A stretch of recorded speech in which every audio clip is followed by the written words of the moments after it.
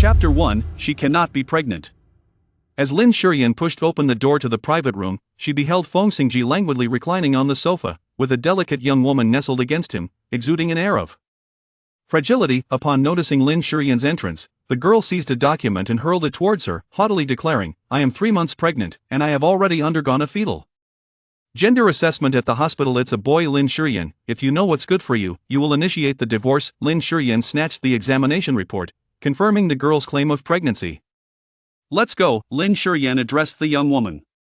"There's still time to go to the hospital for an abortion." "Lin Shiyan, how dare you propose to terminate the heir of the Feng family?" The girl's expression shifted dramatically as she sprang up, lunging towards Lin Shiyan with a slap. Lin Shiyan deftly caught the girl's wrist and flung her away with force. Gazing at the girl's contorted features, Lin Shiyan's demeanor remained calm, though her eyes glinted with frost. "Heir? Did Feng Xingzhi not inform you that he not only received contraceptive injections but also underwent a vasectomy? Pray tell, how are you pregnant? You're lying. How could President Feng possibly undergo such a procedure? You must be fabricating stories." The girl frantically turned to Feng Xingzhi for support. "President Feng, she is spouting nonsense, isn't she?" "She is not lying. I indeed had the surgery," Feng Xingzhi replied, his eyelids lifting slightly, a faint smile curling at the corners of his mouth as he spoke coldly.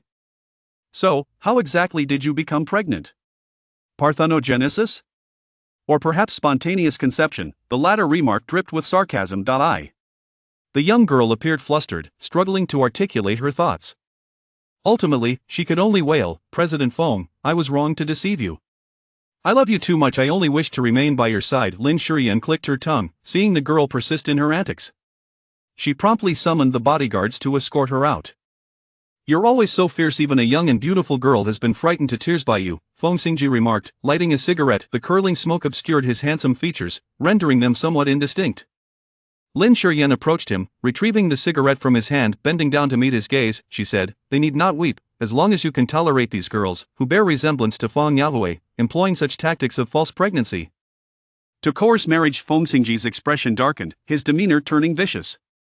"You are unworthy to mention her." "Why am I unworthy, having perhaps yielded for too long?" Lin Shiyan could no longer restrain herself and exclaimed, "Feng Xingzhi, I shall reiterate, I never pushed Feng Yahweh. She fell to frame me.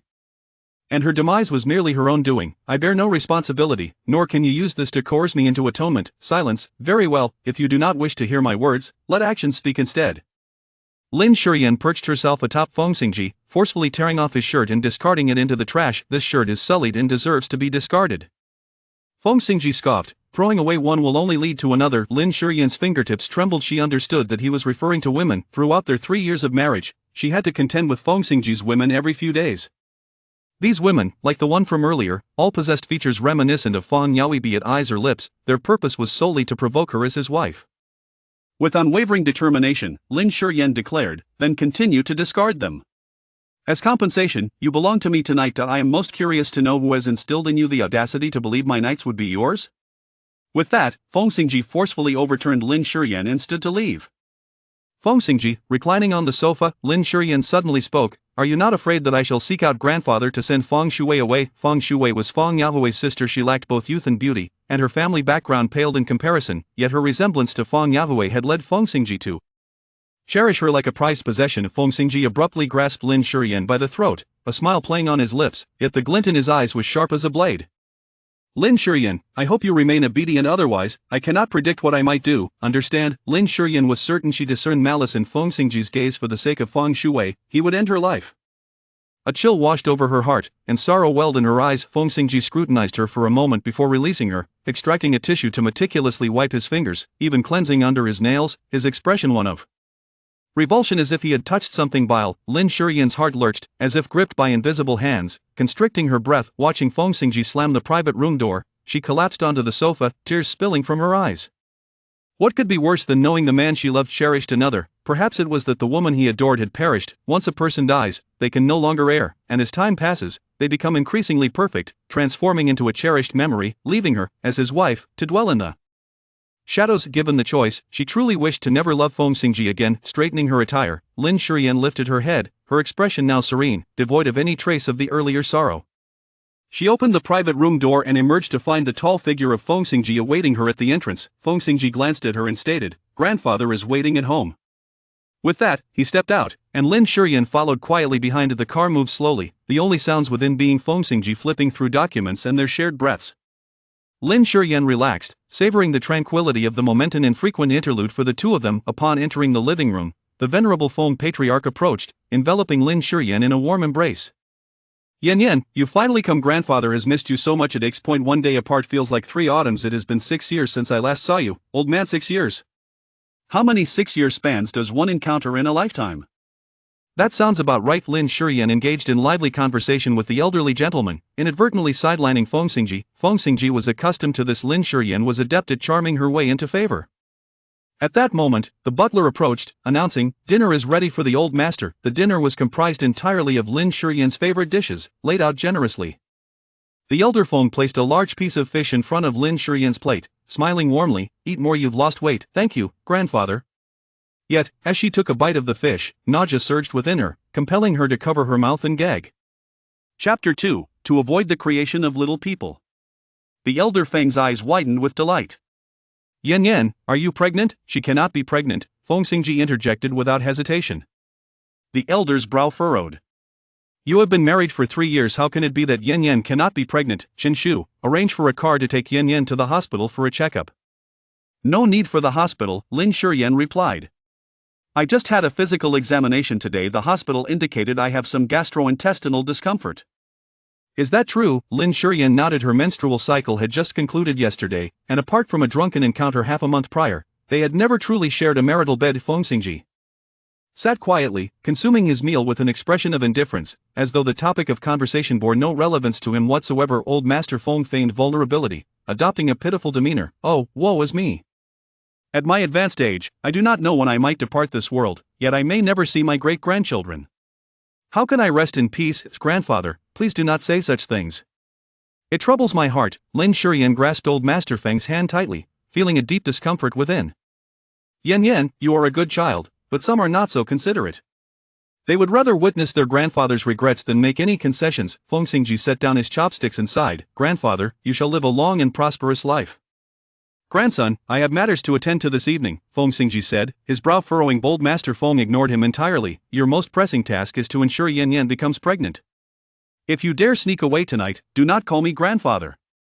With unabashed authority, Old Master Feng personally ushered Feng Xingzhi into the bedroom after dinner, locking the door with a decisive click. Feng Xingzhi glared at the door, his expression darkening considerably. Lin Shiyan remarked, "If you genuinely have urgent business, I can find a way to unlock the door." Feng Xingzhi scoffed. "Do not attempt to curry favor with me, Lin Shiyan. Do you think I am unaware of your schemes?" He opened his laptop, preparing to work. Yet, the laptop was abruptly slammed shut. Lin Shiyan, she regarded him with a calm demeanor, saying, "You know my desires, and I need no pretext for them." With that, she reopened her laptop and turned to head for the bathroom. Feng Xingzhi gazed at her retreating figure, his expression inscrutable. When Lin Shiyan emerged from the bathroom post-shower, Feng Xingzhi was still engaged in his work. His shirt sleeves were rolled up, revealing his muscular forearms, and 2 buttons of his shirt were undone, hinting at the warm hue of his chest beneath. He was undeniably handsome, his features sculpted as if by divine hands, exuding an innate air of nobility and aloofness, truly deserving of the title of unparalleled beauty. Lin Shiyan perched herself at the corner bar, her gaze becoming brazen, for only in this moment could she lay bare her emotions. Her impending union with Feng Xingzhi was a marriage orchestrated by both the Feng and Lin families, fervently advocated by Old Master Feng. Once, Feng Xingzhi had been despondent over Feng Yaoi's demise, resolved to live a life of solitude. Old Master Feng, unwilling to concede, sought out Lin Shiyan, urging her to marry Feng Xingzhi. At that time, she had already resigned herself to unrequited love for him, wishing only to love him in silence from afar. Yet, Old Master Feng's proposition rekindled her dormant heart, leading her, despite her parents' objections, to ultimately agree. After the engagement was formalized, Feng Xingzhi approached her, his demeanor cold, concealing a bitterness he could not mask. "Lin Shiyan, it was your own foolishness that led you to desire marriage with me. Therefore, you shall remain here to atone for your choice." Feng Xingzhi furrowed his brow, unsure if Lin Shiyan's gaze was simply too exasperating. A wave of heat surged within him. It felt as though tiny flames coursed through his veins, igniting every nerve, while a certain part of him stirred restlessly. Realizing something was amiss, Feng Xingzhi questioned, "Lin Shiyan, what have you done?" Lin Shiyan, feeling lightheaded, fanned herself with her delicate hand. "It is so hot." Xingzhi, is the air conditioning broken? Initially, he intended to observe her further, but upon turning, he found Lin Shiyan half sprawled across the bar, the straps of her lace nightgown slipping, exposing her pale shoulders and soft curves. Lin Shiyan, usually composed and aloof, appeared enchanting, her eyes glistening with moisture, the corners tinted with a delicate blush, rendering her irresistibly alluring like a captivating sprite. Feng Xingzhi sensed the shift, quickly discerning that the intoxicating aroma wafted from the corner where the aromatherapy lamp flickered. He sprang to his feet, striding over to extinguish the lamp, a simple act that quickened his breath and deepened his longing. As he moved to open the door, Lin Shiyan, in a moment of impulsiveness, lunged toward him. In that instant of embracing her, the softness and coolness of her form sent an electric jolt through him, compelling his instinctive response to hold her tighter. Lin Shiyan's arms clung to his neck, her brow furrowed in discomfort. Xingzhi, I feel so unwell. Feng Xingzhi's restraint teetered on the brink, the potent effects of the drug nearly overwhelming him, driving him to an urge he could scarcely contain. Yet, he recalled the woman before him was Lin Shiyan, whom he despised. He bit down hard on his tongue, using the pain to tether Lin Shiyan. Calm yourself, it was grandfather who administered the drug. Then be my antidote, if you would, Lin Shiyan breathed, rising on her toes to press her lips against his, her agile tongue weaving its way in, stirring chaos. The air thickened with heat, and Feng Xingzhi's remaining rationality shattered. He cast aside all else, succumbing to his primal instincts as he embraced Lin Shiyan fiercely. The tempest within the room intensified, while the moon outside shyly hid behind the clouds. Once everything concluded, Lin Shiyan lay breathlessly against Feng Xingzhi's damp chest, the warmth and intimacy of the moment enveloping her in a fleeting sense of happiness. Yet, in the next heartbeat, she found herself flipped onto the bed by Feng Xingzhi. Lin Shiyan yearned to explain herself, but ultimately, silence prevailed. It was she who had instigated their loss of control. No matter how eloquent her words, they would merely seem like excuses to Feng Xingzhi. Suddenly, the shrill ring of a phone pierced the air. It was Feng Xingzhi's. As he donned his shirt, he answered the call, his voice low and magnetic. Shu Wei. Chapter 3. Administering the medicine directly into Lin Shiyan's mouth. Lin Shiyan couldn't help but hold her breath. In the tranquil room, she could clearly hear Feng Shui's voice from the other end. Xingzhi, where are you? I have already arrived at the revolving restaurant to share a candlelit dinner with you. Feng Xingzhi replied in a deep voice, I can't make it tonight, let's reschedule. Feng Shui, unwilling to relent, began to whine playfully to Feng Xingzhi. Lin Shiyan felt an increasing sense of suffocation in her heart. Even before Feng Xingzhi had risen from her bed, he was already indulging in tender exchanges with another woman. Abruptly, she snatched the phone from Feng Xingzhi's grasp and said in a delicate tone, Today is my ovulation period, Xingzhi, please hurry. Feng Shui was momentarily taken aback. Just as she was about to speak, she heard Feng Xingzhi utter a single word, hang up. Then, the call was abruptly terminated. Feng Shui's expression immediately darkened. And in a fit of rage, she smashed the items around her into a million pieces. Lin Shiyan, that wretched woman. Feng Xingzhi gazed coldly at her and said, Lin Shiyan, you did that on purpose, didn't you? Lin Shiyan did not deny, we have been married for 3 years. And I have never compelled you to fulfill your duties as a husband. I hoped that one day you would come to love me. Not to entangle yourself endlessly with other women. But alas, I fear I must disappoint you, I will not love you. Lin Shiyan felt a pang in her heart and abruptly threw herself into Feng Xingzhi's embrace. Upon seeing his desire to refuse, she mockingly said, Is it that you cannot manage even once? Perhaps the kitchen should brew you some nourishing soup. No man could tolerate such provocation, and Feng Xingzhi was no exception. His eyes burning with intensity, he forcefully pressed her onto the bed. By the time everything reached its conclusion, it was already midnight. Feng Xingzhi pushed Lin Shiyan away and picked up the phone from the floor to call his assistant. Find a way to get to the old residence and unlock the door. Before long, Zhou Chen arrived. Though it remained a mystery how he managed to open the door to the room. Lin Shiyan, lost in her own thoughts, paid no heed to her actions. For she knew they could not be retained. Cocooned in her blanket, she lay upon the bed, wearied by the tumultuous events of the past 2 encounters. Just as slumber began to envelop her, she was abruptly roused by the sound of a knock at the door. Lin Shiyan donned her attire and proceeded to the door, where she found Zhou Chen, Feng Xingzhi's assistant, awaiting her.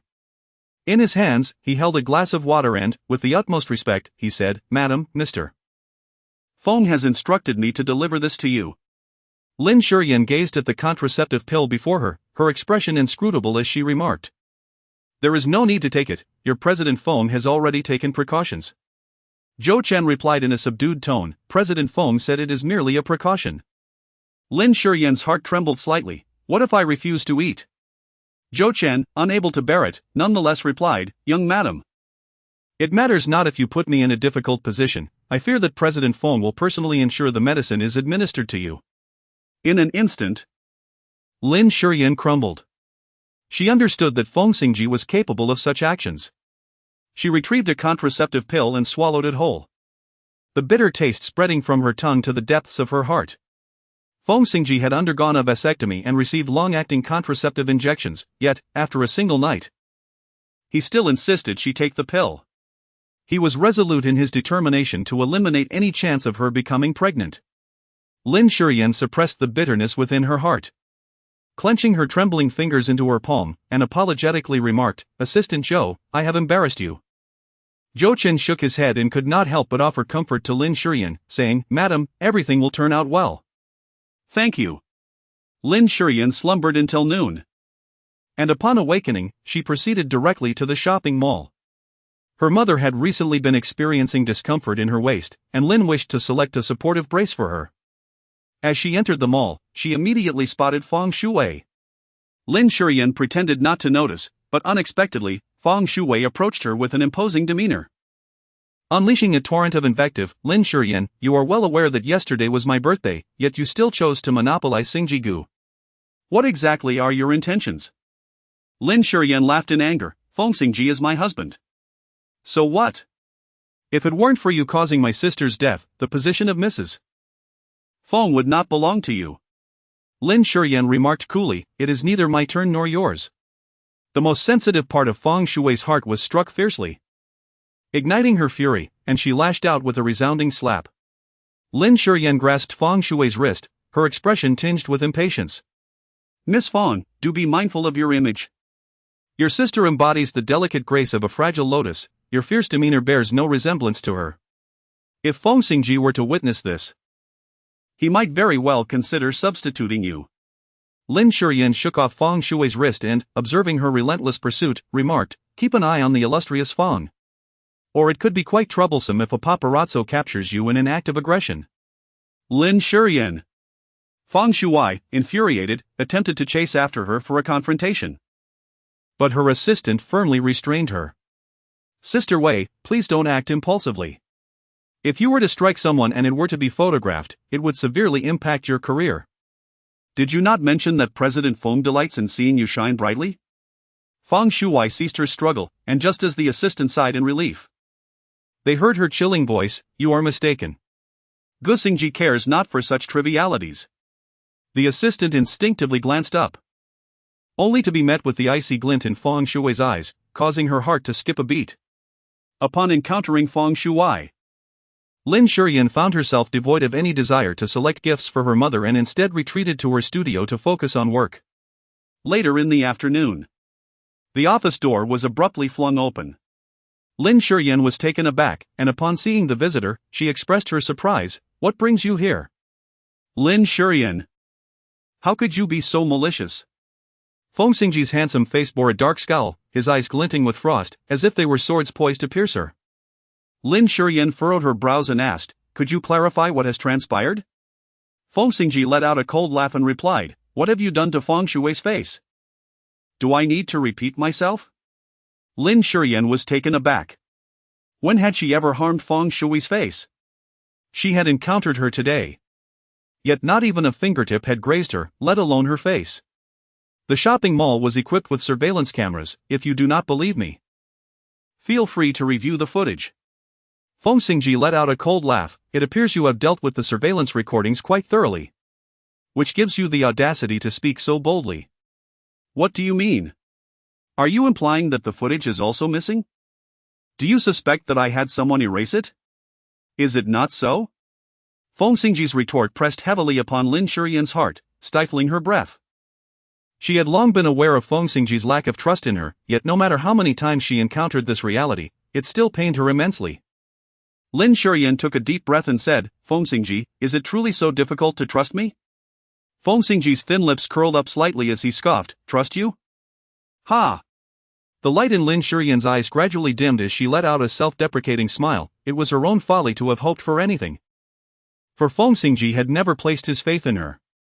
Taking a deep breath, she asked, "What do you intend to do?" Shu Wei was terrified by you and had been crying incessantly. Her emotional turmoil significantly impeded the healing of her facial wounds. You must go to her and offer a sincere apology, ensuring that you will never harm her again. Lin Shiyan felt an increasing sense of obstruction in her heart. Chapter 4, The Stand-in. I do not. Just as she was about to decline, her phone rang. It was a call from old Master Feng. Lin Shiyan took a deep breath and revealed a smile, addressing him as grandfather. Lin Shiyan lifted her gaze to Feng Xingzhi, whose countenance was shrouded in a somber demeanor, exuding an air of aloofness that seemed to keep others at bay. A pang of regret pierced her heart, and she spoke apologetically, "This evening I intend to have a candlelit dinner with Xingzhi." Instantly, old Master Feng's spirits brightened. "Splendid. Take your time and enjoy your meal. Afterward, you can watch a film together." Lin Shiyan complied, delighting the old gentleman immensely. Lin Shiyan possesses such remarkable talent that, with just a few words, she can effortlessly cheer up the old gentleman whenever she desires. By the time the call ended, Feng Xingzhi had grown particularly impatient. Without waiting for Lin Shiyan to settle herself, he started the car. An hour later, the vehicle came to a halt at the entrance of the hospital. As Lin Shiyan followed Feng Xingzhi into the hospital room, Feng Shui's injuries had already been tended to. Half of her delicate face was swathed in pristine white gauze, accentuating her petite and pallid features. Dressed in a hospital gown, she leaned weakly against the bed, resembling fragile foam on a summer's day. Feng Shui was sobbing at the head of her bed, while her manager, Sister Zhang, spoke softly to console her. Upon noticing Feng Xingzhi enter, she hurried over, exclaiming, "Mr. Feng, you finally arrived." Just now, Shu Wei was startled awake by nightmares, crying out not to mar her face. As Zhang spoke, her gaze turned to Lin Shiyan. Sharp as a knife. Feng Xingzhi settled himself at the foot of Feng Shui's bed, studying the gauze that enveloped half her face. "How are you feeling?" he inquired gently. With reddened eyes brimming with tears, Feng Shui sobbed pitifully, "Brother Xingzhi, I feel a bit frightened. Sister Zhang is overreacting, she insisted on informing you. And I truly apologize for delaying your work. Lin Jie, I'm sorry for the trouble I caused you." Sister Zhang, unable to contain her frustration, retorted, "Wei Wei. Why are you apologizing to the person who harmed you? If it weren't for her jealousy and ruthlessness, would you have sustained such serious injuries? What will you do about your upcoming work? How will you afford the penalties for breach of contract? Do not worry about the penalties. I will have Secretary Yu handle that," Feng Xingzhi reassured her, his gaze tenderly fixed on Feng Shui. His slender eyes softened, radiating an infinite warmth. "Do not cry anymore. I have consulted the doctor, the wound is not deep. If you cooperate with the treatment, there will be no scarring." "Okay," Feng Shui nodded. Yet tears continued to cascade down her cheeks. She quickly raised her hand to wipe them away, feeling embarrassed as she said, "Brother Xingzhi, I couldn't hold back. Am I being very cowardly? Also foolish?" "Not at all." Feng Xingzhi took a handkerchief and gently wiped away her tears, noticing that the gauze had become damp. He carefully removed it, revealing the swollen half of her face, which was smeared with ointment and looked quite fierce. He tenderly addressed her wounds, and with a soft gasp, Feng Shui inhaled sharply, her tears trembling on her lashes. "Does it hurt?" "Not at all," she replied, her eyes filled with tears. "With you here, Brother Xingzhi, I don't feel any pain." Feng Xingzhi adjusted his touch to be even lighter, his eyes brimming with tenderness and compassion, as if he held a rare treasure in his hands. Lin Shiyan stood to the side, having never witnessed this gentle and tender side of Feng Xingzhi. It was not that Feng Xingzhi was incapable of tenderness or lacked understanding of it, rather, his gentleness had been bestowed upon another woman, even if that woman were merely a substitute. Lin Shiyan felt a dryness in her eyes, she no longer saw the necessity to remain and turned to leave. "Wait a moment," Feng Shui called out to her, her voice quivering as she said, "Sister Lin, are you really leaving? I will speak to Brother Xingzhi on your behalf. It was merely your discontent that led you to inadvertently hurt my face, it was not your intention." Feng Xingzhi cast a cold glance at Lin Shiyan and stated, Apologize to Shuai. There is truly no need for Sister Lin to apologize, Feng Shuai insisted, still putting on a facade. Lin Shiyan felt a surge of irritation and suddenly said, "Call the police." She lifted her eyelids to gaze at Feng Shuai. "Didn't you repeatedly claim that I scarred your face? Why not have the police arrest me? Who knows, once I enter the police station, I might be cast out by the Feng family. How does that sound? Tempting, isn't it?" Feng Shuai was taken aback by Lin Shiyan's audacity. Her expression faltered for a moment before she forced a smile. "Sister Lin, we are all like family, there is no need to take it so seriously." Lin Shiyan retorted. "I apologize, but I am an only child, without any sisters."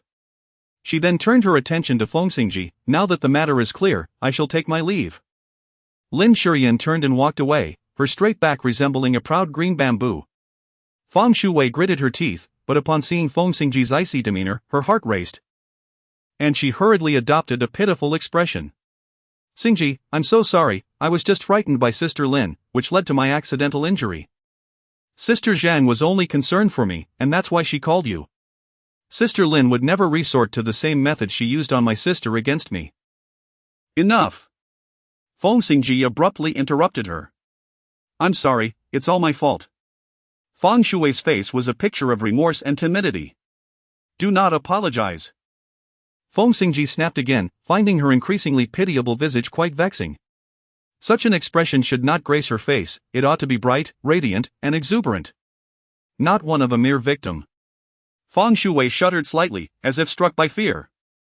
"Lin Shiyan will not harm you again, you need not worry." Feng Xingzhi produced a bank card from his coat pocket and pressed it into Feng Shuai's hand. "Take this and buy yourself a gift to calm your nerves." Feng Shuai smiled in response. "All right, once I have chosen a gift, I will show it to you." Feng Xingzhi's expression softened as he beheld her smile. "Rest well. I shall take my leave." Feng Shuai obediently nodded and softly said, "Be careful on the road, Xingzhi." As soon as Feng Xingzhi closed the door, Feng Shuai violently smashed her phone onto the floor, cursing fiercely, "Wretched woman! Lin Shiyan, that wretched woman!" Once she had vented her anger. Sister Zhang signaled for her assistant to tidy the room and soothed Feng Shuai. "President Feng cares about you deeply. He knows you wronged Lin Shiyan yet refrains from reproaching you. You have not seen how Xingzhi treats my sister, that is true concern." Feng Shuai retorted, gritting her teeth. "One day, I shall replace my sister and become the woman whom Xingzhi truly loves." She turned to Sister Zhang and inquired, "Have the paparazzi been arranged?" "Rest assured. It has been arranged, we will certainly capture photographs of President Feng entering and exiting the hospital." Feng Shuai's expression softened as she leaned back against the headboard, her innocent eyes betraying shrewdness and calculation. Upon exiting the hospital, Feng Xingzhi searched high and low for Lin Shiyan. He called her, "Where are you?" Feng Xingzhi's expression darkened as he scolded, "Grandfather is elderly, could you refrain from exploiting his affection for you?" Chapter 5, Feng Shuai faces online harassment. On the other end of the line, there was a prolonged silence. So much so that Feng Xingzhi believed Lin Shiyan had ended the call. He raised his phone to his eyes, the screen indicating the call was still active. Feng Xingzhi furrowed his brow, about to speak when Lin Shiyan broke the silence. After speaking, she hung up without waiting for Feng Xingzhi to respond. Feng Xingzhi stared blankly at his phone, realizing he had not noticed his grandfather's discomfort. When he stepped into the living room, he found Lin Shiyan engaged in a game of chess with the elderly Feng. "That doesn't count, that doesn't count. I placed my piece incorrectly. I meant to place it here. Grandfather, to retract a move is not the behavior of a true gentleman." Old Feng chuckled, "I am old now. I am hardly a gentleman. Besides, I genuinely placed the piece in the wrong spot." Lin Shiyan, in exasperation, replied, "You have mentioned that 3 times now." Lin Shiyan instinctively turned her head upon hearing the servant's voice, only to find Feng Xingzhi standing nearby, his posture upright as he observed them. Lin Shiyan's fingers relaxed, and the chess piece at her fingertips clattered onto the board, shattering an unfinished game. Lin Shiyan expressed her sincere apologies. "Grandfather, I am truly sorry. This game of chess has been ruined." Old Master Feng quietly exhaled a sigh of relief and generously replied, "Oh, it matters not. Simply accompany your grandfather for a few more games another day." Feng Xingzhi approached and inquired, "Grandfather, how do you feel? Is there any discomfort?" "Just a couple of coughs," he remarked, "but this child Yan Yan is exceptionally dutiful. She becomes overly concerned at the slightest disturbance, even neglecting your rare rendezvous." Old Master Feng grasped Feng Xingji's hand earnestly and said, "Xingji, Yan Yan's filial piety is truly admirable. You must not let yourself be swayed by those dubious women outside, understand? Grandfather, Shu Wei is not." Suddenly, Old Master Feng erupted into a fit of vigorous coughing. Lin Shiyan hurriedly approached, gently patting the Old Master Feng on the back to help him breathe easier. "Age has rendered him less capable," he sighed, his once upright spine now stooped. Lin Shiyan felt a pang in her nose as she exclaimed, "Grandfather! What nonsense are you talking? You are still young." After lying down on the bed, the old man grasped Lin Shiyan's hand and implored, "Yan Yan, I understand that in these past years, Xingji has wronged you. But for the sake of this old body of mine, could you please give him another chance? One day, he will realize that the one he truly loves is you, and the person who should be by his side is also you." Lin Shiyan responded in a hushed tone. Her heart filled with doubt. Could she truly await the arrival of this day? It was only after Old Master Feng had succumbed to slumber that Lin Shiyan chose to depart. Upon her entrance, Feng Xingzhi was on the balcony.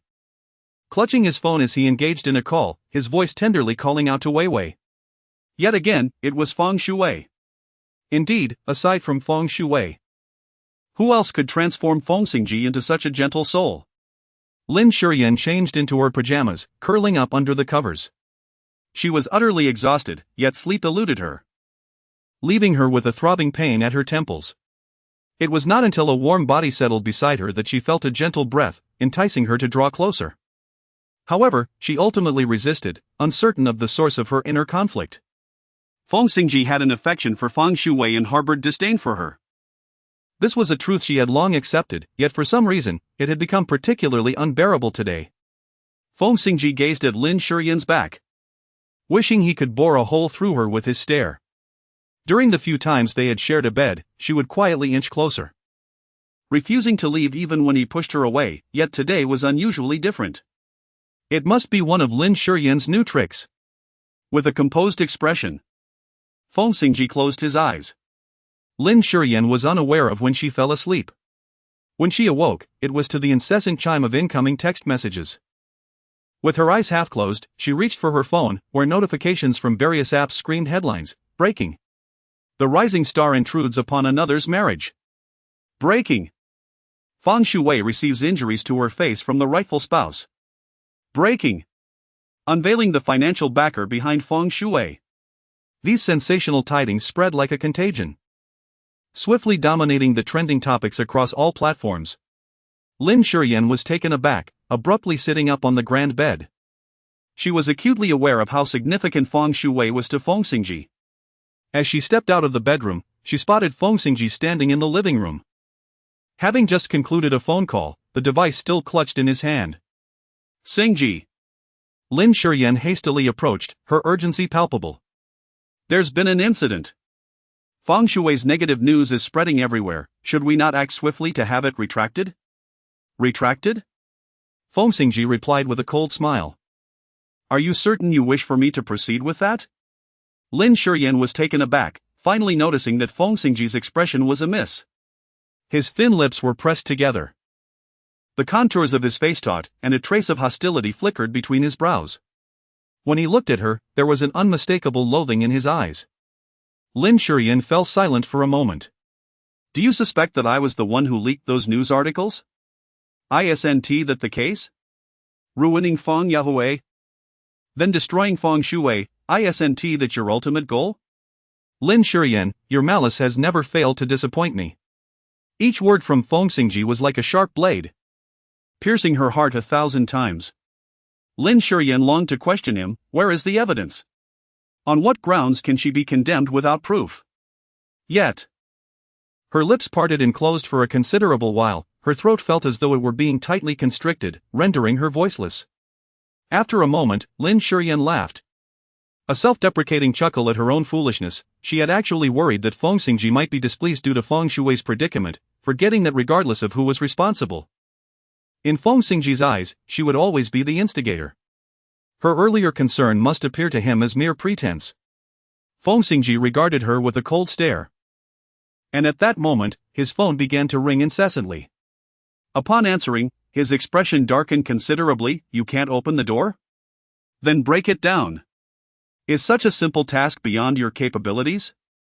Also, call 120 immediately and summon an ambulance." Upon receiving the call from Feng Xingzhi, Lin Shiyan felt a foreboding sensation rise within her. Indeed, as soon as the call ended, Feng Xingzhi's piercing gaze, sharp as that of a hawk, fixated upon her. He spoke each word with deliberate weight. "Feng Shuwei has committed suicide. Lin Shiyan, you truly possess remarkable skills. You have driven yet another person to their death. Are you pleased with yourself?" Lin Shiyan had vigilantly awaited at Zijing Garden for an entire day and night, tirelessly attempting to reach Feng Xingzhi. Yet he never answered her calls. As dawn broke, she took out her phone and dialed Zhou Chen. "Madam, how is she?" Suddenly, a loud voice boomed from the other end, sharp and piercing. "It's bad. Shu Wei is missing." Chapter 6, Feng Shuwei has jumped. Zhou Chen was taken aback. Unable to continue his conversation with Lin Shiyan, and rushed over.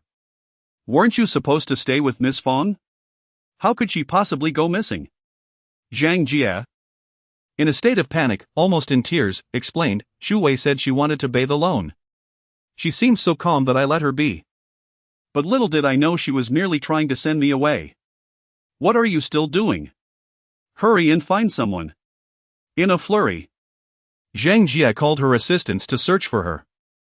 Zhou Chen, overwhelmed with anxiety, forgot to hang up the phone, and Lin Shiyan, while freshening up, listened intently to the chaos on the other end. After what felt like an eternity of searching, they finally located Feng Shuwei. She was perched on the hospital rooftop, refusing to come down, her situation perilous, prompting Feng Xingzhi to rush over as well. Upon hearing this, Lin Shiyan quietly ended the call. Sitting at her vanity, she gazed at her reflection, gradually applying her makeup, and finally reached for a bold crimson lipstick, delicately applying it. Once her makeup was complete, she drove to the hospital. When Lin Shiyan arrived, the hospital was already teeming with people. Countless reporters aimed their cameras at the rooftop. Had it not been for the timely arrival of the police, who swiftly cordoned off the scene, the situation would likely have spiraled beyond control. Lin Shiyan made a phone call to Zhou Chen before entering. Upon her arrival, she found Feng Shuwei disheveled and leaning against the railing of the rooftop. A gust of wind swept through, causing her hair to dance wildly and her body to sway precariously, as if it might be swept away by the wind. The onlookers gasped in terror, their cries piercing the air. Feng Xingzhi instinctively took a step forward, his voice imbued with tenderness. "Shuwei, please come down, it's too dangerous over there. Don't come any closer." Feng Shuwei shouted, tears cascading down her cheeks, glistening in the morning sunlight like precious gems. "Everyone is cursing me, accusing me of being the mistress. Xingzhi, I can no longer face anyone. With me by your side, you need not feel ashamed," Feng Xingzhi replied softly. "Shuwei, do you not trust me?"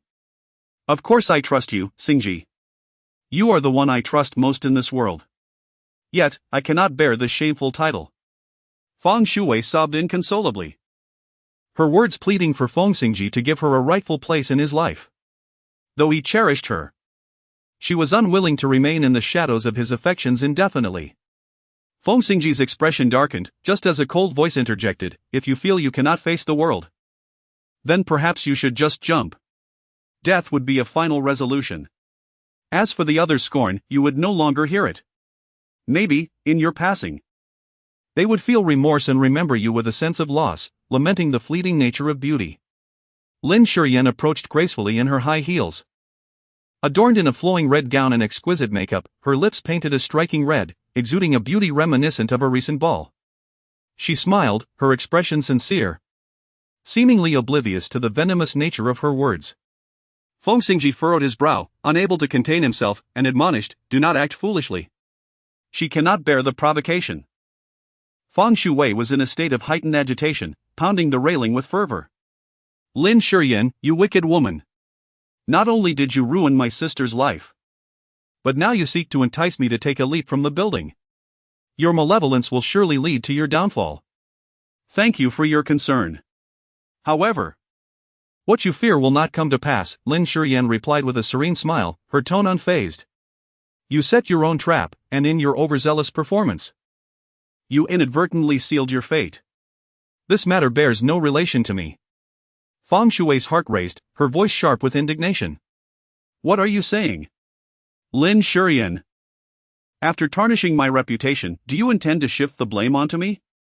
Whether the blame is valid or not, the evidence I possess will clarify everything.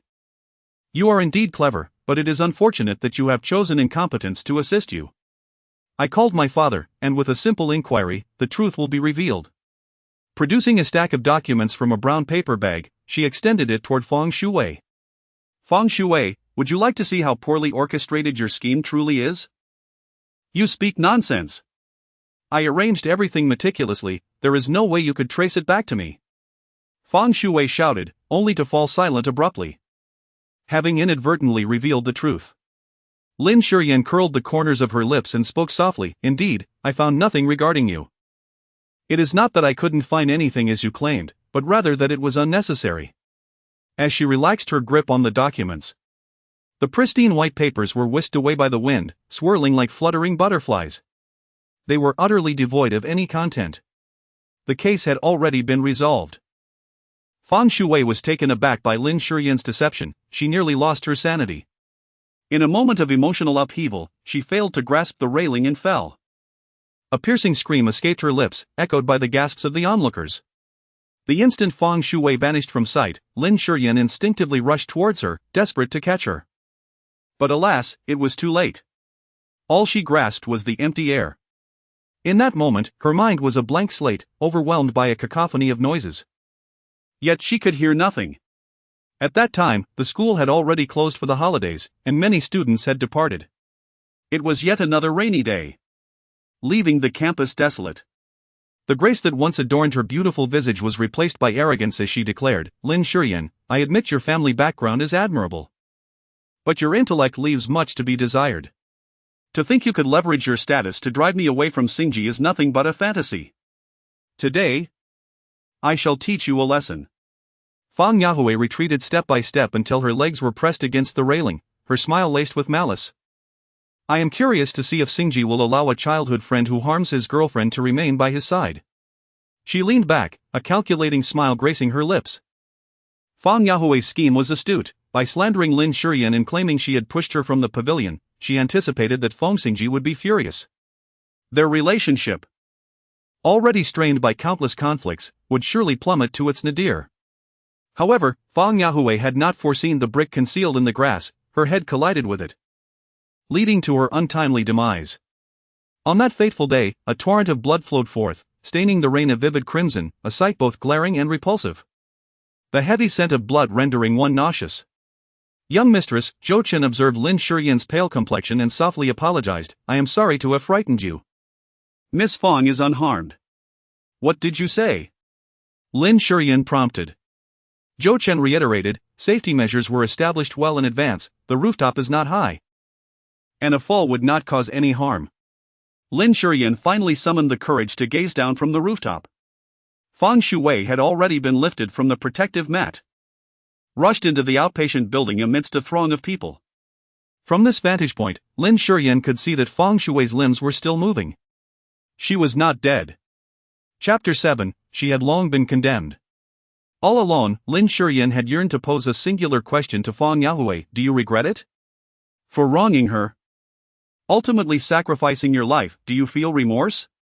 Lin Shiyan contemplated that Feng Yahui must be filled with regret. Although she had driven her to sever ties with Feng Xingzhi, allowing her to marry the man she adored, he still refused to cast her even a fleeting glance. Feng Yahui, too, must be remorseful. Life is singular, once extinguished, all is lost. After lingering on the rooftop for a while longer, she decided to depart once the crowd below had dispersed. However, as she approached the rooftop door, she was halted by Feng Xingzhi. Lin Shiyan, he said, you must have heard clearly just now that all of this was orchestrated by Feng Shui. And it has nothing to do with me. Lin Shiyan did not look at him, her gaze lingered in the air, her lips curving into a faint, almost imperceptible smile. In truth, uncovering the truth behind this matter is quite simple for you. Yet, you choose not to pursue it. As long as the evidence points toward me, you are eager to condemn me, showing little regard for the actual truth. In your heart, I, Lin Shiyan, am guilty, a sin that is unforgivable. Feng Xingzhi furrowed his brow. Poised to speak, when Sister Zhang approached cautiously, saying, Mr. Feng, Xiao Wei wishes to see you. After contemplating Lin Shiyan for a moment longer, Feng Xingzhi ultimately followed Sister Zhang to the hospital room. Lin Shiyan was not the least bit surprised. She smiled, though she was unsure of the reason behind her smile. Fang Shuai was not severely injured, merely frightened, her complexion pale and somewhat disoriented. Xingzhi, Fang Shuai cautiously glanced at Feng Xingzhi and murmured, I'm sorry. This time it was my fault. I was just too angry. Lin Shiyan hurt my face and didn't he apologize. In a moment of rashness, I decided to act this way. Fang Shuai, Feng Xingzhi interrupted her incessant chatter, his tone flat. Do you know why I keep you by my side?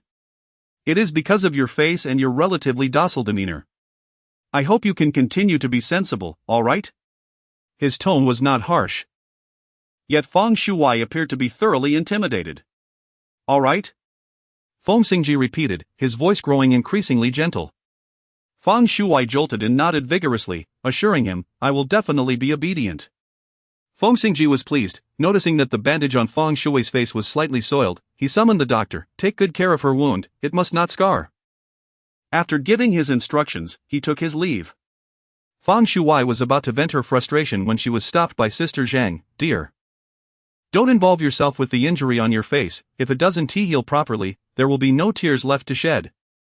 Feng Shuai clenched her teeth, forcing herself to endure. Anger simmered within her. After all the commotion, she had gained nothing and had lost her reputation, all due to Lin Shiyan. She should have just let herself be harmed by her.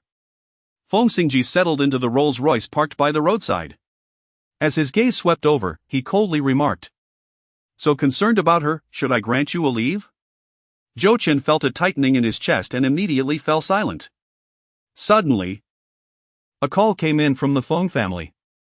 A construction site in Haicheng had collapsed, resulting in over 20 casualties, creating a severe impact. The woman who opened the door was Chao Hui, the woman with whom Lin Wangshan, her father, had been involved. Years ago, when her mother, Zhang Lanin, suffered severe hemorrhaging during childbirth and could no longer conceive, Lin Wangshan had raised her outside when she was 3 years old. Lin Shiyan softly responded with a faint and stepped into the living room, where she beheld her mother, Zhang Lanin, clad in dull gray attire, diligently cleaning. In stark contrast to Chao Hui's resplendent appearance, her mother resembled a domestic servant. Mom! Lin Shiyan rushed over and snatched the cloth from Zhang Lanin's hand, exclaiming furiously, What are you doing? I'm tidying up. Zhang Lanin replied. The maid has taken a day off. Having taken a day off, you should wait until tomorrow to clean, Lin Shiyan urged, gently assisting Zhang Lanin to sit down. Mom, how are you feeling? Are you unwell? Have you been to the hospital? What did the doctor say? Zhang Lanin chuckled softly. Oh, my child, why do you have so many questions? I merely felt a bit dizzy this morning, it's nothing serious. Lin Shiyan observed her mother's complexion appeared stable, which brought her a sense of relief. Madam, dinner is ready. As Lin Shiyan assisted Zhang Lanin into the dining hall, the table was already adorned with a sumptuous feast. Lin Wangshan was also present, and Lin Shiyan respectfully greeted him. Lin Shiyan obediently agreed. And Lin Wangshan's expression softened somewhat. Let us dine. Yan, do indulge yourself. Today I have instructed the kitchen to prepare an abundance of your favorite dishes. Chao Hui warmly welcomed Lin Shiyan, her demeanor reminiscent of one who presides as the matriarch of the Lin family. Despite having witnessed this for many years, Lin Shiyan felt a lingering discomfort in her heart, yet her mother remained blissfully unaware. Zhang Lanin, however, smiled gently and remarked, Your Aunt Xiao cares for you deeply. She has always kept you in her thoughts. It is only right, we are family. Thank you, Aunt Xiao. Your mother's health is fragile, requiring constant medical attention and medication. Your younger brother is still quite young, and after his graduation, he will embark on his entrepreneurial journey, marry, and start a family. All of which will demand considerable financial resources. Yan, as both an elder sister and a daughter, you cannot simply stand by and remain indifferent. Lin Shiyan remarked. I still have a little money in hand. If the family needs it, I shall transfer it to father shortly. How much do you have? Besides, you need to use money for your daily expenses. The best approach would be to persuade the Feng family to invest in our Lin family. This way, not only will our family's life improve, but you will also be able to hold your head high within the Feng family. What do you think, elder sister? Xiao Hui said, frequently casting knowing glances at Zhang Lanin. Zhang Lanin nodded in agreement. What Aunt Xiao says makes sense. Yan, you should appeal to Xingzhi. Lin Shiyan furrowed her brow and said, Mother, I cannot speak on behalf of the company. Moreover, even if I were to plead with Feng Xingzhi, he would undoubtedly refuse to invest in the Lin family. Perhaps we should consider alternative solutions for the Lin family's affairs. Lin Wangshan could no longer remain composed and, with displeasure, remarked, Why? You are the young mistress of the Feng family, do you not grant him even this much face? Face? Lin Shiyan chuckled softly and replied with a hint of indifference, Are you not aware of how much Feng Xingzhi detests me? That day, he persuaded grandfather and was the first to cast me out, marrying Feng Shuai instead. At that moment, what am I but a discarded ex-wife? Chapter 8, bearing a resemblance to Feng Xingzhi's idealized love. Upon hearing those words, Lin Shiyan felt a chilling sense of despair envelop her. In truth, she had long been aware that, in comparison to Lin Zichuan, she was akin to a mere afterthought. She was relegated to dining away from the table, forced to sleep in a storage room, and it was a common occurrence for her to be confined in the basement for days on end whenever her mother was displeased.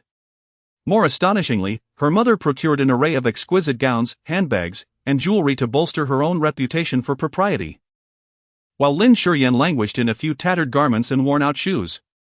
Consequently, she never dared to indulge in her meals, fearing that any weight gain would render her ill-fitted for those scant few outfits. Her father turned a blind eye to her plight, never bestowing upon her even a modicum of heartfelt concern. She had once confided in her mother, only to be met with her mother's weakness, who could only weep and urge her to endure. Yan, it will be better once you grow up. When Fang Yuan had scolded her for supposedly leveraging her identity as the Lin family's daughter to dominate Feng Xingzhi, she had yearned to assert that her status was, in reality, inconsequential. It was only later, when she fortuitously met Feng Xingzhi and began to associate with him, that her circumstances began to shift. Each time she faced adversity at home, Feng Xingzhi would stand up for her. Whenever she found herself in peril, he would invariably come to her aid.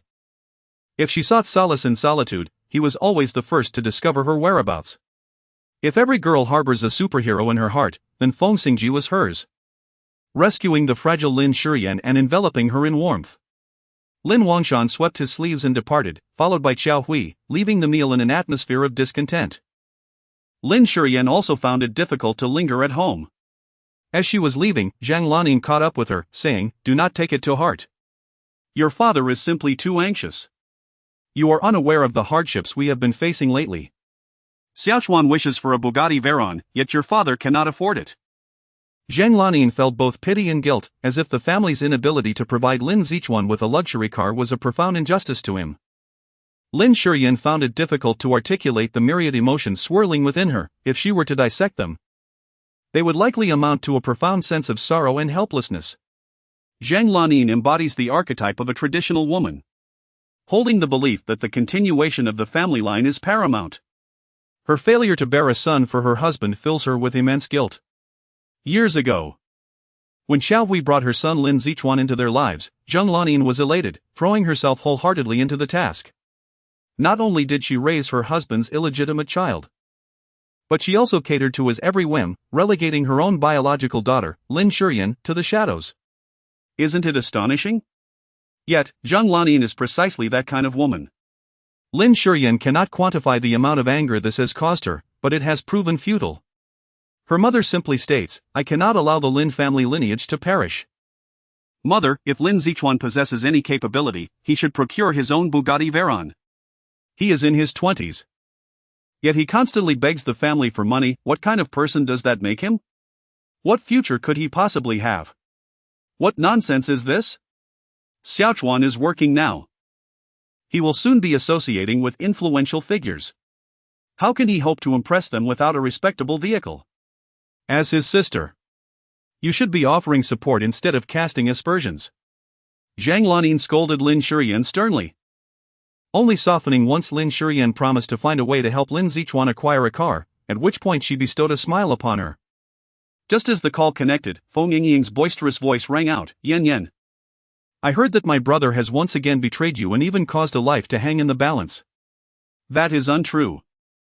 The child in her womb is not your brother's. A dog will not change its nature, it does not do so for the allure of excrement, but rather because it is innately drawn to it." Lin Shiyan was left speechless, feeling as though she had been subtly mocked. "You actually caught that, impressive," Feng Xingzhi remarked. "Anlin and I ordered 10 ducks for you under the starry sky. Tonight, the three of us shall embrace each other, and we won't return until we are thoroughly intoxicated." Lin Shiyan felt a shiver run down her spine upon hearing this. "Please, I'd rather sleep at home," she replied. "Enough of the nonsense, hurry up. If you arrive late, I shall bring Brother Duck to your doorstep at Zijing Park." Lin Shiyan was well aware that this young lady was capable of such actions. With no alternative, she could only reluctantly rise from the bed. Upon arriving at the starry sky after finishing a call with Uncle Chen, she was about to steer her car into the parking lot when a resounding crash echoed. A vehicle from behind collided with hers, and the force of the impact caused Lin Shiyan to strike her chest forcefully against the steering wheel. Lin Shiyan winced in pain, her brows knitting together. Just as she was about to alight from the vehicle, a sharp knock echoed against the window. Turning her head, she beheld a young girl with a ponytail standing outside, her expression seething with anger. It appeared that she was indeed the owner of the car behind. Lin Shiyan pushed open the car door and stepped out, momentarily taken aback by the girl's appearance. She bore a striking resemblance to Feng Yuan, particularly in her haughty demeanor. "What are you staring at? Hurry up and compensate me. I just picked up this car today." The girl scrutinized Lin Shiyan from head to toe, and with a disdainful smirk, she added, "If you cannot afford to pay, then kneel down and apologize. As long as you demonstrate a proper attitude and bow a few more times, we can let this matter rest." Lin Shiyan was at a loss for words. "Miss, it was your vehicle that collided with mine, you are the one at fault." "Oh, you refuse to apologize? Just wait. I shall summon assistance right away." With that, she picked up her phone and dialed. "Darling, where are you? I have been struck by a car at the entrance of the starry sky. Hurry, the perpetrator not only intends to assault me but also seems eager to flee." Lin Shiyan was in a state of exasperation. Anyone with a basic understanding of traffic regulations would comprehend that in the event of a rear-end collision during normal driving, the liability rests with the vehicle from behind. Why should she feel compelled to flee? Moreover, when had she ever resorted to violence? After the call ended, the girl regained her haughty demeanor. "Just wait, my dear will be here shortly, and you better not be frightened when he arrives." What was wrong with Yan Yan? Lin Shiyan, upon hearing the sound, turned to see Li Anlin approaching. Lin Shiyan raised her chin and declared, "This young lady insists that I collided with her vehicle and demands that I bow an apology." Li Anlin surveyed the scene of the accident, utterly speechless, exclaiming, "What level of ignorance must one possess to utter such words? How dare you insult me?" The girl shrieked in fury, but suddenly her expression shifted as she smugly proclaimed, "My man is coming, prepare to face your demise." With that, she darted past Lin Shiyan like a gust of wind. The girl clung to her man's arm, her eyes glistening with unshed tears as she pitifully recounted, "It was this woman who collided with my car and brazenly demands that I compensate her." "Mr. Feng, you must stand up for me." Accompanying them, Tang Yunzhao, cigarette in mouth, nonchalantly remarked, don't cry. I am eager to see who has provoked the lovely Mani into such a fury." Lin Shiyan turned her head upon hearing a voice and saw a group of people standing not far away. These individuals were all familiar faces in the realm of starlit soirees, each one a notable scion of the deep city elite. Yet, even among such a distinguished assembly, Feng Xingzhi, clad in a tailored black suit, remained the focal point of all attention. He exuded an air of aloof nobility, akin to a sovereign of the night, compelling others to instinctively revere him. Moments before, the willful and unreasonable Mani had been nestled against Feng Xingzhi, fragile and delicate. Chapter 9. Let us castrate Feng Xingzhi. Tang Yunzhou intended to speak merely to elicit a smile from the enchanting lady and to curry favor with Feng Xingzhi. However, upon catching sight of the person who had turned around, he was so startled that his cigarette fell from his grasp, scorching a hole in his suit. Tang Yunzhou, undeterred by the mishap, stammered, "Sister. Sister-in-law." As Feng Xingzhi's brother, they were all cognizant of Lin Shiyan's true identity. Despite the universal acknowledgement of Feng Xingzhi's disdain for her, it remained an undeniable fact that Lin Shiyan was his wife and the only granddaughter-in-law recognized by the venerable Feng patriarch. Thus, the current predicament revealed that Feng Xingzhi was lending support to his wife's clandestine lover. What a tumultuous scene this was unfolding before them. Lin Shiyan nodded and turned to Feng Xingzhi, saying, "On my way here, I called Uncle Chen, and he informed me that Grandpa has stopped coughing. So there is no need for concern." Feng Xingzhi responded with a soft his expression easing somewhat. Having lost his father at an early age and not being particularly close to his mother, he was raised by the old master Feng, with whom he shared a profound bond. Now that the elder has aged and occasionally suffers from minor ailments, Feng Xingzhi has always been quite worried. After briefly summarizing the elder's condition, Lin Shiyan exchanged slight nods with the other young gentleman, preparing to depart with Lianlin. However, just as they intended to leave, they were halted by a girl named Mani, who imperiously exclaimed, "You shall not leave.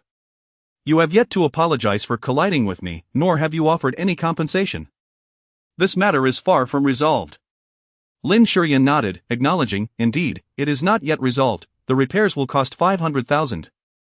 Please remember to transfer the amount to my bank card." Mani, infuriated, retorted, "Are you robbing me? 500,000.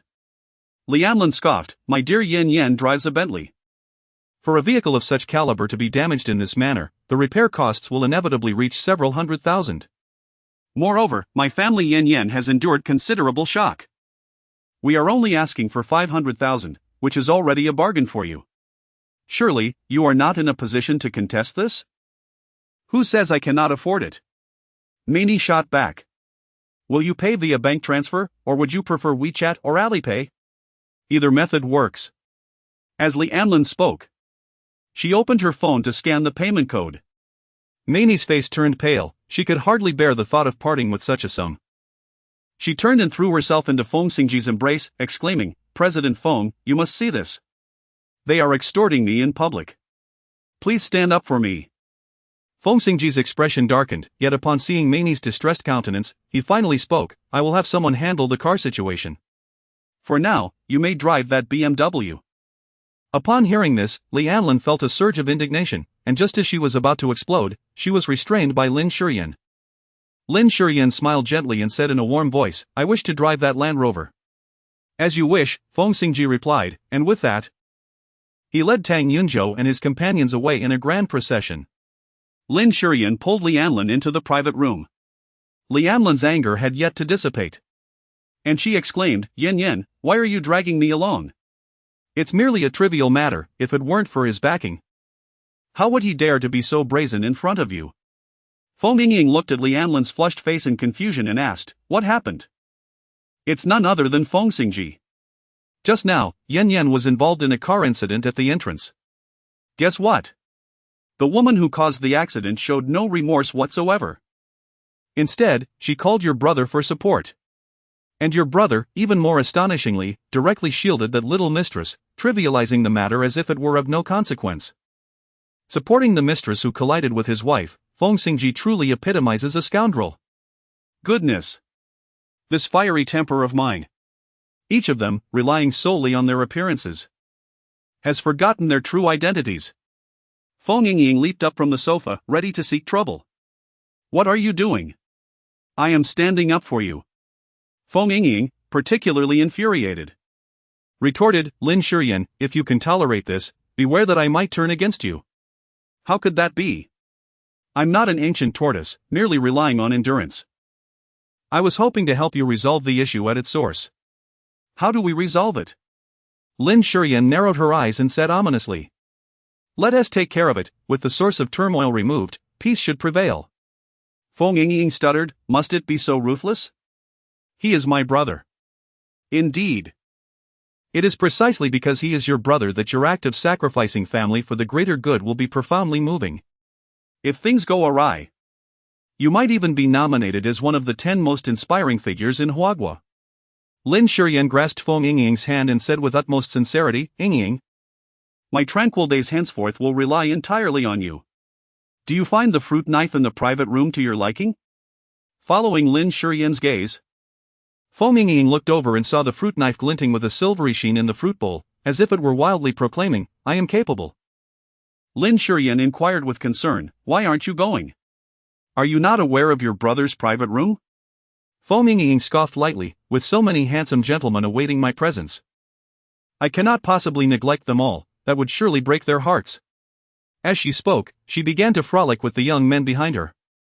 Noticing that Feng Xingzhi had ceased her playful antics, Lin Shiyan then picked up an orange and began to peel it slowly. Sitting nearby, Lianlin sipped on a glass of juice, yet she felt a simmering frustration within her. Though she initially felt compelled to unleash her ire upon Feng Xingzhi, the thought of the icy marriage between the two and the sight of the woman beside Feng Xingzhi ultimately softened her resolve. She lightly prodded Lin Shiyan with her finger, saying, if you feel like crying, dear sister, I am here to lend you my shoulder. Lin Shiyan smiled gently, it's nothing substantial, merely a minor affair. As soon as she finished speaking, her phone rang. She placed the peeled orange into Lianlin's hand and stepped outside to answer the call. May I speak with Miss Lin Shiyan? This is she replied. I am Assistant Director Chen from Imperial Command. Our director is quite fond of the clothing designs you have created and would like to request that you design a special outfit for the female lead of Imperial Command. We would need to see the preliminary design draft within 3 days. Is that acceptable for you? Lin Shiyan felt a jolt of inspiration. During her university years, she studied fashion design, and on one occasion, while the school organized an outing for inspiration, she fortuitously encountered her future mentor. This teacher was not a renowned design master, but rather an elderly tailor who ran a modest sewing shop. Although her name was not widely recognized and she lacked dazzling academic credentials, her craftsmanship was exceptional. Both her designs and creations were on par with the finest international masters. Lin Shiyan captivated her teacher with her remarkable talent, diligently studying theoretical courses at school while simultaneously apprenticing under her mentor. In earlier years, many affluent socialites were patrons of her teacher. However, as time progressed, these privileged young ladies and gentlemen became jaded, having been exposed to an abundance of experiences. They sought fame and prestige, rendering the once respected tailor, lacking in notoriety, increasingly overlooked. Consequently, the once thriving tailor shop descended further into obscurity with each passing day. Lin Shiyan could not bear to see her teacher's years of hard work go to waste, so she decided to take over. Under her management over the past 2 years, there has been some progress, yet there remains a considerable distance to truly flourish. A remarkable production can yield immense benefits, not only in elevating stars but also in popularizing costumes and various items. The potential for success is virtually limitless. I have no issues on my end. I wonder if Director Ren has any specific requirements? Assistant Chen was quite forthright, listing dozens of demands in a rapid-fire manner, the sheer volume and detail of which would have already exasperated a more temperamental designer. Lin Shiyan, however, remained patient, diligently noting every detail. Once the conversation concluded, she exchanged a few courteous remarks with Assistant Chen before finally ending the call. A smile graced her face. The increasing demands from Director Ren only served to affirm his high regard for her work. Just as she was about to put her phone away, a call from Tang Yunzhao came through. Sister-in-law, you must come quickly. Xingzhi has struck Manny because of you. Chapter 10, Miss, are you alone? As Lin Shiyan hurriedly arrived at the private room, she found Feng Xingzhi fiercely attacking Manny, with Lianlin nearby attempting to mediate, albeit half-heartedly. A group of onlookers had gathered at the restroom entrance, whispering and pointing, reveling in the spectacle. In a fit of rage, Feng Xingzhi jabbed a finger at Manny's nose, exclaiming, do you really think that just because you possess a pretty face, you can flaunt your authority in front of me? Let me tell you, that's a delusion. Go ahead, show your pig-like visage to your benefactor, and see if he would dare to stand against me for your sake. I truly wonder if your mother forgot to gift you with a proper face when you were born. How dare you take pride in being someone's mistress? Suddenly, someone tugged at Feng Xingzi's sleeve. Startled, she shouted, "Don't hold me back. Today, anyone who tries to stop me is my enemy." Enemy? Does that mean a duel is in order? Feng Xingzi quickly turned to complain, "Yan, you've arrived just in time. Anlin and I just came out of the restroom. And this creature attacked us." Lin Shiyan approached Li Anlin and said, "Allow me to gaze upon your visage." Lin Shiyan remained silent, directly pulling down Li Anlin's arm, revealing her swollen cheeks. Her delicate lips instantly pressed into a straight line, and a spark of anger ignited in her eyes. Without uttering a word, she turned on her heels. Li Anlin promptly reached out to grasp Lin Shiyan. "Yan, I truly am fine." Lin Shiyan paid no heed. She stepped forward and approached Mani. At that moment, Mani was still arrogantly uttering threats, implying that Feng Xingzhi should deal with them. Lin Shiyan did not hesitate to slap her across the face.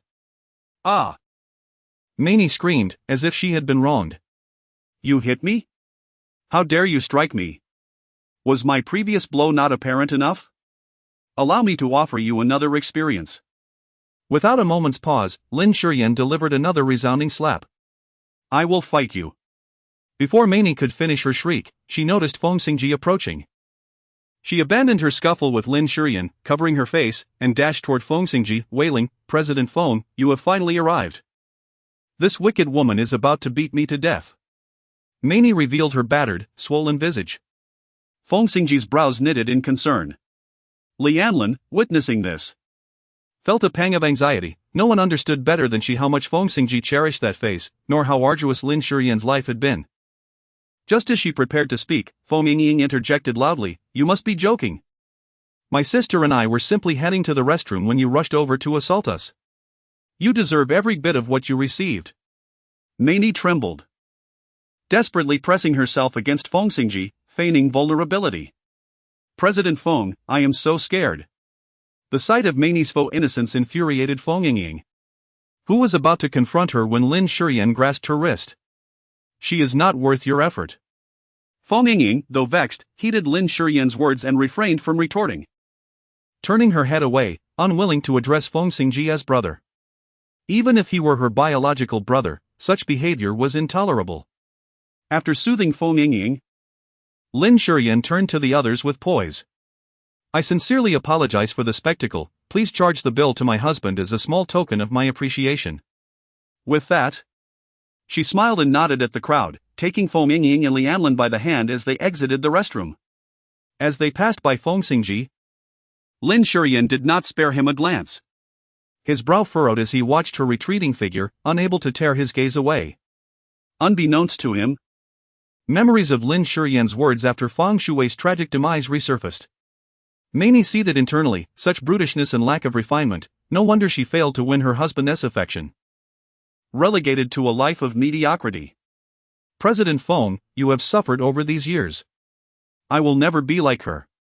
As she spoke, Mani subtly edged closer to Feng Xingzhi, her insinuations glaringly apparent. Feng Xingzhi flicked his wrist, casting her aside. "Get lost." Dazed, Mani stumbled, but upon seeing Feng Xingzhi turn away, she felt an urgent need to pursue him, only to be intercepted by Zhou Chen. He produced a check and handed it to Mani.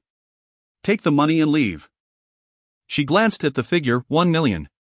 Despite having merely lingered beside Feng Xingzhi without ever sharing a bed, this sum felt exorbitant. However, her former partners had all received tens of millions upon their breakups. The luxury cars, homes, and other extravagant possessions paled in comparison. Suddenly, 1 million seemed trivial. Mani erupted in protest, "I will not leave. President Feng adores me, he would never abandon me like this. You must have accepted that old woman's money to sabotage me." Zhou Chen's lips twitched in disbelief at her audacity. Though she was 2 years younger than the esteemed lady, in terms of beauty, she could not hold a candle to her stunning grace. Zhou Chen bluntly replied, "The short-haired girl you just insulted is a member of the Feng family. And also President Feng's biological sister. What makes you think you have the audacity to stay?" Instantly, Mainy's complexion drained of color. Lin Shiyan retrieved the first aid kit to tend to Lianlin's facial wounds. Her delicate lips were pressed tightly together, exuding an air of solemnity. Observing her demeanor, Lianlin could not help but tease, "Why the reluctance to apply the ointment for me?" If that's the case, perhaps I should request a dashing young gentleman instead. Just sit still. Lin Shiyan firmly pressed down on Lianlin's shoulder and, in a hushed voice, said, "Anlin, I'm sorry." Sorry for what? Regretting having slapped that so-called beauty? Lianlin jested, then, in a more serious tone, added, "Yan, this is not your fault." Nonsense, it is indeed Yan's fault. She shouldn't have pulled me just now. I should have knocked that so-called beauty to the ground. Lianlin shot a sideways glance at Feng Xingzhi. Enough already. Stop fanning the flames. Feng Xingzhi, feeling defiant, was about to retort when she noticed Lianlin frantically signaling her to hush. It was only then that she became aware of Lin Shiyan's troubled expression.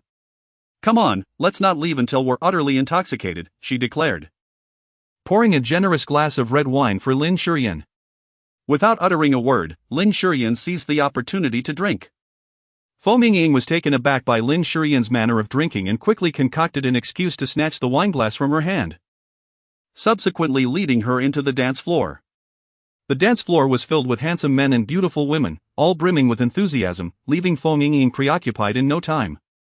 Lianlin, with a poor tolerance for alcohol, had already succumbed to a haze after just a glass of red wine, reclining against the sofa. Throughout their 3 years of marriage, there had been far more embarrassing moments than this. In comparison, this incident seemed trivial.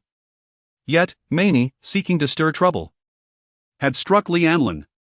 This infuriated and distressed Lin Shiyan. She could endure anything herself, but she could not allow her friends to be implicated. "Miss, are you here alone?" With that voice, a well-dressed young man took a seat beside her. Lin Shiyan was acquainted with him. He was one of the 10 young gentlemen whom Feng Xingzhi had just summoned into the private room. "No need for service, thank you. I am not here to offer services, I am currently off duty. I happened to notice a young lady looking unhappy as I passed by, so I came over to check on her. As one of the bar owners, ensuring that guests are pleased is also part of my responsibilities." Lin Shiyan was somewhat taken aback. "You are one of the owners of the Starlit Sky?" The boy took the initiative to respond. "So you're wondering why I still serve guests in the private rooms, right?" He chuckled and added, "Let me share a little secret with you. I, the disguised prince of the private rooms, merely wish to sneak in and observe how others provide their service. What if someone is careless and causes my little establishment to face ruin?" Lin Shiyan smiled gently, "You are truly thoughtful." With a smile, she responded, "You look quite handsome when you smile." The boy complimented her and extended his hand. "Hello, my name is Hansu." It is a pleasure to meet such a beautiful young lady. Lin Shiyan paused for a moment before grasping Hansu's hand, saying, "Hello, my name is Lin Shiyan." "Sister Lin," Hansu obediently called out. Lin Shiyan possessed a somewhat aloof demeanor, making it rather challenging for her to engage in lively conversation with strangers. However, Hansu was particularly adept at conversing. Rather than inquiring about her unhappiness, he would recount amusing anecdotes from his work. The bar was a microcosm of life, overflowing with myriad occurrences each day, and Hansu had a remarkable talent for narrating these events with vivid detail. He would even compliment her beautifully manicured nails. Upon discovering that the intricate designs on her nails were her own handiwork, he generously lavished praise upon her.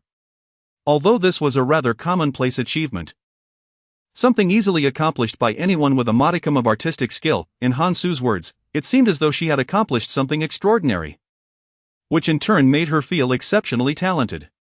This affirmation and admiration were sentiments she had never received from Feng Xingzhi. When Feng Xingzhi finally made his way over, he found Lin Shiyan smiling charmingly in the presence of another man. That radiant smile was something he had not witnessed in quite some time. For years, Lin Shiyan had maintained a tense facade in his company. Even when she occasionally smiled, it felt as though she were wearing a mask, insincere and forced. It was not entirely Hansu's fault. The cool beauty type that Lin Shiyan embodied was exactly what he preferred. "Feng Ge, don't you dislike your sister-in-law and wish for her to initiate a divorce? Perhaps it would be better to let Hansu make an effort."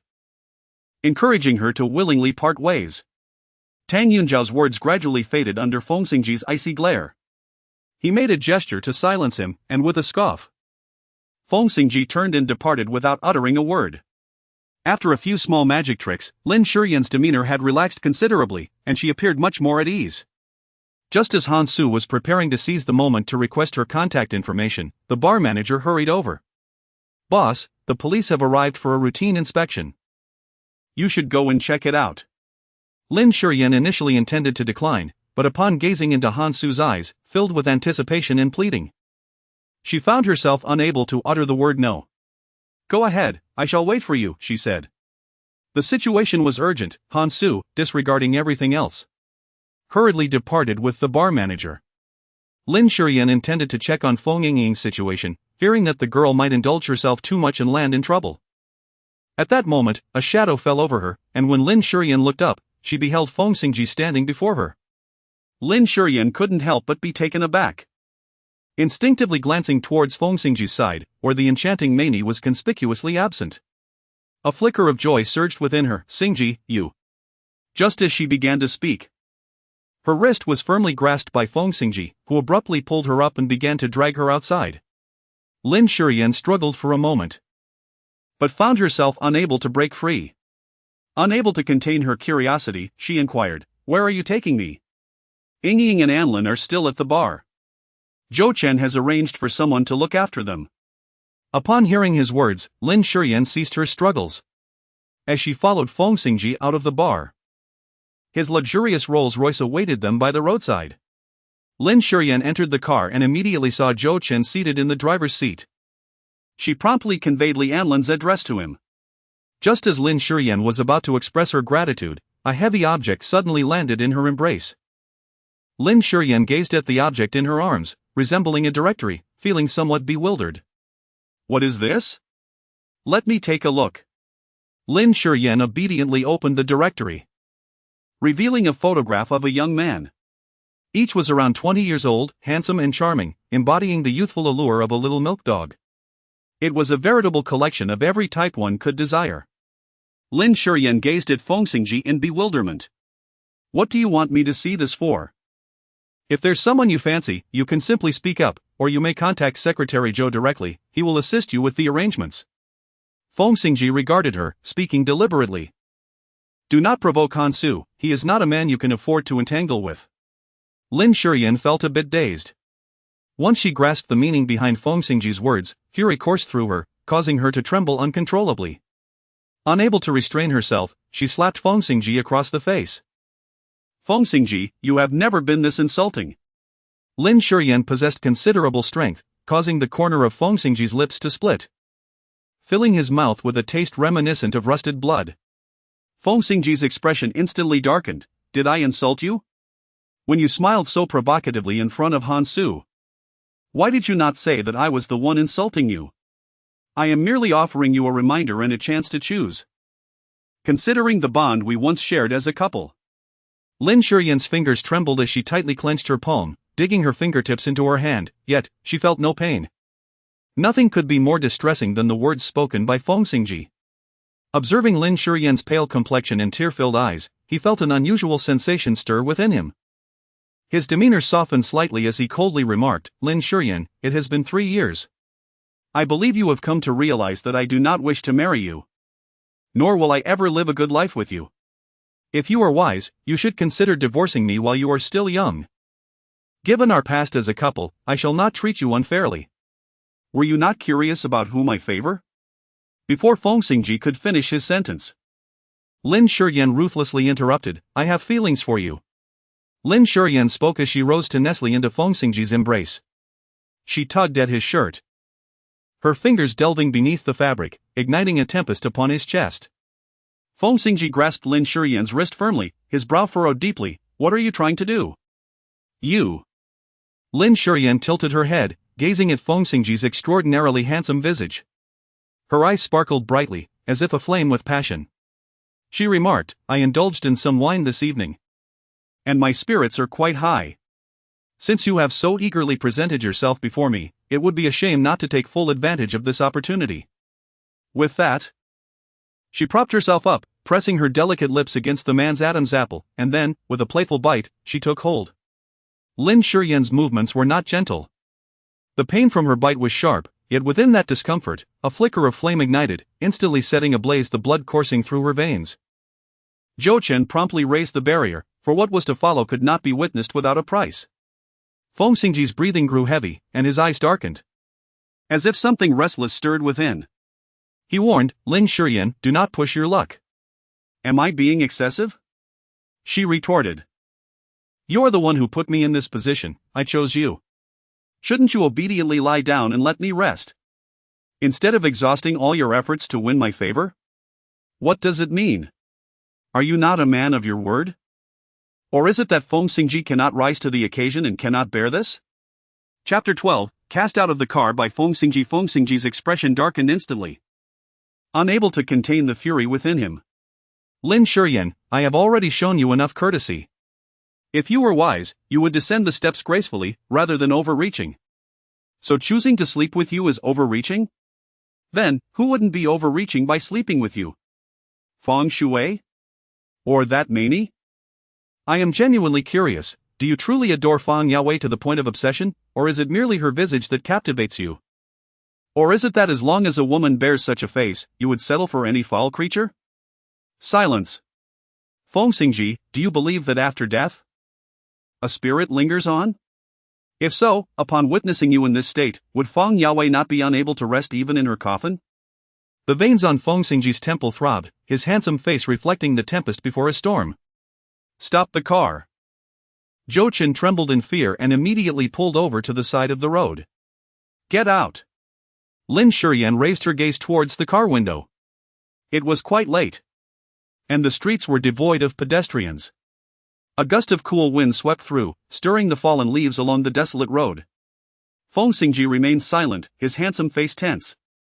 Zhou Chen hastily urged Lin Shiyan, Madam, why not soften your stance with President Feng? Soften my stance? Why should I?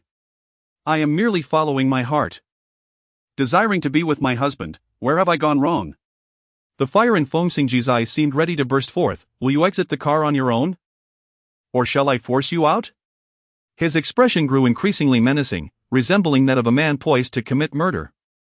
Madam, there are no cars coming. Please do not be stubborn. Zhou Chen, under the pressure from Feng Xingzhi, made one last attempt to persuade her. Lin Shiyan remained silent as she walked along the road. In truth, she had always been the one to compromise in front of Feng Xingzhi, to preserve the facade of harmony in their marriage. She often willingly took a step back. However, retreating had never led to a vast expanse of freedom but rather to the edge of an abyss. And now she found herself with no way to retreat. How could she retreat any further? Would she submit to his desires and nurture a playboy? What, after all, did Feng Xingzhi truly consider her to be? A shadow loomed over Feng Xingzhi's handsome face as he coldly commanded, drive. Mr. Feng. Perhaps it would be best to let the young mistress get into the car, it is quite late, and the weather is inclement. It is unsafe for her to be walking alone. Enough nonsense. Either drive, or you accompany Lin Shiyan. Zhou Chen fell silent, refraining from further persuasion. Not long after Lin Shiyan departed, she heard the sound of an approaching vehicle. Upon turning her head, she beheld a black Rolls-Royce whizzing past her, accompanied by a gust of wind, before vanishing into the boundless darkness. Lin Shiyan smiled faintly, it seemed she lacked common sense. Hoping that Feng Xingzhi would instruct Zhou Chen to halt the vehicle. Today, her audacity was unparalleled. And the mere fact that he refrained from personally ejecting her from the car was a concession on his part. What likely vexed him even more was her evident lack of appreciation for his leniency. Lin Shiyan couldn't help but let out a soft laugh. However, it was not long before her laughter faded away.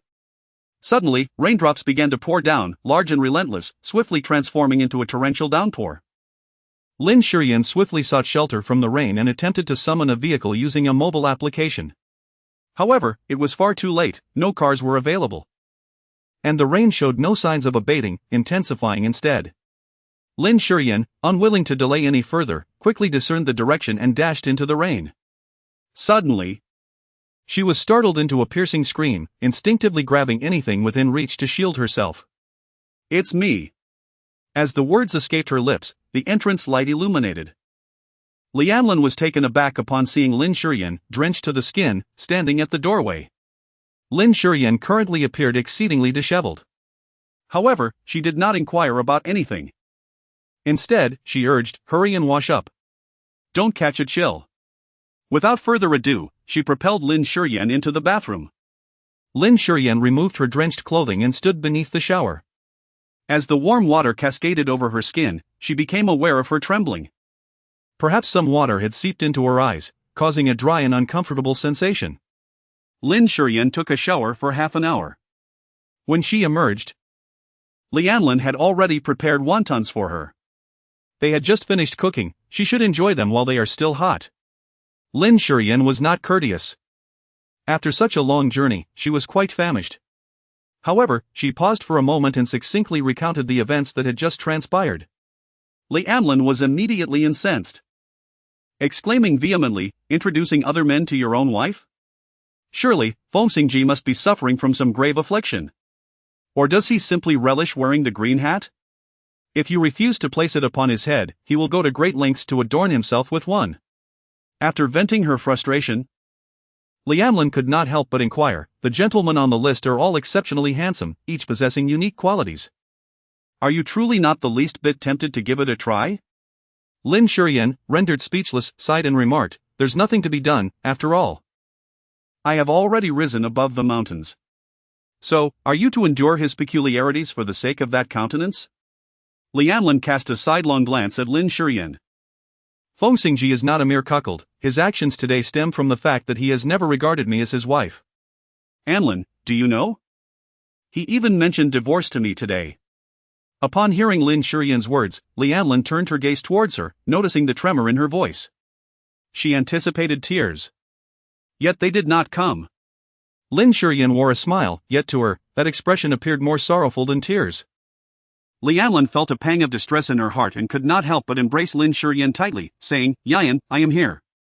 Lin Shiyan closed her eyes, nestled in Lianlin's embrace, and softly expressed her gratitude. "Anlin, thank you. It is truly wonderful to have you." Lianlin then gently pulled Lin Shiyan up and led her directly into the bedroom, guiding her to sit on the bed. Lin Shiyan lay in bed, unable to find slumber. She took out her phone, intending to scroll through Weibo for a while. As soon as she opened the app, an avalanche of news regarding Feng Shui inundated her screen. Chapter 13. Last night, Lin Shiyan did not return home. Initially, the internet was rife with vitriol directed at Feng Shui, labeling her as the third party in a scandal. Particularly, as a renowned actress, her involvement was perceived as a direct affront to public morality. Since the incident unfolded, the situation had continued to escalate, tarnishing Feng Shui's reputation beyond repair. However, the narrative had since shifted dramatically. Several articles emerged, asserting that the previous trending topics were misleading, and instead highlighting Feng Shui's new drama. It was reported that she had immersed herself in the role, experiencing the torment of online harassment that ultimately led her to a state of despair, prompting the release of this information. As for her fall, it was portrayed as a testament to her dedication, refusing to use a stunt double to achieve authenticity. Subsequently, promotional materials including stills, plot summaries, and details about the directing team began to circulate widely. It was evident whose orchestration lay behind this endeavor, as efforts to rehabilitate Feng Shui's image were relentless. While some dissenting voices lingered online, they were drowned out by the unanimous chorus of entertainment media, failing to stir any significant commotion. Ultimately, the entire internet fixated on Feng Shui's upcoming drama, with her fans fervently rallying in the comments sections across various platforms, fervently championing their idol's commitment. Lin Shiyan cast her phone aside and pulled the quilt over her head, concealing the moisture lingering in her eyes. The following day, Anjin hurriedly brought over a bowl of millet porridge. Feng Xingzhi furrowed his brows, inquiring, "Where is Lin Shiyan? Is she hiding in the kitchen again?" It puzzled him that whenever she felt discontent or wished to avoid others, she would retreat into the kitchen. "No, the young mistress has yet to come downstairs this morning. Please call her down for breakfast." Feng Xingzhi paused momentarily, his expression swiftly turning cold. Lin Shiyan did not rise until noon, having been caught in the rain yesterday. Which led to a fever that struck her around 4 or 5 o'clock. Had it not been for Lianlin's timely awakening, she might have succumbed to the delirium of her fever. Although her temperature has subsided, she still feels lightheaded and unsteady. Lianlin brought Lin Shiyan a bowl of rice porridge. Lin Shiyan took a drink without hesitation. What are your plans next? Let's focus on work for now. Yesterday, Director N's assistant called me, expressing that Director N wishes for me to design a costume for the leading lady of his new drama. Lianlin instantly felt elated. So, it seems that Director N is considering you as the costume designer for his new project? One could say there is such an intention, but until the contract is signed, nothing is certain. Lianlin had unwavering confidence in Lin Shiyan. If the costumes you tailor for the Emperor's command achieve remarkable success, it will greatly benefit your participation in next year's fashion designer competition. Once you clinch the championship, we can make a grand entrance into the International Haute Couture Committee together. By then, your name alongside Yun Duan's will undoubtedly resonate throughout the entire city of Shun. As for me, I can simply relax and await the generosity of designer Lin. How delightful! Lin Shiyan sincerely said, "My dear, if you have not fully awakened, perhaps you should indulge in a bit more slumber. Dreams encompass everything." Lianlin, feeling displeased, remarked sullenly, "Lin Shiyan, you may underestimate me, but you must never underestimate yourself." Lin Shiyan was taken aback for a moment, then revealed a smile. "All right." 3 days later, Lin Shiyan changed her outfit and applied a subtle makeup before heading out with her design draft in hand. She had arranged to meet Director N at the hotel where the audition was taking place. Lin Shiyan waited for quite a while before Assistant Chun hurriedly arrived. "Miss Lin, I apologize for making you wait." "It's all right," Lin Shiyan replied. She inquired, "Will Director N still need some time before arriving? Teacher Feng is coming for an audition, and Director N is currently waiting for her, so he couldn't make it," Assistant Chen explained. "Is Feng Shui auditioning for Director N's film?" Lin Shiyan was somewhat surprised. Director N is a renowned filmmaker with a proven track record at the box office, and he typically has little patience for internet celebrities. Teacher Feng possesses both popularity and acting skills. If her schedule aligns and the role suits her, she should participate, Assistant Chen remarked, noticing the folder of designs in Lin Shiyan's hands. "This must be the design you've created. Just hand it over to me." Director N mentioned that the specifics of the design will be discussed between you and Lingguang during the meeting on Friday. Please be patient. When Feng Shui emerged from her audition, she spotted a familiar figure disappearing around the corner of the hallway. "Lin Shiyan, why is she here?" Assistant Chen was taken aback. "Teacher Feng, you know Miss Lin? She is the costume designer invited by Director N. Although it's not finalized yet, it's almost certain. Lingguang has some connections to reach the stage, doesn't it? She must be quite capable." Feng Shui gritted her teeth, feeling quite displeased. Suddenly, Assistant Chen's stomach began to ache, and his face turned pale. "Teacher Feng, I'm sorry, but I need to excuse myself for a moment." He glanced repeatedly at the restroom. Feng Shui, seizing the opportunity, said, "Why don't you hand the documents to me? It would be unfortunate if you accidentally wet them, Director N would be angry." Seeing the logic in Feng Shui's words and feeling urgent, Assistant Chen handed the folder over without a second thought. As soon as he turned away, Feng Shui opened the folder and was taken aback by the exquisite designs created by Lin Shiyan. She had not anticipated that this woman, who seemed to have relied on her family background to marry Feng Xingzhi, possessed such remarkable talent. Just then, a voice of delight rang out, "Teacher Feng. It's such a stroke of luck to see you today." Assistant Chen interjected, "This is designer Yen Xiaoxiao from Lingguang." "Designer Yen Xiaoxiao. I wonder if you have time to take a look at a design I have," Feng Shui said, handing her the design. Upon seeing the design, Yen Xiaoxiao's eyes lit up. "Whose design is this? It's simply magnificent." Compared to her own work, this design was far superior. It appeared that Lingguang might return empty-handed this time. "Who says that?" Feng Shui replied in a seductive tone. "This design belongs to Lingguang, how could you possibly leave empty-handed?" Yen Xiaoxiao instinctively looked up, and her gaze met Feng Shui's eyes, igniting her greed in that instant. Tang Yunzhou entered the elevator alongside Feng Xingzhi and gave him a thumbs up. Brother Feng, you truly are impressive. Even the notoriously difficult director An has been swayed by you. Even those outside the industry were aware of director An's temper.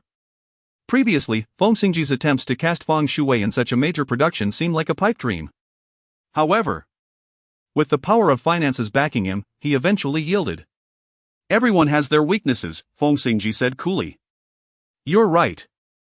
But the cost of this weakness is exorbitant, 500 million just for a second female lead role. Director An's films tend to focus on serious themes with limited lines for female characters. Despite being a second lead, her role is akin to that of a fourth or fifth lead in other films. To spend 500 million on such a minor role is an extravagant gamble only Feng Xingzhi could afford. Feng Xingzhi glanced at Tang Yunzhou as if he were an imbecile. With director An's prestigious name attached, this film is bound to at least break even, regardless of its quality. In other words, this was a nearly risk-free investment. The difficulty in securing investments this time is primarily due to the less appealing subject matter, but I have read the script, and it is truly outstanding. Even so, Feng Shui stands to benefit. With this opportunity, she will ascend to the ranks of top-tier stars, truly a major celebrity. This is merely the beginning. Tang Yunzhou mused. I suddenly understand why sister-in-law has been so discontented all these years. Feng Xingzhi may not love Feng Shui, but due to her resemblance to Feng Yahui, he dotes on her, relegating even his legitimate wife to a secondary position. Just as Feng Xingzhi was about to speak, the elevator doors suddenly opened. He stepped out, only to find Lin Shiyan emerging from the opposite elevator at the same moment. Upon seeing Feng Xingzhi, Lin Shiyan was also surprised. It was a busy time for the Feng family, and Feng Xingzhi should have been occupied at the company. However, she quickly realized that with Feng Shui auditioning today, it was only natural for Feng Xingzhi to be present as her protector. She said nothing, merely nodding at Tang Yunzhou before walking outside. Tang Yunzhou hesitated and remarked, "Brother Feng, is sister-in-law ignoring you?" It was indeed unusual. Everyone in their circle knew of Lin Shiyan's deep affection for Feng Xingzhi, enduring any hardship for him. Now, she seemed to be throwing a tantrum. Tang Yunzhou's curiosity was piqued. "Tell me, what did you do to provoke sister-in-law to such an extent?" I should learn from this for future relationships. Feng Xingzhi shot a glance at Tang Yunzhou as if he were a fool. With a face like yours, it wouldn't matter what you did to avoid trouble. As Feng Xingzhi exited the hotel, he found Lin Shiyan standing by the roadside, calling for a taxi on her phone. Her slender, upright figure stood in the autumn breeze, her dress fluttering like bamboo in a crevice. The strands of hair framing her face danced in the wind, and she raised a hand to tuck them behind her ear, revealing her exquisite features, her delicate skin glistening almost like a reflection in the sunlight. Lin Shiyan keenly sensed the gaze directed towards her. Upon turning her head, she beheld Feng Xingzhi approaching her with purposeful strides. Lin Shiyan was taken aback. Was Feng Xingzhi actually chasing after her? In truth, she did not intend to quarrel with him, rather, she was at a loss on how to initiate a conversation. Despite her deep affection for Feng Xingzhi and the resilience of her heart, it was impossible for her to act as if nothing had transpired after being so deeply hurt by him. If only he could utter a gentle word, even just a few kind phrases, she believed she would surely let go of her grievances. Lin Shiyan was aware that her actions were quite unambitious. Yet what accomplishments could one hope for when enamored with someone? Then, Feng Xingzhi spoke up. Lin Shiyan, when did you begin to indulge in the art of stalking? Lin Shiyan felt a heaviness in her heart, her fingers clenched tightly at her side. Surveillance? Feng Xingzhi, have you forgotten that you are my husband? If I wished to know your whereabouts, I could simply call you. There would be no need for such clandestine following. Feng Xingzhi did not believe a word she said. Lin Shiyan, I shall remind you once more, while I may overlook your actions today, you are strictly forbidden from provoking Feng Shui. His tone was icy, each word imbued with authority. Lin Shiyan's mood plummeted instantaneously, as if her own imagination had struck her face like a resounding slap, with each word mocking her foolish sentimentality. Lin Shiyan took a deep breath, a hint of sarcasm gracing her lips as she spoke. If you truly care for your delicate heart, you ought not to speak so provocatively in my presence. If I were to lose my composure, one could only wonder what calamity might ensue. Feng Xingzhi's brow furrowed in response. Are you threatening me? She retorted, nonsense, you are my husband, what need have I to threaten you? I merely consider it a gentle reminder. Xingzhi, I have a rather splendid suggestion for you, would you care to hear it? The veins on Feng Xingzhi's temple throbbed as he let out a cold laugh, saying, to curry favor with you? Lin Shiyan, pray tell. What makes you think I should seek to please you? Is it because all your needs are met by me? Or perhaps because your Lin family survives solely on the charity of the Feng clan? Or is it due to your mother, who has been discreetly soliciting luxury cars for your brother? The past few days had been quiet, leading her to believe that her mother had finally ceased indulging Lin Zichuan. Yet it seemed the matter had escalated to Feng Xingzhi's doorstep. In that moment, Lin Shiyan felt as though every shred of dignity had been stripped away, leaving her with an indescribable shame, her delicate visage paling to the color of parchment. Lin Shiyan took a deep breath and said, I apologize. I had no idea my mother caused you such distress. I am already aware of this matter, and I will handle it myself. She hoped that your notion of resolution did not involve seeking your grandfather to take the blame for you. Feng Xingzhi. Lin Shiyan's voice involuntarily rose, her delicate lips trembling slightly, her tone quivering. Is this truly how you perceive me? Am I, Lin Shiyan, so utterly insignificant in your eyes? Yes, indeed. You are so insignificant. To him, both the Lin family and Lin Shiyan brought nothing but trouble. Were it not for his grandfather's insistence on Lin Shiyan, even to the extent of threatening his life, he would never have taken her as his bride. Yet, seeing the shattered light in Lin Shiyan's eyes, those words remained lodged in his throat, unutterable. Chapter 15, Better Off as a Widow. It turned out to be for Feng Shuwei. Throughout the 3 years of marriage, over 1,000 days and nights, she had long been aware of this. At that moment, a ride-sharing taxi pulled over to the side of the road.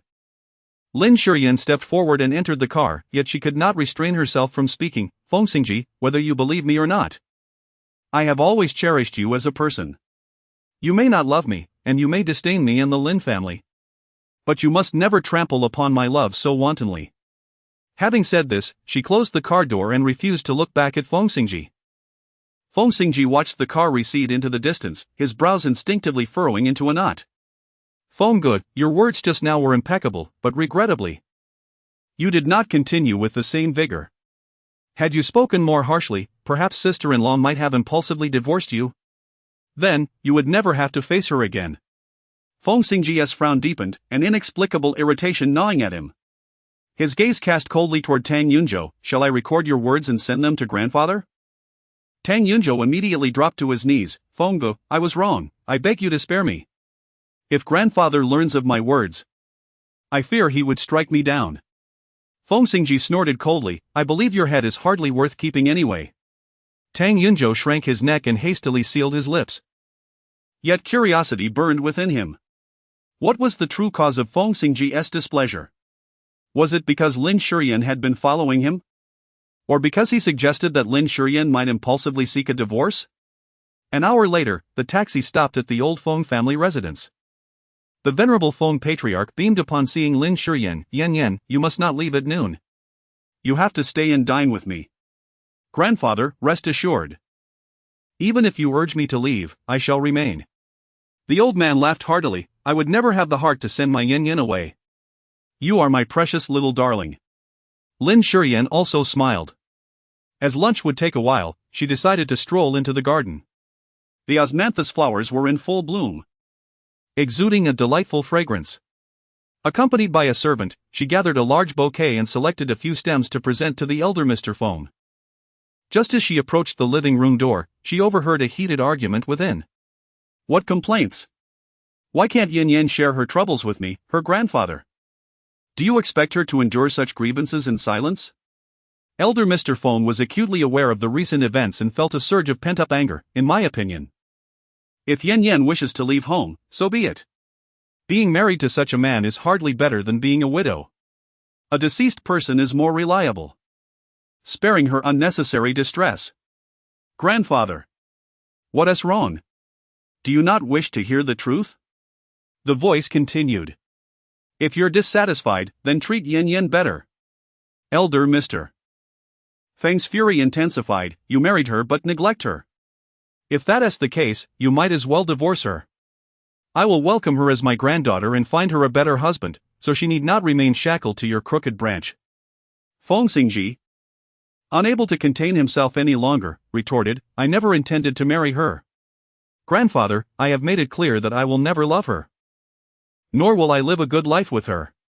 A heavy silence enveloped the living room.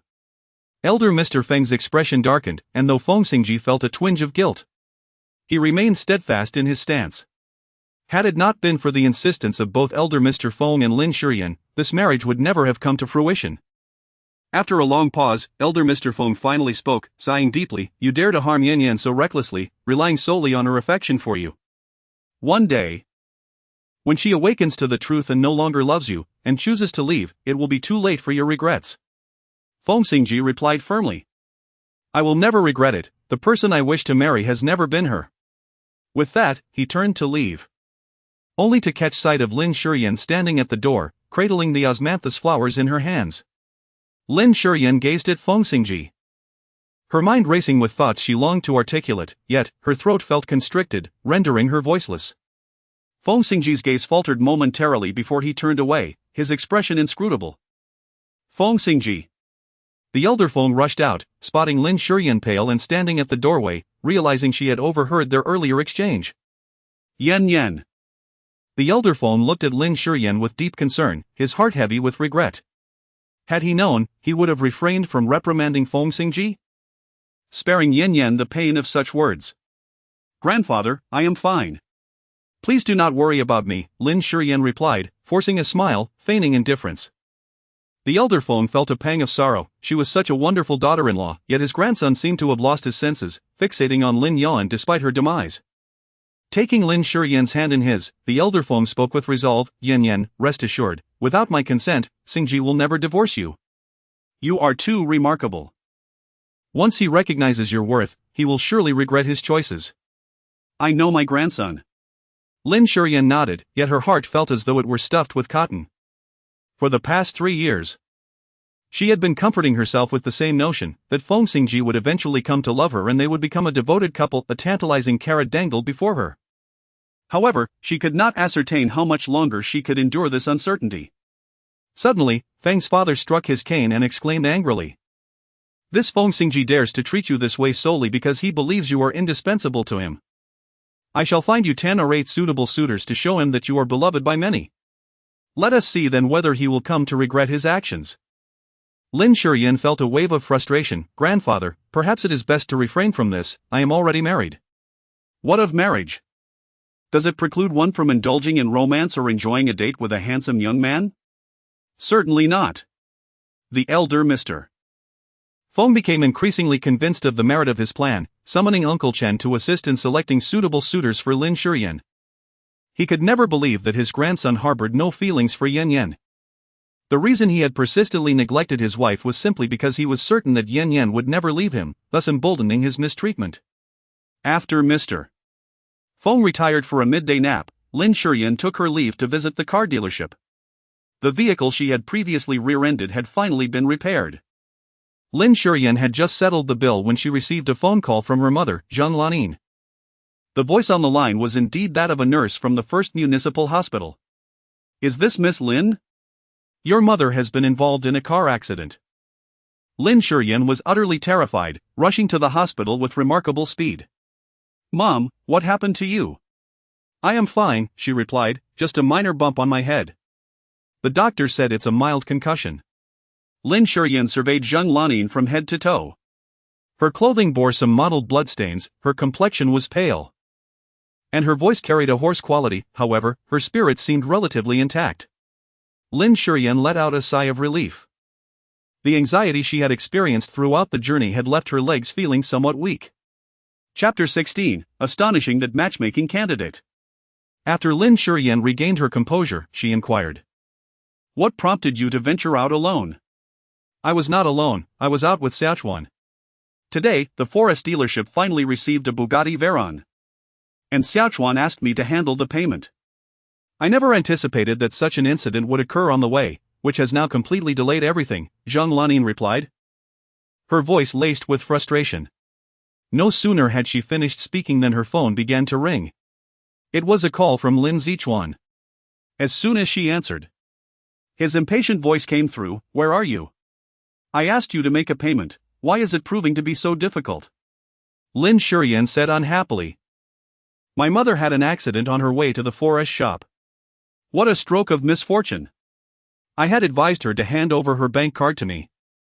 Yet she insisted on coming by herself, and now look at the consequences, it's delayed my car purchase.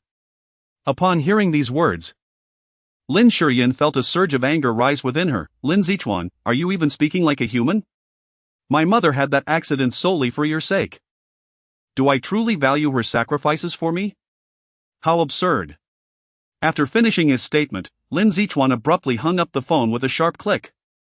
Lin Shiyan gazed at the bank card in her hand, suddenly realizing, Mom, weren't we told that we couldn't afford to buy a car? Where did this money come from? How could you sell my jewelry? That was the betrothal gift given to me by the Feng family. It is also one of the few possessions handed to me personally by Feng Xingzhi. Lin Shiyan's face changed with anger. What is wrong with selling it? If it weren't for your constant objections towards Zichuan, refusing to invest either money or effort, would I have sold your betrothal gift? Lin Shiyan. Do not think for a moment that I am unaware of your true feelings. You have never favored your brother and would relish in his every misstep. As Zhang Lanin's ire escalated, she found herself breathless and fainted. Mother! Lin Shiyan leaned against the corridor wall, her gaze fixed on the red light illuminating the emergency room. Her entire being trembling uncontrollably. Suddenly, her phone rang. It was a call from Feng Xingzhi. Upon answering, Lin Shiyan hastily exclaimed, Feng Xingzhi. My mother had an accident on her way to buy a car for Lin Shiyan. As she spoke, her eyes brimmed with tears. The anguish was unbearable. All along, she believed she could accept her mother's preference for sons, especially since her mother had showered her with affection over the years. Yet, upon discovering that her mother had sold her own dowry to fund Lin Shiyan's luxury car, her heart ached profoundly. On the other end, silence lingered. And just as Lin Shiyan feared the call had been accidentally disconnected, Feng Xingzhi's voice finally broke through. The schemes you two concoct are becoming increasingly elaborate. To obtain money for a luxury car, you would even fabricate an excuse of a car accident. Lin Shiyan's breath hitched, and all her words lodged in her throat. After a prolonged pause, she finally uttered, Feng Xingzhi, this is not an excuse. She had never deceived Feng Xingzhi, whether in matters of love or otherwise. Loving someone is exceedingly difficult. After finally coming together, the failure to express what needed to be said, leading to countless misunderstandings, and ultimately resulting in separation, is truly foolish. Thus, she always spoke with utmost clarity, fearing that Feng Xingzhi might misconstrue her intentions. Yet, in the end, Feng Xingzhi had never misunderstood her, his indifference was unwavering. Even if she laid her heart bare before him, he would remain unconvinced. Was something truly amiss? Feng Xingzhi pushed back his chair and stood up. Lin Shiyan. So, you intend to continue this charade tonight, do you? I have stated that I wish to remain at the hospital. Before she could finish her sentence, Feng Xingzhi impatiently hung up the phone.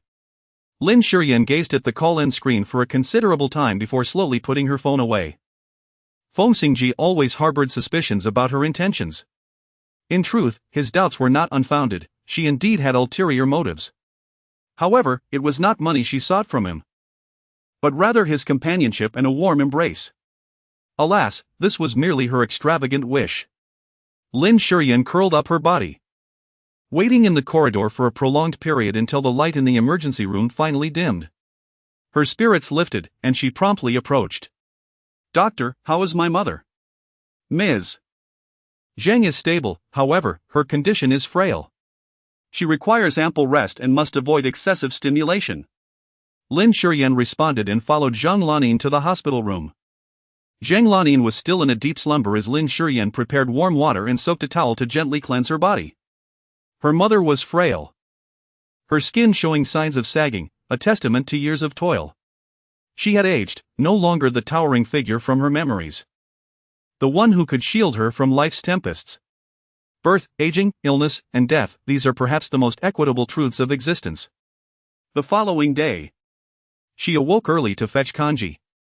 As she approached the doorway of the ward, she spotted Lin Shiyan emerging, a bank card pinched between his fingers.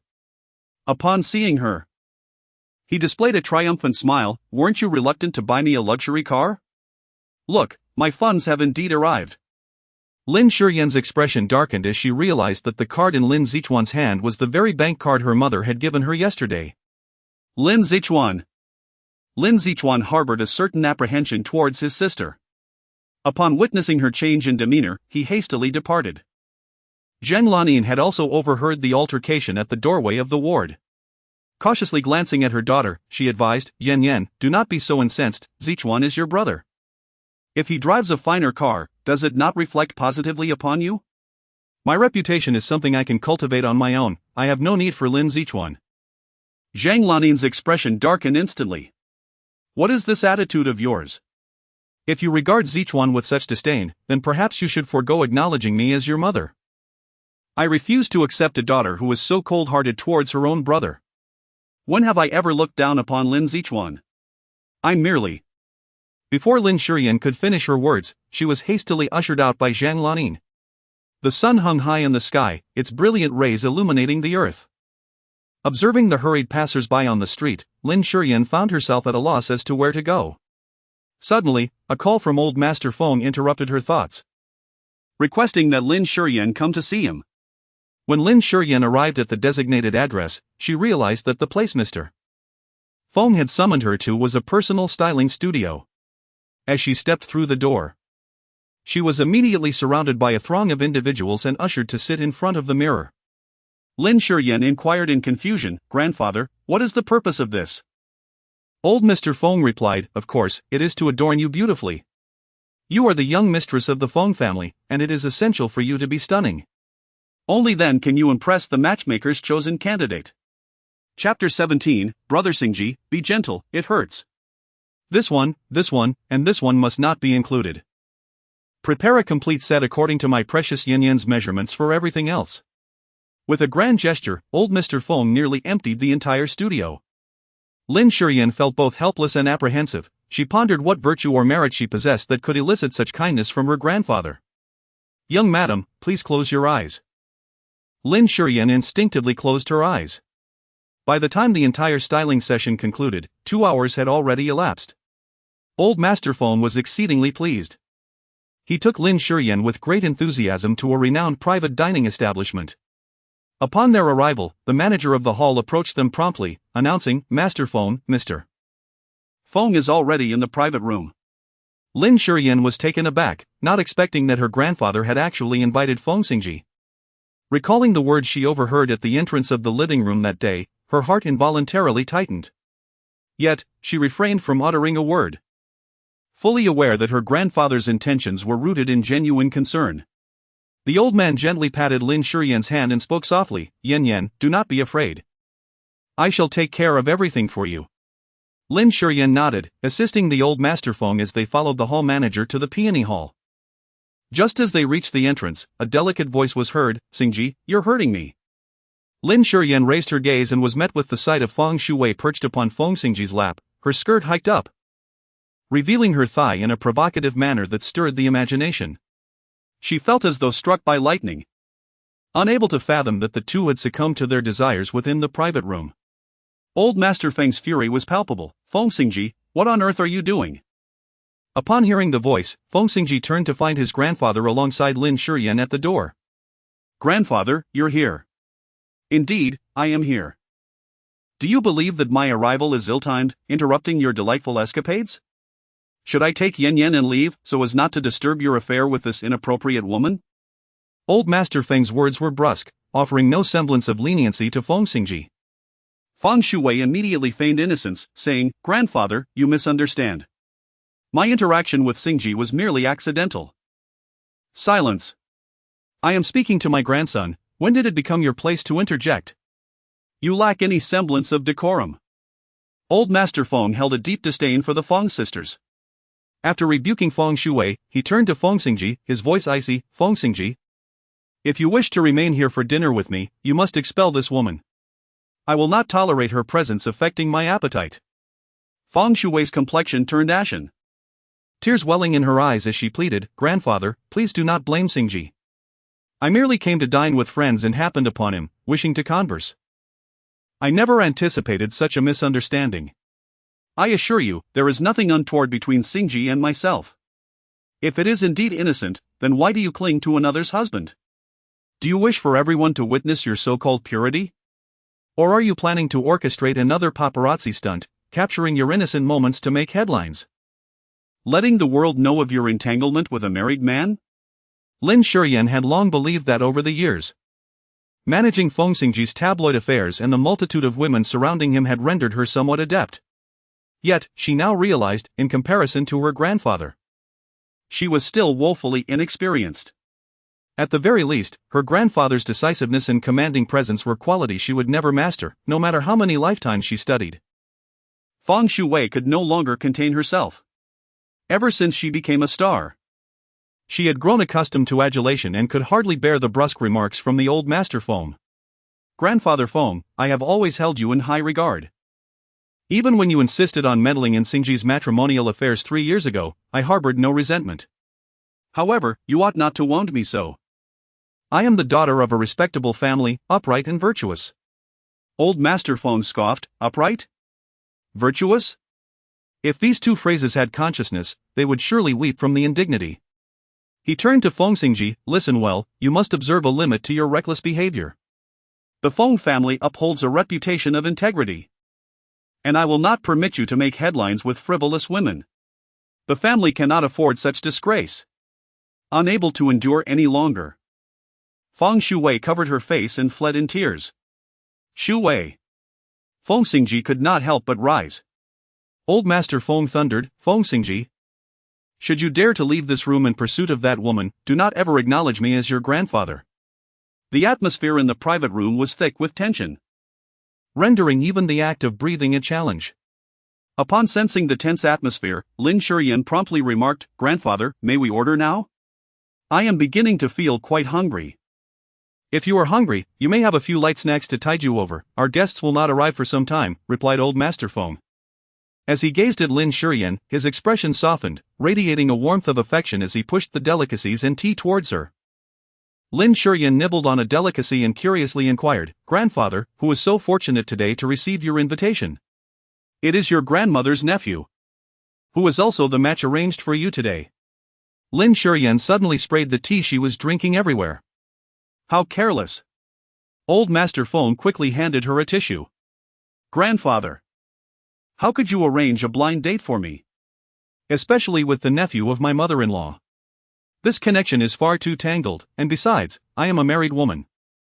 How can I possibly go on a blind date?" "Why not?" Old Master Feng replied. "Your husband is already married and can keep women outside, flaunting his affairs. There is no need for you to cling to him. Just listen to your grandfather and consider the good men out there." He was still angry about the earlier scene. Feng Xingzhi, knowing that his grandfather had invited him to dinner, was in the private room with that woman surnamed Feng, being all lovey-dovey. He had been so reckless in front of Shiyan, making her endure so much. Old Master Feng turned to Feng Xingzhi and said, "Since you are here, help Shiyan screen her options. This time, let us ensure she does not end up with another blind fool, don't you agree?" Lin Shiyan's gaze inadvertently settled upon Feng Xingzhi, and she thought to herself that he would surely not allow her grandfather to act so recklessly. Then she heard Feng Xingzhi say, "What grandfather says is true. I will ensure that Lin Shiyan is well taken care of. However, regarding my cousin, if grandfather does not have a suitable candidate, I am more than willing to assist in making introductions." Lin Shiyan's complexion suddenly turned pale, and in that moment, her heart plummeted into an abyss. Her grandfather's intention to provoke jealousy in Feng Xingzhi by introducing her to potential suitors now seemed futile. If he truly cared for her, he would never have handed that list of names to him.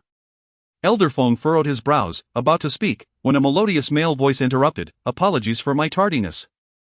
Chapter 18, Feng Xingzhi's discontent. Lin Shiyan turned her gaze and beheld a young man clad in a light gray casual suit, exuding a refreshing and handsome demeanor as he stepped inside.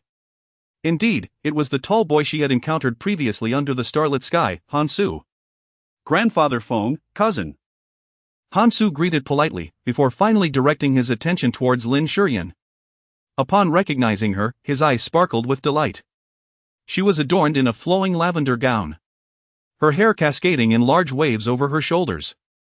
Seated quietly, the sunlight streaming through the window cast a golden glow upon her visage, rendering her as enchanting as a celestial fairy descended from the heavens. Lin Jia, Han Su smiled at Lin Shiyan. I am truly delighted to see you today. Old Master Feng expressed surprise. Xiao Su, you know Yan Yan? We met briefly under the stars, Han Su replied. I had no idea she was Grandfather Feng's adopted granddaughter. And that you wished to introduce me as her boyfriend. I consider myself incredibly fortunate.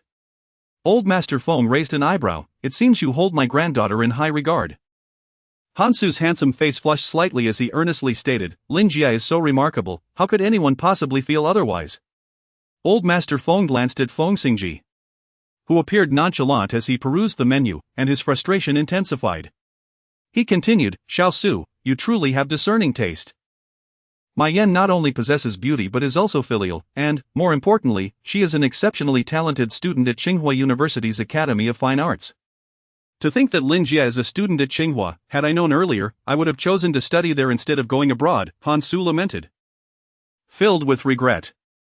Not to worry, it is never too late to make this acquaintance. You are both in the prime of your lives. Han Su wholeheartedly agreed, his gaze towards Lin Shiyan brimming with affection. Lin Shiyan sat as if on pins and needles, wishing fervently to vanish in an instant. Just as she felt her resolve wavering, Feng Xingzhi finally broke the silence. Grandfather, please stop this. Xiao Su was not suited for Lin Shiyan. Is it simply because you say so that it is so? I believe they are quite compatible. The old man Feng inquired of Han Su. Xiao Su, do you think it is a suitable match? Han Su glanced at Lin Shiyan, his cheeks slightly flushed. I trust Grandfather Feng's judgment.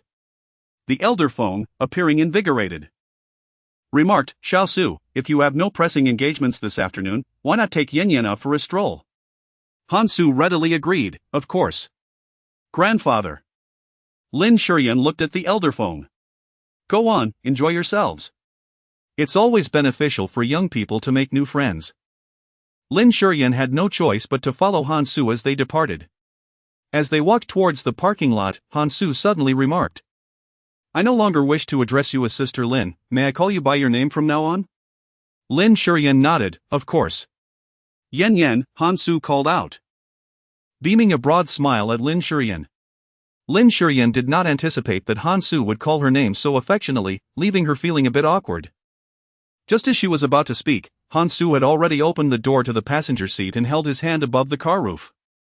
Yan Yan, please get in the car. Lin Shiyan remained still, raising her eyes to gaze at Han Su as she spoke. Today's arrangement for a blind date by my grandfather was unforeseen. I apologize if it has caused you any distress. I deeply regret not having had the courage to ask for your contact information earlier, as I feared it might take an eternity to see you again, or worse, that I might never see you again. However, fate has smiled upon me, allowing us to meet once more so soon. Lin Shiyan raised her gaze and was met with Han Su's joyful expression. Suddenly, it dawned on her that Han Su might indeed harbor a modicum of interest in her as a member of the opposite sex. She felt it imperative to clarify the situation. Young Master Han, are you aware of my relationship with the Feng family? Han Su paused, taken aback. You are the god-granddaughter of Grandfather Feng. That is not correct. I am not his god-granddaughter, I am his granddaughter-in-law. Feng Xingzhi is my husband. What? Your cousin is your husband? But you too. Do you find it rather strange? Why would grandfather arrange a match for me as a granddaughter-in-law? Lin Shiyan let out a bitter smile. I suppose you have heard some rumors regarding my marriage to Feng Xingzhi. Han Su pressed his thin lips together. He had indeed heard whispers about his cousin's marriage. It was said that the eldest daughter of the Lin family was ruthless and cunning, having caused the demise of Feng Ji's first love, all while winning the affection of old Master Feng, thus soaring to great heights. Though the Lin family is often regarded as a prominent household, in their eyes, it bears no distinction from mere nouveau riche, it is fundamentally unworthy of respect. In the past, when he heard others speak of it, he never uttered any harsh words, yet he held a profound disdain for this young lady of the Lin family. Little did he anticipate that this individual would turn out to be Lin Shiyan. Han Su felt a deep discomfort within, struggling to accept this reality. Lin Shiyan gazed at Han Su, who appeared lost in thought, feeling a twinge of remorse. "I am truly sorry about what transpired today." Han Su mustered a faint smile and replied, "Why do you apologize? This is not your fault. Come, let us take a stroll." As he entered the CEO's office, Zhou Chen approached him. "Mr. Feng, Ms. Zhang called earlier, informing me that Miss Feng is inebriated and insists on seeing you." Feng Xingzhi furrowed his brows. Responding with evident irritation, "Tell Ms. Zhang that if she cannot fulfill her responsibilities adequately, she should arrange for someone else to take her place." Zhou Chen promptly acknowledged this. "There's one more matter." "Speak." Zhou Chen's voice dwindled as he conveyed. "The chairman has organized the dowry list for the young mistress and wishes for you to review it to see if anything is lacking." His tone fell to a whisper, for Feng Xingzhi's expression was terrifying, his handsome visage darkening like the sky before a tempest. Zhou Chen, frightened, dared not breathe, inwardly lamenting the old gentleman's peculiar antics. Preparing a dowry for his granddaughter-in-law seemed to be an unprecedented endeavor. Feng Xingzhi's countenance grew increasingly severe as he took out his phone to call Lin Shiyan. "Hello?" Lin Shiyan's voice was melodious, akin to the gentle murmur of a flowing stream. Just as Feng Xingzhi was about to speak, he heard Han Su's voice drift over. "Yan, whose call is it?" It was indeed Han Su's voice. Feng Xingzhi furrowed his brows. "Are you still with Han Su?" "I." As Lin Shiyan was about to offer an explanation, Feng Xingzhi's sharp voice interrupted her. "Lin Shiyan, did I not expressly forbid you from provoking Han Su? Have my words fallen on deaf ears?" All her words became lodged in her throat. She had intended to clarify her relationship with Han Su to dispel any misunderstandings, but before she could utter a syllable, she was cut off by Feng Xingzhi's frigid remarks. What pained her further was the disdain and anger that tinged his tone. Had she been in his presence, he would surely have accused her, pointing a finger and chastising her for aspiring to something beyond her reach. "If you must think that way, then so be it." With that, Lin Shiyan ended the call. "Yan, was that my cousin calling? Has he misunderstood something?" "I'll call him back to explain." No need for explanations. Hadn't she already elucidated every matter concerning her and Feng Xingzhi? Yet, what had been the outcome? It was utterly futile. It wasn't that he harbored distrust, but rather indifference. Had it not been for the fact that her grandfather had chosen Han Su as her match, Feng Xingzhi might have directly bound them together. Han Su observed Lin Shiyan's expression with great care, noting the bitterness etched on her face, and he felt a deeper sense of regret. "I am truly sorry. If it weren't for the car breaking down midway, you would have been home by now." Lin Shiyan shook her head, choosing not to say anything further. She glanced at the milk tea in his hand and inquired, "Is this for me?" "Yes." "Would you like to have a sip?" "Sure." Lin Shiyan anticipated that Han Su would directly hand her the milk tea in his possession, yet to her surprise, he inserted the straw into the drink and brought it to her lips, cautioning, "Be careful while drinking, it may be a bit hot." Lin Shiyan had never been treated so delicately by a young man before, and for a moment, she found herself momentarily stunned. Lin Shiyan lifted her gaze, while Han Su lowered his. To the unknowing observer, this proximity might easily be misconstrued as that of a couple deeply in love. In the distance, a flash from a magnesium light illuminated the scene with a click, capturing this moment on film, though Lin Shiyan remained oblivious to it. After the initial shock had subsided, she took a step back, increasing the space between herself and Han Su, and reached out to take the cup of milk tea. "I can manage on my own," she said. A wave of disappointment washed over Han Su, yet he understood that he had overstepped his bounds moments ago. Suddenly, he noticed Lin Shiyan's brow furrowed in discomfort, her delicate features marred by unease. "What is wrong? Are you feeling unwell? Or is it that the milk tea I bought does not suit your taste?" Lin Shiyan observed Han Su's anxious demeanor and promptly reassured him, "I am perfectly well, perhaps I simply rushed my meal a bit too hastily. And my stomach feels a tad uncomfortable. However, I am fine now." Han Su scrutinized Lin Shiyan's expression carefully, and upon realizing she appeared genuinely untroubled, he finally exhaled a sigh of relief. Just then, the taxi they had summoned online arrived, and Han Su guided Lin Shiyan into the vehicle. At the Zhejiang garden, Feng Xingzhi was diligently working in his study when a video call from old Master Feng came through. As soon as the call connected, the robust voice of old Master Feng resonated. "Have you seen the items yet?" "What items?" Feng Xingzhi inquired, somewhat perplexed. "Of course. I am referring to the dowry list I prepared for Yin Yan. I noticed that Xiao Su seems quite fond of her, and they share a good rapport. Although she is 2 years his senior, that age difference has its merits, unlike those younger girls, who are often more frivolous. A relationship lasting a year and a half could very well lead to marriage. But no, I still believe this dowry list is rather meager. I must prepare several more houses for Yin Yan, along with 500 million in cash. After all, as the old saying goes, having money in hand brings peace of mind." Old Master Feng continued to ramble on, then added, "By the way, you must also make your preparations. As both her cousin and ex-husband, how can you present such a meager offering? I think you should prepare a dowry of 10 billion. Along with the villa in Zhejiang garden. Yin Yan has grown accustomed to living there over the years. After the wedding, she can simply move in with Xiao Su." Feng Xingzhi's gaze turned icy. "Grandfather, you cannot speak so recklessly. It would be inappropriate if others were to overhear." "Recklessly? How am I being reckless? Do you believe that if you and Yin Yan were to obtain a divorce certificate now, I wouldn't arrange for her to bear me a grandchild with Xiao Su tonight?" Feng Xingzhi remained silent. Upon pushing open the door to his room, he was engulfed by an overwhelming darkness. Although this had been the case for several days, tonight, Feng Xingzhi found it particularly unbearable. With a grim expression, he dialed Lin Shiyan's number. "Hello?" Lin Shiyan's voice was melodious, reminiscent of a babbling brook, however. To Feng Xingzhi's ears, it was far from enchanting. Feng Xingzhi exclaimed in anger, "Lin Shiyan, have you not caused enough commotion?" Lin Shiyan was utterly bewildered by the scolding. "I haven't caused any trouble." Had she not caused a stir? Would her grandfather berate Shu Wei so harshly if there were no disturbance? Would he prepare a dowry list for her, insisting that she marry Han Su? If there had been no turmoil? Lin Shiyan felt a chill in her heart, realizing that her previous excitement upon receiving Feng Xingzhi's call now seemed like a mere jest.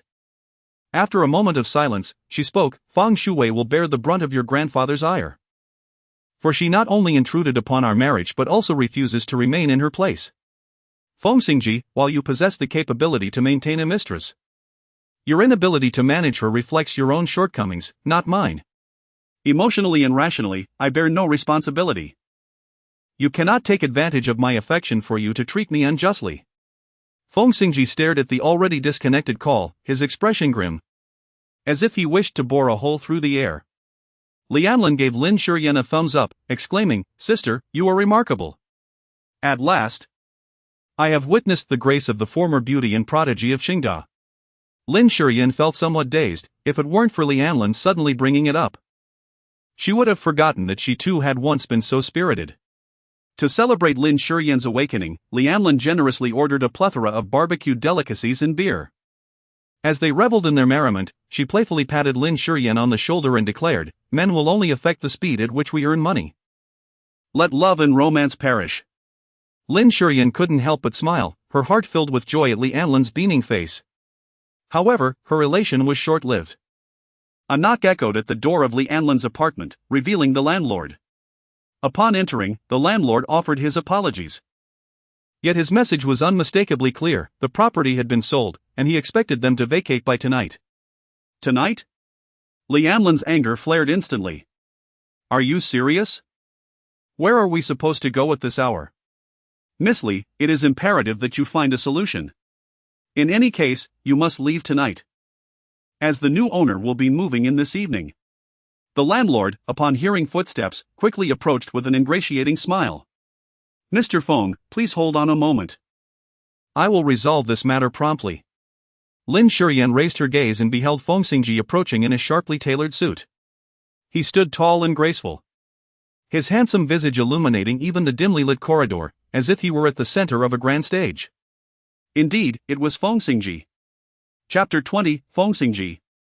You have no idea how much I long to seek solace in another's affection. Lin Shiyan stood up, somewhat surprised. What brings you here? Lin Shiyan pressed her delicate lips together, pondering whether all her emotions and sorrows were merely a performance in his eyes. If he believed it to be a game, then he ought to observe with a detached perspective, allowing me to indulge in my whims, for he knows well that I cannot bear the thought of divorce. If you wish to move away, then so be it. Lianlin grasped Lin Shiyan's arm, casting a fierce glare at Feng Xingzhi as she declared. So what if he purchased this entire apartment building? Tonight, we shall stay at a hotel, and tomorrow we will search for a new residence. I refuse to believe that Feng Xingzhi can acquire every property in the city. While I indeed cannot purchase every asset in the city, I can ensure that you find no refuge within it, Miss Li. If my memory serves me correctly, you are the public relations manager at Tang Corporation. The president of Tang Group is a close childhood friend of mine. Lianlin's complexion turned crimson, her anger surging forth as she recognized the underlying threat in Feng Xingzhi's words. Should she falter, she would no longer bear the surname Li. Just as she was about to retort, Lin Shiyan intervened, pulling her back. Lin Shiyan shook her head at Lianlin, fully aware of Feng Xingzhi's temperament. Confronting him would yield no benefits. Feng Xingzhi's expression softened. Then let us depart, Yan. Lianlin could not help but grasp Lin Shiyan's arm, feeling an overwhelming sense of reluctance. She was particularly discontented on Lin Shiyan's behalf. Yan was so exceptional, she should not be ensnared in a loveless and hopeless marriage. Please help me retrieve my handbag. Lin Shiyan gently squeezed Lianlin's hand. Do not worry, I will be all right. I have promised to let you lean on me, and I will never renege on my vow to ensure you enjoy a life of ease. Lin Shiyan's tone was gentle yet resolute. She had made up her mind to leave. Lianlin ultimately refrained from saying anything further, retrieving her handbag and telling Lin Shiyan, You may as well leave your belongings here, you might need them soon. With a defiant glance at Feng Xingzhi, she added, My dear Anlin is quite thoughtful. Lin Shiyan waved goodbye to Lianlin and followed Feng Xingzhi. By the time they returned to Zijing Garden, it was already late at night. Just as Lin Shiyan was about to open the car door to step out, she heard Feng Xingzhi's voice. He said, Tomorrow morning. Go to the old residence and speak with Grandpa, make sure he doesn't create any more trouble. Han Su is the only child of my uncle. He is not someone you can meddle with. If you do not understand the boundaries and insist on entangling with him, do not blame me for being impolite. Lin Shiyan's movements abruptly froze, and her complexion swiftly paled. She remained silent for an extended moment. Feng Xingzhi's expression grew somewhat displeased. Lin Shiyan, did you hear that? Feng Xingzhi. Lin Shiyan interrupted Feng Xingzhi's words, her gaze fixed on a certain void outside the car window, avoiding his eyes. I have always wanted to ask you, what kind of person am I in your heart? I have known you since I was 10, and now at 26. That spans 16 years, nearly 2/3 of my life. I have always loved you. My love for you is as essential as air. I cannot fathom what it would be like to not love you. So why do you think that after only meeting Han Su twice and exchanging a few words, I would easily fall for someone else? Feng Xingzhi was taken aback. He had never anticipated hearing such words from Lin Shiyan. In the next moment, a wave of emotions surged within him. He could not discern the precise nature of these feelings. But the shadow that loomed over him after seeing the dowry list prepared for Lin Shiyan by his grandfather seemed to dissipate. The overhead light in the car was on, casting a warm glow that illuminated her eyes, making them sparkle as if containing countless stars beautiful beyond belief. She smiled at him, sighing. Do you know how much I long to be able to fall for someone else? If this could be purchased, even at an exorbitant price, I would willingly make the effort. After uttering these words, Lin Shiyan fell silent, pushing open the car door to step out. Feng Xingzhi gazed at her retreating figure, aware that although she had not spoken, her breath and posture conveyed that she was still awake. Get out! Lin Shiyan suddenly sat up. Her eyes reddened with emotion as she gazed fervently at Feng Xingzhi. Leave this instant. Feng Xingzhi furrowed his brow. Lin Shiyan. If you do not depart, then I shall.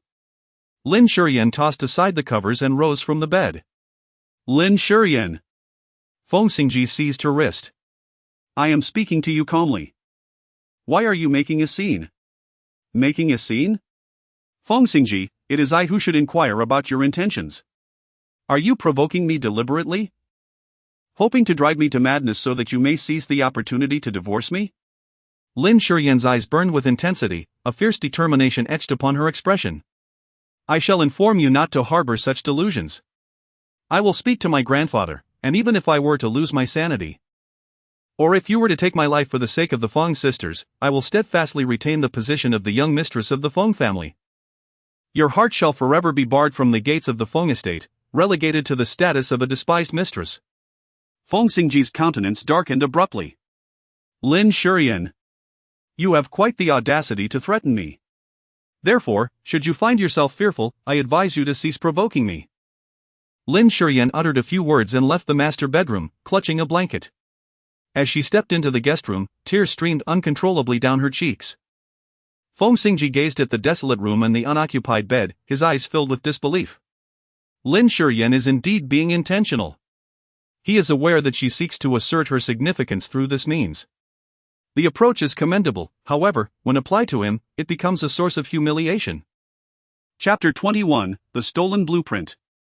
The following day, Lin Shiyan made her appearance at Xingyu Entertainment Company early in the morning. When Lin Shiyan arrived, Director and the others were already in a meeting. She was escorted by her assistant to the waiting area, where she met Yan Xiaoxiao, the designer from Lingguang. Yan Xiaoxiao is quite renowned in the industry. Unlike Lin Shiyan, who devoted much of her energy to her family after marriage, Yan Xiaoxiao has remained single. Since her graduation, she has dedicated herself to this profession and has achieved considerable recognition and experience in the field of fashion design. Lin Shiyan greeted her with a nod. But Yan Xiaoxiao merely turned away, her demeanor strikingly distant and indifferent. Lin Shiyan was somewhat taken aback but chose to remain silent. Tang Yunzhou, as the owner of Xingyu and the second largest investor in this film, was approached by a throng of admirers. With his chin held high and a proud demeanor, he reveled in the flattery directed at him. Suddenly, he caught sight of a familiar figure seated in the lounge, and he halted abruptly, inquiring, "What is she doing here?" Assistant Chen, noticing Tang Yunzhou's gaze fixated on Lin Shiyan, was somewhat surprised. This is Miss Lin Shiyan, a designer from Yunwan Studio. Do you know her, Mr. Tang? Assistant Chen's mind raced. If Lin Shiyan was acquainted with a figure as prominent as Tang Yunzhou, she could no longer be dismissed as a mere designer to be trifled with, and they would need to treat her with greater respect. We met not long ago. Assistant Chen cautiously observed Tang Yunzhou's expression, but he could not ascertain whether he and Lin Shiyan were familiar. Tang Yunzhou looked up and instructed, "You all go ahead. I need to make a phone call." Once everyone had departed, he immediately dialed Feng Xingzhi.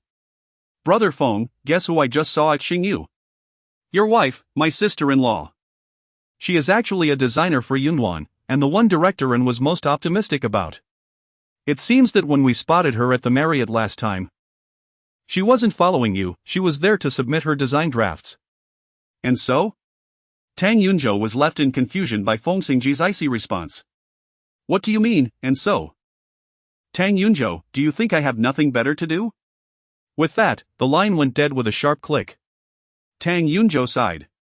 Perhaps he had become overly excited and forgotten that Brother Feng was indifferent to Lin Shiyan's endeavors. Before long, the meeting commenced, and Lin Shiyan followed Assistant Chen inside, taking a seat at the far end of the conference table beside Yan Xiaoxiao. Upon seeing Lin Shiyan, Feng Shuwei displayed a provocative expression. She intended to leverage Director N's film for her own success, but that was merely a pipe dream. This time, she would ensure that Lin Shiyan learned the true meaning of being a pawn for others. Lin Shiyan averted her gaze, disregarding Feng Shuwei. Instead, her eyes inadvertently fell upon the female lead, Luiyun, to whom she offered a friendly smile. At that moment, the office door swung open, and Tang Yunzhou strode in with purpose. The assembly rose in unison, greeting him, "President Tang, you have arrived." Tang Yunzhou assertively took his seat at the head of the table, his gaze sweeping across the conference room before resting on Feng Shuwei and Lin Shiyan. "I merely came to observe, please continue." Director N stood up and announced, "After an extensive selection process, I have decided to choose one individual from the designers Yan Xiaoxiao of Lingwang and Lin Shiyan of Yunwan to serve as the costume designer for this project. Imperial Command, let us first examine their design drafts. Director handed 2 brown paper bags to Tang Yunzhou, subsequently distributing copies to the others present. As Tang Yunzhou perused the designs, a frown creased his brow.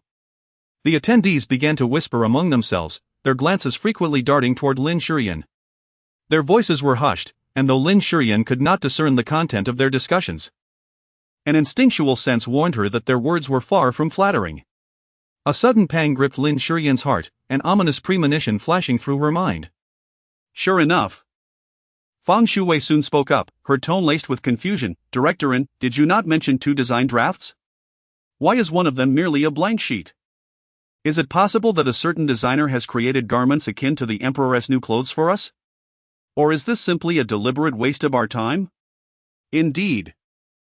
Even if someone feels inadequate and believes they cannot rise to the occasion of this design, we would understand.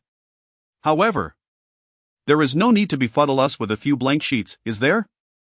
Perhaps a designer, feeling particularly self-important, has done this deliberately. Tang Yunzhou expressed his curiosity. Can someone explain this matter to me?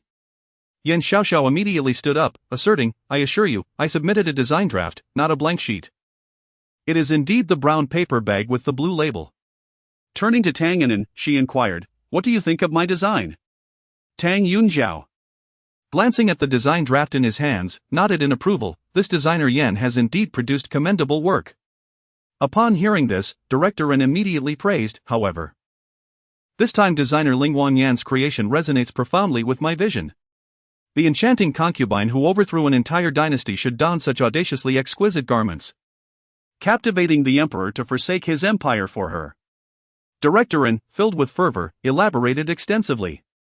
Seizing the opportunity, Feng Shui suggested, since Director Ren is so satisfied, let us appoint Yan Xiaoxiao as the costume designer for Imperial Decree. Director Ren nodded in agreement, and Yan Xiaoxiao became exhilarated, feeling she had finally succeeded. Wait a moment. At that precise moment, Lin Shiyan spoke up, drawing the attention of everyone in the conference room. Feng Shui signaled Yan Xiaoxiao with a glance. Yan Xiaoxiao immediately retorted. What do you mean, Designer Lin? Tang and Director Ren have already chosen me. Are you attempting to obstruct this? Are you perhaps unwilling to accept defeat? I merely wish to examine the design draft. Lin Shiyan interjected as Yan Xiaoxiao attempted to speak further. Is there something in designer Yan's design draft that cannot be revealed? Of course, there is nothing to hide. I only worry that you, a failure, might leak the drawings, causing unnecessary losses to the production team. Yan Xiaoxiao's words found consensus among all present. What could possibly be leaked by merely glancing at it? If one glance could reveal the drawings, then anyone present here would have the opportunity. As Tang Yunzhou spoke, he tossed the drawings in front of Lin Shiyan. Yan Xiaoxiao, momentarily stunned, rushed to seize them. However, Lin Shiyan had already grasped the drawings. Upon seeing the designs before her, Lin Shiyan could not help but smile, declaring with resolute conviction, Designer Yan, should this drawing qualify you as the costume designer for Imperial Decree, I cannot concur, for this is my design. Chapter 22, Not Slim Enough, Not Busty Enough. As Lin Shiyan's words resonated throughout the conference room, a wave of astonishment swept over the attendees. Yan Xiaoxiao abruptly rose, vehemently exclaiming, You're spouting nonsense. We all witnessed that this blueprint was taken directly from my brown paper bag. It became clear to me why designer Lin submitted a blank sheet. She was not crafting the emperor's new clothes but rather attempting to usurp designer Yan's creation.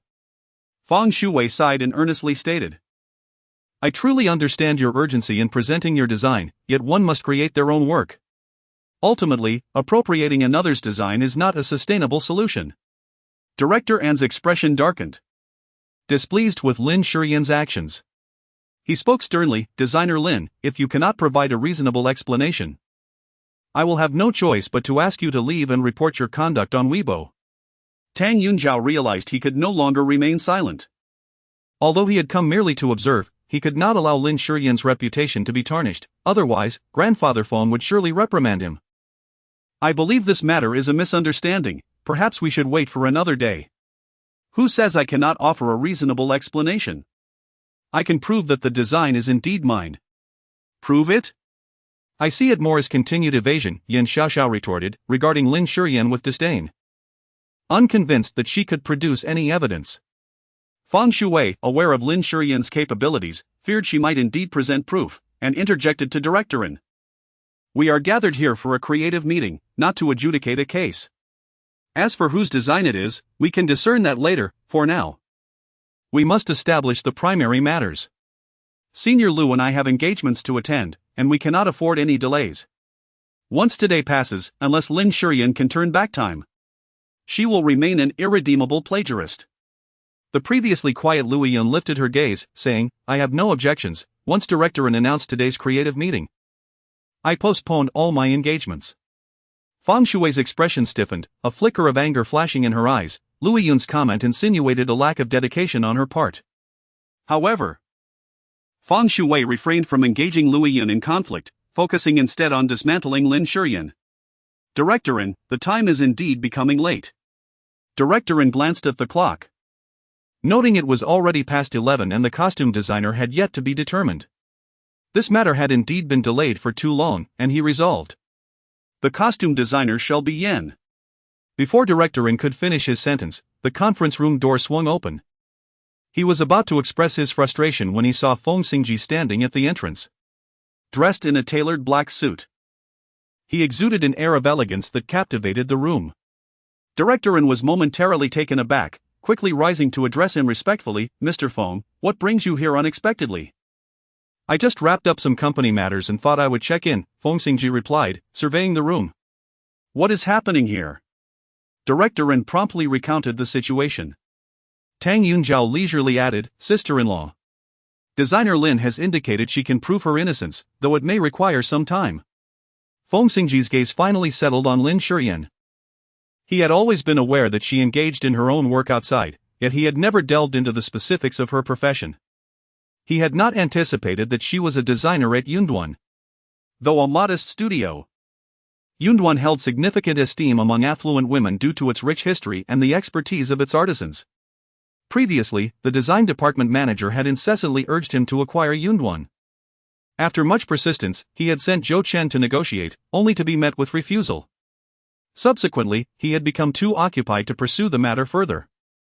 Feng Xingzhi finally spoke. Designer Lin, are you not to prove your innocence? Why do you hesitate? I am indeed proving my innocence. Lin Shiyan set down her pen and held up the blank sheet before the assembly, declaring, this is my evidence of innocence. The crowd looked on in bewilderment. What did Lin Shiyan mean by this? How could she present Yin Xiaoxiao's design again? Feng Shui smirked. Designer Lin, presenting Yan's blueprint as proof of your innocence seems rather inappropriate, does it not? Was it not just stolen from you? Lin Shiyan met Feng Shui's gaze firmly. This blueprint is one I just drew. How could that be? Lu Yun interjected, it is true, I have been observing designer Lin closely. Lin Shiyan unexpectedly glanced at Lu Yun, surprised that she would actually assist her. Yin Xiaoxiao remarked, even if you manage to draw it now, what of it? You've already seen my blueprint, reproducing it is quite simple. Since designer Yen finds it so easy, why don't you draw it again?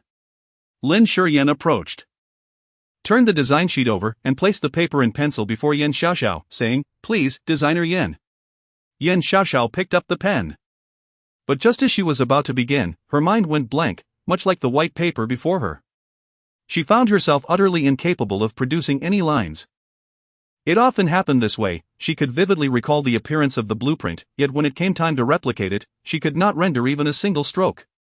Soon, others also discerned from Yin Xiaoxiao's reaction that she was entirely at a loss. It was utterly incomprehensible. Morong Rong had barely spent a minute reviewing the blueprint, yet she was able to recreate it flawlessly, while Yin Xiaoxiao, as a designer, could not reproduce the drawing. Anyone could see that something was amiss.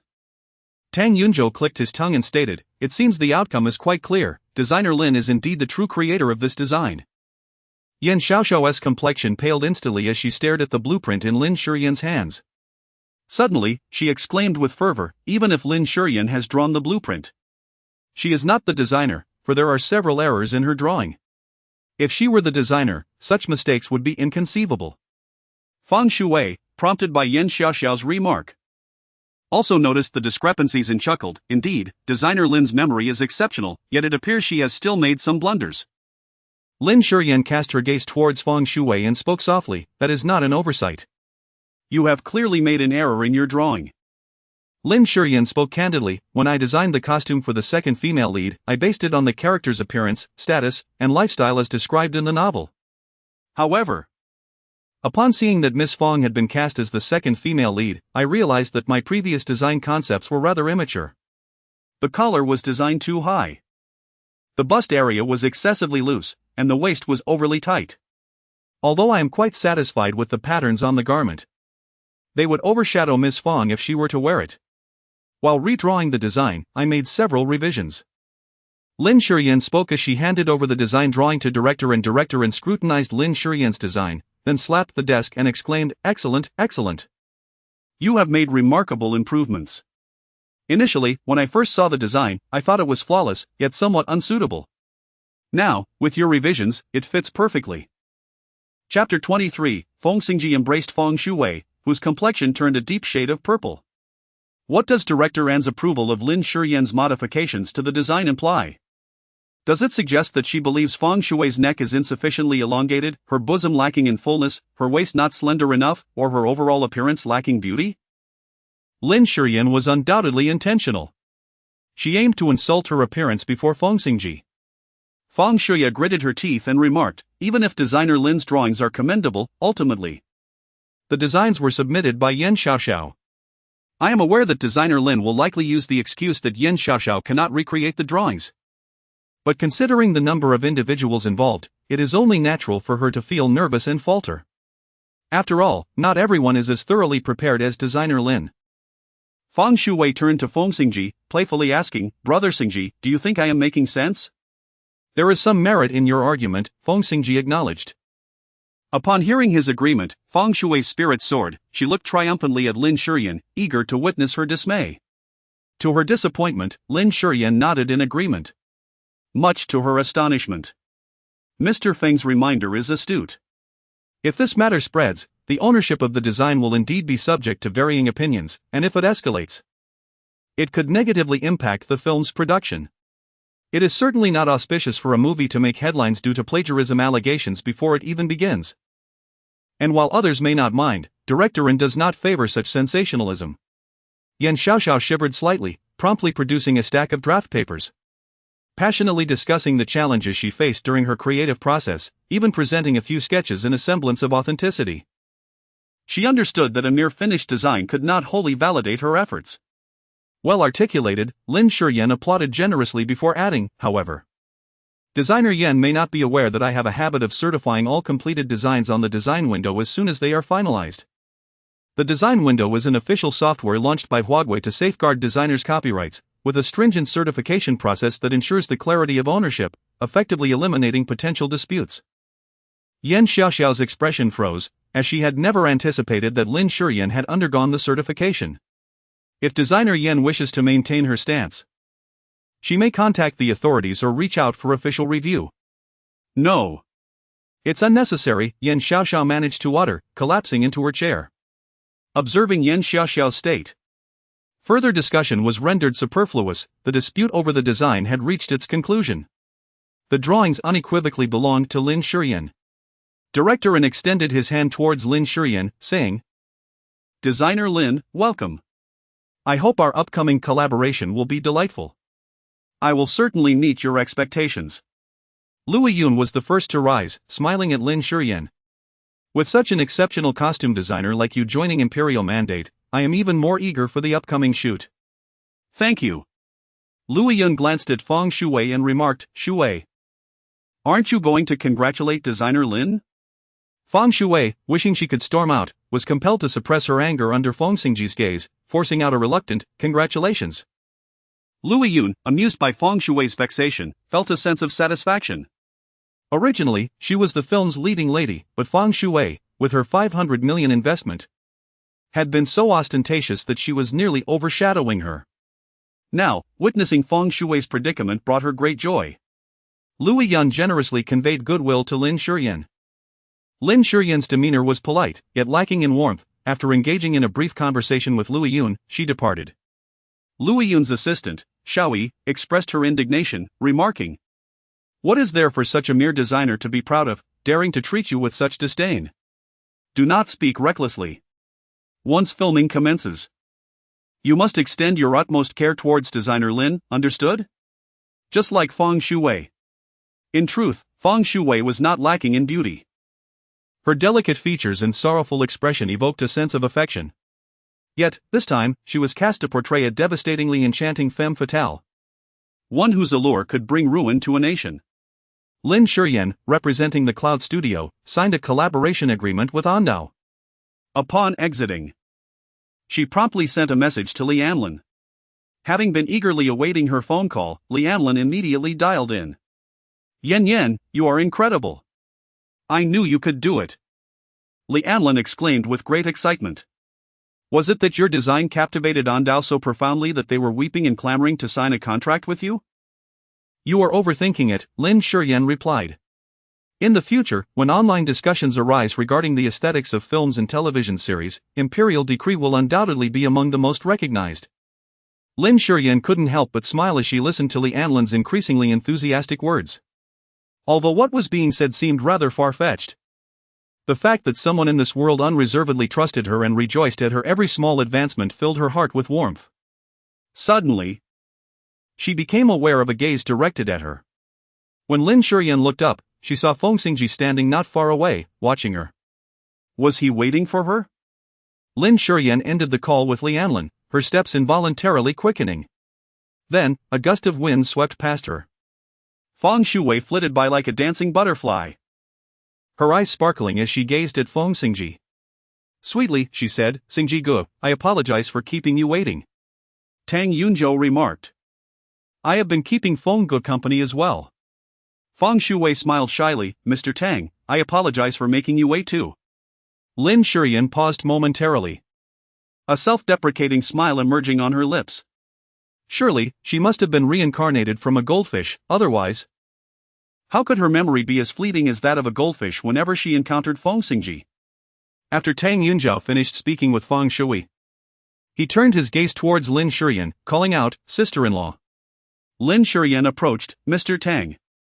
Upon noticing Lin Shiyan's proximity, Feng Xingzhi instinctively wrapped her arms around Feng Xingzhi's arm, leaning against him like a tendril. Feng Xingzhi raised his hand, intending to withdraw his arm, but in that moment, he found himself unable to move. Feeling Feng Xingzhi's trembling form, he ultimately refrained from pushing her away. Chapter 24, You Bear an Uncanny Resemblance. Lin Shiyan observed the intimate exchange between the two individuals, a chill settling in her gaze as she spoke softly. "Xingzhi, might you consider retracting your hand and adjusting your position? You are a man, a married man at that. And to be so close to Miss Feng in public is quite improper. If a reporter happens to capture this moment, it would be difficult to justify it under the guise of promoting your new drama, don't you think?" Feng Xingzhi furrowed his brow. "Is this all you wish to convey?" "Certainly not," she replied, her words deliberate. "What I truly want to express is that seeing my husband embraced by another woman brings me considerable discomfort." "Feng Xingzhi, it pains me to witness you holding another woman." Tang Yunzhou couldn't help but glance at Lin Shiyan, offering her a silent thumbs up. Regardless of Lin Shiyan's reputation within their small circle, he thought her rather commendable. At the very least, she articulated her thoughts with clarity and candor. It was perplexing how women had come to adopt the habit of speaking in half-truths, cloaking it under the guise of modesty. He simply wanted to scoff. The purpose of speech is to communicate and diminish misunderstandings, not to practice restraint. No one possesses the ability to read another's mind. Feng Xingzhi quickly interjected. "Sister, I merely assisted him when I saw Brother Xingzhi become overly excited. I did not intend anything inappropriate. Please do not misconstrue my actions and create discord with Brother Xingzhi over this matter." Lin Shiyan remained silent as she moved aside to push the mobile flower stand that had been placed in the corner. She beckoned to Feng Xingzhi, saying, "Since you cannot stand steadily, quickly support the flower stand."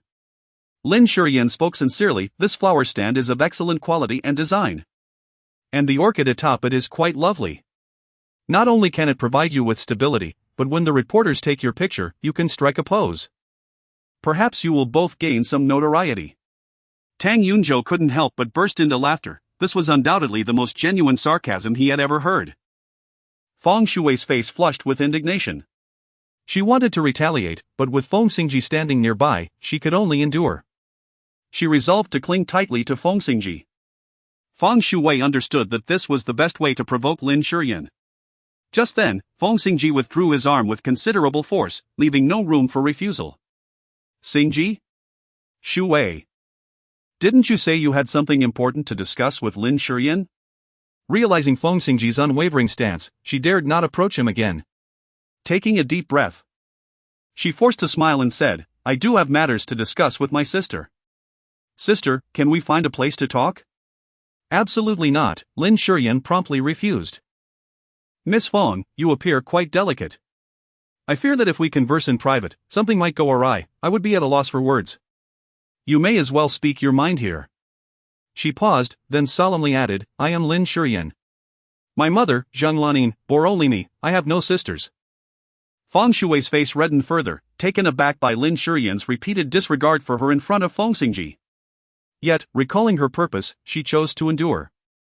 In truth, the only reason I asked Xingzhi to bring me to see you today is that I hope when you design the costumes for the imperial edict, you will strive to remain faithful to the original work and embody the character of the favored concubine. Lin Shiyan suddenly realized, no wonder you needed to bring Feng Xingzhi into this request. She scrutinized Feng Shui and sighed deeply, saying, this is my duty. And I shall certainly endeavor to fulfill it. Lin Shiyan did not utter a single word, however. Her slightly furrowed brows and the sigh embedded in her tone vividly conveyed the burden of Feng Shui's request. This instantly recalled the earlier meeting, where Lin Shiyan elaborated on the modifications to the design draft, her neck too short, her bust insufficiently ample, her waist lacking in delicacy. A chuckle escaped Tang Yunzhu, who quickly covered his mouth, apologizing, I truly did not mean to, I simply could not contain myself. Feng Shui's eyes brimmed with tears as she plaintively exclaimed, Xingzhi Gu, Sister Lin must still be angry with me, she is intentionally trying to embarrass me. Feng Xingzhi furrowed his brow and turned to Lin Shiyan, inquiring, what do you have to say? Lin Shiyan sighed and remarked, I am a designer for the cloud, representing its interests. As a professional, I shall not allow personal grievances to impede my work. She continued, I assure you, I have no intention of causing any harm to Miss Feng, there is simply no necessity for it. If you truly doubt my sincerity, perhaps it would be wise to engage another expert to oversee Miss Feng's styling. The essence of her words was that an explanation might be more detrimental than silence. Ultimately, the underlying message was a veiled suggestion that Feng Shui possessed an unremarkable appearance. Feng Shui was on the verge of exploding with indignation. Casting a more sorrowful glance at Feng Xingzhi, seeking his support in her defense, Lin Shiyan, growing weary of the entanglement, excused herself and headed to the restroom. Feng Shui clung to Feng Xingzhi's sleeve, pouting, could you assist me? I dread being ridiculed for my appearance once the film is released. Feng Xingzhi, observing Feng Shui's imploring expression, furrowed his brow and replied, I have long advised you that if you wish to avoid public mockery, you ought not to accept this role. Feng Shui. As Lin Shiyan stood before the wash basin, washing her hands, a figure suddenly appeared beside her. It was Feng Shui. Gritting her teeth and with a fierce expression, she spoke, Lin Shiyan, do not delude yourself into thinking that securing the design contract for the Emperor's command equates to victory. You are exceedingly naive, as long as Xingzhi stands by my side, you shall forever remain the loser in my presence. Lin Shiyan gazed at Feng Shui for a while before suddenly saying, please remember to transfer the 500,000 into my account promptly. What 500,000? Have you lost your mind? My apologies, Lin Shiyan replied, as if just realizing something, with a tone of regret. I mistook you for that girl who was always by Xingzhi's side. After she crashed into my car that day, she vanished without a trace, refusing to compensate me. When you walked in, I thought you were her. I merely wanted to remind her to settle the matter quickly, or else it might escalate to legal proceedings. Miss Feng. I sincerely apologize, but this truly isn't my fault, you both bear an uncanny resemblance. Together, one could play a game of matching pairs. In any case, I am profoundly sorry and hope you can forgive my presumption. Lin Shiyan offered a heartfelt apology, yet Feng Shui was on the verge of exploding with anger. Her greatest pride lay in her appearance. although she was acutely aware that her looks were not among the elite in the entertainment industry. She bore a striking resemblance to her sister Feng Yaoi. This singular trait garnered her the unwavering attention and care of Feng Xingzhi, which ultimately secured her current standing. Thus, despite the rampant trend of cosmetic surgery within this realm, she had never contemplated altering her cherished visage. However, to her dismay, this invaluable asset was deemed easily replaceable by Lin Shiyan. Even more unsettling was the realization that Lin Shiyan spoke the truth. She was all too aware of the numerous women who had come and gone in Feng Xingzhi's life over the years. The very capital she relied upon was, in fact, readily interchangeable. At that moment, Feng Shuai was engulfed by an overwhelming sense of trepidation. Chapter 25. Surely, Feng Xingzhi was lacking in the evening. After departing from Shengyu Entertainment, Lin Shiyan received a call from the pawn shop. The manager expressed regret, stating, "Miss Lin, I apologize, but I have attempted several times to reach the buyer without success." Lin Shiyan earnestly implored the manager to make another effort, her eyes filled with a sense of melancholy. Just after hanging up the phone, Lin Shiyan received a call from her mother-in-law, Han Fenghua. "Shiyan, Ying and I will be heading to Zhejiang Garden in an hour." Lin Shiyan was about to speak when Han Fenghua had already hung up the phone. Without a moment's hesitation, she turned the car around and headed towards Zhejiang. On the way, she called Anjin, instructing her to promptly prepare fruits and snacks according to her mother-in-law's preferences, and to hastily get dinner ready as well. Having been married to Feng Xingzhi for 3 years, this was her first visit to Zhejiang since moving out of the ancestral home. Although her mother-in-law had never made things difficult for her, her demeanor had always been rather aloof, and they were not close. Now, with an unexpected visit on the horizon, Lin Shiyan felt quite anxious. Ding dong! A WeChat message arrived. It was from Feng Ying, containing a series of menus that included not only snacks and beverages but also the main dishes. "Feng's younger sister, knowing that it is your first time hosting your mother-in-law alone, I'm sharing this menu with you. No need to thank me, but if you must, a little pocket money would be nice. Feng's younger sister, they say that once you cross the river, you might dismantle the bridge. Yet you haven't even crossed it yet and already wish to take it down." Lin Shiyan, you are mistaken, it is the river that yearns to cross. Yet the bridge remains unwilling to be constructed. Feng's younger sister. Those years were ultimately a misallocation of affection. Lin Shiyan smiled gently and, after a moment's contemplation, decided to call Feng Xingzhi once more. He did not answer, so Lin Shiyan sent him a message on WeChat. Lin Shiyan hurriedly washed her hands and went to the entrance to greet her. "Mother, you have arrived." Han Fenghua's demeanor was frigid, exuding the aloofness of a noblewoman. After respectfully inviting Han Fenghua into the living room, Lin Shiyan prepared a cup of rose tea. "Mother, please enjoy this tea," she offered. However, Han Fenghua did not accept it. She didn't even glance at the cup and merely replied indifferently, "Just place it over there." Lin Shiyan dared not utter a word, standing respectfully beside Han Fenghua, hardly daring to breathe. Feng Ying observed Lin Shiyan's demeanor, resembling that of a dutiful daughter-in-law, and promptly remarked, "Mother, look how thoughtful Yan Yan is. She has prepared all your favorite dishes. Even this floral tea is brewed just the way you like it. Truly marvelous." Feng Ying's exaggerated tone shattered the increasingly oppressive atmosphere between the two. Han Fenghua cast a glance at her daughter and replied coolly, "Do you take me for an ignorant old woman?" Feng Ying, playfully linking her arm with Han Fenghua's, cooed, "Mother, what nonsense are you speaking? Where in this world can one find a grandmother as beautiful as you?" "Yan Yan, am I not right?" Lin Shiyan immediately responded, "You are absolutely correct, but only partially so. Her beauty is merely one facet of my mother's virtues. What is even more commendable is her graceful demeanor and dignified conduct. As the saying goes, a wealth of knowledge brings forth an innate elegance, and that perfectly describes my mother." Feng Ying gave Lin Shiyan a thumbs up, exclaiming, "Sister, you are remarkable. Your praise is truly exceptional." Lin Shiyan chose to feign ignorance. Although there was an element of flattery in her words, her mother-in-law, Han Fenghua, hailed from a prestigious family, and her excellence was indeed widely acknowledged. Han Fenghua's expression softened slightly as she cast a casual glance at her. "Why are you standing there? If others see you, they might think I, as your mother-in-law, treat you poorly." You are the most wonderful mother-in-law in the world, treating me like your own daughter. If anyone says otherwise, they are surely attempting to sow discord, Lin Shiyan replied with heartfelt sincerity. Of course, Feng Xingzhi was preoccupied with Feng Shuya, perhaps even suspecting that she was deliberately trying to deceive him in this manner. Han Fengwa nodded slightly, choosing not to pursue the matter further. This incident would be considered resolved. Lin Shiyan let out a sigh of relief. Anshin approached and said, "Madam, the ingredients are ready, we can start cooking." Lin Shiyan promptly said, "Mom, please have a seat. I will prepare a dish, and we shall soon dine." "Yen, you are truly thoughtful, even cooking for your mother-in-law," remarked Han Fengwa.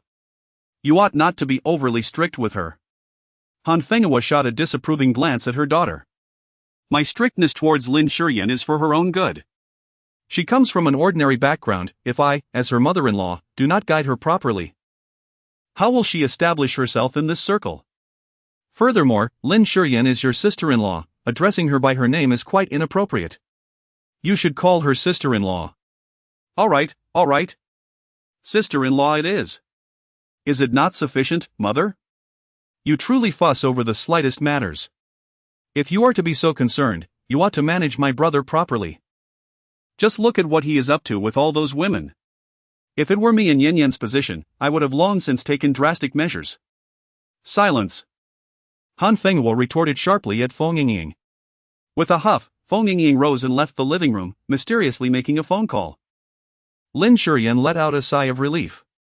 At the dining table, Han Fengwa inquired about Lin Shiyan's daily life with Feng Xingzhi. Suddenly, Han Fengwa asked, "Xingzhi, have you had a quarrel with Shiyan? Or has she done something wrong that has caused you to be quite displeased with her?" "No, she is very understanding now." Feng Xingzhi remained silent, his gaze inevitably resting upon Lin Shiyan. In the past, Han Fengwa never concerned herself with his private matters. The current interrogation could only be explained by a significant shift in her attitude. Feng Xingzhi immediately exclaimed, "Mom, look! In your presence, my brother dares to glare at his sister-in-law. When you are not around, he may well bully her. He might even confine her daily, withholding food and water." "Sister-in-law! You are truly unfortunate."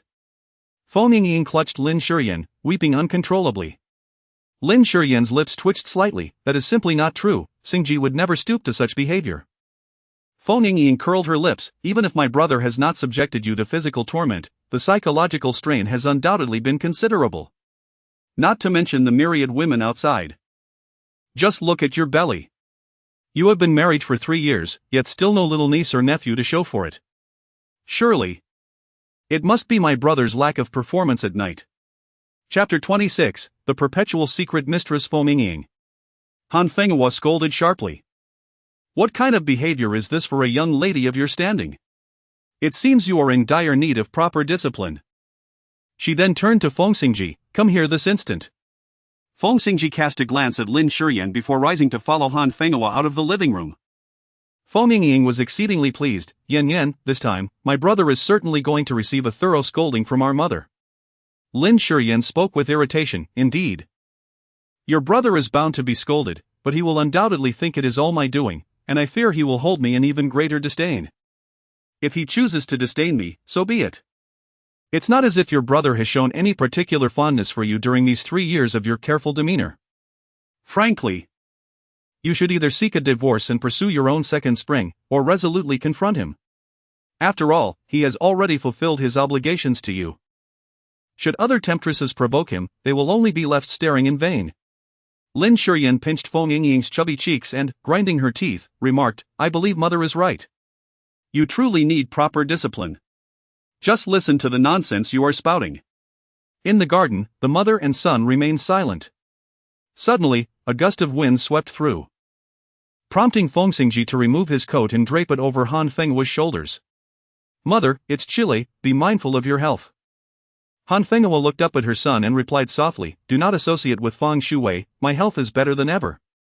Feng Xingzhi furrowed his brow and said, "Why mention Shuwei? She has shown considerable maturity these past years." Feng Shuwei has demonstrated maturity? Han Fengwa laughed derisively, her eyes filled with scorn. "When did you become blind?" If she were truly sensible and well-behaved, would she have previously scarred her own face to force Lin Shiyan to apologize, or thrust herself into the spotlight? Feigning injustice and threatening to leap from a building? Han Fenghua spoke bluntly. Feng Xingzhi, do not tell me you are both blind and foolish, unable to comprehend this matter. When your grandfather and I neglected you, it was to allow you time to gradually accept Lin Shiyan. Feng Xingzhi's brow tightened as he could not help but interject. I understand Feng Shui has acted out of line, but this has no connection to Yahweh. If it weren't for Yahweh's desperate blood donation, I would have long since perished. Han Fenghua replied, if it were not for that life-saving grace, do you think your grandfather and I could tolerate Feng Shui's antics? However, there exists a line that should not be crossed. Even as my son, you cannot exceed it. Otherwise, as your elder, I can only devise ways to assist you. Feng Xingzhi fell silent, his expression taut. Han Fenghua sighed, I understand you dislike being forced, but you must consider not only yourself but also our family. Your father passed away early, and your second uncle has taken advantage of that to seize control of the Feng family. Although you now oversee the Feng family, your second uncle is merely lying in wait. Feng Xingzhi's expression shifted, and he finally lowered his head. Mother, I understand. A glimmer of satisfaction flickered in Han Fenghua's eyes as she turned to her son. Remember what I have told you. Yingying, let us depart. Ah, are we leaving already? Feng Yingying protested, Mother, it's still early, why don't we stay a bit longer? It would be better to keep an eye on my brother. What nonsense! Your brother is not a criminal, Han Fenghua frowned, clearly displeased. She then looked at Feng Xingzhi. Xingzhi, what do you think? Feng Xingzhi replied, Jinma. Please prepare the guest room. Jinma acknowledged, and Lin Shiyan followed suit. Although Han Fenghua was strict, she was not difficult to please. Upon seeing the room Lin Shiyan had arranged, she nodded and said, You have worked hard today. Lin Shiyan hurriedly felt a sense of hesitation. Feng Yingying leaned close to Lin Shiyan's ear and whispered, An opportunity has been created for you, give it your all. After saying this, she accompanied Han Fenghua into the room. Lin Shiyan noticed that her mother-in-law had already settled down for the night, and she let out a long sigh of relief. Just as she was about to speak to Feng Xingzhi, Anjin, observing the sudden change in Feng Xingzhi's demeanor, cautiously remarked, Madam, the eldest master appears quite displeased. Almost as if he is enraged. Lin Shiyan brought a cup of hot water into the study. Have a sip. Ah! Before Lin Shiyan could finish her words, the teacup in her hand was knocked over onto the floor by Feng Xingzhi. What are you doing? Lin Shiyan furrowed her brows. Feng Xingzhi's piercing gaze met her deep, dark almond eyes, filled with fury. Lin Shiyan, you've become quite audacious, learning to speak ill of others in front of mother? What ill have I spoken? Lin Shiyan was utterly bewildered. I have long suppressed the incidents involving Feng Shui's facial injury and her threats to jump from the building. Mother cannot possibly know. Unless. Of course, you voluntarily inform her, seeking to use her hand to suppress me.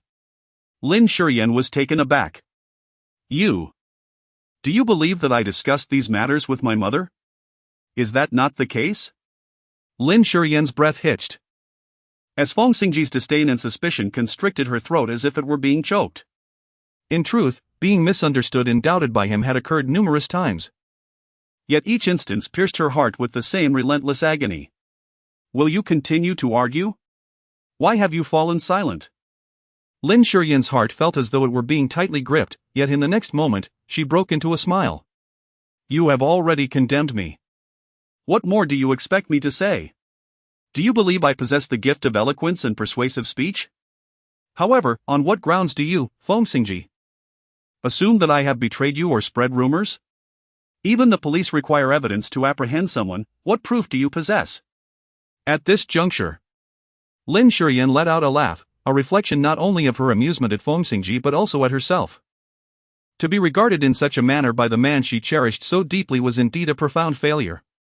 For as long as I remain married, seated in the position of the young mistress of the Feng family, both Feng Shuya and Feng Shui shall eternally be relegated to the shadows as mere mistresses. Chapter 27, Let Us Have a Child, Lin Shiyan. Feng Xingzhi. Lin Shiyan gazed resolutely at Feng Xingzhi, her eyes ablaze with an unwavering intensity, akin to a fierce and unquenchable fire, as if she aimed to scorch him with her fervor. The atmosphere between them abruptly tightened, brimming with an impending storm. Feng Xingzhi suddenly chuckled. Your relentless antics reveal your true desire, loneliness in the spring chamber, yearning for my company, is it not? Very well, I shall indulge you today. Lin Shiyan's pupils constricted. Before she could react, Feng Xingzhi had already pushed her onto the desk. In the next moment, he leaned over her, pinning her beneath him. The cold, unyielding surface of the desk was exceedingly uncomfortable, while the weight of the man pressing down on her rendered her utterly immobile. Lin Shiyan felt an overwhelming discomfort as she pressed her small hands against Feng Xingzhi's chest, her brows furrowing in distress. Feng Xingzhi, you're hurting me, I feel quite uncomfortable. Could you please give me some space? Does it hurt? Then just endure it, after all, you are married to me. Which means you are meant to be at my side, Feng Xingzhi replied, his voice resonating with authority. As his words hung in the air, his breath enveloped her. And he lifted her chin to kiss her. This kiss descended upon her like a tempest, forceful and fervent. Seizing every trace of sweetness within her mouth and claiming each soft inch of her being. Throughout the 13 years of unrequited love that preceded their 3 years of marital life, her intimacy with Feng Xingzhi had been scarce. Thus, despite the slight pain his kiss caused, Lin Shiyan found herself irresistibly drawn into his embrace. Her once rigid body softened, and her arms instinctively wound around his neck. Xingzhi. Lin Shiyan murmured unconsciously, her eyes, veiled in mist, lifted inadvertently, colliding with Feng Xingzhi's gaze. In that moment, it felt as though a bucket of icy water had been poured over her. Unlike her own descent into infatuation and sweetness, Feng Xingzhi's eyes were frigid and indifferent. Resembling a profound ancient well, untouched by the slightest ripple. Lin Shiyan suddenly regained her senses. Realizing that this moment of intimacy was but a source of embarrassment and punishment bestowed upon her by Feng Xingzhi. Yet, to her surprise, she felt a sense of joy. Lin Shiyan felt a chill deep within her heart, yet she refrained from pushing Feng Xingzhi away. Instead, she tenderly kissed his chin, then his neck. And when she reached the area around his collarbone, she suddenly bit down. Feng Xingzhi gasped sharply in pain, furrowing his brow, and with a hint of displeasure, he asked, Lin Shiyan, what are you doing? Apologetically, Lin Shiyan pressed her soft lips against the mark she had left on his collarbone. Gently kissing it again and again, I simply couldn't help myself, Xingzhi. Lin Shiyan raised her eyes to Feng Xingzhi and said, How about I schedule a surgery for you tomorrow? What kind of surgery? Feng Xingzhi inquired casually, his breath slightly labored. As if a delicate flame had been ignited by Lin Shiyan's touch. A tubal ligation reversal, Lin Shiyan's voice grew softer, more tender. Once you recover, we can have a child. This way, Grandpa will be at ease, and Mom will feel secure. I will also solidify my position as the young mistress of the Feng family. Not only will we secure our future, but the child will also occupy a significant portion of my energy, alleviating your concerns about me getting into trouble with Feng Shuwei. It's a win-win situation. Don't you think? You misunderstand, I genuinely have everyone's best interests at heart. Lin Shiyan's expression was filled with sincerity. Feng Xingzhi released Lin Shiyan, stepping back to create distance between them. Give up, I will not agree to this. That's all right, you can take your time to think it over, Lin Shiyan replied. Descending from the desk and adjusting her attire. After Lin Shiyan finished her evening routine, she nestled into her blankets. Initially, she believed that slumber would elude her. Yet to her surprise, it wasn't long before she drifted into a deep sleep. The following day, when Lin Shiyan awoke, she found herself nestled in Feng Xingzhi's embrace. Her arms were tightly wrapped around his strong waist, and her long legs entwined around him like seaweed, their posture intimate, akin to that of a loving couple. She seldom had the opportunity to be so close to him, so intimately intertwined, their breaths mingling as though they were one. Lin Shiyan could not restrain herself from raising her finger, delicately tracing the contours of Feng Xingzhi. Suddenly, her wrist was seized. Lin Shiyan lifted her gaze and noticed that Feng Xingzhi had awakened. In his pair of dark eyes still lingered traces of sleepiness, gone was the usual indifference and aloofness. Replaced instead by a hint of tenderness. Lin Shiyan could not help but smile. Good morning, Xingzhi. After embracing him long enough, she finally released her grip. Feng Xingzhi had already awakened and found Lin Shiyan nestled in his arms, displaying a hint of impatience. Last night, as soon as he lay down, she rolled into his embrace. He had lost count of how many times he had attempted to distance her, yet each time, mere minutes would pass before she returned. Initially, Feng Xingzhi contemplated retreating to the guest room, but considering his mother and sister residing in the living room, he reluctantly stayed. However, enduring the night had reached its limit. Lin Shiyan responded, nuzzling against his chest before closing her eyes once more. Feng Xingzhi's expression darkened, his tone laced with warning. Lin Shiyan, you mentioned that I should embrace you until I felt satisfied enough to let go. I believe it may take an entire lifetime before I can truly release you. When contemplating such a lengthy duration, I think it would be wiser to indulge in a little more sleep. Lin Shiyan, it is time to exercise restraint. Unable to tolerate any longer, Feng Xingzhi finally pushed her away. Lin Shiyan gazed at the vanishing figure of Feng Xingzhi and couldn't help but murmur to herself. Why can't he show a little more patience towards me? By the time the two had changed their clothes and descended the stairs, Han Fenghua was already seated at the dining table. Lin Shiyan expressed her sincere apologies, saying, "Mom, I am truly sorry for waking up late." To her surprise, Han Fenghua did not display any anger. Instead, she nodded and gestured for Lin Shiyan to take a seat. Lin Shiyan did not immediately take a seat. Instead, she first ladled a bowl of chicken congee for Han Fenghua and then poured a cup of hot milk for Feng Xingzhi. Just as she was about to inquire if Feng Xingzhi would like another bowl of congee, his phone on the dining table illuminated with a message. It was a WeChat notification from Feng Shui. In that fleeting glance, Lin Shiyan caught sight of the message's content, which included 2 alluring long dresses. Feng Shui, Xingzhi. Could you help me decide which gown looks better? Sister Zhang asked me to choose an outfit for the charity gala, but I am at a loss. Please assist me. Noticing the displeasure in Lin Shiyan's gaze, Feng Xingzhi remarked, Lin Shiyan, do you have no manners? How dare you pry into my phone? Lin Shiyan said apologetically, Dear, I am truly sorry. I should not have intruded upon the messages Miss Feng sent you. I assure you it will not happen again. Please do assist Miss Feng in selecting her attire promptly, lest she catch a cold in such thin clothing. Chapter 28, Promise me to love Feng Xingzhi forever. Assist Miss Feng in selecting her attire? What sort of clothing are we discussing? Han Fenghua immediately inquired. Lin Shiyan, with a sense of concern, interjected before Feng Xingzhi, it's just one of Xingzhi's female friends. I glanced over and saw her expressing distress about whether to wear a revealing dress or a backless gown for the charity gala. Han Fenghua's expression instantly darkened as she extended her palm towards Feng Xingzhi, demanding, Hand me your phone. Feng Xingzhi frowned, Mom. What? Have you grown wings? Is my authority as your mother no longer effective? Or do you want me to confront her right now? Han Fenghua's tone was grave, evidently irked. With no other option, Feng Xingzhi reluctantly handed over his phone. Han Fenghua promptly located Feng Shui's WeChat and initiated a voice call. The call connected swiftly, and Feng Shui's sweet voice rang out. Xingzhi Gu. Miss Feng, Han Fenghua's tone was stern, you and my son are of different genders. For trivial matters like choosing an outfit, it would be better to consult those around you. Otherwise, should anyone catch wind of it, the impact on your reputation would be minor. But if this leads to discord between my son and his partner, that would be your fault. After delivering her sharp admonition, Han Fenghua hung up and tossed the phone onto the dining table. Feng Xingzhi furrowed his brow. Mom, you shouldn't intimidate Shui, she is timid. Han Fenghua scoffed, Timid? Which of her actions could possibly be deemed as timid? If she were truly timid, she wouldn't have played the role of a mistress. Feng Shui is not a mistress. Feng Xingzhi's expression darkened as he solemnly defended her. Han Fenghua's face grew icy. Are you raising your voice for that woman? The atmosphere between mother and son became tense.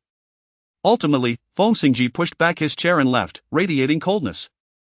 Han Fenghua, visibly agitated, slammed her chopsticks onto the table.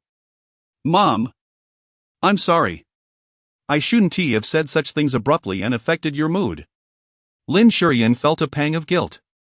Earlier, upon witnessing Feng Shui's early contact with Feng Xingzhi and her overt remarks, she had intentionally provoked Feng Xingzhi out of displeasure, not anticipating that Han Fenghua would stand up for her. It was well known that her mother-in-law was typically stern, although she had never been harsh with Lin Shiyan. They were not particularly close, yet now she was consistently defending her. Lin Shiyan felt an indescribable gratitude in her heart. Han Fenghua shook her head, stating, "Indeed. Someone is at fault in this matter, but that person is not you." Suddenly, she grasped Lin Shiyan's arm, her gaze piercing and intense. "Lin Shiyan. Promise me that you will forever love Feng Xingzhi." Lin Shiyan was taken aback. Han Fenghua urged more fervently, "Promise me." Lin Shiyan instinctively nodded, "I promise you. I will love him forever." Only then did Han Fenghua reveal a smile. After Lin Shiyan accompanied Han Fenghua for breakfast and departed. She had just stepped out of the villa's entrance when she spotted a black Rolls-Royce parked at the gate. Lin Shiyan paused in her steps, instinctively wanting to evade. But it was already too late. Feng Xingzhi's gaze turned towards her. "Get in the car." Lin Shiyan had no choice but to force herself into the car. "Lin Shiyan. I am sorry." She immediately apologized. "Please forgive me, I was momentarily blinded by jealousy, and it will not happen again." Feng Xingzhi let out a cold laugh. "You certainly admit your fault swiftly." "What can I do?" Lin Shiyan sighed, speaking sincerely. "If I don't acknowledge my mistake, you would surely be upset. But you must also understand my feelings. It is entirely natural for me to feel jealousy when I see the man I cherish conversing so intimately with another woman." With her eloquent words, Feng Xingzhi scoffed, yet his inner displeasure eased considerably. He warned Lin Shiyan, "This is the first and last time. Do not think that just because your mother and grandfather support you, you can act with impunity. You are aware of my boundaries. Are your boundaries defined by Feng Shui or Feng Yuan? My dear husband, can you still distinguish between them?" "Lin Shiyan." Feng Xingzhi's brow twitched.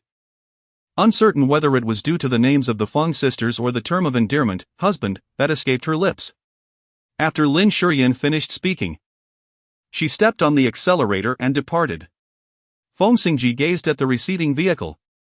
His expression dark and filled with discontent as he enveloped himself in a chilling aura and entered his car. Zhou Chen promptly started the engine and observed Feng Xingzhi through the rearview mirror. Feng Xingzhi lifted his eyelids, irritation evident in his tone as he remarked, "Speak plainly. What are you hesitating for?" Moments ago, Miss Feng had called, inquiring about the time he would pick her up for the charity gala this evening.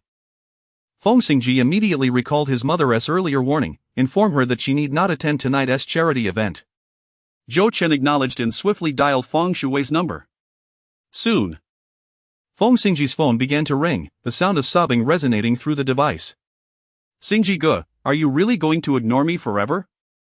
As Lin Shiyan pushed open the door to the studio and stepped inside, she was met with a series of thuds, as fireworks suddenly erupted, scattering brilliantly through the air. Her assistant, Feng Yuan, rushed over and enveloped Lin Shiyan in a hearty embrace. "Sister Lin, you are simply extraordinary. You managed to secure such a significant contract right off the bat.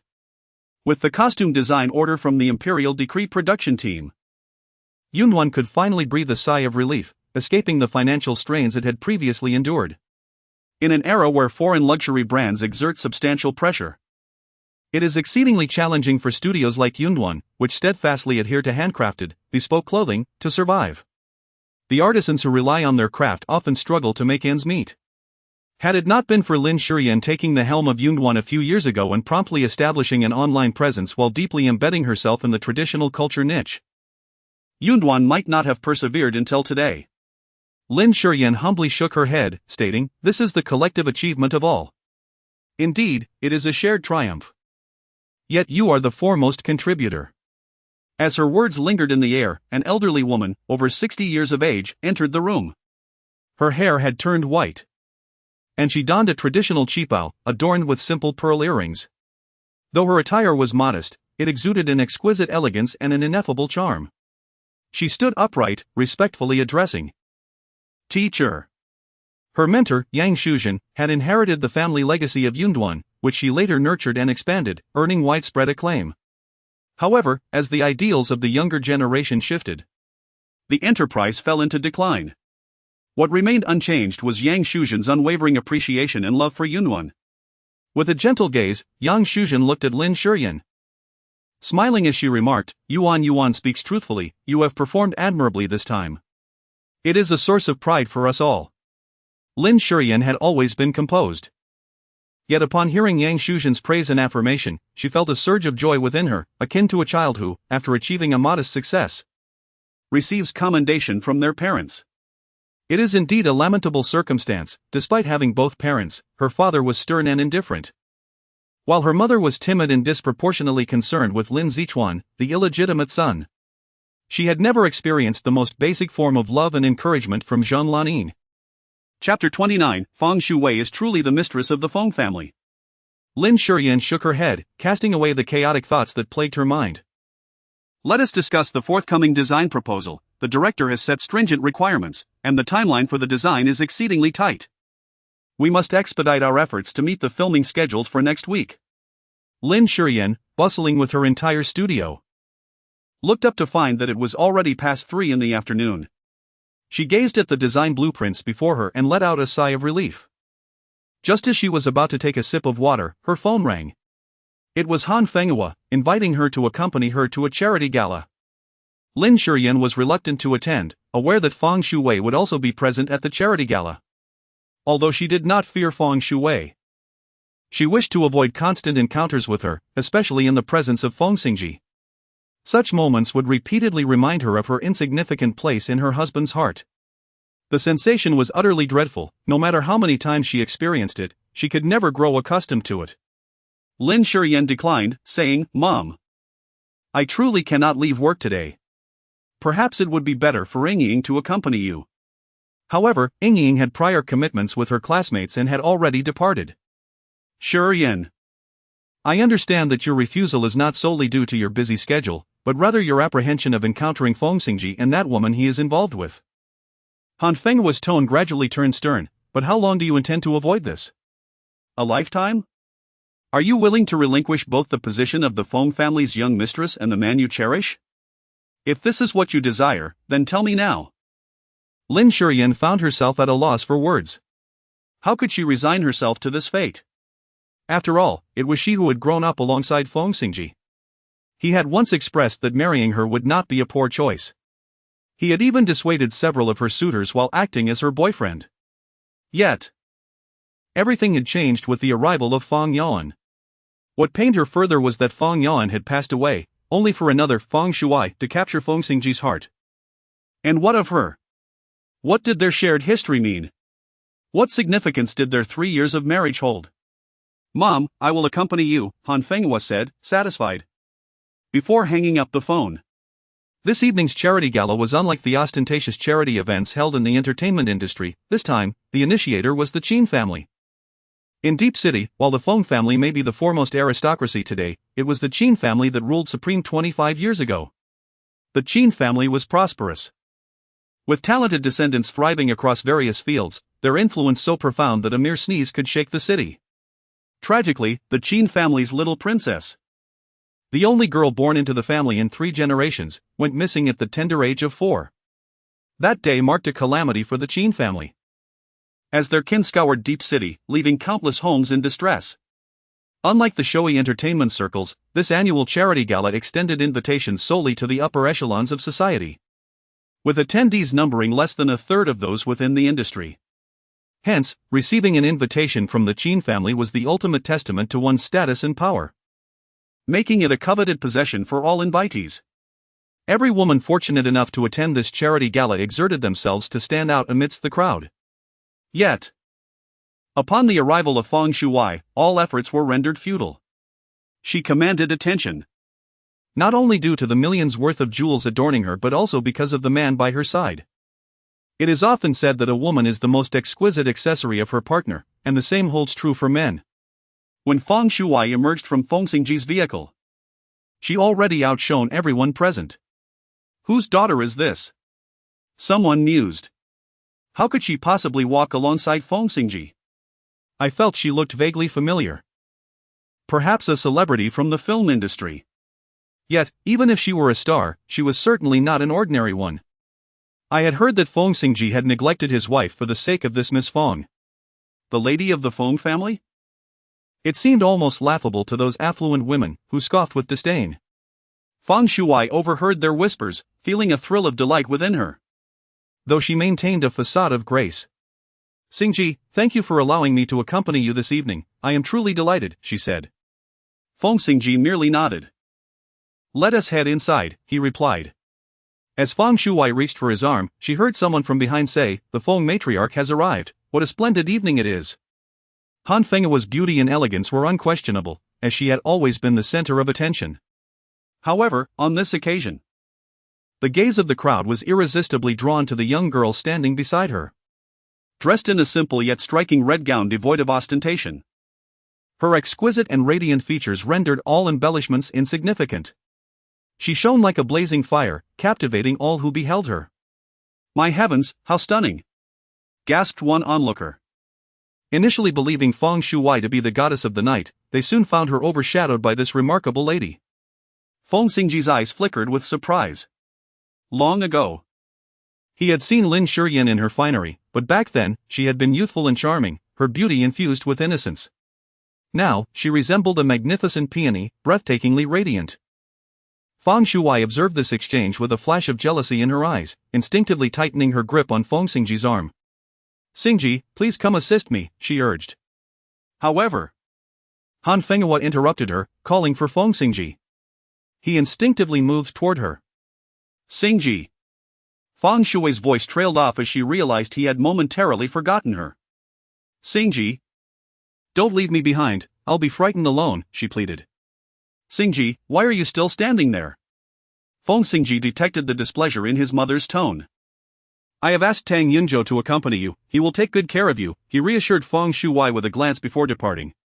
Feng Shuai, unwilling to accept this, attempted to follow but was blocked by Tang Yunzhou, who grinned and said, Miss Feng, how about I accompany you throughout the evening? No, thank you. Feng Shuai coldly dismissed him, her anger evident as she turned away. Tang Yunzhou shrugged, unfazed. Over the years, Feng Shuai had shown one face to Feng Xingzhi and another to him, perhaps considering the Tang family as nouveau riche unworthy of her attention. A hint of mockery flickered in Tang Yunzhou's eyes. Chapter 30, Stealing Your Heart's Desire. Why are you here? Feng Xingzhi whispered to Lin Shiyan. I have come to defend my position as Mrs. Feng. If you continue to bring Feng Shuai into such occasions, it only serves to mock my status. I refuse to be a laughingstock, nor do I wish to be treated as one. Lin Shiyan spoke with remarkable composure. Her mother-in-law was right. She could not evade Feng Shuai for a lifetime. Unless she intended to divorce Feng Xingzhi and relinquish the position of the beloved man's wife to the young mistress of the Feng family. She could not bring herself to do that. The only course of action was to strive to win Feng Xingzhi's heart, to make him fall in love with her. Feng Xingzhi, with an impassive expression, gazed at Lin Shiyan and coldly remarked, You would do well to behave yourself, otherwise, should you cause a commotion in such a setting? Even I would be unable to protect you.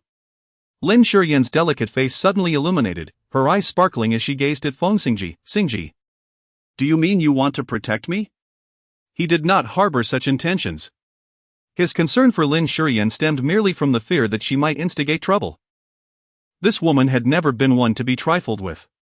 However, witnessing the delight and joy radiating from her face, the words that were on the tip of his tongue became lodged there. In any case, it would be prudent for her to behave. With that remark, Feng Xingzhi turned and proceeded towards the banquet hall, prompting Lin Shiyan to hastily follow. Her spirits were high, even without chattering incessantly like the other women. The corners of her lips were turned up in a smile.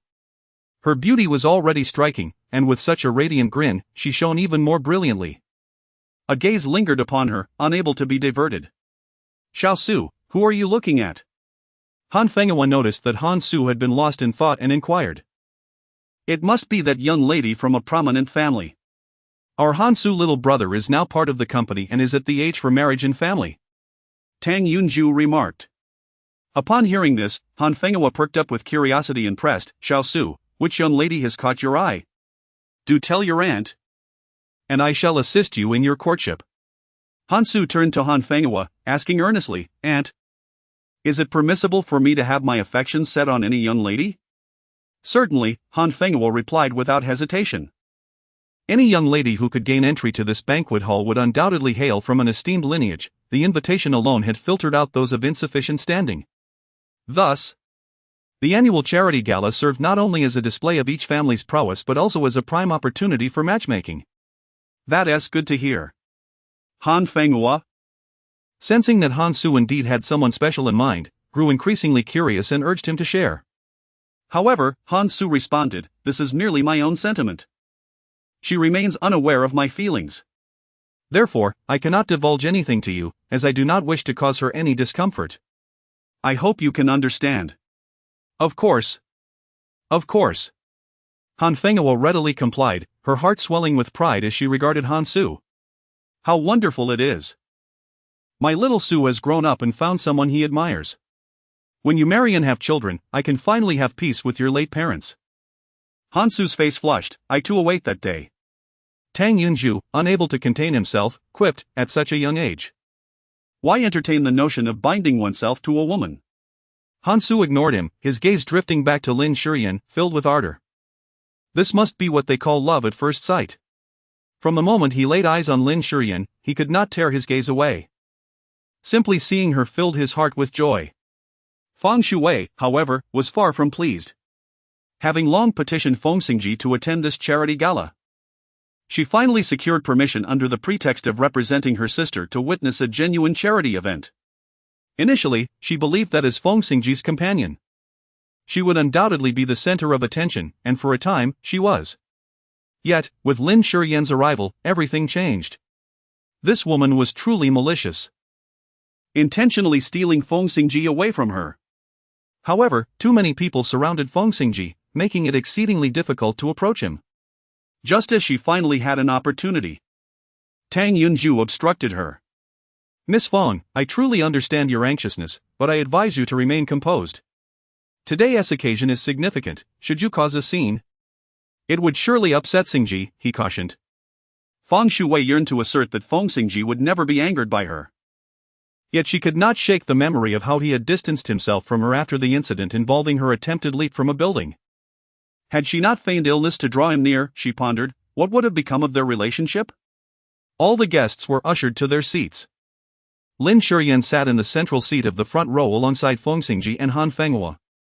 In the second row, Han Su, Tang Yunjiao, and Feng Shui occupied their seats.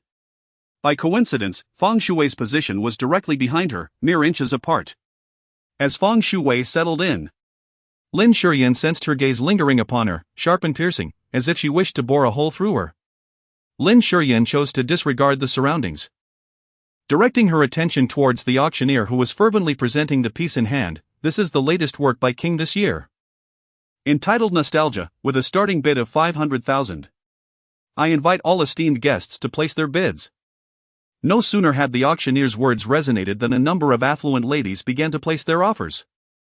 Lin Shiyan couldn't help but call out a bid, 850,000.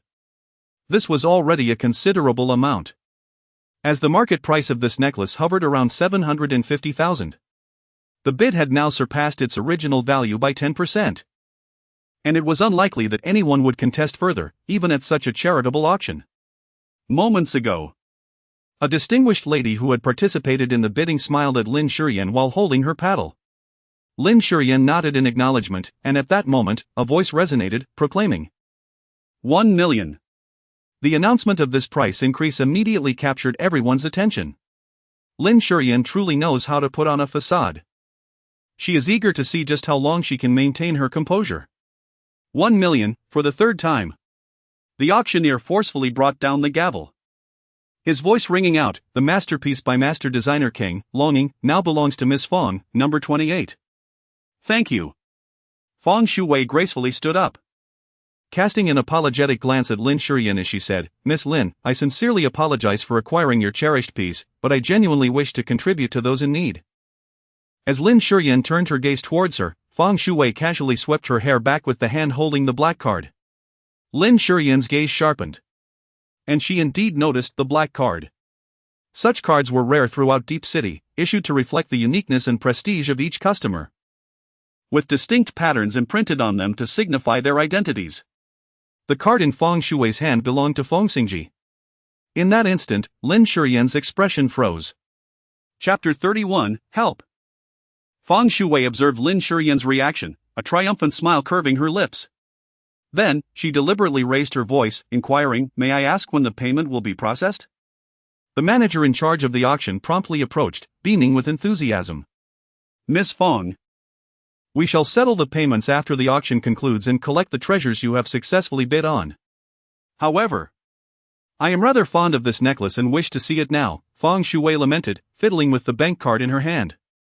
the manager, astute as he was, quickly responded, "Allow me to have the necklace brought to you immediately." The necklace was soon delivered, and as Feng Xingzhi opened the jewelry box, her eyes sparkled with amazement at the exquisite piece resting within the black velvet casing. "What a beautiful ornament," she murmured in delight. "Xingzhi, later tonight. I shall show it to you, shall I?" Her whispered words, however, were audible to those nearby, causing the crowd to momentarily disregard the auctioneer's fervent voice and turn their attention to Feng Xingzhi. In this circle, secrets were scarce. Everyone was aware that Feng Xingzhi was the woman kept by Feng Xingzhi, the one who held his heart.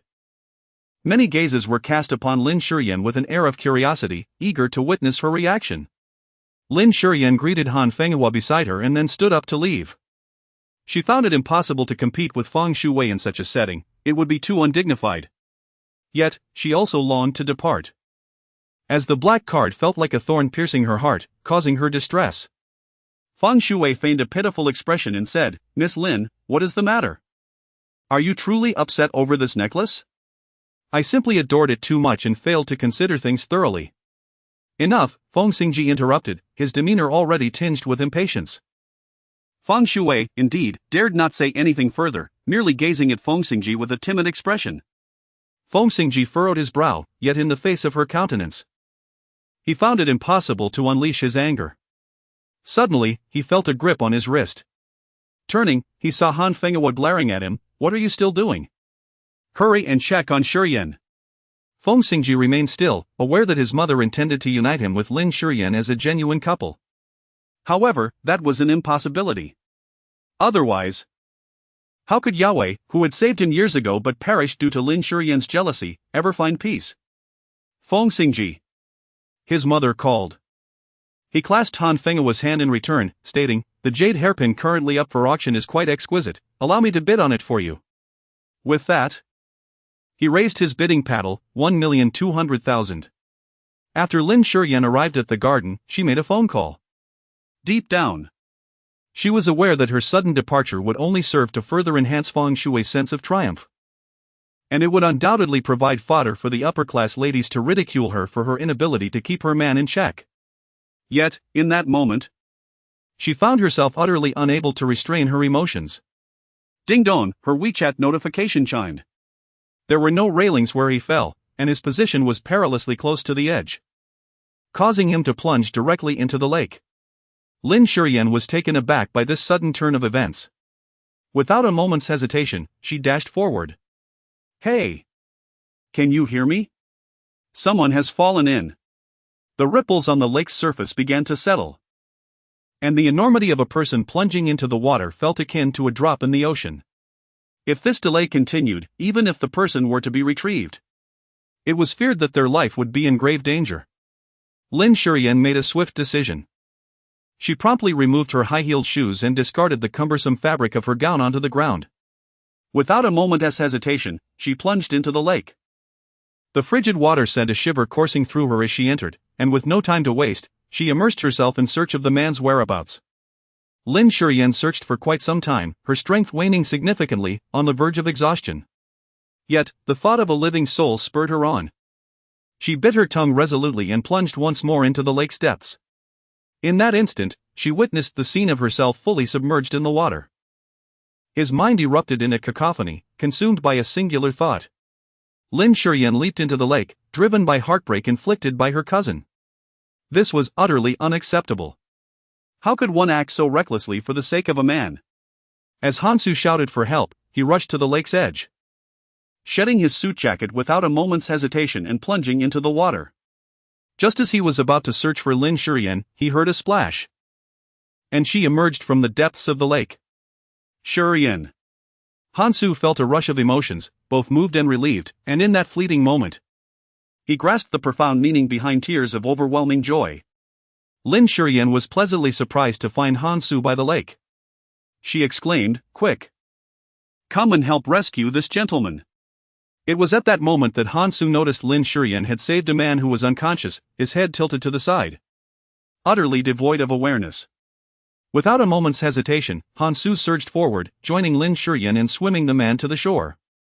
The security guards, alerted by the commotion, rushed over and quickly grasped the unconscious man's hands, dragging him onto the bank. Just then, Lin Shiyan's body suddenly sank beneath the water. Shiyan!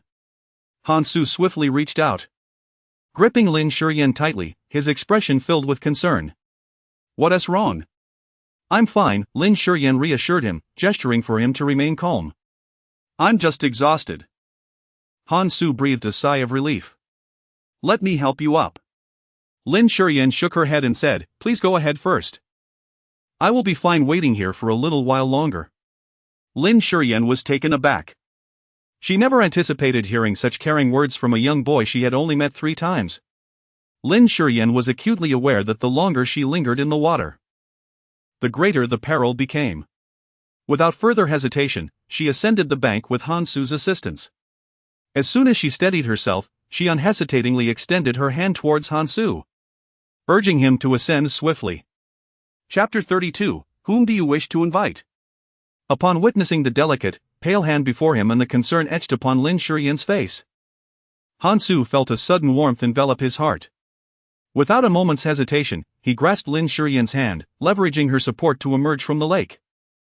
Han Su promptly retrieved his coat, which lay discarded on the ground, and draped it over Lin Shiyan's shoulders. Lin Shiyan declined, saying, "No, you wear it yourself." Han Su intervened, stating, "You are a girl, you should wear a dress. The fabric of a dress is delicate, once it gets wet, it will cling to your curves." Lin Shiyan then accepted it, softly expressing her gratitude. "Thank you." "I should be the one thanking you for granting me the opportunity to be a hero," Han Su remarked. No sooner had his words left his lips than a chorus of cheers erupted. "He is awake! He is awake!" The man who had fallen into the water, having held his breath underwater, was fortunate that the security personnel here were professionally trained. After receiving appropriate medical attention, he finally coughed and opened his eyes. Lin Shiyan hurriedly stepped forward and beheld the man lying on the ground, who had already opened his eyes.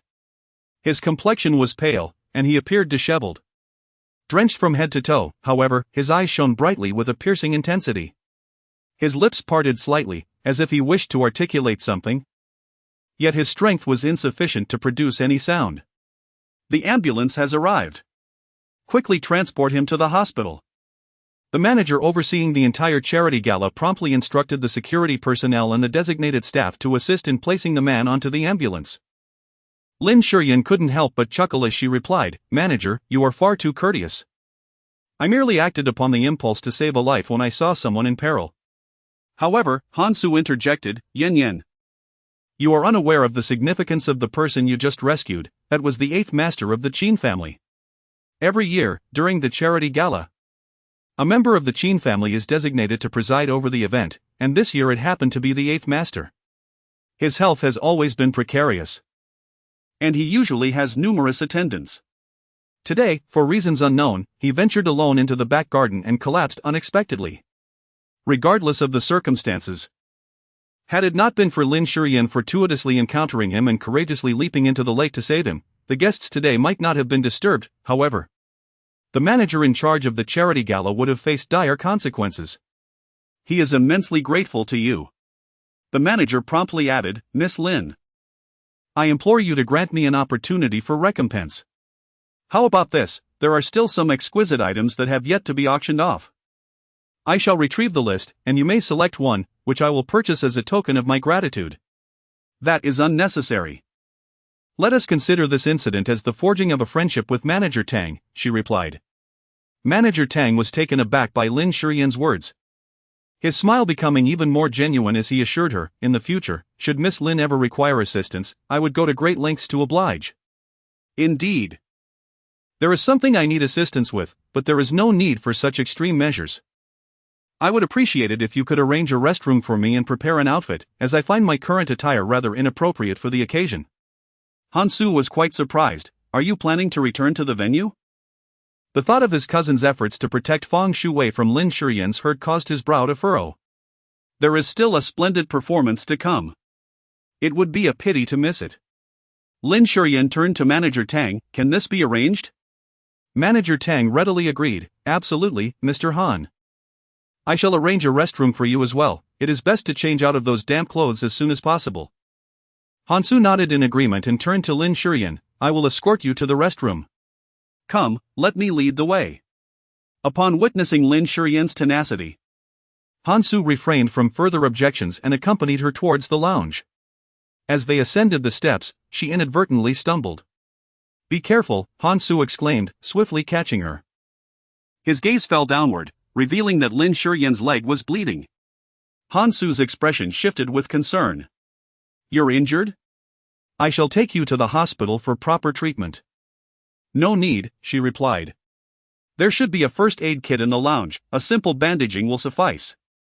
Observing Lin Shiyan's resolve, Hansu pressed his lips together and, without hesitation, scooped her up in his arms. Hansu, she protested. Walking will aggravate the wound. Since you are reluctant to visit the hospital, allow me to escort you to the lounge. Lin Shiyan did not refuse Hansu's kind intentions. Meanwhile, not far away, Feng Xingzhi observed the scene, his expression growing increasingly frosty.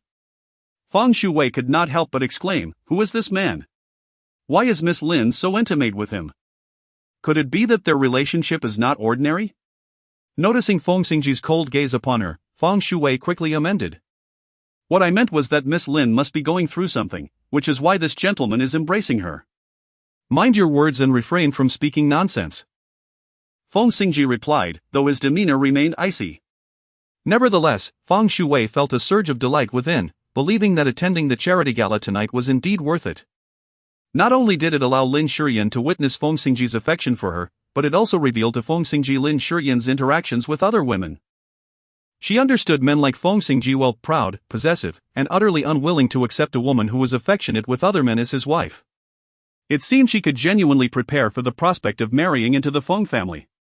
After all, her previous passive demeanor in front of Lin Shiyan stemmed from her lack of standing. In the lounge, Hansu looked at Lin Shiyan and abruptly asked, Are you urging me because you are worried? Indeed, you have helped me immensely, how could I not be concerned? Lin Shiyan replied. Hansu's expression softened instantly. And without lingering, he departed from the lounge. Lin Shiyan rose from the sofa, shedding her drenched gown, and took a dry towel to wipe away the moisture from her skin. Just as she retrieved the gown that Manager Tang had delivered, a knock echoed at the door of the lounge. Lin Shiyan hurriedly donned her gown and approached the door, assuming it was still Hansu. She inquired, did something fall? However, her words were abruptly cut short. Lin Shiyan gazed in astonishment at the man standing at the entrance of the lounge. What brings you here? If I do not come, who do you intend to invite? Feng Xingzhi's voice was deep, his expression shrouded in a profound melancholy. Hansu? Chapter 33, Who is the real interloper? Lin Shiyan was taken aback, feeling as though a bucket of cold water had been poured over her. The joy she felt upon seeing Feng Xingzhi moments ago dissipated like smoke. The expression on her delicate face instantly turned frosty. Her brows furrowed. So what if I wait for Hansu? What's wrong with being open and aboveboard? Feng Xingzhi stepped forward, forcing Lin Shiyan into the meeting room. His large hand gripped her shoulder, pushing her against the wall, his gaze as frigid as if it were laced with ice. I said it is not permissible. And it is not. Lin Shiyan, I warned you before not to provoke Hansu. Do you treat my words as mere whispers in the wind? Lin Shiyan suddenly raised her hand to touch Feng Xingzhi's forehead. You're not running a fever. She then held up 2 fingers in front of him and asked earnestly, now. Tell me, how many is this? Lin Shiyan, what do you mean by that? Oh, it's nothing much, just checking if your mind is sound. A hint of a cold smile graced Lin Shiyan's lips. What other men dread the most, and what they find utterly intolerable. Is their wives having any connection with other men? Yet here you are, fully aware that there is no such relationship, yet deliberately trying to associate me with him. Are you feeling the chill in the air and seeking to don a green hat? Lin Shiyan was caught off guard, suddenly falling into Feng Xingzhi's embrace. In the next moment, a passionate kiss, filled with fervent anger, descended upon her. Just then, the door to the lounge was abruptly knocked upon. Yen Yen, are you ready? Han Su's gentle voice resonated from outside. Lin Shiyan suddenly jolted awake, realizing in disbelief that she had been kissing Feng Xingzhi. Just as she was about to speak, a sharp pain shot through her collarbone, causing her to cry out in distress. Yen Yen. Han Su's expression changed dramatically. He thought Lin Shiyan had been hurt again. Without hesitation, he pushed open the door and entered, only to witness the intimate embrace between Feng Xingzhi and Lin Shiyan. Han Su stood frozen, disbelief etched across his face. Feng Xingzhi lifted his head, holding Lin Shiyan's waist, drawing her closer into his embrace. He smiled at Han Su. Xiao Su, what brings you here? Are you looking for me? The word barely escaped Han Su's lips before he regained his composure. Yes, I came to find my cousin. I wanted to discuss some matters regarding the company. What a surprise. You're interested in company affairs as well. Please wait a moment while I bid farewell to your cousin-in-law. You know how she is wonderful in every way, but a bit clingy. As Feng Xingzhi spoke, his long fingers grazed her face, brushing the stray strands of hair behind her ear, revealing her neck and the marks left by his kisses. Why don't you go ahead to the auction and wait for me, alright? Feng Xingzhi's voice was low, his tone tender and affectionate, making anyone witness the couple appear sweetly entangled. Yet, at such a close distance, Lin Shiyan noticed that there was no trace of warmth in his eyes. Instead, they were filled with a cold warning. In that moment, she comprehended the truth. Feng Xingzhi's kiss was not born of desire but rather a means to leave his mark on her, a warning directed at Han Su. Indeed, she had acted foolishly once again. She was well aware of Feng Xingzhi's disdain for her, yet when he drew near and kissed her, she couldn't help but succumb to his allure. Lin Shiyan felt an indescribable chill in her heart. At that moment, she was overwhelmed by an impulse to confront Feng Xingzhi, questioning what she truly meant to him. Was she merely a toy to be casually manipulated? Ultimately, she refrained from voicing her thoughts. To do so would only lead to her own humiliation. In the end, Lin Shiyan said nothing, merely nodding stiffly and hoarsely uttering a single word of acquiescence. Feng Xingzhi departed with Han Su, leaving Lin Shiyan alone on the sofa in the lounge. Whether it was the overpowering air conditioning or the icy lake water from earlier, she couldn't help but wrap her arms around herself, seeking solace from the penetrating cold. Just as she stepped outside, she unexpectedly encountered Feng Shui. Sister Lin. Where have you been? I've been searching for you, she inquired. What do you need me for? Lin Shiyan replied. Of course, who owed you an apology? Feng Shui responded with a look of contrition. It was my fault earlier, I couldn't resist collecting what I liked. However, I can't take all the blame. It was Xingzhi who taught me that if you like something, you should hold it in your own hands. Most importantly, he allows me to keep him close. Lin Shiyan felt weary and had no desire to engage in a verbal spar with Feng Shui. However, Feng Shui was unwilling to let Lin Shiyan off so easily. With a tone of genuine inquiry, she asked, Miss Lin, may I pose a question for your clarification? I cannot, came the reply. Lin Shiyan decisively rejected, causing Feng Shui's expression to stiffen. She directly inquired, Miss Lin, in your opinion, who truly embodies the role of the mistress, a wife who is unloved or a woman whom a man genuinely cherishes? Lin Shiyan is well aware of Feng Shui's insinuations. She is subtly implying her intentions. It is perplexing how a certain trend has emerged, venerating the notion that only the unloved individual in a romantic relationship qualifies as the third party. Such a belief is utterly absurd. If this premise were to hold true, what then becomes of marriage laws? It is quite simple. It is the wife, who is legally wed and possesses a marriage certificate, that is the legitimate partner. My perspective diverges entirely from that of Sister Lin. Although a wife is recognized by marriage, law, and societal norms, she may not necessarily be acknowledged in love. After all, if a husband cherished her even a little, they would not remain childless after 3 years of marriage. What do you think? Lin Shiyan's complexion turned pale. That remark struck her at her core. For 3 years of marriage, Feng Xingzhi had consistently refrained from any intimacy with her. After a rare moment of drunken passion, He promptly underwent a sterilization procedure and received a contraceptive injection. Even when they later slept together, he had Zhou Chen deliver contraceptive pills. All these actions conveyed just how little he valued her as a wife. Observing Feng Shui's triumphant expression, Lin Shiyan gently ran her fingers through her hair and remarked, "It seems you possess some merit in your words, yet there is one aspect you have overlooked, whether as an unloved wife or a cherished mistress. These matters bear no relation to a mere substitute. Miss Feng, do you not agree with my perspective?" Chapter 34, Your filial piety is not so remarkable. Feng Shui was consumed by rage, her expression contorted into a grotesque mask of fury.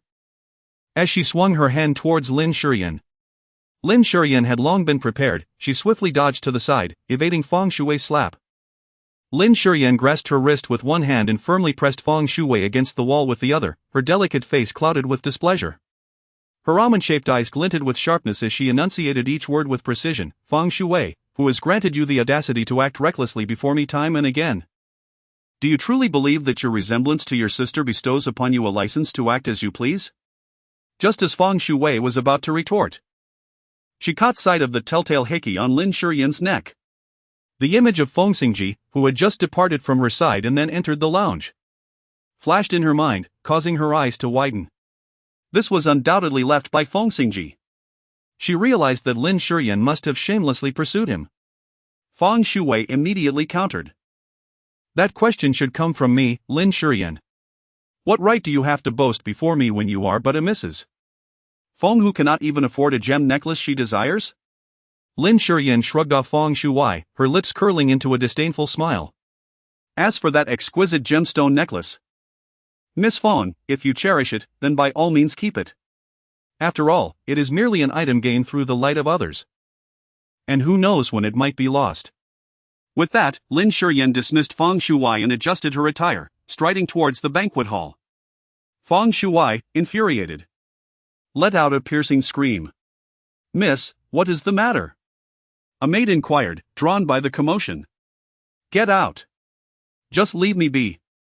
Feng Shui shouted vehemently, sending the maid away. Her gaze burned with fury in the direction Lin Shiyan had departed, her chest heaving with rage, her exquisitely adorned eyes gleaming with venom. She vowed that she would not allow Lin Shiyan to have it easy. Lin Shiyan let out a sigh of relief and picked up the water beside her to drink. How could she have been gone for so long? Had she even changed out of her gown? A voice from above interrupted her thoughts. It was Han Fenghua. Lin Shiyan quickly rose to her feet, assisting Han Fenghua in taking a seat. "While I was in the garden getting some fresh air, I inadvertently tore my gown and requested the person in charge here to prepare a new one," she explained. Han Fenghua immediately recalled the earlier incident. Gently patting her hand and letting out a sigh, "I am sorry you had to endure this." Lin Shiyan shook her head and smiled, saying, "How could I possibly feel wronged with such a wonderful mother-in-law?" Upon hearing her words, Han Fenghua's gaze towards Lin Shiyan softened considerably. Soon, the host took the stage, and the second half of the auction commenced. To Feng Shui, this was nothing short of provocation. She gritted her teeth in disdain for Lin Shiyan. Convinced that apart from her good fortune in marrying Feng Xingzhi, there was nothing remarkable about her. "Mom, what do you think of this jade vase? I'll bid for it and place it in your room. It will look stunning with plum blossoms in winter." Han Fenghua glanced at it and nodded slightly. "Not bad." In the back row, Feng Shui could not help but let out a cold smirk. The bidding for the vase began at 300,000 and quickly soared to 600,000. 680,000, Lin Shiyan raised her paddle, marking a considerable bid, causing other competitors to concede. Lin Shiyan nodded in acknowledgement, expressing her gratitude. At that moment, Feng Shui raised her placard, 99,000. Lin Shiyan was about to raise the placard, but was halted by Han Fenghua. "Never mind." Lin Shiyan was evidently unwilling to concede. Yet she did not wish to go against her mother-in-law's wishes.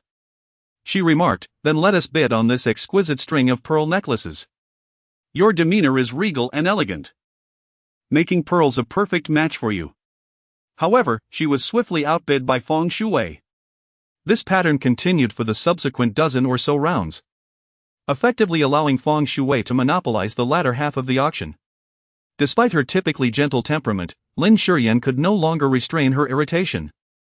She turned her head Expressing her vexation, Miss Feng, what do you mean by this? Must you compete with me for everything? Is it truly amusing? These are carefully selected gifts I intend to present to my mother-in-law. Feng Shui casually blew on her nails and replied, Miss Lin, your words are rather displeasing. This is an auction, and the highest bidder prevails. If you cannot afford the price, you cannot fault others for claiming these treasures. It is quite amusing that you intend to gift these to your mother-in-law, yet you are so miserly that you hesitate to raise your bid. It seems your filial piety is rather superficial. You! Lin Shiyan's face flushed with anger.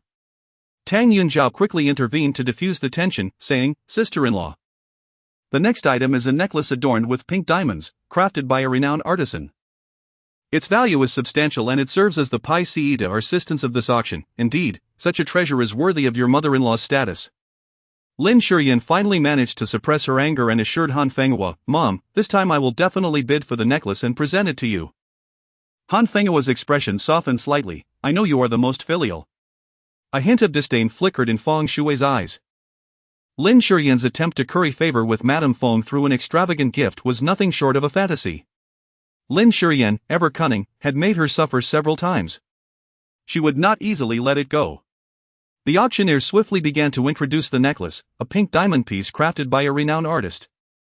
Featuring a flawless pink diamond weighing 5.21 carats. The moment this exquisite pink diamond necklace made its appearance, it captivated countless admirers, and the bid surged. The price quickly escalated from 5 million to 20 million. At this juncture, some participants ceased to bid. Although everyone present at the auction possessed considerable wealth, many hesitated to part with 20 million for a single necklace. A few more affluent bidders continued, and soon the price soared beyond 28 million. Feng Shui felt a slight sweat forming in her palms. Although she currently possessed such an amount, she hailed from an ordinary family. Having grown up in modest circumstances where the entire family's wealth scarcely matched this sum. Having been with Feng Xingzhi for 3 years, she had never proactively requested any extravagant gifts to maintain her image of innocence. Of course, Feng Xingzhi had treated her well. Without his support, she would not have attained her current stature. In short, the thought of spending such a substantial sum on a necklace made her feel uneasy. Clutching her bidding paddle tightly, she resolved not to continue. Just then, she overheard Lin Shiyan speaking to Han Fenghua, Mom, we can finally secure this necklace. Yes. Although the price is somewhat higher than anticipated. Lin Shiyan dismissed the matter with a wave of her hand, stating, a gift for you cannot possibly be inexpensive. Its true value reflects my filial piety. Tang Yunzhou gave a thumbs up, exclaiming, Auntie, your sister-in-law is truly devoted, you will be blessed in the future. Feng Shui's expression turned icy as she promptly raised her paddle, declaring, 28 million. Chapter 35, Freezing Husband's Card. The auctioneer, brimming with excitement, announced, Miss Feng has bid 28 million. Is there any higher bid? No sooner had he finished speaking than Lin Shiyan raised her paddle again, stating, 29 million. All eyes in the room turned toward them, as the attendees speculated on the outcome of this bidding war given their relationship. Eager to assert herself, Feng Shui raised her paddle high, proclaiming, 30 million. Upon hearing this figure, the auctioneer became exhilarated, shouting, 30 million going once. Miss Feng bids 30 million. Is there any higher bid? 30 million going twice. Feng Shui maintained her composure, gazing at Lin Shiyan, anticipating another bid. She had verified the necklace's exorbitant price, which was indeed around 20 million. The current bid at 30 million would render Lin Shiyan a fool should she win it for her mother-in-law. Soon, she planned to spread rumors in the banquet hall, ensuring that Madame Feng would no longer favor her as a daughter-in-law, and thus, Feng Shui would truly secure her position as the lady of the Feng family. At that moment, Lin Shiyan spoke with an apologetic tone, Mother, I'm afraid I have disappointed you again. This necklace is simply too expensive. She continued, Let it be, if someone wishes to be a fool, so be it. I will heed your wishes. Feng Shui's mind went blank, and cold sweat trickled down her back. She had anticipated Lin Shiyan would raise her bid to please her mother-in-law.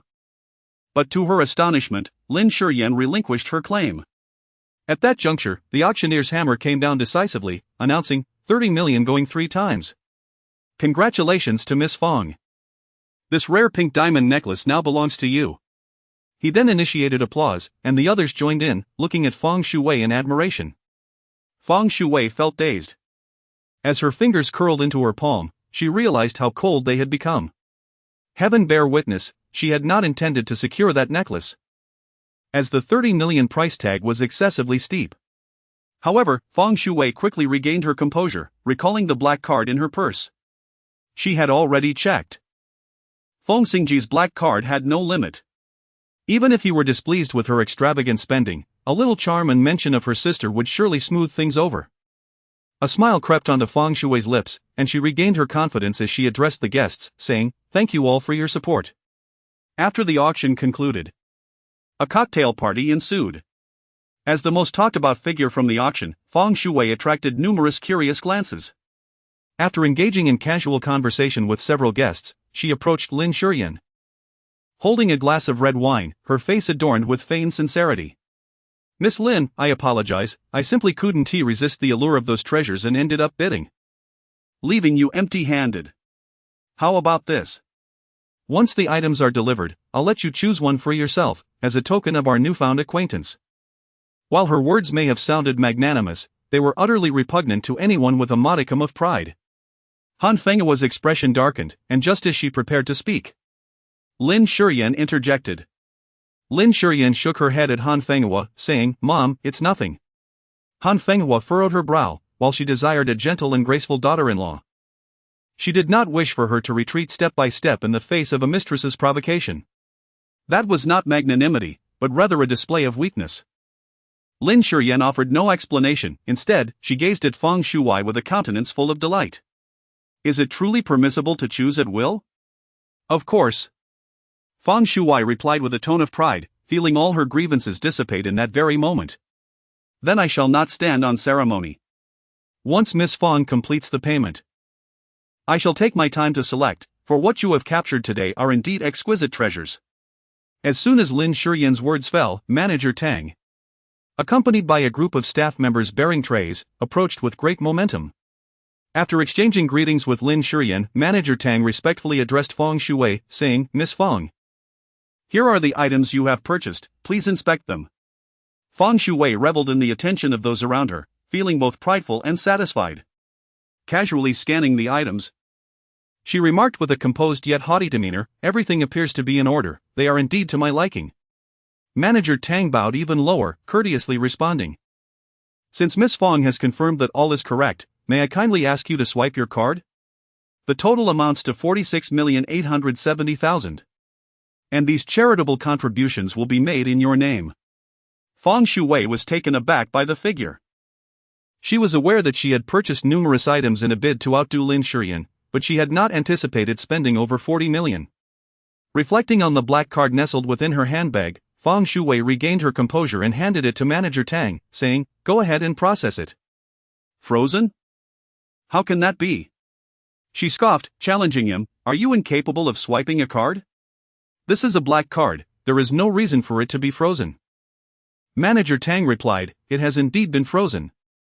If you doubt this, you may call the bank to verify." Without hesitation, Feng Shui dialed the bank, and soon after, she approached Lin Shiyan with a stern expression, exclaiming furiously, "It was you, wasn't it? You orchestrated this, didn't you?" Lin Shiyan wore a look of confusion. What is Miss Feng talking about? What is wrong with me? Did you instruct the bank to freeze my bank card?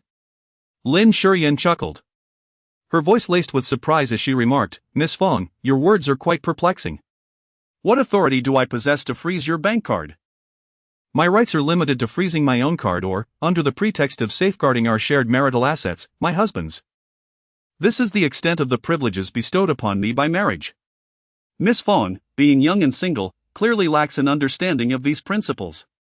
Lin Shiyan, you are being excessively domineering. Feng Shui retorted. You are fully aware that this is, what is it? Lin Shiyan abruptly interrupted Feng Shui, her smile bright and inviting. What is it? Feng Shui fell silent, unable to articulate her thoughts. Although she was certain that most people were aware of her relationship with Feng Xingzhi, this matter had never been openly acknowledged, and she preferred to keep it that way. Her ambition had never been merely to be a woman kept by Feng Xingzhi. The position of Mrs. Feng was her true aspiration.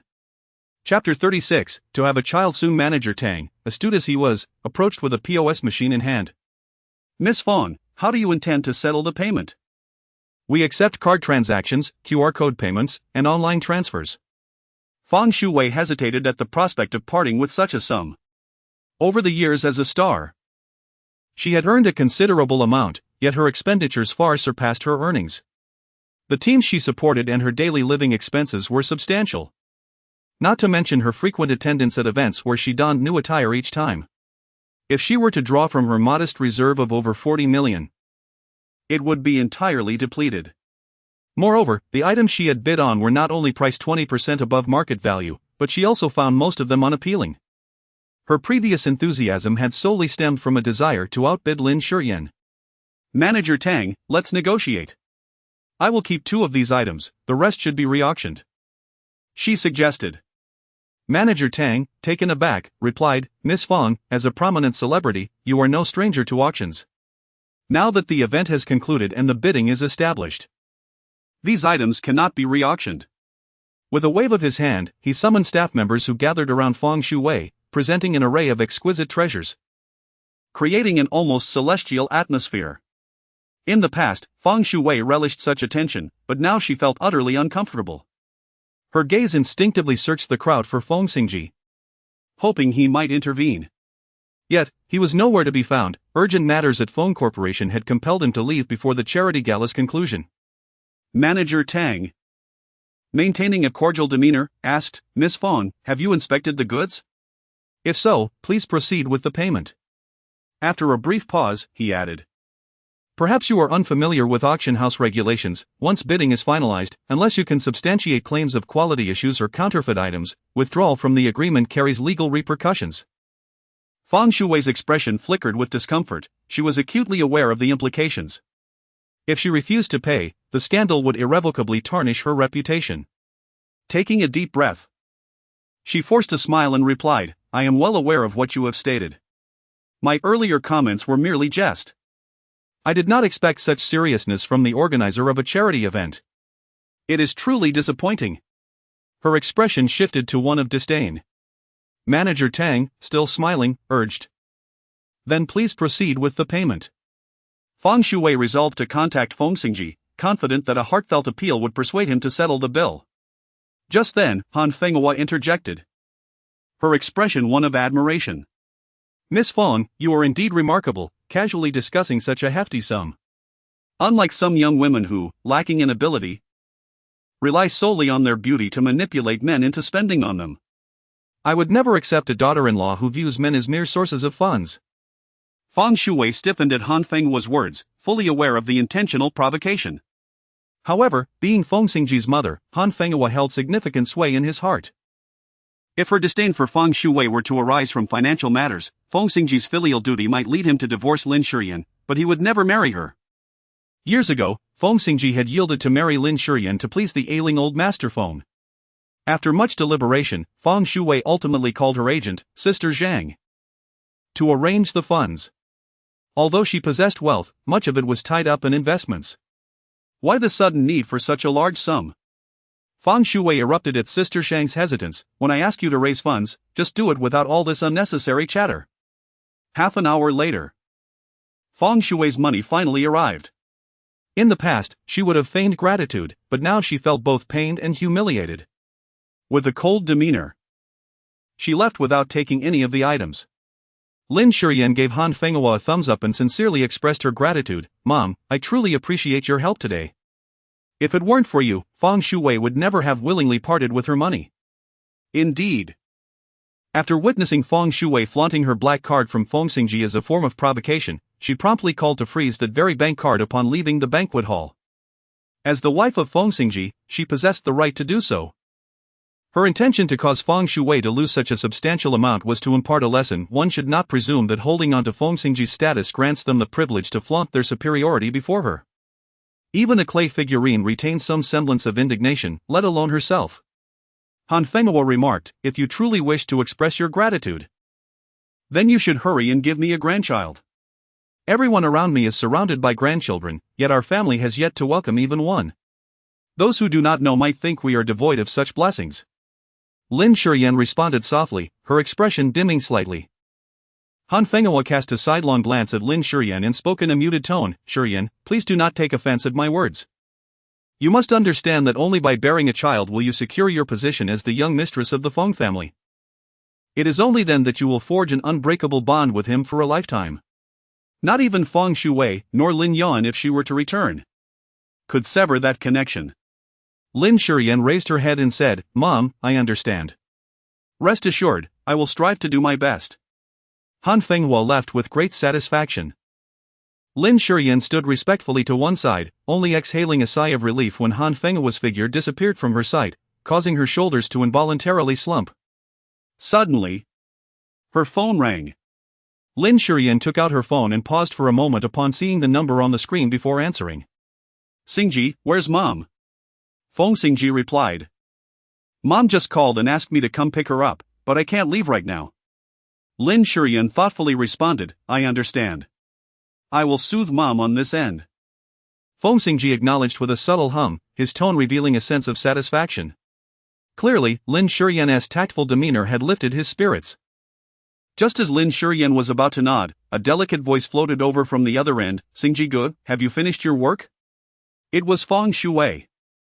Lin Shiyan's expression froze momentarily as she contemplated whether the busy matter he referred to was related to Feng Xingzhi. Before she could voice her thoughts, Feng Xingzhi had already ended the call. A cold breeze swept through, causing Lin Shiyan to shiver, as if an icy chill had permeated her entire being, especially her heart, which felt as though it had plunged into a frozen abyss. Chapter 37, Becoming the matriarch of the Feng family. Feng Xingzhi furrowed his brow as he regarded Feng Xingzhi with displeasure, asking, What brings you here? Zhou Chen, trailing behind, offered an apology. I'm sorry, President Feng. I couldn't prevent Miss Feng from coming. Feng Xingzhi, looking anxious, asked, Xingzhi, are you upset? Observing her trepidation only deepened Feng Xingzhi's frown. Feng Xingzhi trembled slightly, her face pale, and hurriedly apologized, I'm sorry. I know my sister is far superior to me. And no matter how hard I try, I cannot reach her level. But I truly have made an effort. I also realized that if it weren't for my sister's prior request for you to take good care of me, you wouldn't even bother about my well-being. As tears streamed down her face, she appeared utterly pitiful. Even a heart of stone like Feng Xingzhi could not remain indifferent. His tone softened, don't think too much. He extended his hand toward her, come here. Feng Xingzhi, her tears drying, approached him, taking his hand and sweetly calling him Xingzhi. His expression lightened as he handed her a tissue, asking, What brings you here? I came to apologize. I seem to have done something wrong and made Lin Jie very angry. Lin Jie? What happened to her? Upon hearing Feng Xingzhi's evidently displeased tone, Feng Xingzhi's heart sank. She began to embellish the narrative. It was my fault. I shouldn't have impulsively bid on that sapphire necklace just because I liked it. If only Lin Jie had simply told me, I would have willingly given it up. She didn't need to set such a grand trap just to catch me. Feng Xingzhi's eyes turned red, portraying a picture of profound grievance. She had not anticipated Feng Xingzhi's unwavering belief in Lin Shiyan. A woman's position in a man's heart is rarely secured by love alone, it is founded on trust. Feng Xingzhi felt a surge of discontent welling up within her, her expression growing increasingly despondent. It must be because of that black card of yours, she continued. During the auction, I intended to take out my bank card to settle the bill, but I mistakenly grabbed the wrong one and let Lin Jie see it.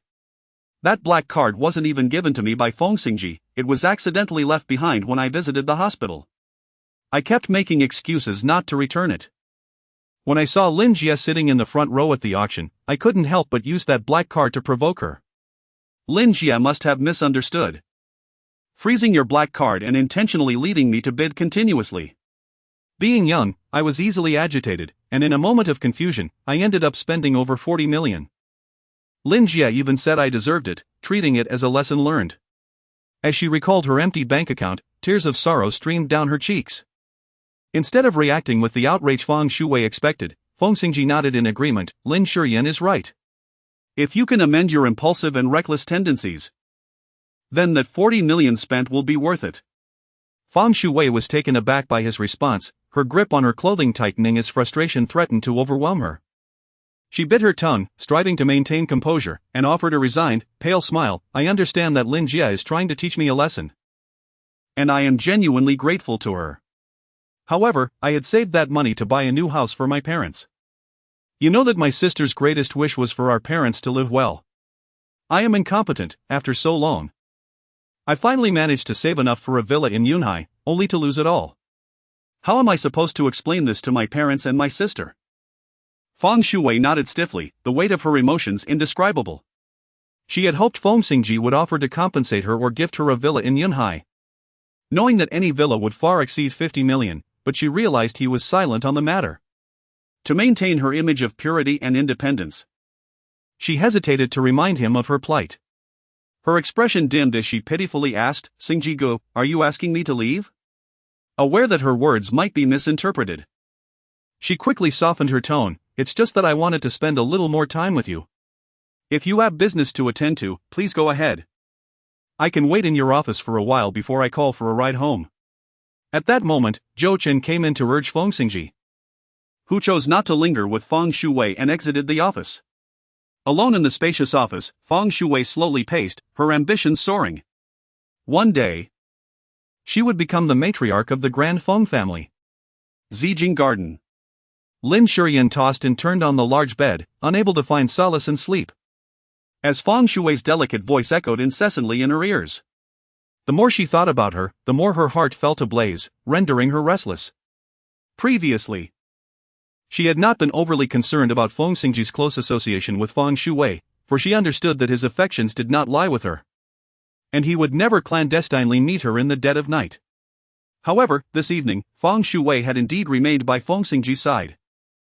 The sense of impending danger gnawed at Lin Shiyan, leaving her in a state of unease. Ultimately, she conceded defeat, rose from her bed, donned her clothes, and drove to the Feng Corporation. Feng Shui's expression darkened significantly, and with evident displeasure, she retorted, Since when have you been in a position to dictate when I am to do anything or leave? The assistant hurriedly replied that they dared not presume, their faces betraying no hint of dissent. In truth, they had grown accustomed to Feng Shui's visits to the Feng Corporation, which had become a regular occurrence long ago. Each visit, she exuded an air of superiority, making one wonder if she believed herself to be the rightful lady of the house. Madam, what brings you here at such a late hour? Chapter 38, Call Out, let me hear a live version. Has Lin Shiyan arrived? Her late arrival surely indicates her intention to sneak into Ji Ji's bed, seeking the man's affection. What a shameless woman! Feng Shui was both furious and indignant. A thought crossed her mind as her eyes glimmered with cunning. As Lin Shiyan approached the doorway of the office, she regained her composure, pondering the consequences of her impulsive decision to storm into the Feng Corporation. She knew that Feng Xingzhi would be displeased. Nothing irked him more than her uninvited presence at his family's establishment. For him, the fact that his grandfather had married her was already a considerable concession, and he would certainly not tolerate her casual entry into the Feng premises. Just as Lin Shiyan contemplated retreating, she suddenly heard a sultry and heated female voice emanating from within the office. Xingzhi, be gentler, I can hardly bear it. Lin Shiyan felt as though she had been struck by lightning, her entire being chilled to the core. Ah, how detestable. The delicate moans of a woman intertwined with the heavy breaths of a man formed the sharpest blades in this moment, piercing Lin Shiyan to the very depths of her soul. Feng Shui sat in her office chair, observing the shadowy figure lingering at the slightly ajar door of the office, her heart swelling with both pride and satisfaction. She was well aware that no woman could endure such a torment. Lin Shiyan was no different. Whenever she reached her limit, or whenever she quarreled with Feng Xingzhi, she would push him further away. At that moment, she could afford to be a little gentler, not worrying about climbing back into Feng Xingzhi's bed. If she could successfully conceive a child, would the position of the young mistress of the Feng family not naturally belong to her? As Feng Shui immersed herself in this delightful reverie, the door to the office was suddenly thrust open with a resounding bang. Startled, Feng Shui cried out. Then, she heard Lin Shiyan's voice, laced with sarcasm, Miss Feng, you do have a lovely voice. Please, continue, I would love to witness a live performance. Feng Xingzhi had just concluded an urgent meeting when he was informed by his assistant that Lin Shiyan had arrived and collided with the still present Feng Shuwei. His brow furrowed slightly at the news, prompting him to quicken his pace toward the office. Xingzhi. Upon seeing Feng Xingzhi, Feng Shuwei rushed towards him like a fledgling bird returning to its nest, weeping profusely, looking utterly pitiful. What happened? Feng Xingzhi did not embrace Feng Shuwei, instead. He furrowed his brow and inquired. Nothing much, it's just that Lin Jia. The expression on her face was laden with grievance and accusation. But before she could elaborate, Lin Shiyan interjected. Indeed, Miss Feng is correct, it is nothing significant. It's just that when she learned I was coming to see you, she decided to perform a little scene right at the office door. Xingzhi, be gentle, I can hardly bear it. Ah, how annoying. Lin Shiyan recited these two sentences with a stoic expression. Feng Shuwei was taken aback by Lin Shiyan's candidness. Upon noticing Feng Xingzhi gazing in her direction, she immediately refuted. I would never do such a thing. My heart is solely filled with hope for Brother Xingzhi, how could I engage in such behavior?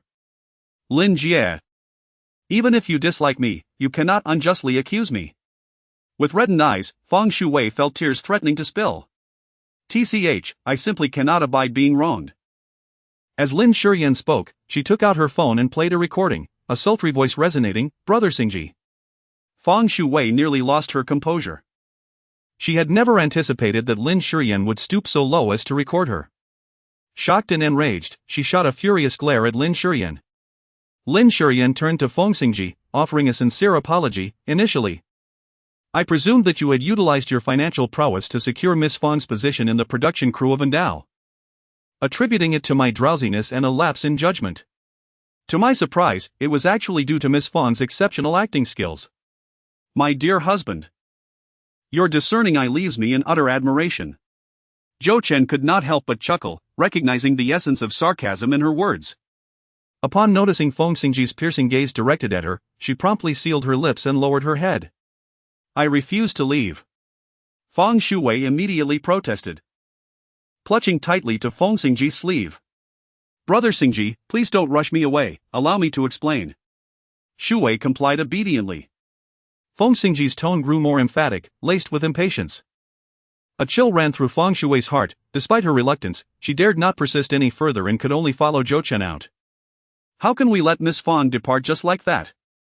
Zhou Chen interjected. I believe you ought to grant her an opportunity to elucidate the circumstances that led her to take such liberties in your office. Feng Xingzhi's handsome visage darkened further. Lin Shiyan, you, too, owe an explanation. What brings you to Feng Enterprises? If memory serves, I had previously cautioned you against coming here. I had no choice, Lin Shiyan sighed. It was my mother's insistence, she is urging us to hasten the process of having a child. Lin Shiyan approached and linked her arm with Feng Xingzhi's. I am unable to bear life alone, so I sought you out. As the distance closed, Lin Shiyan distinctly caught the fragrance of the perfume lingering on Feng Xingzhi, a scent recently left by Feng Shuwei. Lin Shiyan felt a wave of discomfort and resolutely began to remove the clothing from Feng Xingzhi. Feng Xingzhi grasped Lin Shiyan's wrist, his irritation evident as he queried. What are you attempting to do? Undressing, or perhaps procreating? I am aware that you currently lack that capability, yet the journey itself can be quite delightful. Lin Shiyan rose onto her toes, exhaling softly. Xingzhi, do you not desire it? In that moment, Feng Xingzhi was momentarily lost in thought, recalling a previous night. He had held a disdain for Lin Shiyan, yet he could not deny the sweetness of her essence.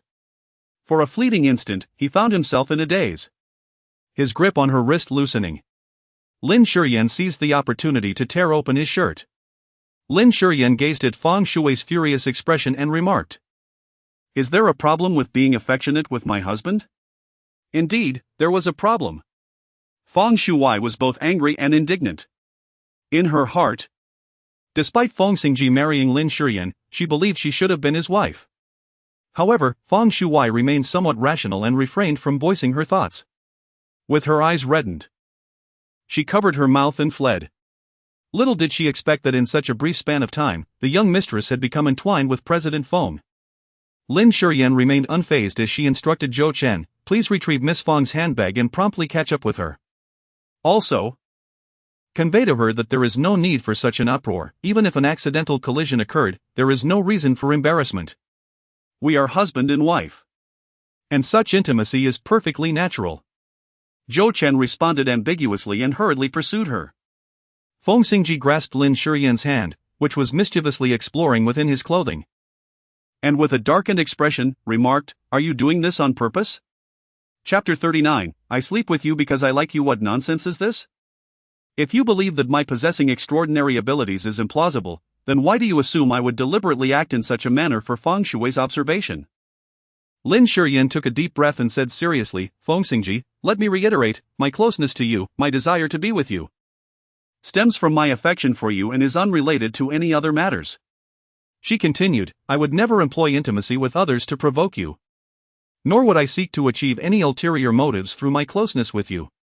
Though Lin Shiyan may possess a feeble strength and might be dismissed by some, her love for him remained undeniably pure. In that moment, Feng Xingzhi felt as if something had struck his heart with great force, igniting a profound sensation within him. The following day, Han Fenghua learned of Lin Shiyan's initiative to visit Feng's group and was quite pleased, instructing the kitchen to prepare a plethora of nourishing supplements for her. You are absolutely right in doing this. A woman should be gentle and soft. The strategy of overcoming rigidity with softness is the wisest path and will yield happiness. Feng Ying, overhearing this, scoffed and retorted, what kind of antiquated nonsense is this? Even the principles of 3 obedience and 4 virtues have evolved with time. The 3 obediences dictate, a wife must obey her husband's orders, follow him wherever he goes, and blindly accept his reasoning. The 4 virtues state, a wife should be generous with her husband's finances, comprehend his intentions, tolerate his moods, and patiently wait for him to prepare himself. As long as my brother can adhere to this, I assure you that Yan Yan will enjoy a loving marriage with him and bear 2 children within 3 years. My brother is constantly frolicking with other women, finding new ways to torment Yan Yan. Why must there be so many expectations placed upon her? Isn't that blatant favoritism? Han Fenghua's expression darkened immediately, and she replied with displeasure, it seems I have truly neglected my duty in your upbringing if you can utter such nonsensical remarks. With that, she swiftly departed. Lin Shiyan observed that Han Fenghua was still irate, so she hurriedly poured a glass of water. Mother, please drink some water to calm your temper. Han Fenghua did not take the water. Instead, she looked up at Lin Shiyan and asked sternly, Lin Shiyan, tell me the truth. Do you also believe that I am biased? Lin Shiyan smiled and remarked, Mother, you are biased. Yet, it is I who am truly partial. If it were not for your favoritism towards me, how could you have taught me to win the heart of Xingzhi and to lead a harmonious life together? I am well aware of your painstaking efforts. Han Fenghua's tense expression instantly softened as she sighed and replied, you truly are understanding. If only Yingying could be as perceptive as you someday. Yingying possesses a genuine nature, and with your guidance, she has become remarkably outstanding. All she needs is to emulate your motherly qualities in the future. I do not require you to speak highly of her, I am fully aware of my daughter's character. I simply hope that, as her sister-in-law, you will look after her more attentively in the days to come. Lin Shiyan spoke with a serious demeanor, I am not merely a sister-in-law, I am a true sister, a biological one. As long as I am here, I will ensure that Yingying is not bullied. Upon hearing Lin Shiyan's words, Han Fenghua's mood instantly brightened. Although Feng Xingzhi often wore a stern expression, enveloped in an air of indifference, he did not outright reject her. Han Fenghua observed all of this with satisfaction in her heart. She did not linger long in the Zijing garden and left with Feng Yingying. Young madam, how is it that you have fallen asleep on the sofa in the living room? Upon rising early to prepare breakfast, Anshin was taken aback to find Lin Shiyan dozing on the couch and hurriedly roused her, it's just the beginning of summer. And the nighttime temperatures can be quite low, you might catch a chill here. I must have dozed off after sitting for a while, Lin Shiyan replied, rubbing her heavy head. Please continue with the cooking, I will go upstairs to check on Xingzhi. After Lin Shiyan finished her instructions, she began to stretch her body while ascending the stairs. Suddenly, she recalled the scene from yesterday when she bid farewell to Han Fenghua. Feng Xingzhi held her hand, reassuring her grandmother. Lin Shiyan immersed herself in an exceedingly busy workload, diligently sketching design drafts and crafting costumes for imperial decree, returning home late and leaving early. Ugh! Lin Shiyan clutched her chest and retched twice. Feng Yuan handed her a glass of water, her voice laced with concern. Sister Lin, why are you still vomiting? We should see a doctor. There's no need, Lin replied. I simply caught a chill while sleeping on the sofa that day. And my irregular eating habits over the past few days have exacerbated the situation. After I drink some warm water, I will be fine. Now, let us not dwell on such trivial matters. Hurry and check the costumes. Next Monday, we must bring our outfits to the set. The success of Yun Dawn hinges on this performance. Upon hearing these words, Feng Yuan became immediately anxious, setting aside her worries and busily attending to the task at hand. Lin Shiyan took a sip of warm water to soothe the nausea in her stomach before hastily attending to her tasks. It was Monday. Lin Shiyan drove a van, escorting Feng Yuan to the film set. In a designated room, they meticulously hung the garments they had brought on hangers. A total of 100 outfits were transported. And despite the tight schedule and the intense production timeline, Lin Shiyan endeavored to ensure each piece was executed to perfection. Wow, how exquisite! Exclaimed Lu Yun, approaching with her assistant Xiaoyi. She gazed in awe at a delicate lavender palace gown and remarked, Designer Lin, is this the costume for my role? Indeed, Lin replied.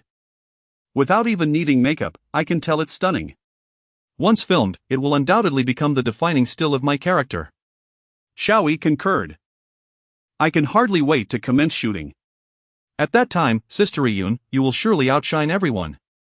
Just then, Feng Shuwei, who had just entered, felt her expression darken upon hearing Xiaoyi's words. A fire ignited in her eyes, brimming with indignation. She was cast not only as the unparalleled enchanting consort but also as the epitome of beauty in this production. If Lu Yun were to eclipse all others, what would that make her?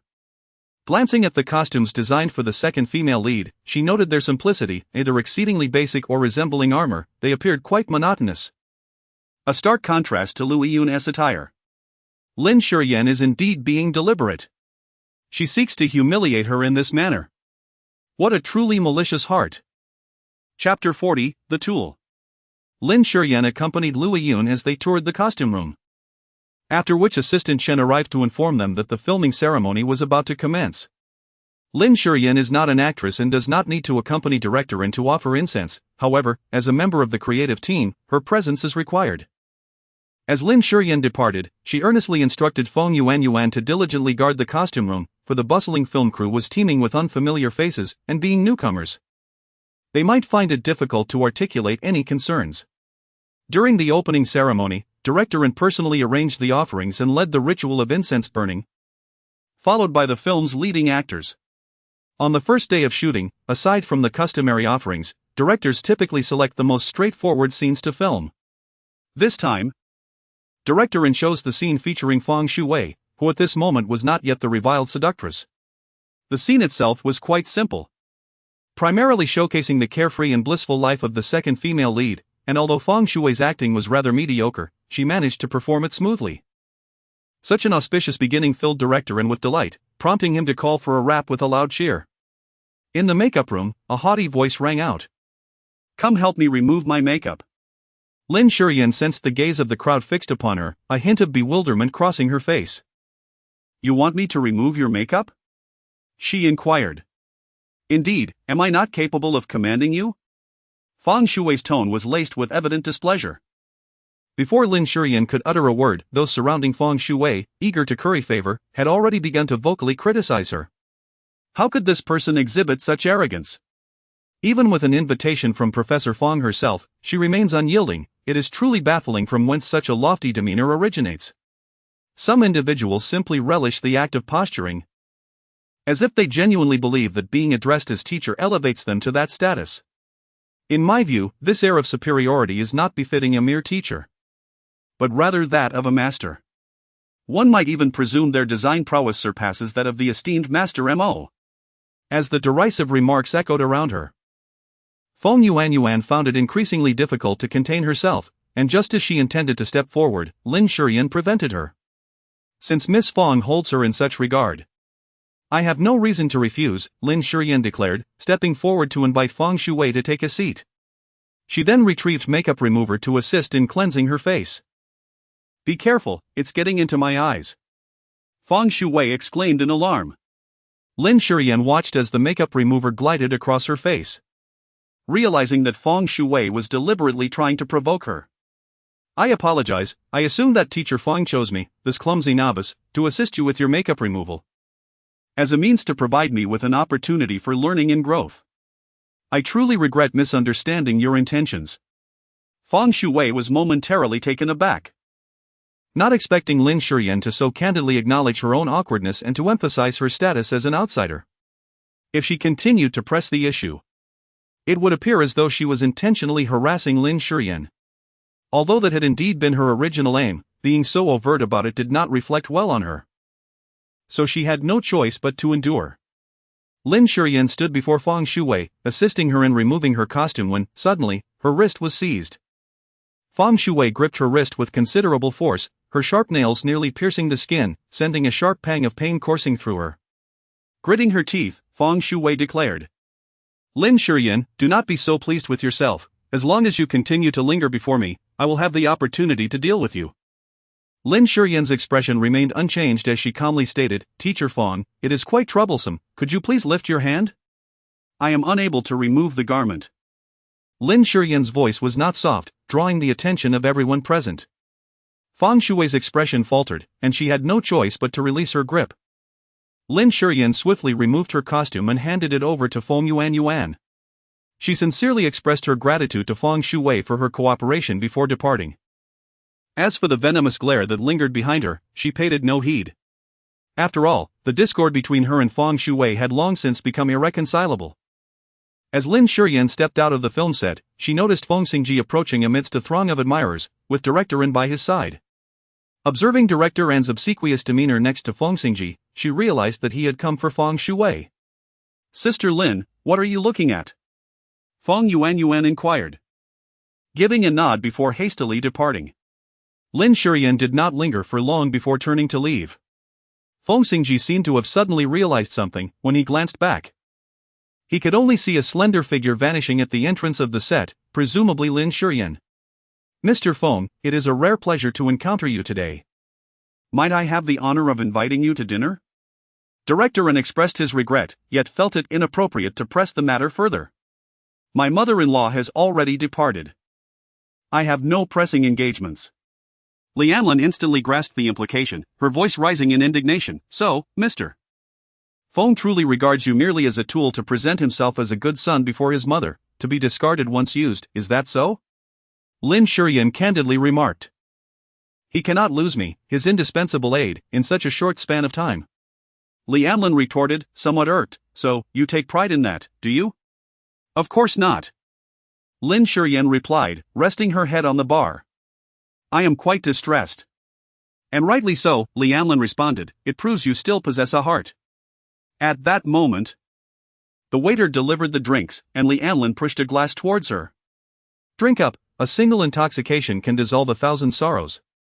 Lin Shiyan lifted her wineglass and took a sip, the sharp taste surged forth instantaneously, igniting a fiery sensation that coursed through her stomach.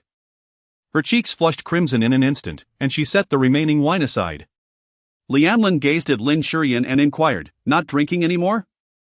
Having been close friends for many years, she was well aware of Lin Shiyan's peculiar habit. Regardless of the wine's extravagant price, she would only indulge in a single sip.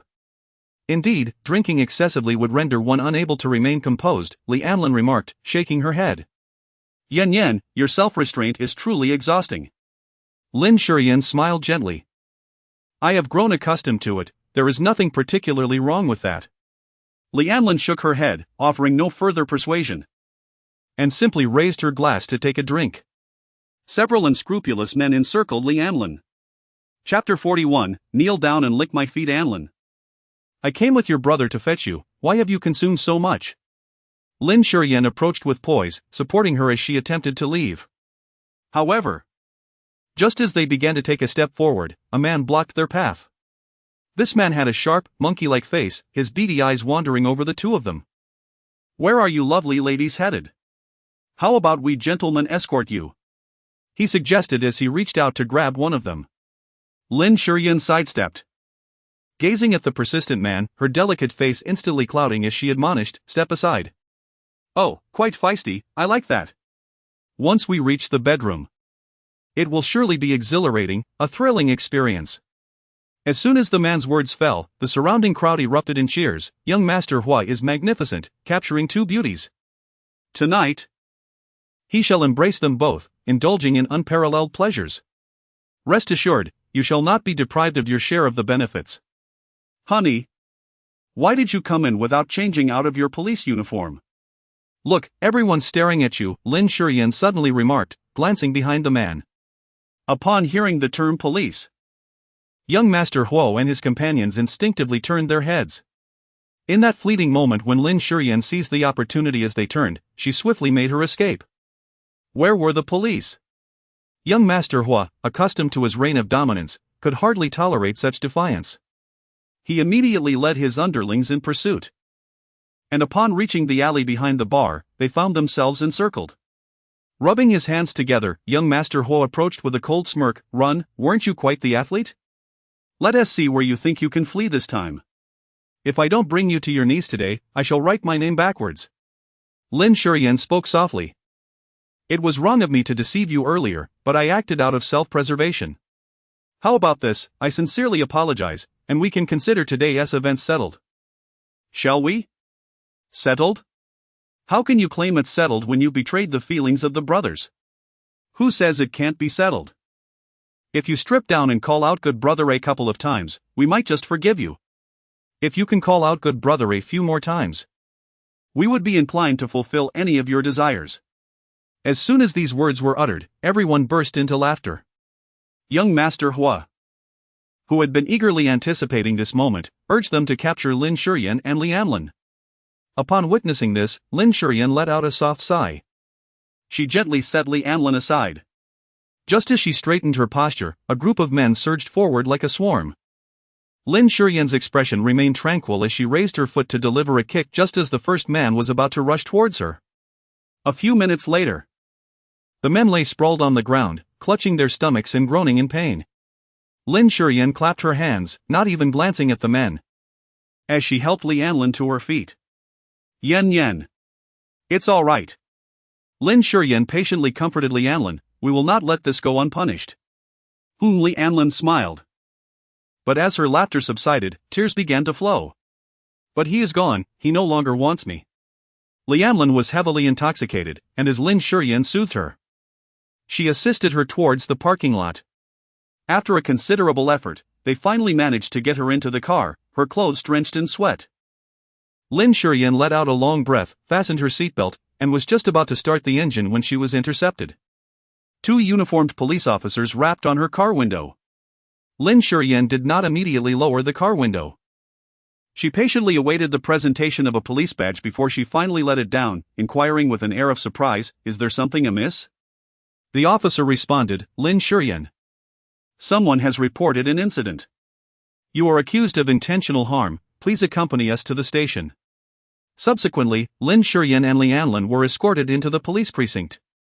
As Lin Shiyan stepped out of the police vehicle, she caught sight of a group led by young Master Hua. He, with his injured face obscured by a hand, flashed a venomous smile at Lin Shiyan and declared, "Wretched woman, you dare to strike me? I will ensure you pay a grievous price for this." Upon hearing the threats from young Master Hua, Lin Shiyan promptly declared, "Officer, I wish to report a threat against my person. I seek protection and intend to pursue legal action against my aggressor. I hope you will be able to testify on my behalf."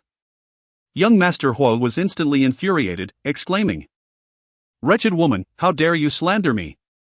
With that, he charged towards Lin Shiyan, intent on assaulting her.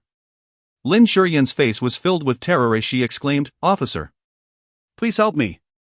This man intends to kill me." The police promptly restrained young Master Hua, urging, "Calm down.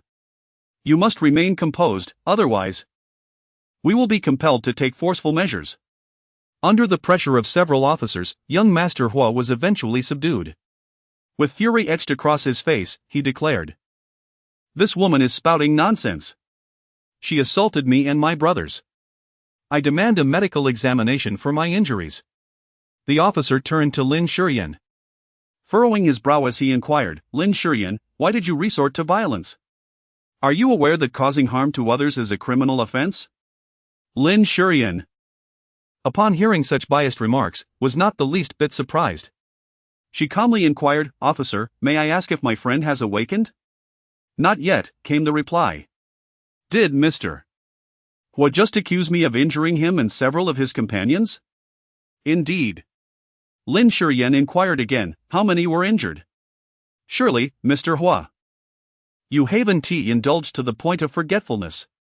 The police, sensing the irregularity, were about to speak when the agitated Mr. Hua interjected loudly, "6.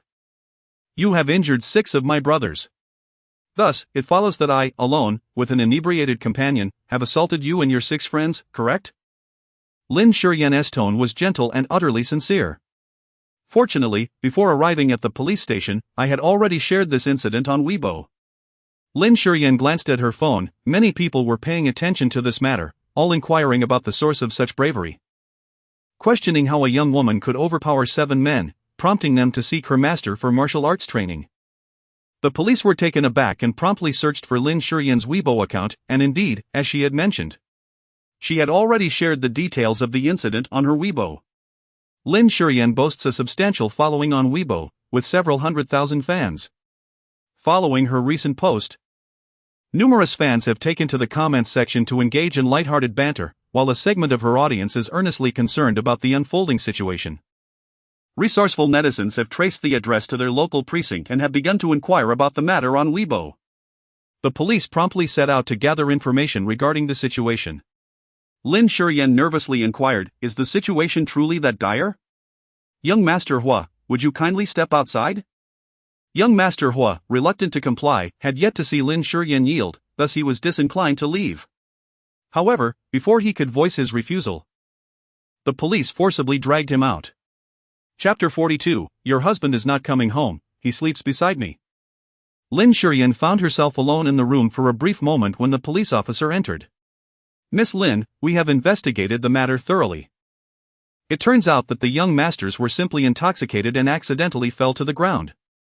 You happened to pass by, which led to the suspicion that you had assaulted them." Understanding the situation, Lin Shiyan smiled, choosing not to dwell on the earlier events. Such is the nature of the adult world. The officer sighed in relief, stating, "Miss Lin, if you could call your family to come and sign a document, you will be free to leave." As she dialed her family, Lin Shiyan's first thought was of her mother, Zheng Lanin. Upon seeing the text filled with lingering anger from her mother, Lin Shiyan suddenly recalled the last incident at the hospital. She remembered how furious Zheng Lanin had been after discovering that she had sold her jewelry to buy a car for Lin Zichuan. Unable to contain her feelings, she had spoken out, only to be reprimanded by her mother for lacking sibling loyalty, unlike an elder sister should. Lin Shiyan let out a silent sigh and ultimately dialed Feng Xingzhi's mobile number. At that moment, in the Starry Sky Club, her delicate and beautiful face bore traces of tears and lingering shock. She trembled slightly, her eyes filled with gratitude as she gazed at Feng Xingzhi. "Xingzhi, thank you. If you hadn't appeared in time tonight, I would have been in grave danger." Feng Xingzhi's anger flared at the thought of Feng Shuwei nearly being taken advantage of by the notorious investor, Boss Sunday. "Where is Sister Zhang? And your assistant? Why are they not by your side?" Feng Shuwei replied, "Sister Zhang's child is ill, and my assistant hasn't had a break in a long time. With family finally visiting, I gave her some time off. This was truly an accident. Boss Sun was also set up and mistook me for that kind of woman," she explained cautiously, glancing at Feng Xingzhi. "I promise I won't attend dinners alone anymore. Please don't be angry."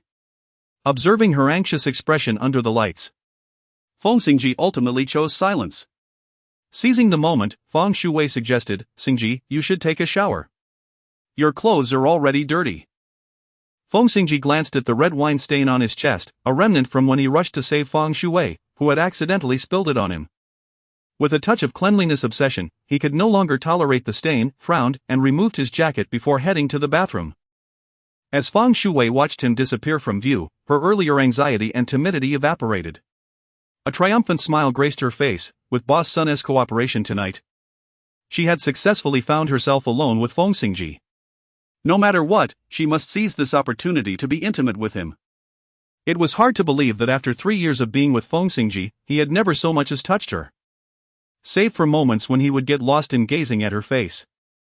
Lin Shiyan's earlier remark about them being able to play a matching game together deeply affected her, constantly reminding her that she was not unique. Beyond being Feng Yan's sister, she was no different from anyone else. Just as Feng Shuwei was preparing to don her battle attire, Feng Xingzhi's phone suddenly rang. It was Lin Shiyan calling. She hesitated for a moment but ultimately grit her teeth and answered the call. "Hello." Upon hearing the soft and alluring voice on the other end, Lin Shiyan paused. "Feng Shuwei? It's me. Is Lin Jia calling to find Xingzhi?" "I'm afraid you'll have to wait a bit, he is currently in the shower." Lin Shiyan maintained her composure and calmly remarked. "It seems Miss Lin is about to showcase her acting skills once again." Upon hearing Lin Shiyan's words, Feng Shuwei couldn't help but recall the previous embarrassment in the office of the Feng Corporation's president, grinding her teeth in frustration. With a feigned smile, she responded. "If Sister Lin wishes to hear it this time, I am not unable to oblige." Feng Shuwei approached the bathroom and gently inquired, "Xingzhi, I have ordered room service. What would you like to eat?" "I'm not hungry, you can eat by yourself." "Nevertheless, it would be wise to have something to eat. Or at least a glass of milk, as it aids in a good night's sleep. You decide." Feng Shuwei had been harboring this pent-up frustration for quite some time and was eager to provoke Lin Shiyan once more when suddenly, the call ended. A triumphant smile crossed her face, but just then, she noticed the sound of water from the bathroom had ceased. She quickly deleted the call log and restored her phone to its original state. At the police station, Lin Shiyan's complexion appeared somewhat pallid, her mind buzzing with anxiety. Ever since her marriage to Feng Xingzhi, Feng Shuwei had persistently lingered in the shadows of her union. A young man and an enchanting woman.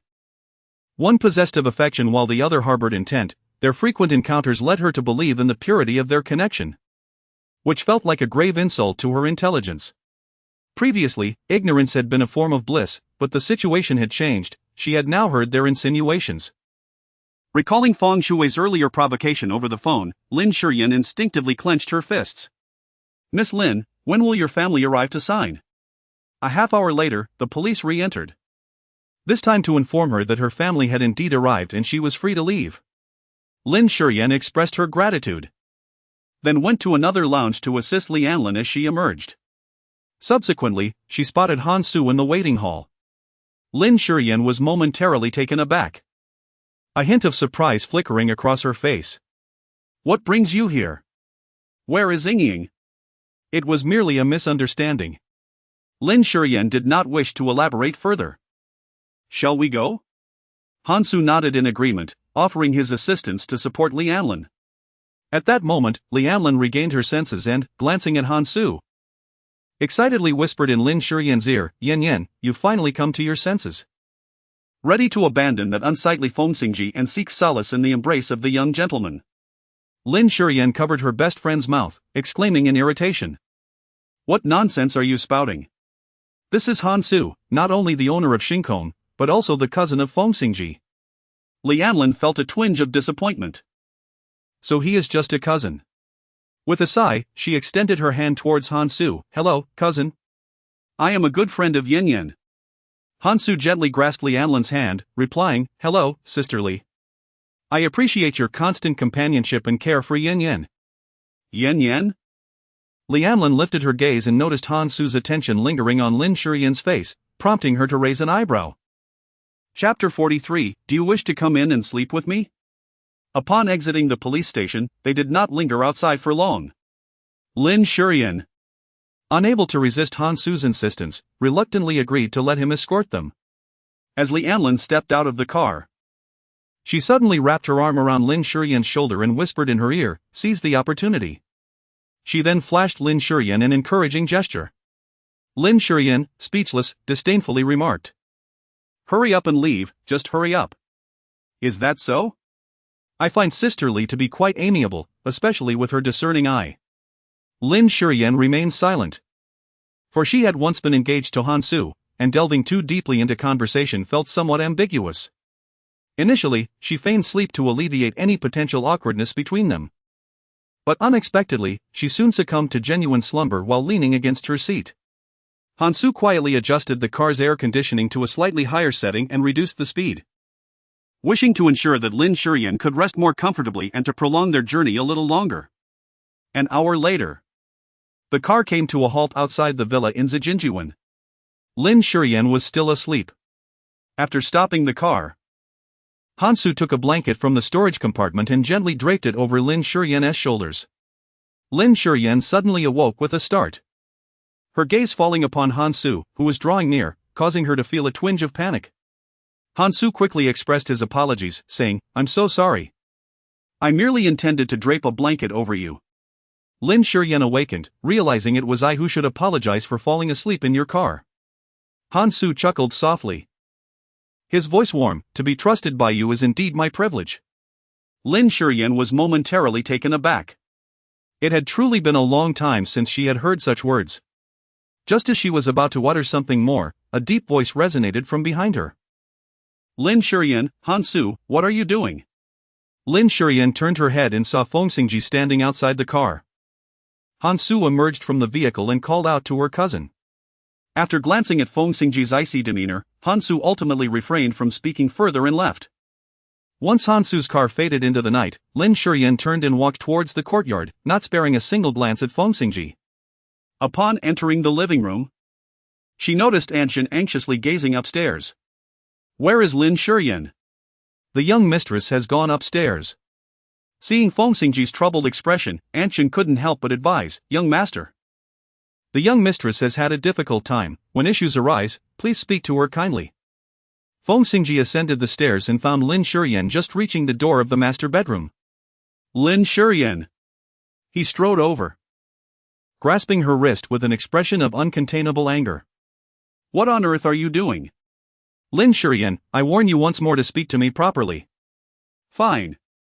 Since you do not wish to share the bed, I have nothing more to say," Lin Shiyan retorted, attempting to close the door. Feng Xingzhi pressed against the door.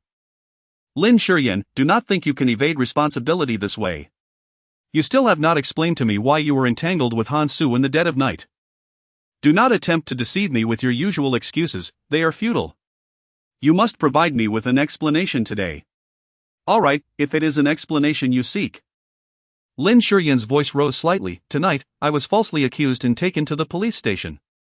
I proved my innocence, but in order to leave, someone needed to sign for my release. I called you." She looked at Feng Xingzhi, her eyes reddening. "You were with Feng Shuwei. And you were even taking a shower in the bathroom.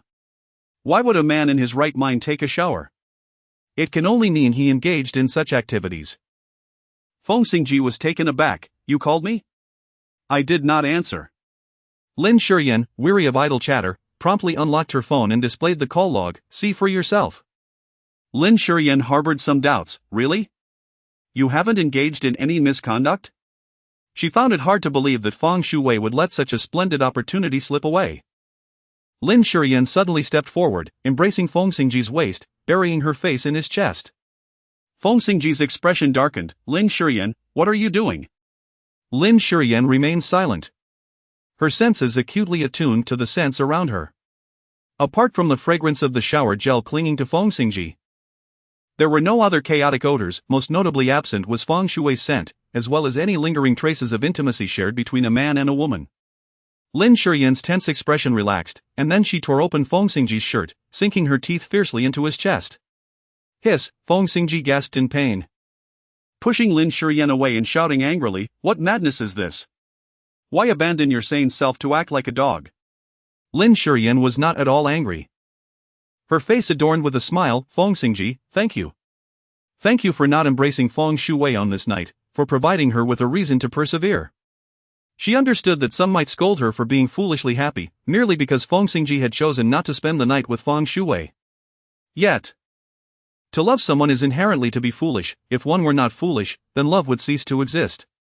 Feng Xingzhi glanced at his chest, which bore a neat ring of bite marks, some of which were so forceful they had broken the skin and drawn blood. He looked at Lin Shiyan, whose eyes sparkled with joy despite his earlier rebuke, and with a cold scoff remarked, "Did you not once inquire whether I was with Yahweh or merely someone resembling her? I can now reveal to you that it was indeed Yahweh. Thus, I shall not engage with any woman other than Feng Yahweh." Lin Shiyan's smile faltered, and the joy within her vanished instantly. The presence of a deceased person overshadowing her marriage was far more terrifying than an incessant stream of mistresses. Mistresses could be vanquished. However, the white moonlight and the cinnabar mole were eternally insurmountable. Moreover, they would only grow more perfect with the passage of time. Feng Xingzhi, is it truly so difficult for you to coax me, to bring me a moment of happiness? Lin Shiyan smiled bitterly. Chapter 44, How did we stray into nonsensical talk? Lin Shiyan did not conceal the truth, she simply recounted the events as they transpired. Upon hearing her words, Feng Xingzhi was almost exasperated to the point of laughter. Unable to restrain himself from exclaiming, Lin Shiyan, have you lost your mind? Two single girls dare to go out drinking? And upon encountering those individuals with ill intentions, why didn't you report them to the authorities beforehand, instead of engaging with them? Moreover, when I failed to answer your call, why did you not contact Zhou Chen? Why did you insist on calling Han Su? I did not call Han Su, I called Ying. She was unwell, and that is why Han Su came, Lin Shiyan replied. Letting out a long sigh, her voice tinged with helplessness.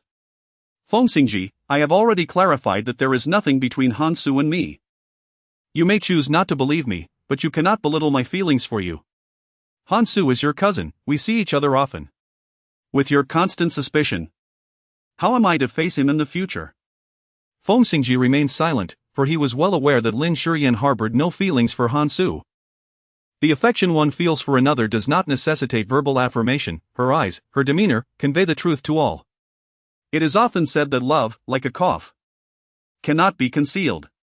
If a man professes ignorance of a girl's affection that has endured for years, he would be either a fool or uttering the grandest of lies. Suddenly, she took hold of his arm, gripping his sleeve tightly. Are you always so concerned about Han Su because you have a slight fondness for me? In that moment, Feng Xingzhi's palm rested gently against Lin Shiyan's forehead, his gaze lowered to meet hers. Lin Shiyan's eyelashes fluttered slightly as she gently raised her gaze to meet Feng Xingzhi's. His expression was earnest, and in the glow of the light, he exuded an indescribable charm that momentarily captivated Lin Shiyan. Then, Feng Xingzhi remarked, You aren't feverish, so why are you speaking nonsense? What? Are you asking if perhaps I have a slight fondness for you? After uttering these words, he turned away. Lin Shiyan finally realized that Feng Xingzhi was referring to her earlier question about whether he was a bit bothered by Han Su's potential affection for her. Feng Xingzhi, however, she did not wish for him to leave. She was infuriated that Feng Xingzhi was ignoring her calls and felt uneasy about him bathing in Feng Shui's room. Yet she was even more unwilling to let him go. Lin Shiyan rushed down, but it was too late. Feng Xingzhi had already entered his car and started the engine, departing without casting a glance at the desperately waving Lin Shiyan. Young madam, Jin Ma said, emerging with a shawl and draping it over Lin Shiyan's shoulders. The night has deepened, and it is quite chilly outside, you might catch a cold like this. Noticing Lin Shiyan's icy hands, Jin Ma hurriedly prepared a cup of warm milk and, with concern, urged, Young madam, please drink some warm milk to help you regain your warmth. Lin Shiyan obediently sipped her milk, the warm liquid gliding into her stomach, enveloping her in a comforting warmth. Suddenly, she grasped Anjin's hand and asked, Do you think I am speaking nonsense? What if Feng Xingzhi has even a slight fondness for me? Her inquiry was earnest and persistent. Anjin nodded, her heart aching as she replied, No, my dear young mistress, it is not nonsense. You are truly remarkable, and once the eldest young master recognizes your virtues, he will undoubtedly fall in love with you. Lin Shiyan's eyes sparkled with brightness, she smiled, her lips pressed together, exuding a hint of shyness, resembling a child brimming with anticipation for the future. Mama Jin gazed at Lin Shiyan, feeling an inexplicable pang of sadness. Inside the Rolls-Royce Phantom, Feng Xingzhi was on a phone call with Zhou Chen. Zhou Chen was reporting, this evening, young Master Hua, accompanied by 6 ruffians, had intended to harm the young madam and Miss Li. After the young madam bravely subdued them, they, feeling aggrieved, reported to the police, hoping to exploit the Hua family's influence to detain the young madam and Miss Li at the police station, pressuring them into submission.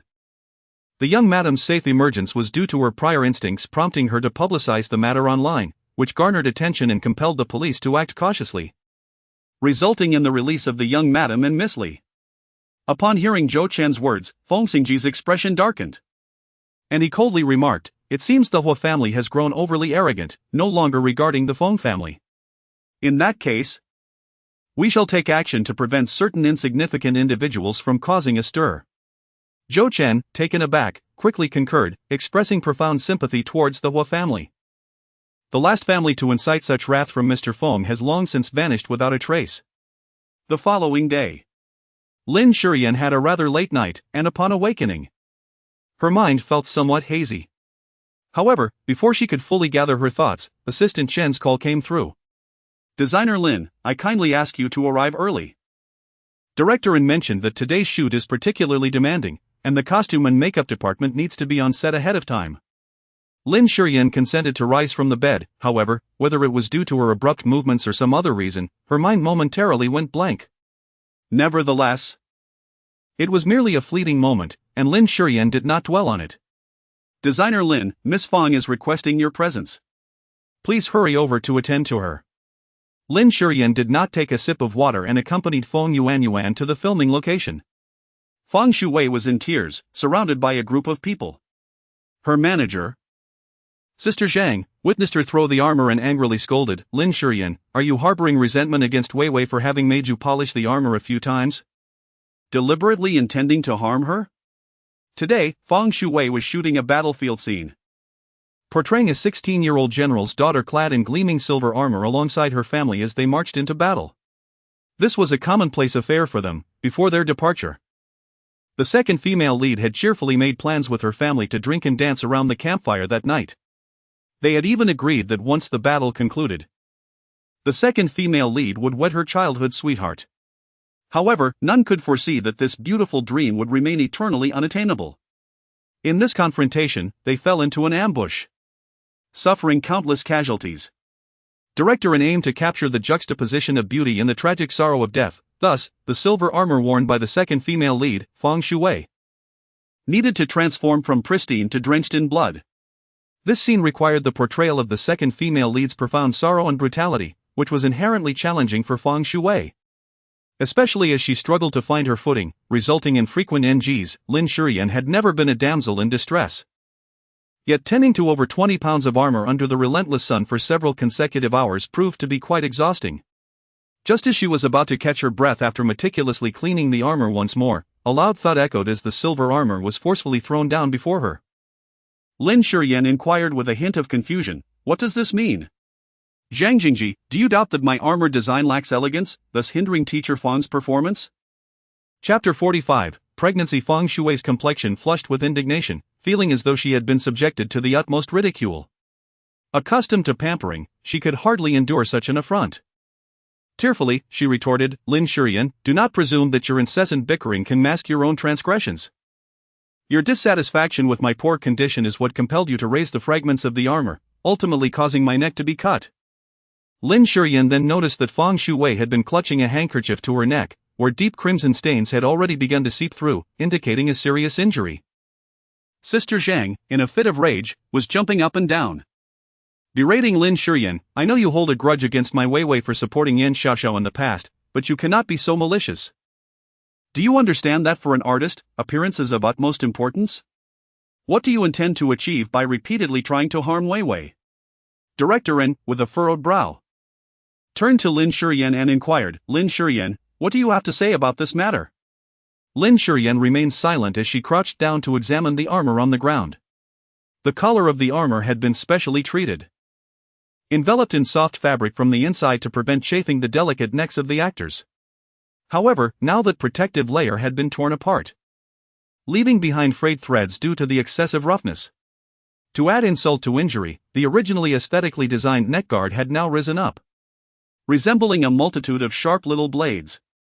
Lin Shiyan furrowed her brows tightly and remarked, "The armor I meticulously maintained was not in this state, it has been deliberately damaged." "Ha!" Sister Zhang let out a cold laugh, her voice becoming increasingly sharp. "You are responsible for the costumes in the production.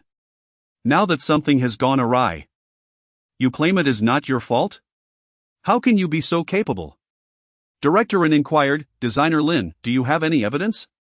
Lin Shiyan replied, "I have video footage of every cleaning session. She then glanced at Feng Yuan, signaling her to retrieve her phone and play the recording. Upon realizing that all eyes were fixed on her, Feng Yuan appeared flustered, stammering, I didn't record it just now. She had thought that continuously filming the cleaning of the armor would be tedious and thus refrained from doing so. Director N's brows knitted in concern, while Sister Zhang, upon hearing this, became even more audacious, vocally demanding that Lin Shiyan compensate for the injuries suffered by Feng Shui. The injured Feng Shui, surrounded by a throng of onlookers, bore an expression of excruciating pain, yet her lips could not help but curve upward slightly. This time, Lin Shiyan was doomed. She would undoubtedly be expelled from the production team. The gesture was swift, almost instantaneous, as Feng Shui quickly suppressed her smile. However, Lin Shiyan, who had been observant, noticed it. Lin Shiyan rose abruptly and dashed to Feng Shui's side, pulling her hand down forcefully, revealing the nape of her neck. The skin on Feng Shui's nape was fair and delicate, stained with a patch of crimson, yet devoid of any wounds. A small blood bag was clutched within the handkerchief she held. Lin Shiyan sincerely remarked, fortunately, Miss Feng had the foresight to place a blood pack at the nape of your neck, which spared your delicate skin from the harm of the armor, preventing a needless scare for everyone. How wonderful it is! Upon hearing this, the expressions of those nearby varied significantly. They were astute individuals who understood the underlying circumstances, and their gazes towards Feng Shui were imbued with an odd intensity. Director N was equally displeased, as filmmaking from the outset had been a costly endeavor, particularly with such grand scenes where every no good take, meant an incineration of funds. Yet, contemplating Feng Shui's connection to Feng Xingzhi, he ultimately refrained from reprimanding her, instead directing his frustration towards the onlookers. What are you all gawking at? Is there nothing else to attend to? Once the crowd dispersed, Director N could not contain himself and addressed Feng Shui, Teacher Feng, please take a moment to rest and find your rhythm. We shall resume filming once the armor is repaired. Feng Shui acquiesced, her countenance a portrait of distress. Lin Shiyan appeared to be oblivious to her surroundings, instructing Feng Yuan to fetch tools as she commenced the repair of the armor, also requesting her to activate the phone's recording feature. Feng Yuan, unable to contain her indignation, exclaimed, how could Feng Shui be so malicious? Not only does she torment you with endless tricks throughout the day, but she also unjustly accuses you. Had it not been for Lin Jia's astute realization that Feng Shui was merely feigning, this time of neglecting to record video could have led to a grave misstep. Hush, Lin Shiyan interjected, cutting off Feng Yuan's tirade. Observing her friend's simmering frustration, she softened her tone and said, this is the reality. Rather than waste energy being upset with others, it is far more prudent to focus on our own responsibilities. Feng Yuan, gazing at Lin Shiyan's earnest profile, responded affirmatively, settling beside her as she diligently mended the armor. Gradually, her restless spirit found solace. The damage to the armor was not particularly severe. Within half an hour, Lin Shiyan had completed the repairs. She handed it to Feng Yuan, saying, take this to the director. Feng Yuan nodded and, clutching the armor, set off to find Director N. Suddenly, she witnessed Lin Shiyan rise unsteadily, swaying momentarily before collapsing to the ground. Lin Jie! Feng Yuan cried out in alarm. Lin Shiyan gradually opened her eyes, gazing somewhat bewilderedly at the pristine white ceiling above her. Miss Lin, you are awake. Lin Shiyan turned her head and saw the nurse changing her drip. So I have been admitted to the hospital, she remarked. Indeed, the nurse replied, her words flowing forth as if released from a dam. You have been exceedingly careless. At merely 2 months into your pregnancy, you are already exhausting yourself. Fortunately, the baby is resilient this time, otherwise, it may have been difficult to preserve the pregnancy. Lin Shiyan was utterly bewildered. Unable to restrain herself from interrupting the nurse, what did you say? I'm pregnant? How can that be? Although she had engaged in intimate relations with Feng Xingzhi on several occasions, there was only that one instance before his sterilization, and it had not occurred during her ovulation period. Furthermore, she had taken a pregnancy test a week later, which had yielded a single line. Upon hearing Lin Shiyan's words, the nurse replied, it is possible that you were indeed pregnant at that time, but the test did not detect it. However, you are genuinely pregnant now. Congratulations! You are about to become a mother. Noticing that Lin Shiyan displayed no signs of happiness, The nurse's smile faded slightly. Aren't you the one who didn't plan to keep this child? Do you realize how many people wish for a baby and are unable to conceive? I do not wish to abandon my baby, I simply cannot believe it. Lin Shiyan suddenly felt a surge of anxiety. I took contraceptive pills afterward, and I even drank alcohol once. The thought of the altercation she had engaged in the previous night filled her with dread. The nurse reassured her, saying, based on the current examination results, the baby is healthy, and there will be many more checkups to monitor the baby's well-being, so there is no need to worry excessively. Lin Shiyan nodded, feeling a sense of relief wash over her. Sister Lin, you have finally awakened. You frightened me to death just now. I am fine. Merely experiencing a bout of low blood sugar after basking in the sun for so long, which caused me to faint. Lin Shiyan refrained from mentioning her pregnancy, as she wished to share that news with Feng Xingzhi first. The thought of Feng Xingzhi learning of her pregnancy filled her with both anxiety and anticipation. Would he share her excitement for this child? Chapter 46, Feng Xingzhi proposed divorce. What is it? A somewhat impatient tone greeted her as the call connected. Is it about grandfather? No, it's about us, she replied. Without hesitation, Feng Xingzhi stated, there is nothing between us that requires discussion. Lin Shiyan's expression darkened upon hearing the words. She was reluctant to concede defeat and was about to make another attempt when a cacophony erupted from the other end of the phone. Suddenly, there was a thud, and someone knelt on the ground, weeping and pleading, Mr. Feng, I know my son has been foolish and offended the young lady of the Feng family. I beg you, have mercy and grant the Hua family a chance to survive. Please. The man continued to speak, but Lin Shiyan could not hear him as the call was abruptly terminated. As she continued driving along the road, the earlier gloom had vanished, replaced by an exuberance that made her feel as if she could soar. Although she had only caught fragments of the conversation, Lin Shiyan had already deduced the situation. The young Master Hua, who had acted so brazenly yesterday, had been dealt with by Feng Xingzhi, and it seemed that the Hua family would not emerge unscathed either. Feng Xingzhi was avenging her honor. Her husband was taking action for her sake, and she couldn't help but marvel at his kindness. Could it be that she might dare to hope that he harbored feelings for her as well? Surely he must. If not, why would he be so concerned about Han Su and discreetly act on her behalf? Lin Shiyan inadvertently glanced at her reflection in the car window, noticing the upward curve of her lips and the sparkle in her eyes. That was the visage of her happiness. At the phone group, Feng Xingzhi wore a brooding expression. Secretary Zhou, is my office a marketplace? Does anyone think they can enter at will? Mr. Feng, I apologize. I will handle it immediately. After acknowledging his mistake, Zhou Chen promptly signaled the security to escort the raucous Mr. Hua out. Mr. Feng, I beseech you to spare the Hua family. I implore you. Tang Yunjiao sidled in, waiting until Mr. Hua was removed before entering the office. Unable to restrain himself, he gave Feng Xingzhi a thumbs up. Brother Feng, your display of authority is formidable. I cannot fathom how many trembled in fear. Many have approached me today, eager to understand how you, in good spirits, could unleash such wrath. I advised them to remain calm, to take care of themselves and their families, to avoid the allure of beauty, to refrain from teasing virtuous women, and to not bully the weak, ensuring their safety. Feng Xingzhi paid him no mind, picking up a document to review. Unperturbed, Tang Yunjiao pressed his palm on the file and leaned closer, adopting a gossipy tone. Brother Feng, tell me the truth, have you fallen for your sister-in-law? Feng Xingzhi raised his gaze to Tang Yunjiao. What nonsense are you spouting? Are you still intoxicated from last night's revelry? Tang Yunjiao huffed, this is no nonsense. It's a deduction based on your behavior. If you weren't enamored with your sister-in-law, why would you be so furious? You even took action against the Hua family. This is unlike you. Ordinarily, you would revel in her misfortune, yet here you are, defending her.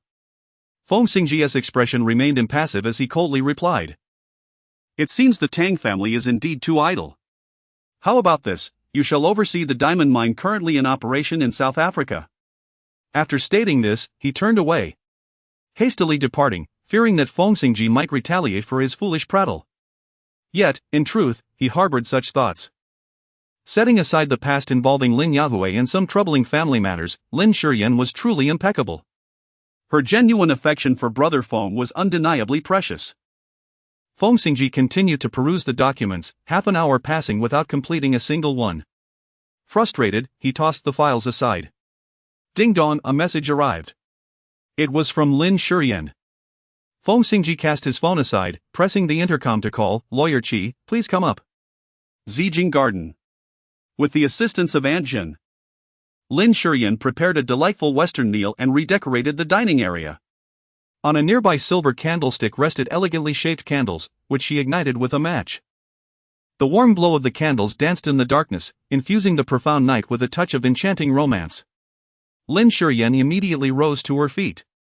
Her eyes lighting up at the sight of the man who had appeared in the dining hall, joyfully calling out his name, Xingzhi. Feng Xingzhi surveyed the meticulously arranged setting before him, his handsome brows furrowing in confusion. Lin Shiyan, what is the meaning of this? He inquired, reaching out to turn on the lights. Do not turn on the lights, she interjected.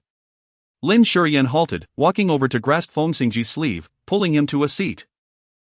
I don't wish to impose, she said, I merely desire your company for a candlelit dinner. Her earnest gaze met Feng Xingzhi's. Her eyes shimmering with a plea, is that permissible? Feng Xingzhi initially contemplated a refusal, this marriage had never been of his choosing. And Lin Shiyan was not the woman he wished to wed. Out of respect for his grandfather, he felt powerless to resist.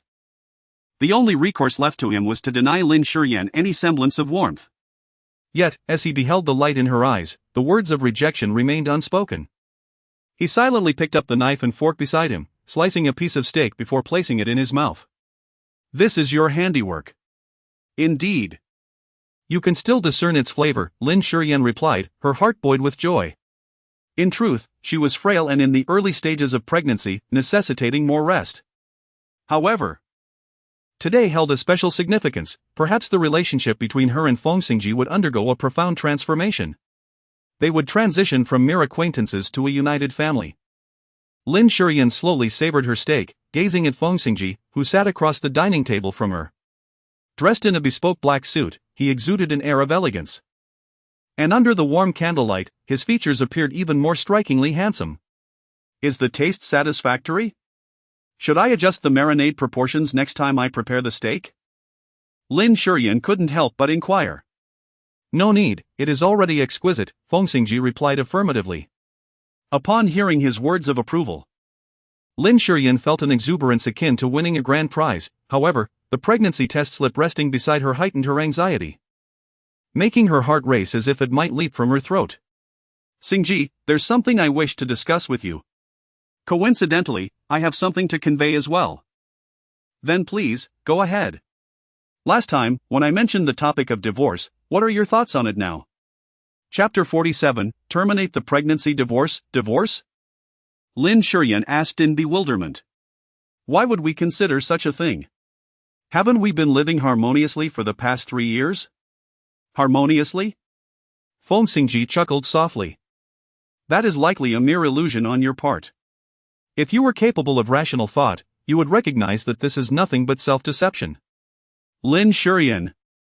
Even if everyone knows you are married to me, I shall never acknowledge you as my wife. My wife has always been and will forever be Feng Yahue. Lin Shiyan felt as though her heart was being pierced by a knife, her complexion as pale as a sheet of paper. Her hand, which rested at her side, clutched the pregnancy test results tightly as she spoke in a hushed voice. What if I am pregnant? You are pregnant?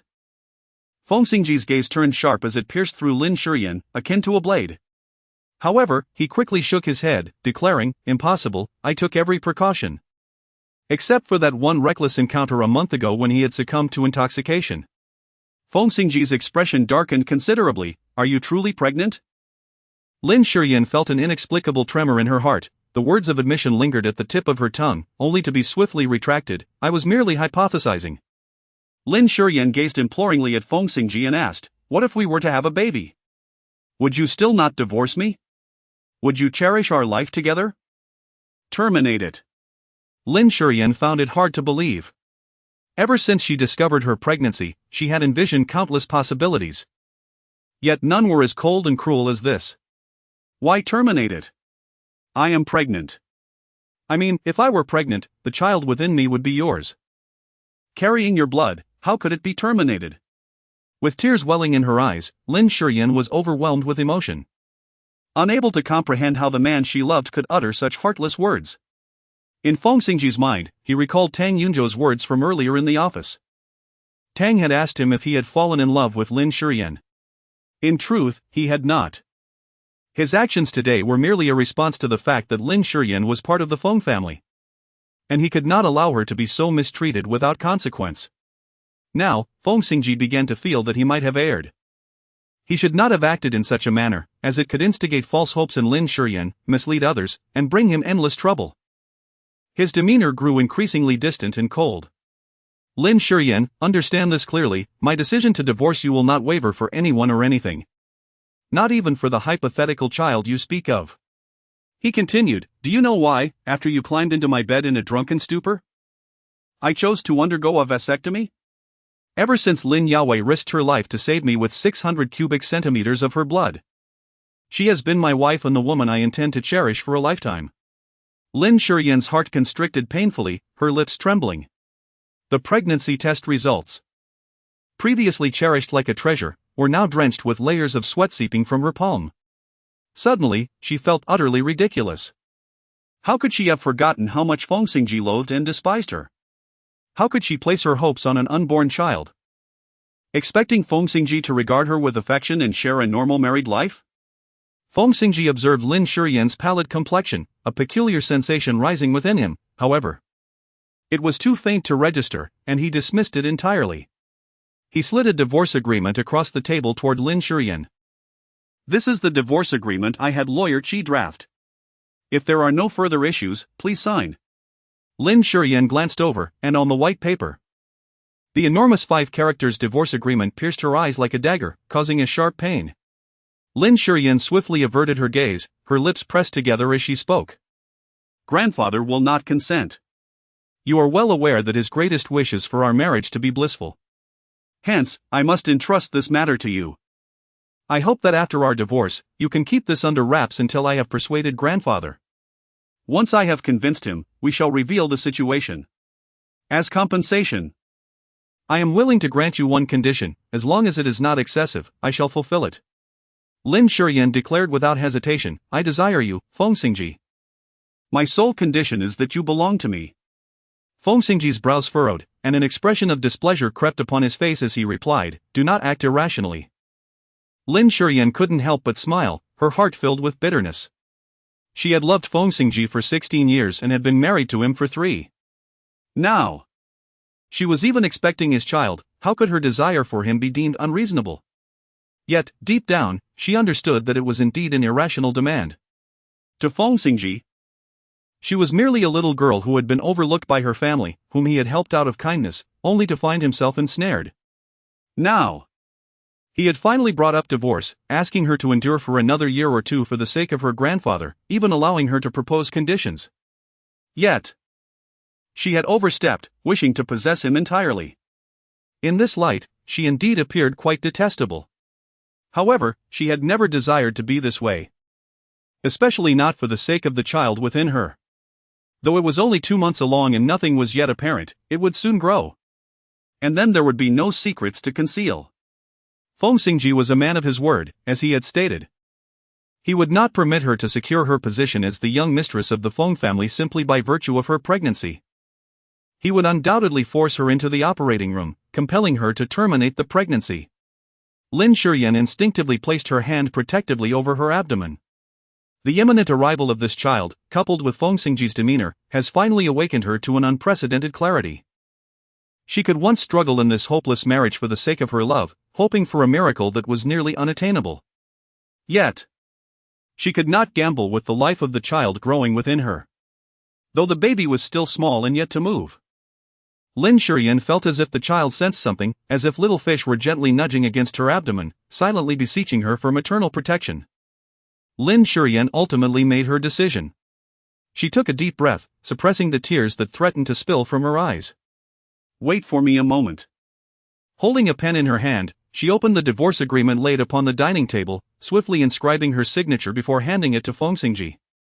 All right, Xingzhi. I set you free.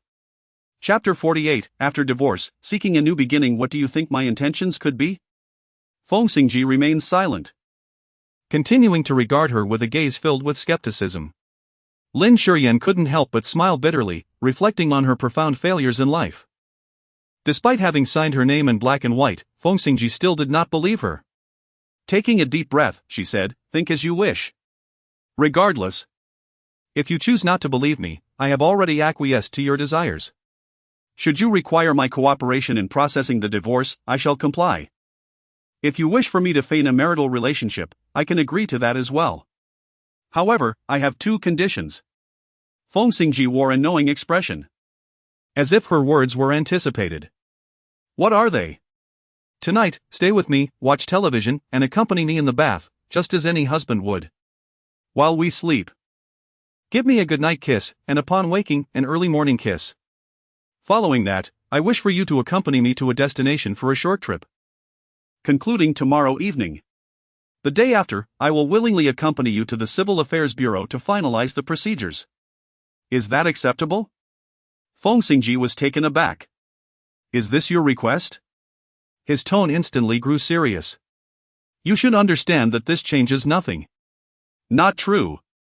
It can change something. At the very least, it allows me to transform myself. I can remind myself that I once experienced happiness. When the child is born, I can tell them that your father and I were once deeply in love. That is my affair, and for you, it's merely a loss of one day. And your second request? Feng Xingzhi appeared to acquiesce, and the corners of Lin Shiyan's lips curved slightly as she continued. Once the filming of The Emperor's Command concludes, you must arrange for me to study at the Royal Academy of Fine Arts in Milan for 6 months, with all expenses covered by you.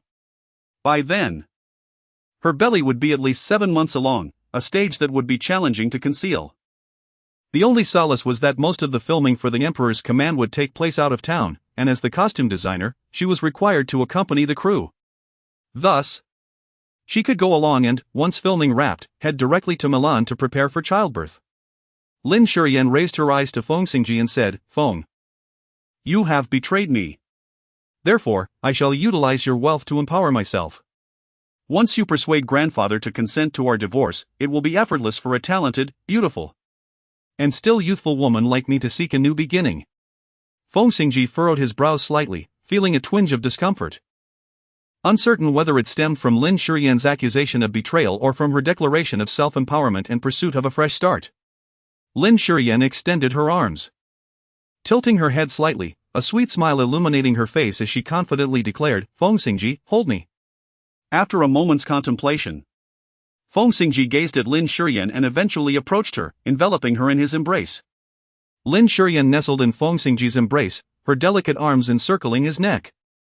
Her face pressed against his chest, where the rhythmic thumping of his strong heart resonated. It was during the winter of her second year in junior high when misfortune struck while they were out enjoying themselves, leading them to encounter an avalanche. At the moment the snow-capped mountain collapsed, everyone scrambled desperately to escape, except for one Feng Xingzhi. They were fortunate not to be buried in the snow, yet unfortunately, they lost their phones, rendering them unable to contact anyone. In that moment, amidst the swirling snow, it was only she and Feng Xingzhi. When she could no longer walk, he held her in his arms, just as he did now. Though fear should have gripped her, with no food or water and the looming threat of being lost forever, she felt none. For she was not alone, she was embraced by the finest person in the world. Do you prefer a bath or a shower? Feng Xingzhi's expression darkened as he, unable to contain himself, pinched Lin Shiyan's nose, exclaiming, Can you not think of anything else? Lin Shiyan pondered seriously for a moment. No. I cannot. She hurriedly justified herself, You cannot blame me, your allure is simply too overwhelming, isn't it unfair to put me in such a predicament? Enough of this flattery, I shall go prepare the bathwater. Feng Xingzhi gently set Lin Shiyan down and proceeded to the bathroom. Listening to the sound of water cascading in the bathroom, Lin Shiyan ultimately could not resist and walked over. As the hot water filled the bathtub, the rising steam elevated the temperature of the room. He removed his coat, now clad only in a shirt. The soft black fabric clung to his form. accentuating his tall stature, while the rolled-up cuffs at his elbows revealed his strong arms. The mere silhouette of this man stirred her heart profoundly. Lin Shiyan approached and wrapped her arms around his strong waist from behind. Feng Xingzhi. He lowered his head, gazing at the hands intertwined before him. Wasn't I supposed to have you wait outside? How did you come in? I couldn't help it, Lin Shiyan replied, her delicate face brushing against the man's back. I want to be with you. Not even for a second apart. Feng Xingzhi remained silent and gently pulled her arms away. The water is ready, let's take a bath. Help me, Lin Shiyan playfully pleaded, darling, I'm tired. Would you help me, please? No, Feng Xingzhi refused, his gaze still fixed on Lin Shiyan. I agreed to your conditions. To accompany you in some ridiculous activities, but that does not include being a true husband to you. Not even for this short day and night? Lin Shiyan's voice trembled. Not at all, Feng Xingzhi replied coolly. Suddenly, a sound reminiscent of something shattering echoed, and upon closer inspection, it was the sound of her heart breaking. What kind of shower gel would you like? Would you care for a glass of red wine? How about some Chopin piano music? Feng Xingzhi inquired about her preferences. Indeed. Aside from the matter of being true spouses, Feng Xingzhi was still quite considerate. However, Lin Shiyan found it difficult to feel joy. In that moment, she realized how absurd her earlier anticipation of the day and night had been. Yet, Feng Xingzhi was merciless, he would not even allow her to indulge in a dream. No need, I can manage on my own. Feng Xingzhi furrowed his brow. Lin Shiyan, what are you trying to pull? You proposed the conditions. I simply think it better for me to enjoy myself rather than have you feign affection here. Rest assured, now that I have signed, I will not backtrack. After a pause, Lin Shiyan smiled and remarked, You won't let me backtrack either, will you? Feng Xingzhi frowned, about to respond, when suddenly his phone rang. He stepped outside to answer. Hello? Xu Wei. I'll be there shortly. Chapter 49. Watching her husband embrace Feng Shuwei. Lin Shiyan turned her back to Feng Xingzhi. Feng Shuwei is looking for you, you should go. Then go, she said, beginning to remove her clothing. Her shirt and pants carelessly tossed aside. In truth, he needn't explain himself to Lin Shiyan, for the past 3 years. It had always been this way, whenever Feng Shuwei needed him, he left without hesitation.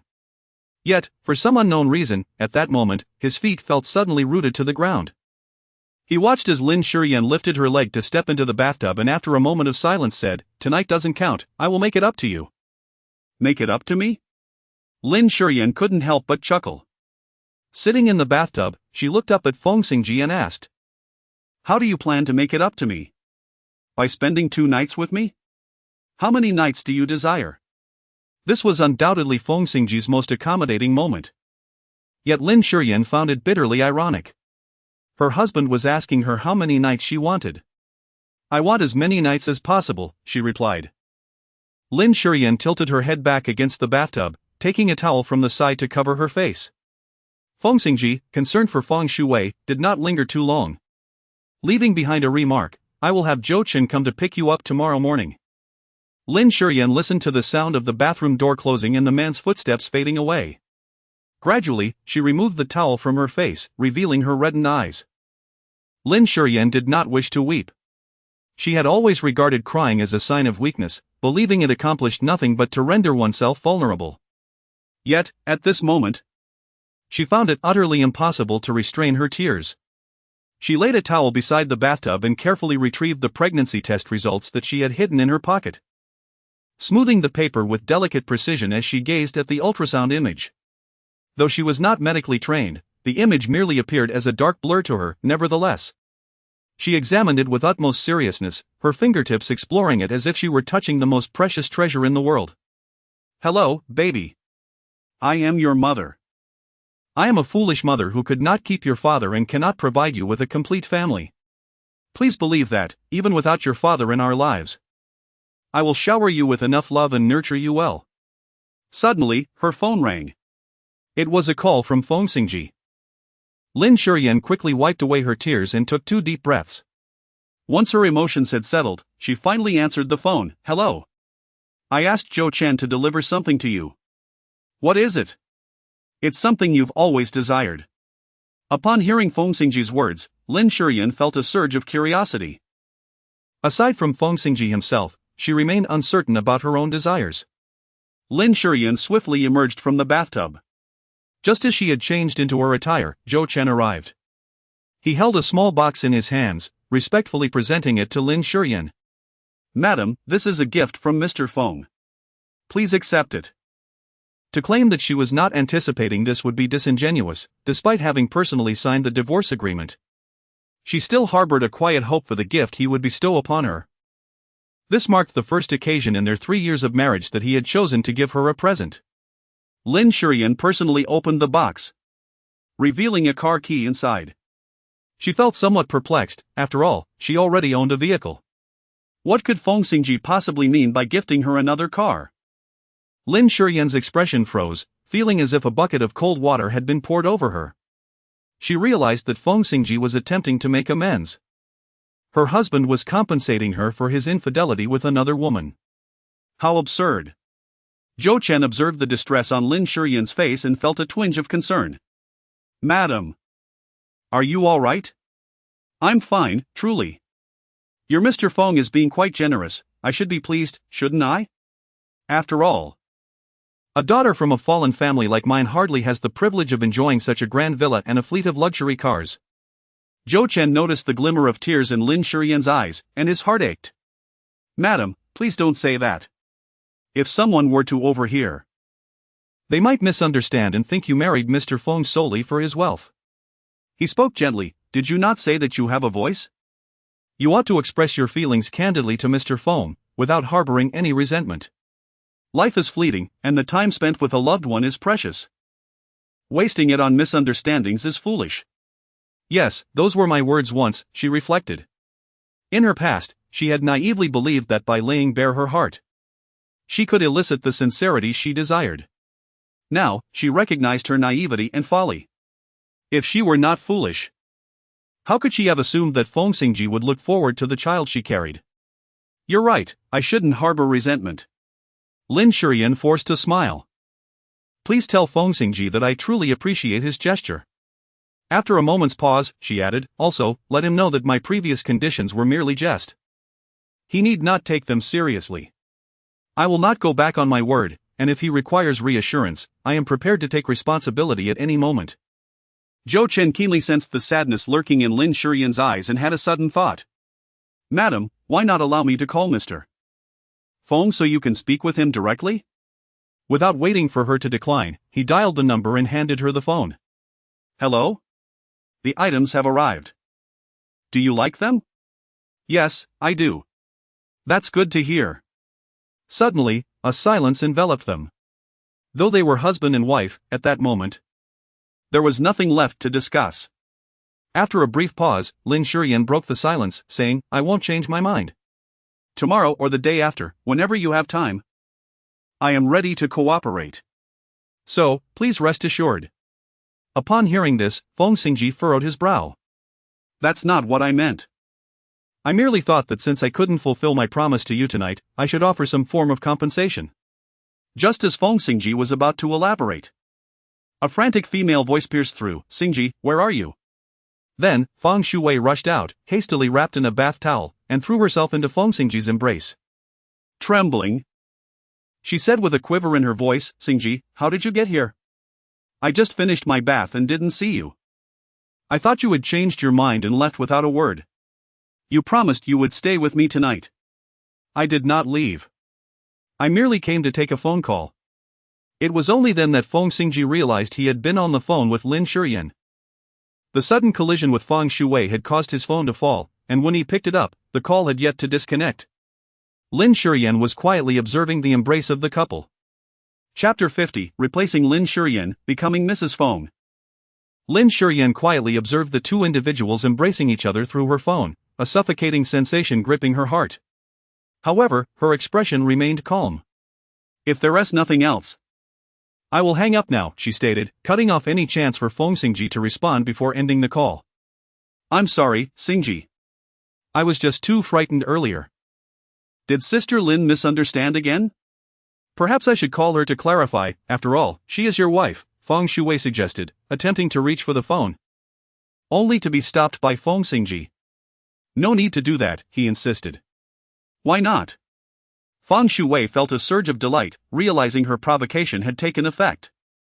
Over the years spent by Feng Xingzhi's side, she understood well that he despised hearing others refer to Lin Shiyan as his wife.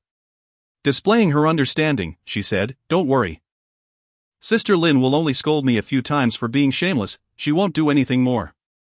I said there's no need. Feng Xingzhi's tone was firm. All right. Xingzhi. Feng Shui feigned a look of fright. Feng Xingzhi suppressed his inner irritation, striving to soften his tone. "I will handle this matter, you needn't concern yourself." "Don't you have filming early tomorrow?" "You should rest." "Yes." Feng Shui, with a delicate demeanor, leaned into Feng Xingzhi's embrace. "Stay with me tonight." Before she could finish, he pushed her away.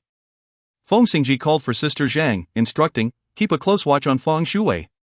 Pausing, he added in a warning tone, "As a manager, if you cannot even take care of your own artist, there is no reason for you to remain." "What do you think?" Sister Zhang shivered at his words, quickly assuring him she would look after Feng Shui diligently. Feng Xingzhi then turned to leave. "Xingzhi. Vivi, don't chase after him." Sister Zhang stopped Feng Shui from following. She could only watch helplessly as Feng Xingzhi walked away. Feng Shui, filled with rage, slapped Sister Zhang across the face, shouting, "Do you have any idea how much effort I exerted to get Xingzhi to come over tonight? I had everything prepared. Tonight, I was determined to be with him." "And you ruined it." Sister Zhang felt wronged. If Feng had desired Feng Shui, could she have interfered? Yet, she dared not voice such thoughts, instead smilingly explaining, "Tonight is not the right time. Don't forget, we deceived him into coming here under the pretense of being stalked by fans.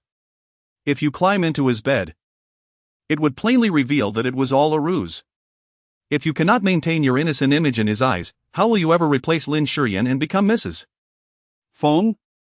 Upon hearing this, Feng Shui barely managed to rein in her fury. In Zijing Garden, Zhou Chen expressed his apologies. "Madam, I'm sorry. Had I not involved Lin Shiyan in a call with Feng Xingzhi, she wouldn't have witnessed him with Feng Shui." "Why apologize? You didn't orchestrate their meeting," she replied, her voice laden with resignation. "Moreover, I have already signed the divorce agreement. Once the formalities are completed, I shall no longer be Mrs. Feng. I am already a mother, the sole guardian of the tiny being within me, and if I succumb to tears and distress, who will protect the child?" After a moment, Lin Shiyan smiled. "Then I shall consider your agreement. Good night, baby."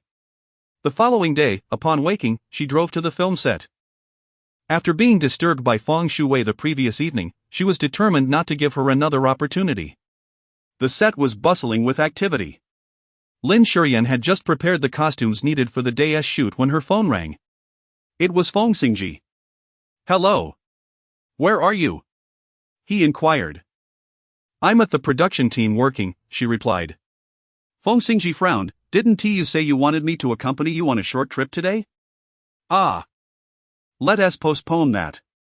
The crew has just started, and I'm quite busy," she explained. "Busy?" This was the first time someone had claimed to be busy in his presence. Feng Xingzhi was displeased. "Lin Shiyan, don't blame me for not warning you. If you miss this chance, I won't make time for these ridiculous activities again." "Ridiculous? You find it absurd that I ask you to accompany me on a short trip?" Lin Shiyan chuckled, recalling how Feng Xingzhi had been called away by Lin Yan after agreeing to be with her. She finally understood one thing. "You are right, it is rather laughable." Taking a deep breath, she continued, "Since you have things to attend to today, go ahead and focus on them. I will hang up now." With that, she ended the call. Feng Xingzhi stared at the disconnected line, a storm cloud shadowing his handsome face. Lin Shiyan has indeed made a name for herself. Daring to hang up on his call. On set, Lin Shiyan gazed at the hung-up phone, a sense of regret washing over her. She ought to have conversed with Xingzhi more thoughtfully. In her haste, she had resorted to petulance. Now, it seemed that what could be the final short trip of her life was on the verge of falling apart. This might indeed be the only occasion for the baby to bond with their father. Lin Shiyan, unable to ponder further, swiftly immersed herself in her bustling work. Lin Shiyan called Feng Xingzhi, but he did not answer. Eventually, she called Zhou Chen instead. Secretary Zhou, is Xingzhi busy? Yes, he is occupied, Zhou Chen replied hesitantly. As soon as he finished speaking, the voices of other members of the secretary department greeting her could be heard. Miss Feng, you're here. President Feng is waiting for you to have dinner. Lin Shiyan was momentarily taken aback, her words caught in her throat. Zhou Chen, sensing the silence on the other end of the line, grew somewhat concerned. Madam, please do not overthink it. Mr. Feng is meeting Miss Feng regarding a business matter. I understand, I am not overthinking it. Madam, I am hungry, I must go eat first. Goodbye, Secretary Zhou. Lin Shiyan hastily ended the call. And in that instant, tears began to flow uncontrollably. Yen. Suddenly, a familiar voice resonated. Lin Shiyan turned her head and saw old Master Feng entering the living room accompanied by Uncle Chen. She was taken aback and quickly stood up to greet them. But just as she was about to speak, a wave of nausea swept over her. Lin Shiyan hurriedly rushed into the restroom and began to vomit. Chapter 51, Nausea in the presence of old Master Feng. Her stomach churned violently, and it was only after emptying its contents that Lin Shiyan began to feel somewhat relieved. She leaned against the toilet, gasping for breath. Yen, what is wrong with you? Why are you vomiting so severely? Are you feeling unwell? Lin Shiyan felt her entire body stiffen. This was a disaster. She had failed to control herself in front of her grandfather. And now he might suspect that she was with child. As fate would have it, the very next moment, old Master Feng joyfully exclaimed, Yen, are you pregnant? If we calculate the dates, it must be true. The old man became increasingly excited, urging, quick, let us go to the hospital. If you are indeed pregnant, it would be wonderful. The Feng family has long awaited this child. Lin Shiyan dared not admit, no, it's not that I am pregnant. Upon noticing old Master Feng's suspicious gaze upon her, she realized her tone had been overly resolute. Xingzhi had undergone a sterilization procedure a month prior. With no other recourse available, Lin Shiyan had to bring this matter forth to quell old Master Feng's suspicions. What? Sterilization? Old Master Feng's complexion flushed with indignation. His face ablaze with fury. Is Feng Xingzhi out of his mind? What is he attempting to do? Does he no longer regard me as his grandfather? Grandfather! Lin Shiyan hastily grasped the sleeve of old Master Feng, her eyes pleading. Please, do not go. If Xingzhi discovers that I revealed this matter to you, he will loathe me even more. Grandfather, he already detests me immensely. His disdain was so profound that he viewed the child within her womb as a cursed being, intending to personally escort her into the operating room for an abortion. She understood that old Master Feng held great expectations for the next generation of the Feng family. Yet she could not voice this, the stakes were too high, and the cost of failure would be the life of her child. Reflecting on these thoughts, tears cascaded down Lin Shiyan's cheeks. I do not wish for him to despise me so deeply. Grandfather, I implore you, do not let him harbor such hatred towards me. Lin Shiyan shook her head, saying, it is not so, Grandpa. Marrying Xingzhi has always been my heartfelt wish, and you have helped me fulfill that desire. If I cannot keep him, if I cannot make him love me, that is my own inadequacy. Are you planning to divorce Xingzhi? No, I have no intention of divorcing. Lin Shiyan was taken aback. She had not expected Grandpa Feng to be so perceptive. She quickly denied, Xingzhi is such a wonderful person, and he has finally become mine. I could never bear to let him go. Grandpa, please don't say that. I will stay by Feng Xingzhi's side, always. A deep sense of guilt washed over her. She was acutely aware of how much Grandpa Feng anticipated the next generation, yet now that she was with child, she could only keep it a secret. You haven't had dinner yet, have you? Come, let us share a meal. Lin Shiyan assisted the elderly Mr. Feng to the dining hall for dinner. She was already experiencing early pregnancy symptoms, which significantly affected her appetite. Fortunately, Mr. Feng merely attributed her demeanor to a foul mood and did not ponder further. After dinner, Mr. Feng departed. Once outside Zijing Garden, his suppressed anger became uncontrollable, and he erupted in a considerable fit of rage. Ultimately, with Uncle Chen's soothing presence and the recollection of Lin Shiyan's tear-streaked face, he managed to rein in his emotions. Her mood had fluctuated greatly that day, particularly with the incessant worry that her grandfather might reprimand Feng Xingzhi on her behalf. It took her quite some time to finally drift into slumber. In the realm of entertainment news, there was a report featuring a paparazzi's clandestine capture of Feng Shui, claiming to have spotted her enigmatic boyfriend. Speculation ran rampant, with everyone engaging in gossip. Those who had previously collaborated with her were scrutinized and compared against the photograph, but none bore a striking resemblance. Yet, Lin Shiyan instantly recognized the identity of the man. It was her husband, Feng Xingzhi. Lin Shiyan had initially contemplated making a phone call to inquire. Yet the image of Feng Xingzhi cradling Feng Shui in his arms lingered in her mind, ultimately preventing her from dialing. What difference would it make, after all? Feng Xingzhi had been away on business for 5 days. On the evening prior to his departure, he received a call from his grandfather, instructing him to leave immediately.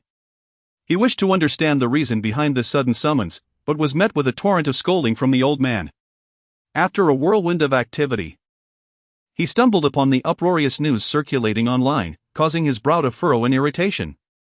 In a cold tone, he inquired, "Secretary Zhou, how did such nonsensical news find its way onto the internet?" Zhou Chen pondered silently. How indeed? It was undoubtedly orchestrated by someone. And that someone could only be Feng Shui. This thought remained unspoken, buried deep within. "I want these news articles retracted immediately." Feng Xingzhi replied with a curt acknowledgement. Then asked, "Has Lin Shiyan attempted to contact you in any disruptive manner over the past few days?" "No. The young mistress has always been quite composed and never resorts to unreasonable antics," came the response. Feng Xingzhi's brow remained tightly knitted. Lin Shiyan is indeed quite unconventional. Not only did she swiftly sign the divorce agreement, but she has also remained utterly silent. It leaves one perplexed about her true intentions. It was only when Feng Xingzhi realized that his thoughts had been consumed by Lin Shiyan that the revelation struck him. Perhaps this was precisely her aim. She sought to capture his attention in this manner. A sardonic smile crept across Feng Xingzhi's face. One must admit, Lin Shiyan has displayed remarkable cleverness this time. Though it is unfortunate that her intelligence may lead to her own folly. Over the past few days, Lin Shiyan has been faring well on set, although fatigued. Everything is gradually falling into place. "Designer Lin, Teacher Feng's outfit has been torn, please attend to it promptly." Lin Shiyan responded with a gentle acknowledgement and retrieved the specialized sewing kit. The scene being filmed today marked a pivotal moment in the film, serving as the precursor to the female lead's descent into darkness. Following the tragic demise of her family members in battle, they were unjustly accused of treason by treacherous individuals, inciting the emperor's wrath. Their lifeless bodies were then displayed on the city walls for public scorn, subjecting them to the contempt of the masses.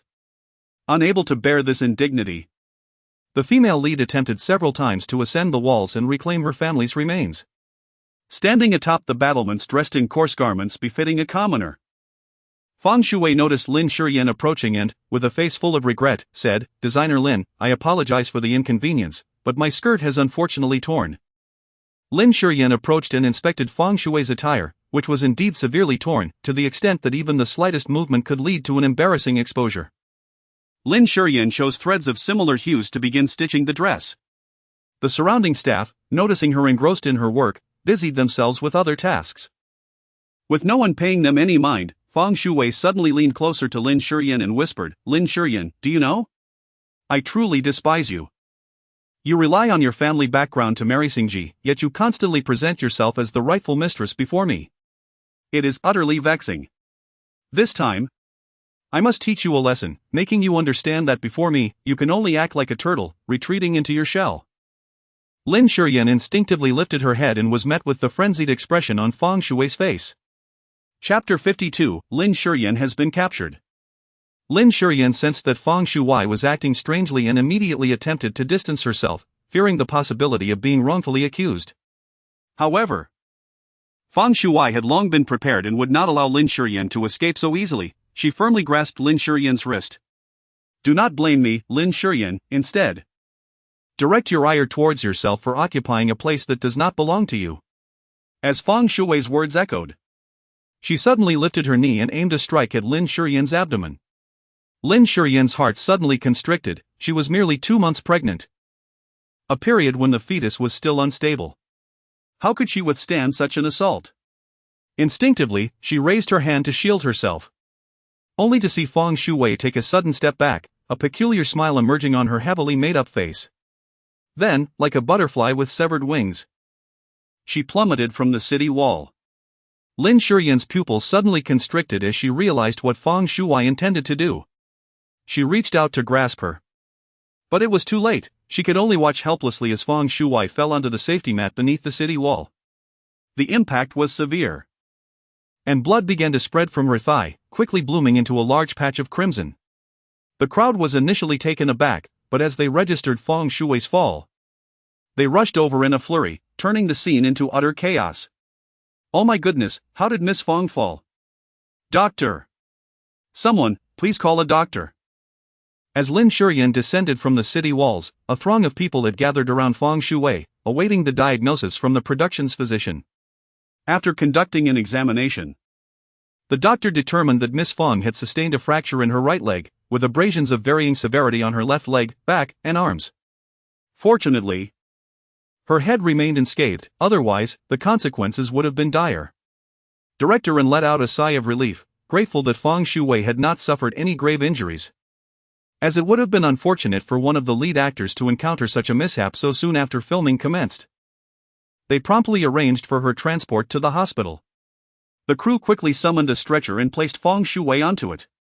As they passed Lin Shiyan, she suddenly spoke up. Lin Shiyan, how could you be so malicious? I merely struggled to find my footing and ruined a few outfits for you to mend. Yet you harbor resentment for the inconvenience and have resorted to such cruelty against me. It is utterly excessive. Her words immediately incited a commotion, with the crew erupting in outrage, pointing fingers at Lin Shiyan. Lin Shiyan chose to disregard them and addressed Director Ren, stating, I did not push her. I am not that foolish. Director Ren furrowed his brows in contemplation. He found himself somewhat inclined to believe Lin Shiyan's words, yet his anger remained palpable. Since the commencement of filming, Lin Shiyan had been the source of numerous disturbances. He was unconcerned with who was right or wrong, fully aware that the delays were due to Lin Shiyan's progress. Every second wasted since the start of production equated to a monetary loss. You must set aside your current tasks. I have already contacted the police. We shall address other matters once the investigation results are available. Feng Yuan appeared visibly flustered, shaking her head. Sister Lin, I cannot do this, I am incapable. You can, Lin Shiyan replied with conviction. Lin Shiyan briefly entrusted her work to Feng Yuan when the police arrived. You are Lin Shiyan, are you not? We have received a report stating that you pushed Miss Feng Shui off the city wall, resulting in a broken leg. We kindly ask you to accompany us for further investigation. Lin Shiyan remained composed, following the police outside without uttering a word. Just as she stepped out, a bucket of cold water was unexpectedly splashed onto her, drenching her completely. A group of young girls surged towards her, their voices filled with fury. You wicked woman! How dare you harm our beloved Wei Wei? You wretched creature! I will tear your skin apart to reveal the filthy heart concealed beneath this facade. Let's finish her. Avenge Wei Wei! With a multitude of fans rallying behind them, they advanced aggressively, pushing several police officers aside. Lin Shiyan found herself encircled by them, pushed and tugged at, her clothes torn, and her hair pulled. Outnumbered and overwhelmed, she struggled in vain, akin to a fragile vessel battling against turbulent waves, with her only recourse being to safeguard herself and protect the child growing within her. My daughter would never intentionally harm anyone. At that moment, a figure suddenly rushed in, using their frail and slender frame to shield Lin Shiyan. My daughter is the kindest person in the world, she would never inflict harm. Lin Shiyan was taken aback and softly called out Mom. The person who had arrived was none other than Zhang Lanin. She never anticipated that Zhang Lanin would come silently, nor did she expect her to instinctively stand protectively in front of her at this moment. The fans exchanged nervous glances at the sight of the two police officers. Despite their bravado, they dared not confront the law. Yet, their unwillingness to relent manifested in fierce words. "You'd better watch out, old woman Lin. You caused Sister Wei Wei to break her leg, and we won't let this matter rest." Once the group of fans departed, Lin Shiyan finally exhaled a sigh of relief. The cold sweat that had formed on her back soaking her clothes. The ordeal had been terrifying. Had things gone awry, she might have lost the child she carried. Shiyan. Are you all right? Do you feel unwell? Zhang Lanning grasped her daughter's hand, her voice laced with concern and a hint of tears. I apologize. I should have spoken to you more kindly. I am fine, and I sincerely thank you for your protection today, Mom, Lin Shiyan replied, touched. She had thought her mother only cared for Lin Zichuan, yet here she was, risking everything for her. Foolish child, Zhang Lanning gazed at Lin Shiyan with warmth. But before she could say more, the nearby police officer interjected.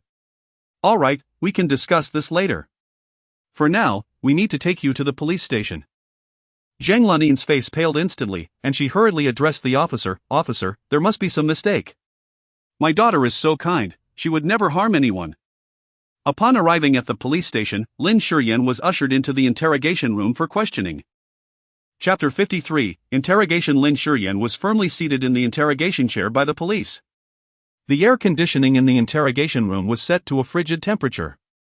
And the chair felt icy against her skin. As she settled into the seat, a shiver coursed down her spine, engulfing her in a chilling embrace. The officers retrieved paper and pen, positioning themselves behind the desk to commence their inquiries. Initially, they sought basic information about Lin Shiyan. But soon they transitioned to the crux of the matter. Lin Shiyan, why did you push Feng Xingzhi off the city wall? Do you understand that your actions could cost her life? Lin Shiyan stated, I did not push her. The police inquired further, if you did not push her, how did she fall? Did she jump by herself? To which she replied, yes. Are you implying that Feng Xingzhi framed you in this manner? One could say that. What is the reasoning behind this? I do not know. The police then asked, it has been reported that you and Feng Xingzhi have had disagreements and frequent altercations. Lin Shiyan replied, not at all. The police officer, having posed 10 consecutive questions, found Lin Shiyan to be utterly uncooperative. His frustration peaked as he slammed his palm onto the table, exclaiming loudly, Lin Shiyan, I must remind you that this is the police station. And you are required to take responsibility for every word you utter. Evasion and refusal to cooperate will entail legal consequences. Lin Shiyan furrowed her brows and declared. Every word I utter carries legal implications. Yet, dear officer, why do you persistently attempt to coax me into acknowledging events that never transpired? What is your ulterior motive? Furious, the officer advanced towards Lin Shiyan, exclaiming, what a cunning woman! Even in the police station, you blatantly deny any intent to cause harm. Officer, I implore you to maintain your composure, Lin Shiyan retorted, gazing at the officer who appeared ready to strike. The interrogation room is under surveillance. Your agitation renders any admissions I might make void. Moreover, unless you can ensure my demise within this room, once I step outside, I shall reveal the injustices I have endured. I hope this outcome aligns with your desires. The officer's movements froze, his expression darkening with embarrassment and rage. Just then, his colleague hurried over, restraining him. Let us pause the interrogation, allowing Miss Lin the opportunity to ponder whether she wishes to speak the truth. You are correct. We should indeed afford Miss Lin the chance to reflect, lest she spouts nonsense. The officer retorted vehemently, seizing a nearby lamp and switching it on with a loud click, directing its blinding light at Lin Shiyan's face. The brightness was overwhelming, forcing her to shield her eyes, yet the intensity was unbearable, causing tears to stream down her cheeks. The interrogation room fell into a profound silence, broken only by the sound of her heartbeat and breaths. Time lost all significance in that moment. As her innermost fears and anxieties surged forth, particularly the haunting memories of past experiences. This was not her first encounter with such intense interrogation. Years ago, when Feng Yawei met her demise, she too had been subjected to similar questioning in this very place. Sweat beads trickled down Lin Shiyan's forehead, her body trembling uncontrollably. At that moment, time seemed to stretch infinitely, each minute and second feeling as protracted as a century. The police officer returned several times. Each visit laden with threats and enticements, coercing Lin Shiyan to confess that she had deliberately pushed Feng Shui off the city wall, driven by resentment from their past frictions. Harboring malicious intent against Feng Shui's life. Lin Shiyan covered her eyes with her hands, her hair soaked with sweat. She appeared quite disheveled, yet she smiled. Lin Shiyan remarked. Feng Shui is indeed formidable, her reach has exceeded my expectations. However, if you are so obedient to her, has she ever revealed to you who I truly am? Why does she harbor such resentment towards me? Seizing any opportunity, she seems eager to crush me. I am unaware of what you are referring to. Do not assume that I am oblivious to your attempts at evasion. It matters not if you are ignorant, you may conduct your inquiries. It appears you remain obstinate. Ponder this well. With that, the police officer stormed away in a fit of anger. Lin Shiyan let out a sigh of relief. Slumping in the interrogation chair with an overwhelming sensation of faintness. A dull ache persisted in her lower abdomen, and cold sweat dripped in layers. She bit down hard on her jaw, breaking the skin in her mouth, the metallic taste of blood flooding her tongue. It was only through this pain that she managed to maintain her consciousness, silently praying for Feng Xingzhi to arrive soon. Immediately after the incident occurred, she had sent a message to Feng Xingzhi, now desperately hoping she would see it quickly, otherwise, she feared she could not hold on much longer. At that moment, the door to the interrogation room swung open once more, and in the next instant, the harsh light glaring at her was kicked aside. An enraged voice echoed, "You are truly audacious to dare to torture my sister-in-law." It was a misunderstanding, all of this was a misunderstanding. The police chief, who had just arrived, bowed and nodded, signaling the officers behind him to quickly release the interrogation chair. "Yen Yen," Feng Xingzhi exclaimed. Her eyes reddening at the sight of Lin Shiyan's pale complexion, unable to refrain from grasping her hand. Lin Shiyan's mind was somewhat dulled, and it took her a while to respond. Tentatively, she called out, "Xingzhi, is that you?" "It's me," Feng Xingzhi replied with deep remorse. "Yen Yen, I am truly sorry. I saw the message late and only just arrived." Lin Shiyan exhaled in relief, the parched corners of her lips curving into a faint smile.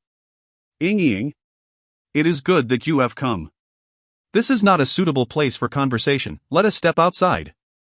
Lianlin, who had accompanied them, chimed in. "Yes. We must hasten away from this ominous locale." Promptly, Feng Xingzhi helped Lin Shiyan to her feet, and together with Lianlin, they supported her as they made their way out.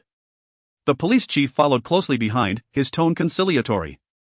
"Miss Feng, there must be some misunderstanding regarding today's events. I implore you to exercise leniency and not to hold this against us." Feng Xingzhi, growing impatient, retorted vehemently, "Whether there is a misunderstanding or not is beyond my knowledge. The matter of holding a grudge is not for me to decide, nor is it within Yin Yan's purview. I shall inform my grandfather of this incident. My family's eldest daughter-in-law has been wrongfully detained in the police station and subjected to coercive interrogation. It is my grandfather who will determine how this matter is to be handled." The police chief's expression shifted dramatically. "WH. What? The eldest daughter-in-law of the Feng family? This?" He immediately sought to plead for mercy, but Feng Xingzhi was already disinclined to listen. She instructed her companions to block the way, and thus they continued to support Lin Shiyan out of the police station. Upon their exit, a familiar voice resonated. As they lifted their gaze, they beheld Feng Xingzhi, impeccably clad in a suit, standing at the entrance. Lin Shiyan lifted her gaze. Her eyes, having been subjected to the harsh glare for too long, struggled to discern her surroundings, merely able to make out a vague silhouette. Yet, she could vividly imagine that at this moment, Feng Xingzhi must be standing tall and resplendent, akin to a deity descending from the heavens. At this instant, Lin Shiyan felt an overwhelming reluctance to face Feng Xingzhi. "Xingzhi, let us get in the car." Feng Xingzhi, equally incensed with her elder brother, had no intention of acknowledging her, leading Lin Shiyan towards her vehicle. Suddenly, Lin Shiyan felt her wrist being grasped. Chapter 54, Bloodshed. She was acutely aware of her disheveled appearance, her hair was a tangled mess, and her clothes were drenched in layers of perspiration, exuding a distinctive odor of sweat. She did not wish to present herself before Feng Xingzhi in such a state, perhaps he was indifferent. Yet she yearned to appear radiant and polished. "Release me!" Feng Xingzhi directed his words at Feng Yingying, his brow furrowed. Lin Shiyan's hand is burned. Feng Yingying promptly let go, only to discover that Lin Shiyan's hand was blistered. Alarmed, she exclaimed, Yan, why didn't you tell me your hand hurt? I didn't notice. Lin Shiyan replied softly, only now realizing the sharp pain radiating from the back of her hand. This must have been a remnant from her ordeal in the interrogation room. The powerful lights had been glaring directly at her face, and in an instinctive attempt to shield herself, she had used her hand to cover her face, neglecting the searing burn on her hand due to her discomfort. Reflecting on the harrowing experience Lin Shiyan had endured in the interrogation room, Feng Yingying could not bear to chastise her. I will take you to the hospital now. As she spoke, Feng Xingzhi lifted Lin Shiyan into his arms and placed her in the car, then climbed in himself, instructing Zhou Chen, drive. Lin, witnessing the scene, felt an urge to pursue them but was restrained by Feng Yingying. Do not follow, let my brother go. What Yan needs most right now is his presence. Lin, recalling Lin Shiyan's infatuation with Feng Xingzhi, refrained from chasing after them. Inside the car, Lin Shiyan had barely settled in when she immediately distanced herself from Feng Xingzhi. Pressing against the car door, Feng Xingzhi furrowed his brow, regarding her with a mix of disbelief and irritation. What are you doing? Do you really think I care about the scent of sweat? His incredulity was palpable, at times. He genuinely wished he could pry open Lin Shiyan's mind to discern her thoughts. Indeed, that is my assumption, for I remain oblivious to what you truly value. Oblivious to what I value? Feng Xingzhi scoffed, his voice laced with scorn. If you were truly unaware, how could you have pushed Feng Shuwei off the building? Lin Shiyan, I have warned you, do not provoke Feng Shuwei. You were fortunate to escape the repercussions of Yahuwei's demise due to the absence of evidence. But do not presume you will always be so fortunate. His words pierced the air like shards of ice, each syllable imbued with menace and chill. When she had first exited the police station and caught sight of him, Lin Shiyan felt a flicker of joy within her heart. Yet, upon hearing his accusations and warnings, that joy plummeted, leaving her heart ensnared in a frozen abyss. Feng Xingzhi doubted her. Suspecting that her disdain for Feng Shuwei had driven her to ruthlessly seek her life by casting her from the city walls, Lin Shiyan felt a heart-wrenching pain. A torment far greater than the anguish she experienced while confined in the interrogation room. I did not do it, she insisted. Feng Xingzhi, I would never engage in such actions. Lin Shiyan gazed steadfastly at Feng Xingzhi, her eyes pleading as she implored, could you not trust me just this once? Lin Shiyan, merely asserting that you did not commit the act does not alter the reality of the situation, evidence does not lie. I will thoroughly investigate this matter. I will not wrongfully accuse you. If it turns out that you are indeed responsible, I shall not let you escape unscathed, regardless of your grandfather's influence. You shall face the consequences of your malevolence. Lin Shiyan found it quite amusing. Am I truly malicious? Feng Xingzhi, could you possibly enlighten me on how you could utter such absurd words? If I were indeed venomous, all I would have to do is step forward and declare that Feng Shuwei is shameless, seducing my husband and intruding upon my family, using our shared marital assets to advance her own career. She would be immediately blacklisted, reduced to a pariah in the entertainment industry, with no future prospects, destined to live a life mired in scandal.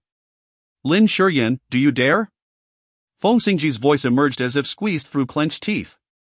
The brilliance of his profound gaze sharp and frigid like a sword. Lin Shiyan clutched her chest, feeling as though 1,000 arrows had pierced her heart. The pain within her caused her to tremble all over. With tears welling in her eyes, she gazed at him and said, I never dared to, I truly never dared. Because I care for you. I longed for a future with you. Thus, no matter how furious or incensed I felt, I would strive to restrain myself. But now, everything has changed. I have already signed the divorce agreement you provided. Once the formalities are completed, we shall no longer be connected. Since I am destined to be without you, why should I continue to endure? There is no need for me to bear it. If Feng Shuwei provokes me again, why should I hold back? Why should I? Is this your intention, then? To render your malice seemingly justified, to make it less despicable? Not only have you destroyed Feng Shuwei, but you also seek to garner sympathy along the way. Lin Shiyan, you truly are adept at playing your cards. Indeed. I am so calculating. Why do you still choose to provoke me? Why not treat me with a little kindness? Are you unaware of the madness I am capable of? Or is it your true desire to drive me to the brink of insanity? Feng Xingzhi remained silent, his cold gaze fixed upon her, imbued with a palpable warning. The atmosphere within the car turned stiflingly tense, and even Zhou Chen, who was driving, dared not utter a sound. After a few minutes, Lin Shiyan finally spoke again. Compared to her earlier fervor, her demeanor had calmed considerably. Yet, as soon as those words escaped her lips, regret washed over her. For she realized that her words would likely displease him, and he might misconstrue her intentions. She did not wish for him to misunderstand. Lin Shiyan sighed. Her smile tinged with profound sorrow. Feng Xingzhi, do you know? Over the years, I have never concealed my feelings or my affection in your presence.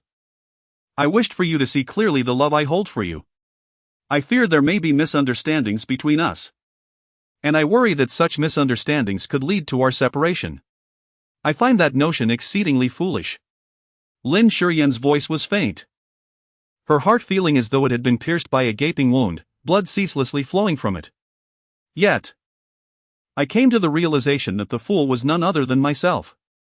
For there was truly no misunderstanding between us. Tears streamed down Lin Shiyan's face as she raised her hand to wipe them away, then smiled, saying, Your lack of love for me mirrors my own lack of love for myself. Feng Xingzhi gazed at the tear stains on Lin Shiyan's face. Feeling as though his heart had been ground into sand, an unbearable discomfort enveloping him. He had never anticipated that Lin Shiyan would utter such words. Just as he was about to speak, Lin Shiyan shouted loudly, Stop the car. Young madam, we are almost at the hospital, came the reply. Stop the car. I said stop the car. Lin Shiyan's emotions were in turmoil. She could not bear to remain in the same space as Feng Xingzhi. Even though she still loved him, she did not wish to see him at this moment. It would hurt her. She was flesh and blood, her heart made of tender flesh, and it ached profoundly. Feng Xingzhi's expression darkened as he coldly commanded, Stop the car and let her out. Zhou Chen, unable to restrain himself, offered a few words of advice, but none listened. With no alternative, he had no choice but to pull the car over to the side of the road. Before the vehicle had even come to a complete stop, she flung open the door and exited. Almost immediately, Lin Shiyan regretted her decision. She felt a sharp pain in her lower abdomen, as if a knife were ruthlessly twisting within her, rendering her pallid. Beneath her, a sticky, wet sensation emerged, as though something were seeping out. Chapter 55, Go collect the divorce certificate. Lin Shiyan's complexion changed drastically, her heart overwhelmed with fear. The child, her child. She felt an overwhelming sense of guilt. Despite being acutely aware of the dangers that the first 3 months of pregnancy entail, she could not restrain her emotions. If anything were to happen to the life growing within her, she would never forgive herself. Lin Shiyan mustered her remaining strength to stagger to the roadside in an attempt to hail a passing vehicle. However, after just a couple of steps, the world faded to darkness, and she lost all consciousness. When Lin Shiyan awakened from her unconscious state, Feng Xingzhi was cradling her as he rushed her out of the car and into the emergency room. His anxiety was palpable. After running for what felt like an eternity, beads of sweat cascaded down his cheeks, glistening under the waning sunlight as they hung from his chin. He repeatedly called her name, Lin Shiyan, Lin Shiyan. Each utterance was imbued with an urgency that resonated deeply. Such a melodious sound. Though merely 3 commonplace syllables, when spoken by him, they transformed into a celestial melody, instantly conjuring memories of a snow-laden night and the boy who held her tightly, refusing to let go. In the next moment, Lin Shiyan closed her eyes, her mind drifting back to his words in the car. The emergency room awaited. Lin Shiyan was placed on a mobile sickbed.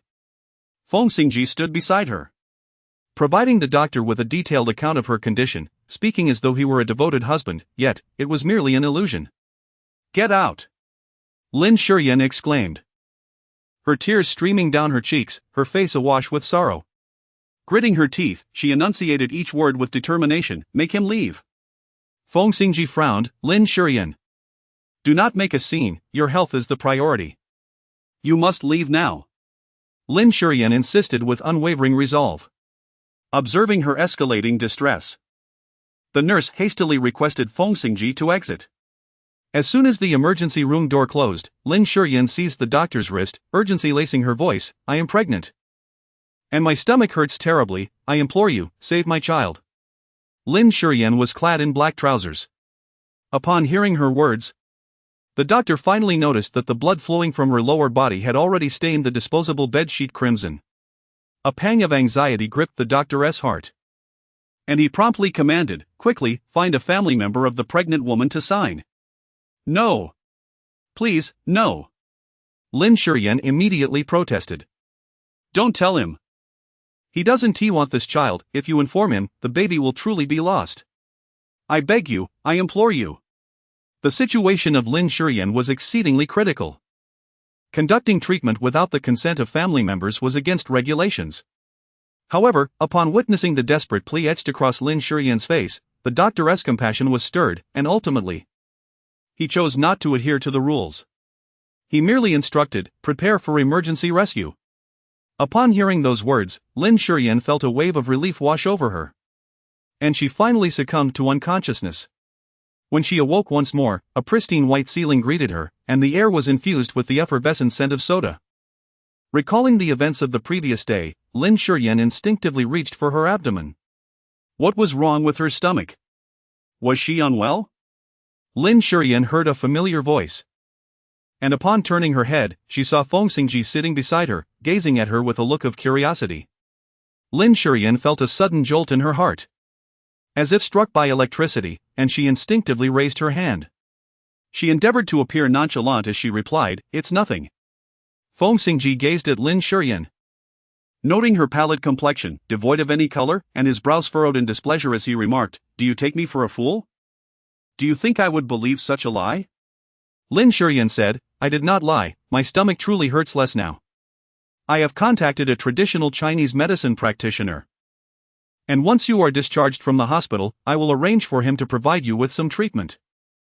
You are still young and should not have to endure such pain every month. Lin Shiyan was momentarily taken aback before realizing that Feng Xingzhi was referring to her menstrual period. Believing that her discomfort stemmed from this, she let out a sigh of relief and responded ambiguously. Upon noticing the doctor entering, Lin Shiyan promptly exclaimed, Feng Xingzhi, I am feeling hungry and would like some congee. Could you kindly fetch me a bowl? If I can savor the treasure congee that you personally buy, I am certain I will feel much better. All right, just rest here. And I shall go get it, Feng Xingzhi replied as he stood to leave. You are fortunate, the baby is safe. However, you cannot rely on such luck every time. So it is crucial to take good care of yourself and the little one inside you, understand? I understand, thank you, doctor. Lin Shiyan reached out to gently caress her abdomen, and the thought of her baby peacefully resting within filled her with immense joy. Lin Shiyan was taken aback. You mean he has been watching over me all this time? Indeed, I can tell that he is quite concerned about you. Lin Shiyan was skeptical. No one understood the nature of Feng Xingzhi's feelings for her better than she did. However, recognizing that this was a private matter, she could not voice her thoughts openly. With a smile, she replied, Thank you, doctor. I will give your words serious consideration. The doctor, feeling quite gratified, responded, Indeed. Communication is essential between couples.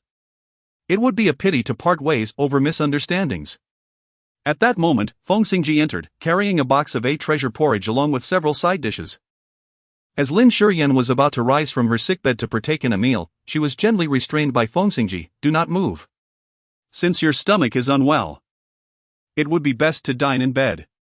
Your husband is truly considerate, the doctor remarked with a smile, offering Lin Shiyan an encouraging gesture.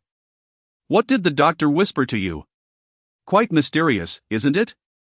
Oh, it's nothing of great significance, just a trivial secret among women. You wouldn't understand. Lin Shiyan deftly shifted the subject. Did you bring the sweet and sour ribs? They smell delightful. Your sense of smell is rather impressive. Feng Xingzhi said as he opened the meal box and placed it on the small movable table, revealing a selection of dishes both meaty and vegetarian, all her favorites. Lin Shiyan was pleasantly surprised. You purchase so much, and it's all my favorite food. What can I say? Your taste is rather discerning, he replied. And I cannot help it, I was blessed with a remarkably sensitive palate, Lin Shiyan joked about herself. With so many dishes, I certainly can't finish them all. Why don't we share? Feng Xingzhi did not decline, taking a box of rice and sitting beside Lin Shiyan to enjoy the meal together. Lin Shiyan gazed at him in astonishment and disbelief, the words of the doctor echoing in her ears, causing her heart to race uncontrollably. Lin Shiyan's mind was a whirlwind of thoughts, each imagination bringing her a surge of joy. Suddenly, Feng Xingzhi said, I have asked Zhou Chen to bring you some clothes. In a while, accompany me to the Civil Affairs Bureau. Since the divorce agreement has already been signed, we might as well take the opportunity this afternoon to collect the divorce certificate. Chapter 56, Greedy and Malicious. Lin Shiyan was momentarily stunned. At that moment, her mind was blank, and after a while, she finally reacted. Are you saying we will obtain the divorce certificate this afternoon? Yes. You may propose any conditions you desire. Except for the outrageous ones you mentioned previously. What absurd condition did I propose last time? Are you referring to my desire for you? Lin Shiyan gazed at him earnestly and inquired, do you consider that an unreasonable request? Because I do not, it is genuinely what I long for the most. Feng Xingzhi's brow furrowed, his expression growing displeased. Lin Shiyan, I am speaking to you earnestly, could you refrain from being so unreasonable? Alternatively, let me make it clear, this marriage must end, regardless of the circumstances. Lin Shiyan felt a heaviness in her heart. After a brief silence, she inquired. Could you enlighten me as to why you are in such a haste? A haste that compels you to take me for the divorce certificate even before my discharge from the hospital? Feng Xingzhi replied. I do not wish for you to continue taking advantage of your status as Mrs. Feng to impose difficulties upon Feng Shuwei, she may not always be so fortunate. Lin Shiyan's heart grew colder and colder. Was it truly for Feng Shuwei? Yes, it was indeed for her. Lin Shiyan's hand, resting by her side, involuntarily clenched tightly. She raised her gaze to him and spoke, Feng Xingzhi, at times I find myself particularly curious about how I am perceived in your heart. However, upon hearing your words now, I feel there is no need to inquire further. In your eyes, I appear greedy and malevolent. Even the wicked stepmother of Snow White would seem 1,000 times more benevolent than I. There are moments when I feel an overwhelming sense of failure. Despite our long acquaintance, you remain unable to extend even the slightest trust towards me. Thus, the state of our relationship at this juncture is not solely the fault of others. A marriage devoid of trust cannot endure. Feng Xingzhi furrowed his brow, about to respond, when a knock resounded at the door. He handed her the clothing and said, please, go change. Lin Shiyan's complexion turned pale as she discerned the threat in Feng Xingzhi's words. Suddenly, she laughed, her eyes burning with emotion. Leave, she said. I do not wish to see you right now. Feng Xingzhi set his clothes aside and replied, I will wait for you downstairs, Zhou Chen is outside. If you need anything, just instruct him. With that, Feng Xingzhi departed. Tears, long restrained by Lin Shiyan, fell uncontrollably. In that moment, she felt utterly foolish. Merely due to the doctor's words that he genuinely cared for her, her heart began to harbor unbidden hopes. She yearned for him to wish to continue their journey together. To envision a future filled with happiness as a family of 3. How naive she was. Fortunately, she refrained from revealing the existence of their child, otherwise, she would not only lose her marriage but also her beloved offspring. A few minutes later, Zhou Chen entered and called out, Young madam. Lin Shiyan suppressed her tears and inquired, Is there something you need? The assistant conveyed. President Feng asked me to remind you that he has an international video conference in an hour and a half, and it cannot be delayed. Upon hearing those words, Lin Shiyan's anger flared up immediately, and she cast the nearby clothing onto the ground. If it cannot be delayed, then let him postpone it to another day. It is he who is eager for a divorce, not I. Why should I accommodate him? Zhou Chen remained silent, merely picking up the discarded garment and placing it beside Lin Shiyan. The clothes on the floor may cause someone to trip unintentionally. I apologize. Lin Shiyan offered her apologies, saying, I was in the wrong earlier, I misdirected my frustration towards you. Please do not take it to heart. Zhou Chen looked on in confusion. Did you lose your temper just now? I was completely unaware. Lin Shiyan spoke in a hushed voice, expressing her gratitude. Thank you. Please wait for a moment at the door while I take a shower. Lin Shiyan took her clothes and headed to the bathroom. The sound of water cascaded down upon her as she stood beneath the stream, gradually cleansing her body.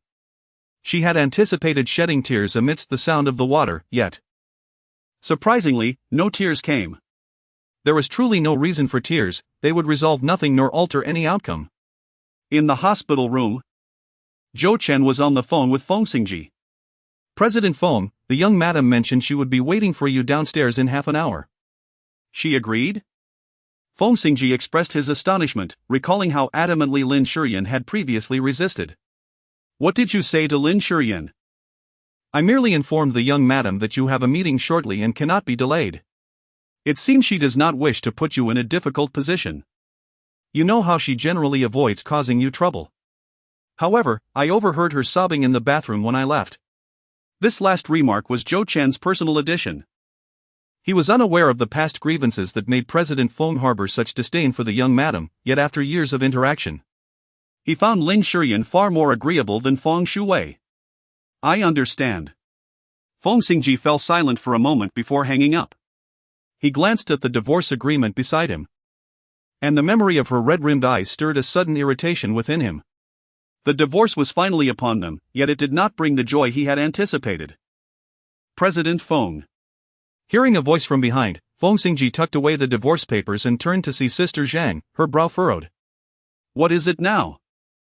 Vivi is complaining of leg pain and insists on using a pain relief pump. Such devices should not be used for extended periods as they are harmful to the body.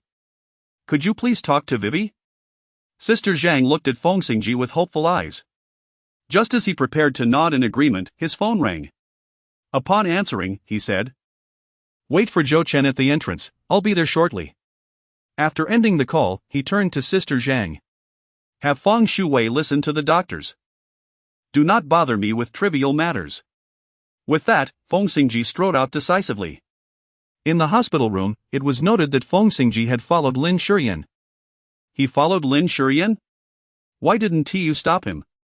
Why didn't you tell him I'm in pain and to come see me urgently? This time, they could not hinder President Feng. His departure with Lin Shiyan was, after all, a positive development. Feng Shuwei, initially ready to fume, paused as Sister Zhang remarked. I saw President Feng holding the divorce agreement. His departure with Lin Shiyan might very well be to finalize the divorce. That could present an opportunity for you, Vivi. Feng Shuwei's spirits lifted at this revelation, her eyes gleaming with ambition. This time, she was determined to seize the chance to become Mrs. Feng. Chapter 57, Obtaining a Marriage Certificate. Lin Shiyan sat in the back seat, quietly gazing out of the window, observing the silhouette of Feng Xingzhi reflected upon the glass.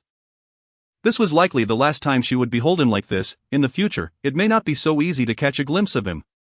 Perhaps it is for the best. Throughout her life, everyone harbors dreams, and for the past few years, she had been living within the enchanting reverie of her own creation. Now, she was finally awakening from it. Mr. Feng, the young madam has arrived, Zhou Chen announced, having made every effort to reduce the car's speed to a crawl. Yet they had nonetheless reached the Civil Affairs Bureau. Feng Xingzhi stood outside the vehicle, his hand poised against the door. Be careful not to bump your head. From now on, we shall be husband and wife. Remember your promise to me, you will take care of all the household chores, and I will handle the children. Aside from giving birth, I shall concern myself with nothing else. Very well, I shall fulfill my promise and nurture you into a blissful little pig. You are the little pig. The youthful couple held the vibrant red marriage certificate in their hands, having just exited the Civil Affairs Bureau, their happiness radiating without restraint. Lin Shiyan gazed upon their blissful expressions, her heart brimming with envy. That was the very marriage she had longed for. Yet she realized she would never have the opportunity to experience it. The union she had so cautiously upheld for so long was finally coming to an end. Lin Shiyan realized that she had once again lost her train of thought. Apologetically, she said, I'm sorry for wasting your time. It's quite all right. If you're feeling fatigued, you may take a little more time to rest, Feng Xingzhi remarked, noticing the pallor of Lin Shiyan's delicate face. which stirred a twinge of compassion within him. Lin Shiyan shook her head, saying, "No need, it won't take much time anyway. Since this marriage was destined to falter, it was better to grant him release sooner. It was perhaps the last thing she could do for him." Feng Xingzhi walked alongside Lin Shiyan towards the Civil Affairs Bureau. Just as he was about to request a divorce registration form from the staff, an elderly voice resonated, inquiring, "What brings you here?" Lin Shiyan was taken aback. "Grandfather? What brings you here?" "I happened to pass by." "Now it is your turn to explain why you are here." Lin Shiyan hesitated to speak. She had previously promised the elder that she would diligently uphold her marriage with Feng Xingzhi, yet here she was, contemplating divorce in such a short span of time. A sense of guilt washed over her, as if she had betrayed the elder's expectations. Feng Xingzhi, on the other hand, was taken aback by the elder's unexpected visit. Yet he had resolved to no longer postpone the matter of divorce. "Grandfather, Lin Shiyan and I have come to the Civil Affairs Bureau to divorce." Before he could utter the final word, the elder began to cough violently, as if he were about to expel his very lungs. "Grandfather!"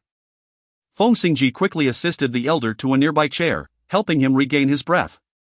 Uncle Chen approached with a cup of warm water, which Lin Shiyan promptly accepted. Without protest, Uncle Chen stepped back 2 paces inside. "Young master, the elder's health has been deteriorating recently. Dr. Zhang has advised that we must prevent him from becoming agitated at all costs." Feng Xingzhi remained silent, his gaze fixed on Lin Shiyan as she carefully offered water to the elder. After a moment of recuperation, the elder looked up at Feng Xingzhi, breathless, and inquired, "Xingzhi, what did you say you and Yan Yan came here for?" Recalling Uncle Chen's words, Feng Xingzhi's handsome face tightened, but he ultimately confessed. "We came to apply for a replacement marriage certificate. Ours has been lost." "It hasn't been lost, you forget? I locked it in the safe at the old residence." "Ah. Yes, I forgot. Since we still have it, there's no need for a replacement." "Indeed. Whether it be a marriage certificate or the experience of marriage itself, the first instance is always the most significant. What do you think?" The elder remarked with profound significance. "Grandfather is correct." Lin Shiyan could not help but turn her gaze towards Feng Xingzhi. His expression was exceedingly grim, his handsome face shrouded in frost. When he lifted his eyes to meet hers, his gaze was devoid of warmth. Old Master Feng called out, "Xingzhi, why are you still not coming over?" During lunch with Old Master Feng, he placed a chicken leg onto Feng Xingzhi's plate. "Thank you, grandfather." "No need for thanks. Just taste it and see if it is to your liking." Feng Xingzhi took a bite and remarked, "It tastes quite good, the chef's skills have indeed improved." Old Master Feng replied, "The chef has indeed made progress. However, the most crucial factor is that this rooster is well raised, which makes it delicious. Yet, a rooster is of little use, it neither lays eggs nor crows. Currently, hens do not require it for fertilization to hatch chicks.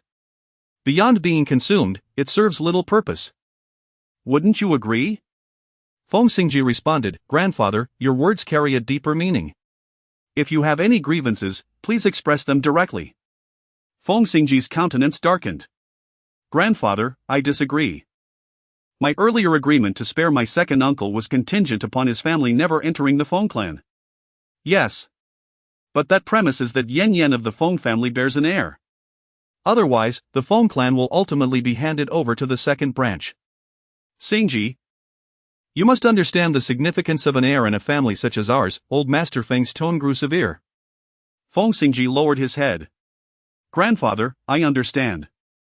Lin Shiyan seized the opportunity and promptly said, "Grandfather, let us dine now, the dishes have grown cold. Consuming cold food will surely trouble your stomach." The expression on Old Master Feng's face instantly softened with affection. "Very well, we shall heat our dear Yan Yan." After enjoying their meal, Lin Shiyan departed the old residence alongside Feng Xingzhi. Lin Shiyan was taken aback, gazing incredulously at Feng Xingzhi. "Do you suspect that I informed Grandpa about our impending divorce? Was it not you?" "It was not me." "Then provide me with an explanation as to why Grandpa appeared so fortuitously." "I do not know." "Ah, what a convenient ignorance." "Grandpa, with his unparalleled wisdom, has indeed taken a liking to a woman as malevolent as you." "However, Lin Shiyan, I must convey this to you: if anything were to happen to Grandpa because of you, I will ensure that you pay a grievous price. Chapter 58. Feng Shui's disfigurement. Lin Shiyan gazed into Feng Xingzhi's piercing eyes, sharp as a blade, and in that moment, her mind was a blank canvas. She even forgot to breathe. The anguish of being so misunderstood by him weighed heavily on her heart. After a moment of self-deprecation, she remarked, "Indeed. You will not believe me. Even if I speak eloquently, you would still consider it mere sophistry." Following this declaration, Lin Shiyan turned her head, clearly indicating her desire to say no more. Feng Xingzhi's expression darkened, his displeasure palpable as he could no longer contain himself, and commanded, "Stop the car." Once the vehicle came to a halt, he opened the door and coldly instructed, "Get out." Lin Shiyan stepped out of the car without the slightest hesitation. No sooner had she closed the door than the vehicle zoomed away. Lin Shiyan smiled gently, yet tears unexpectedly streamed down her cheeks. A persistent ache surged in her lower abdomen, one she could not afford to disregard. She summoned a cab and made her way to the hospital. The gynecologist who attended to her the previous day could not contain her frustration upon seeing Lin Shiyan's condition, scolding her sharply, "Lin Shiyan, if you do not care for this child, no one can protect it." Lin Shiyan, with a pale complexion, murmured, "I shall not do so again." The attending physician, observing Lin Shiyan's agreeable demeanor, ultimately refrained from further comment and prescribed her 2 bottles of intravenous fluids. As Lin Shiyan lay in her hospital bed, drowsy from the 4 drip, an unexpected visitor entered the room. The newcomer, seated in a wheelchair, donned a hospital gown, a large mask, and sunglasses, presenting a rather incongruous appearance that undoubtedly attracted numerous gazes. This individual was Feng Shui. "What brings you here?" Lin Shiyan inquired, her brow slightly furrowing, her tone tinged with impatience. "I came to see you. I heard you endured torment in the interrogation room, and I feel quite remorseful about it. I should have endured the pain and advised director and against calling the police. It was my lack of foresight that caused you distress," Feng Shui replied, her face a mask of contrition, exuding an air of magnanimity. "And if I were to hold you accountable? How do you intend to compensate me? What kind of compensation do you seek? Money? Name your figure." "Very well," Lin Shiyan responded with unexpected candor, "let it be 1 billion. 1 billion? Feng Shui's voice rose incredulously. "Have you lost your mind?" "Not quite. After all, I haven't squandered 40 million, so I wouldn't say I've lost my sanity." Upon mentioning the previous charity gala, Feng Shui could no longer contain herself and retorted angrily, "Lin Shiyan, don't push your luck. You are now a divorced woman, cast aside by Xingzhi, so what is there left for you to be proud of in my presence?" Lin Shiyan's delicate face instantly fell. "Who told you that I divorced Feng Xingzhi?" Feng Shui immediately revealed a triumphant smile. "Of course, it was Brother Xingzhi." "Lin Shiyan, we both know how desperately Brother Xingzhi wishes to be rid of you, so I suggest you be sensible and act as a quiet ex-wife. It would be better for everyone. Why have you come to see me? To flaunt your superiority? I wish to befriend you. Although you and Brother Xingzhi are no longer together, you were once a couple, and should you encounter any difficulties in the future, I will lend my assistance in light of our past camaraderie. What do you require from me? Surely, your friendship and future aid cannot come without cost." "You are indeed astute." Feng Shui smiled. "The task I need your assistance with is quite simple. Just speak a few kind words in front of old Master Feng, persuading him to accept me as the young mistress of the Feng family. If you can achieve this, I assure you, I will not treat you poorly in the future." Lin Shiyan couldn't help but burst into laughter, her amusement causing her to double over. Feng Shui's expression immediately darkened. "What are you laughing at?" "Of course. It's because it's amusing. Feng Shui, when you fell off the city wall, it seems you didn't injure your leg but rather bumped your head. Just look at the nonsense you're spouting." "Lin Shiyan, stop trying to divert the topic. I know the matter of divorce is distressing for you, but you must learn to accept it. The young mistress of the Feng family will ultimately be replaced. As for whether someone will take my place in the future, I cannot say, for now, that has not occurred." "What do you mean? You haven't divorced Xingzhi, have you?" Feng Shui's frustration boiled over. "Lin Shiyan, how can you be so shameless, clinging to a man who doesn't love you? Is that amusing to you? Indeed, it is. It's akin to tackling a global conundrum. The process is utterly fascinating, not to mention the enticing fruits of success. Especially since, as long as I remain Feng Xingzhi's wife, those little mistresses outside will forever remain in the shadows, which brings me immense joy. Oh! How did a once popular phrase on the internet go? As long as I do not abdicate, all shall be concubines, though that may not be entirely fitting, as a concubine, at least, holds a legitimate position, while you all. Lin Shiyan merely smiled, her expression encapsulating her sentiments. Feng Shui's face turned a shade of green. She was infuriated to the point of boiling over, and she retorted sharply, Lin Shiyan, what are you so proud of? Your status as a wife is merely ornamental. Feng Xingzhi does not love you at all. No matter how many people refer to you as Mrs. Feng, in his heart, you are not his wife but a sinner. Whether Feng Xingzhi acknowledges it or not, I am still the rightful Mrs. Feng, recognized by grandfather as the sole granddaughter-in-law. Lin Shiyan's name will forever be intertwined with Feng Xingzhi's. In life, we share the same chamber; in death, we share the same grave, inseparable through the ages. As for you. Lin Shiyan cast a glance at her and then scoffed, you should take good care of your face. If you were to become unattractive, gain weight, or age, who knows if Feng Xingzhi would still be willing to let you call him Brother Xingzhi. Feng Shui's deepest fears were unearthed by Lin Shiyan, causing her to rise suddenly from her wheelchair and reach out to strike Lin Shiyan. Lin Shiyan widened her eyes in disbelief. Is your leg all right? Did you not break it when you fell? I may not have broken my leg, but this time, I shall ensure that yours is shattered. I am quite curious to see whether the Feng family, such a prestigious lineage, would be willing to accept a crippled individual as the future matriarch. Lin Shiyan, upon witnessing Feng Shui in a state of frenzy, felt a pang of regret. The thought that the child within her could be harmed by this chaos filled her with dread.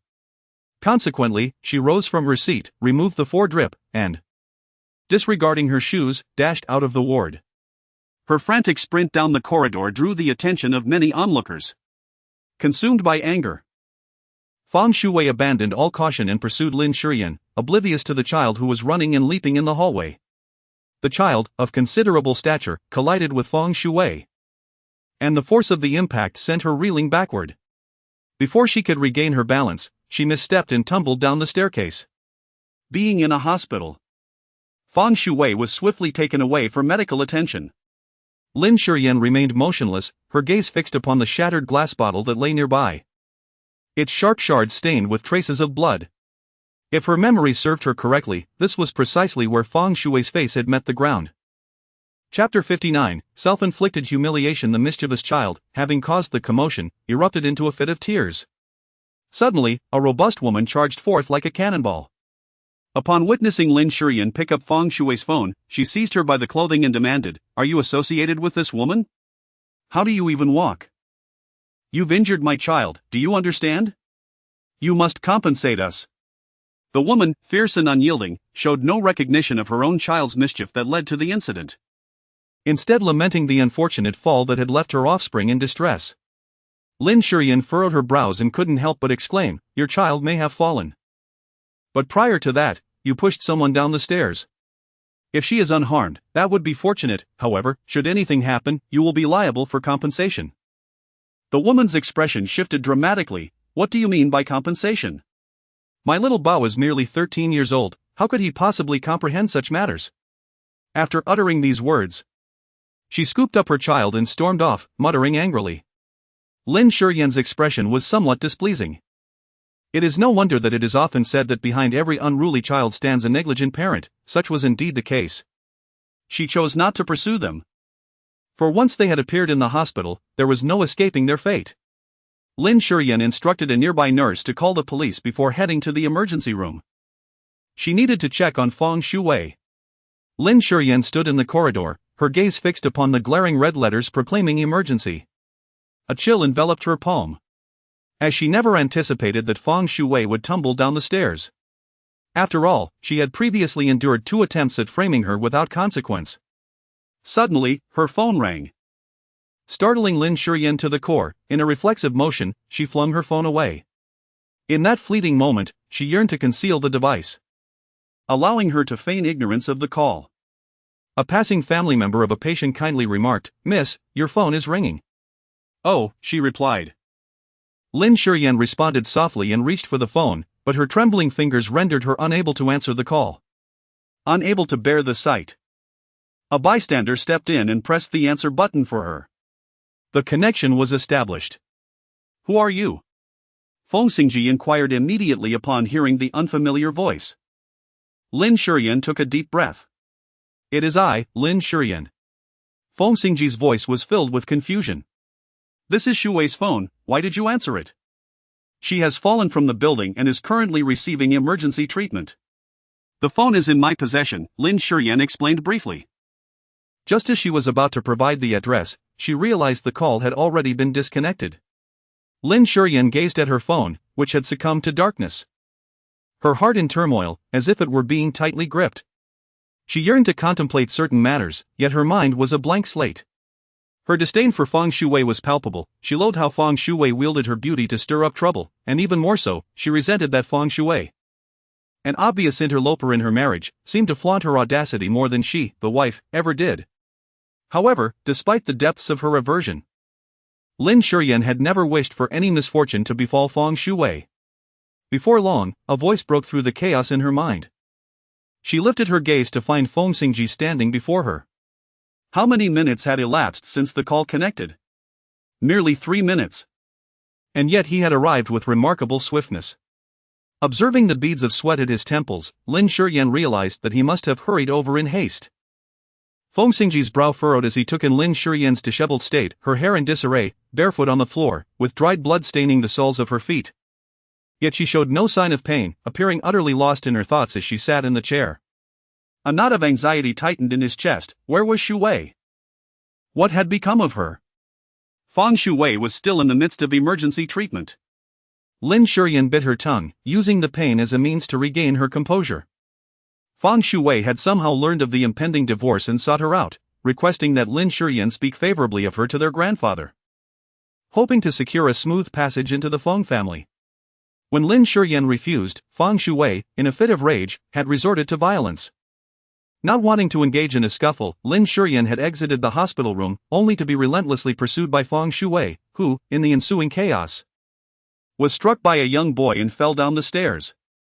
Having recounted her explanation, Lin Shiyan lifted her gaze, unwilling to miss Feng Xingzhi's reaction. She sought to ascertain whether he believed her. It did not take long for Lin Shiyan to comprehend the meaning of her own humiliation. Feng Xingzhi's cold voice cut through the air. "Lin Shiyan, your fabrications are becoming increasingly superficial." Feng Shui is entirely unaware of today's divorce proceedings. Lin Shiyan chose not to elaborate further, for she understood that even if she presented 1,000 reasons, he would invariably counter them. Lin Shiyan visited the restroom, only to be intercepted by the police, who inquired about the circumstances surrounding Feng Shui's fall down the stairs. The doctor, Feng Xingzhi, was speaking. "Your girlfriend's emotional state may be quite fragile. You must be understanding in the coming days. Additionally, pay close attention to her diet. It is imperative that she maintains a light diet and avoids spicy and stimulating foods. Otherwise, it will adversely affect the healing of her wounds, leaving deeper scars that hinder her recovery. I cannot afford to have scars on my face." "Xingzhi, you won't abandon me, will you?" "Doctor, please help me." Feng Shui was in a state of agitation, clutching the doctor's hand tightly. The 4-needle on the back of her hand was yanked out, and blood spilled everywhere. Feng Xingzhi immediately grasped Feng Shui's hand, urging her to calm down. "You will not be disfigured. Even if scars remain on your face, you will still be beautiful." "I will not abandon you." "Really? Xingzhi, you truly will not forsake me?"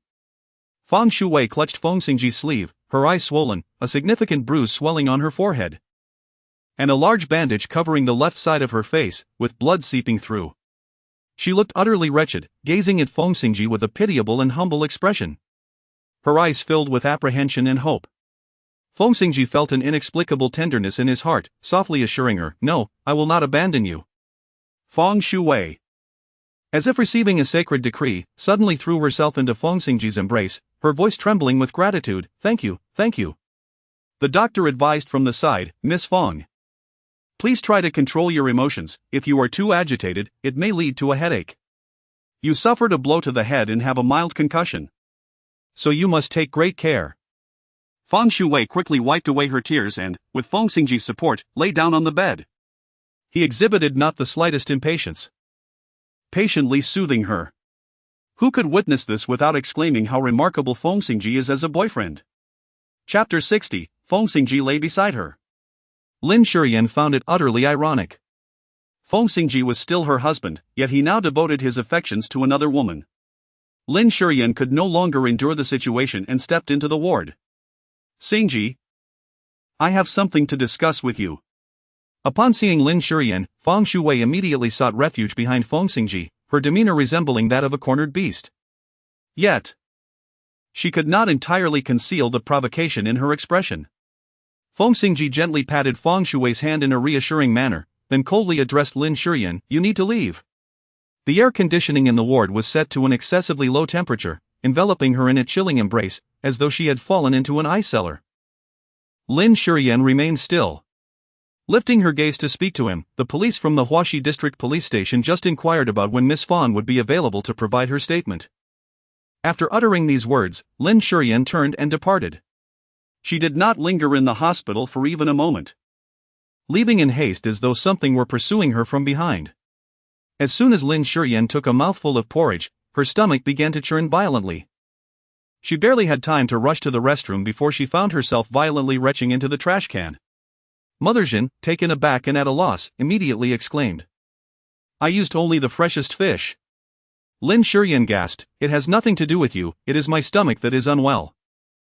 The scent of fish wafted through the air, and the urge to vomit surged once more, prompting her to wave her hand dismissively at Anjin to remove the kanji. After much ado, Lin Shiyan managed to consume a bowl of plain kanji and a small portion of the pickled cucumbers that Anjin had prepared.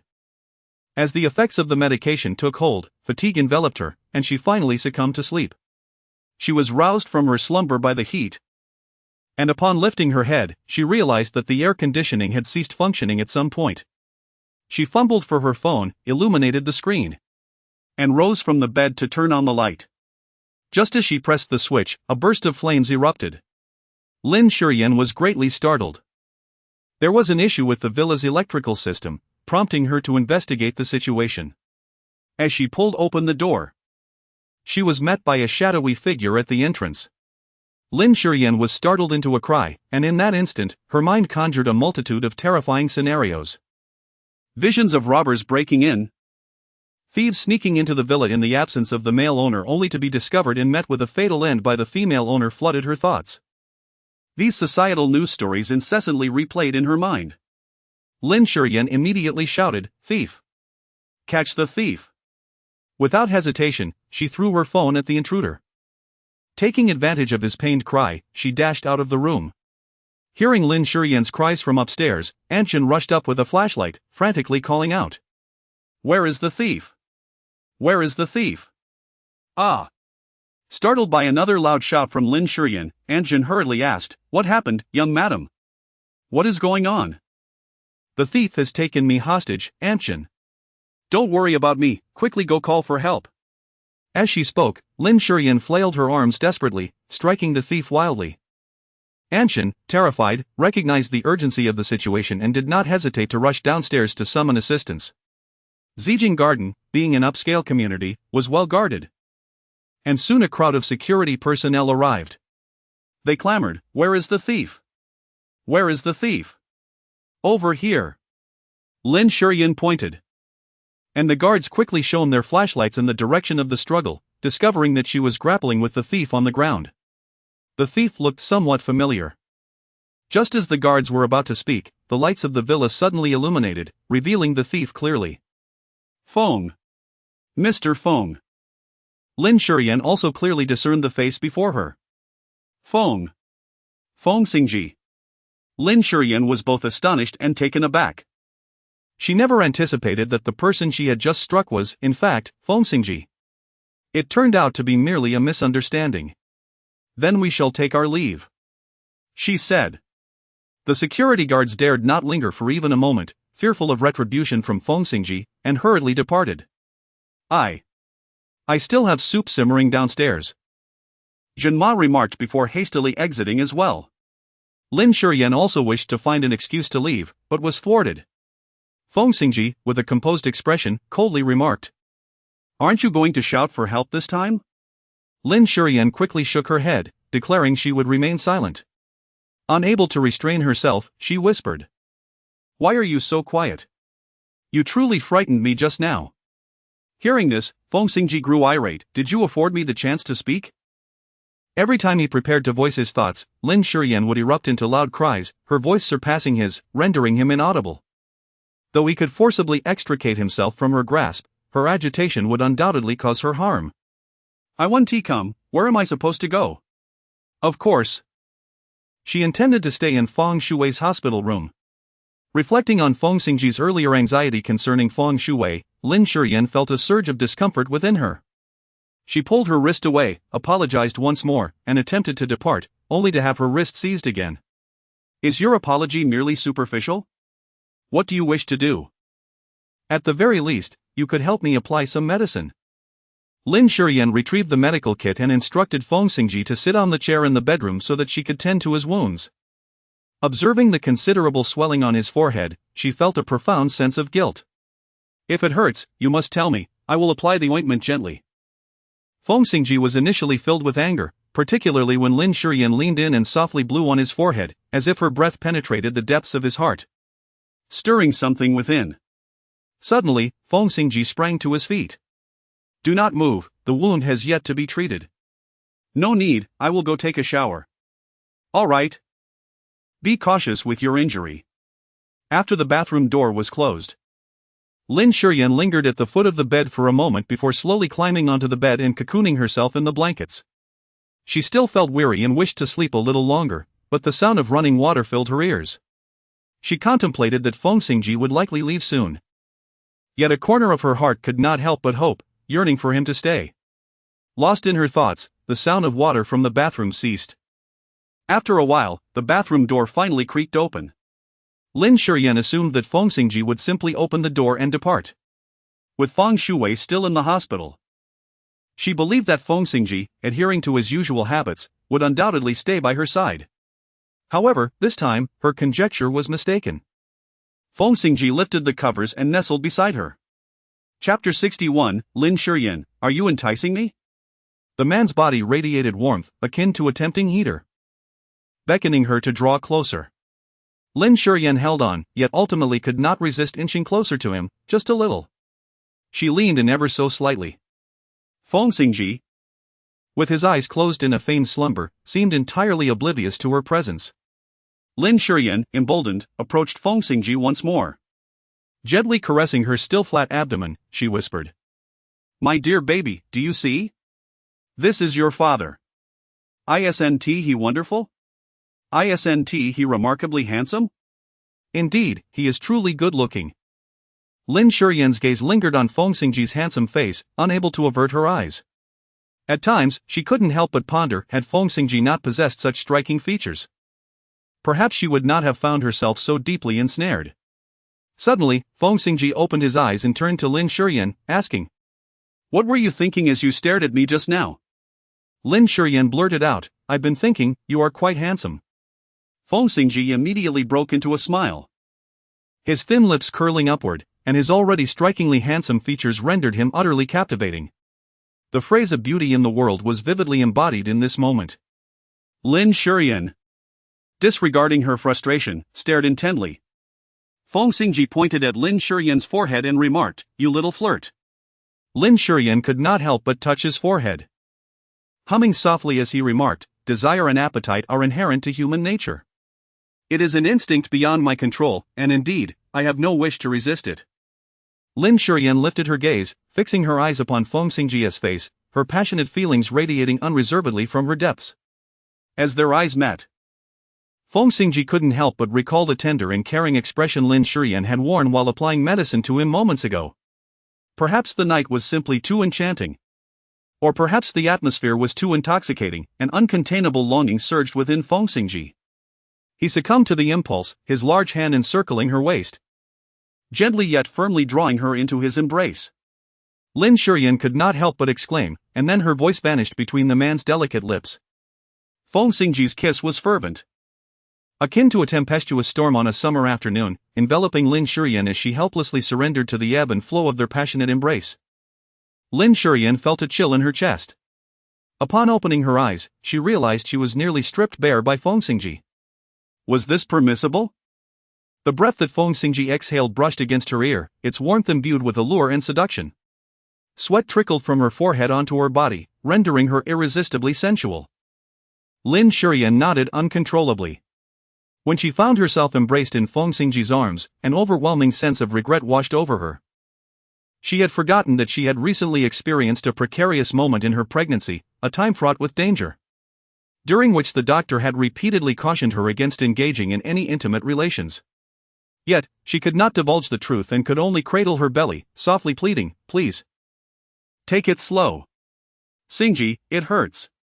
From behind, Feng Xingzhi held Lin Shiyan tightly, his lips brushing against her ear as he spoke with a fierce intensity. "Lin Shiyan, are you intentionally trying to tempt me?" Lin Shiyan shook her head, attempting to defend herself, yet each inflection of her voice was shattered and fragmented. After the storm had subsided, she nestled in Feng Xingzhi's embrace, unwilling to move a single finger, relishing the warmth of the moment. Lin Shiyan grasped his hand, placing his large palm upon her abdomen, and silently spoke to the baby within. "My dear child, can you sense it? This is your father. He is embracing you." Suddenly, Feng Xingzhi remarked, "Since your grandfather has been keeping a close watch lately, let us postpone the divorce for the time being." Lin Shiyan was momentarily taken aback, a surge of elation flooding her heart. This was the first time in a long while that Feng Xingzhi had expressed a desire to avoid divorce. In truth, she had never wished for it either, no matter how resolute she had pretended to be. It could not conceal one undeniable truth: she had never ceased to love Feng Xingzhi. Now that she was carrying his child deep within her heart, she still hoped to provide a complete family for their offspring. Perhaps she could make one more effort, maybe, in the months to come, their relationship could transform. However, this did not imply that I would condone your actions today. Feng Xingzhi's tone suddenly shifted to one of sternness. "I shall reiterate. Feng Shuwei is of great significance to me, and you must not bully her." "Bully Feng Shuwei?" Lin Shiyan repeated this sentence, feeling an overwhelming sense of irony. Indeed. Feng Shuwei encountered a mishap. She sustained injuries to her face, which may leave scars. However, this incident was not her fault. It was Feng Shuwei who intruded upon her chamber and assaulted her. Had she not fled, the child within her womb might have been harmed. Even her prior fall from the city wall, resulting in a broken leg, was a mere faade, orchestrated to frame her. These events cannot be dismissed simply because she has now faced a calamity. Lin Shiyan turned to Feng Xingzhi and said, "Am I truly the one who has wronged her? Reflect on your own conscience. Given the multitude of events that have transpired recently, can you honestly say that I have mistreated her?" She then let out a self-deprecating laugh and continued, "Xingzhi, you just told me that we would not part ways for the time being, yet here you are, standing up for another woman before me. Is that truly appropriate?" Feng Xingzhi furrowed his brow slightly and replied, "I have long been supportive of Feng Shuwei." "Did you not already know this?" "To question the appropriateness of my actions now seems rather belated." Lin Shiyan felt a chill. Just moments ago, it was undeniably a warm embrace that enveloped her. Lin Shiyan felt a warmth rising in her eyes, yet she refrained from shedding tears. Not a single drop moistened the corners of her eyes. What if today, it was I who was pushed down the stairs by that mischievous child, left injured and disfigured? Would you not tell Feng Shuwei to behave herself, to cease her pursuit of me? Feng Xingzhi, would you repeatedly caution Feng Shuwei for my sake?" Feng Xingzhi remained silent, his brow furrowing even deeper. Lin Shiyan chuckled self-deprecatingly. She realized that she never seemed to learn from her experiences, despite already knowing the answer. She still harbored the wish to be the one cherished. After all, before encountering the Feng sisters, she was the one who had been so well protected. Lin Shiyan said lightly, "You asked me earlier if it was a bit late." "Indeed, it is somewhat late. Had I known that the young man who once held me in his embrace and stood up for me would become the person he is today, I would have preferred never to seek you out. In that case, she would not have fallen for him, and they would not have experienced so much together." In her heart, he might merely be a fleeting impression, yet he will forever remain her beloved young man. Lin Shiyan, your assumption is utterly meaningless. And are you truly innocent? If you hadn't rushed out of the hospital room today, Feng Xingzhi would not have encountered such an incident. I merely require your assurance that you will henceforth remain unobtrusive and refrain from provoking Feng Xingzhi, nothing more. Nothing more? Ha! What a fine nothing more, I apologize. But I cannot acquiesce to your nothing more. If Feng Xingzhi were to behave herself, I would disdain to trouble her. However, if she continues her relentless pursuit, then I, Lin Shiyan, am not to be trifled with. After Lin Shiyan finished speaking, she was no longer willing to linger and left the master bedroom, clutching the blanket. Chapter 62, An Incurable Affliction. Lin Shiyan lay on the guest room bed, cocooned in her quilt. A sense of discomfort lingered within her, accompanied by a tinge of regret.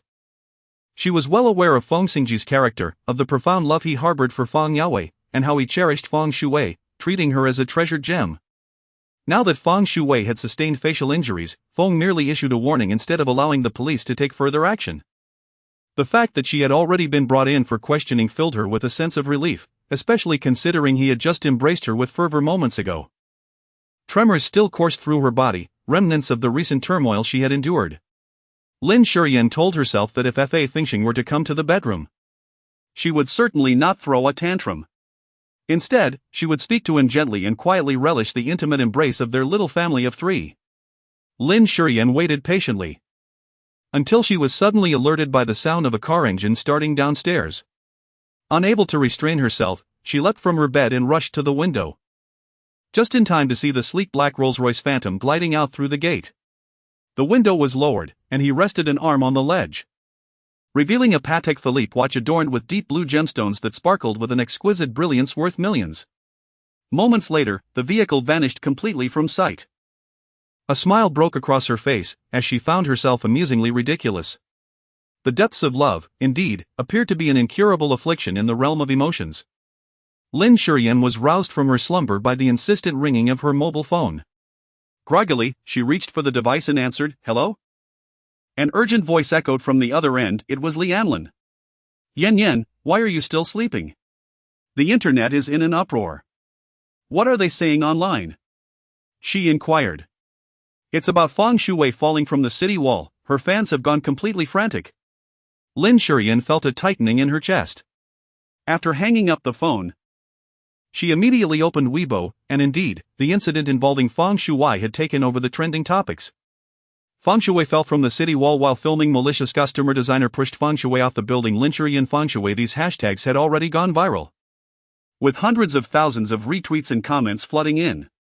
Just because the actress had a few more NGs, she had to run a few extra times. Did it justify such a heartless act as pushing someone off a city wall? If this Miss Lin upstairs were truly human, she would not commit such a cruel deed. As a member of the production team, I can testify that there was a conflict between Teacher Feng and Lin Shiyan, stemming from the costume designer's selection process. Teacher Feng supported another designer, but due to certain reasons, Lin Shiyan emerged victorious, harboring resentment towards Teacher Feng ever since. Goodness! Does that woman named Lin possess a heart as small as a pinhole? To push someone off a tower over such a trivial matter? If it weren't for Teacher Feng's fortitude, she might not have survived this ordeal. Where are the police? They should swiftly apprehend her, preferably locking her away for eternity, to prevent her from harming others again. Following this, a photo of Feng Xingzhi's injuries was shared, depicting her bloodied and lying on a stretcher, being carried by crew members. Her once beautiful face now etched with pain. Upon the release of this image, Weibo erupted, with countless netizens clamoring for the exposure of Lin Shiyan, demanding she faced the consequences of her actions. Lin Shiyan gazed at the abhorrent and venomous remarks circulating online, her expression marred by distress. She had envisioned a day when she would achieve great success and bask in the spotlight. Yet she had never anticipated being thrust into the public eye in such a disparaging manner. Since Lin Shiyan was evading public appearances, let us confront her at the Cloud Studio. I refuse to believe she can perpetually cower like a turtle, avoiding the limelight. Upon this declaration, countless individuals rallied in agreement. And soon, a multitude of fans descended upon the Cloud Studio to create a disturbance, with a number of reporters hastily following suit. Upon witnessing the situation, Lin Shiyan's mind was instantly overwhelmed.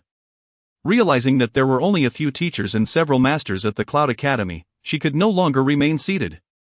Grabbing her phone and car keys, she swiftly drove to the Cloud Academy.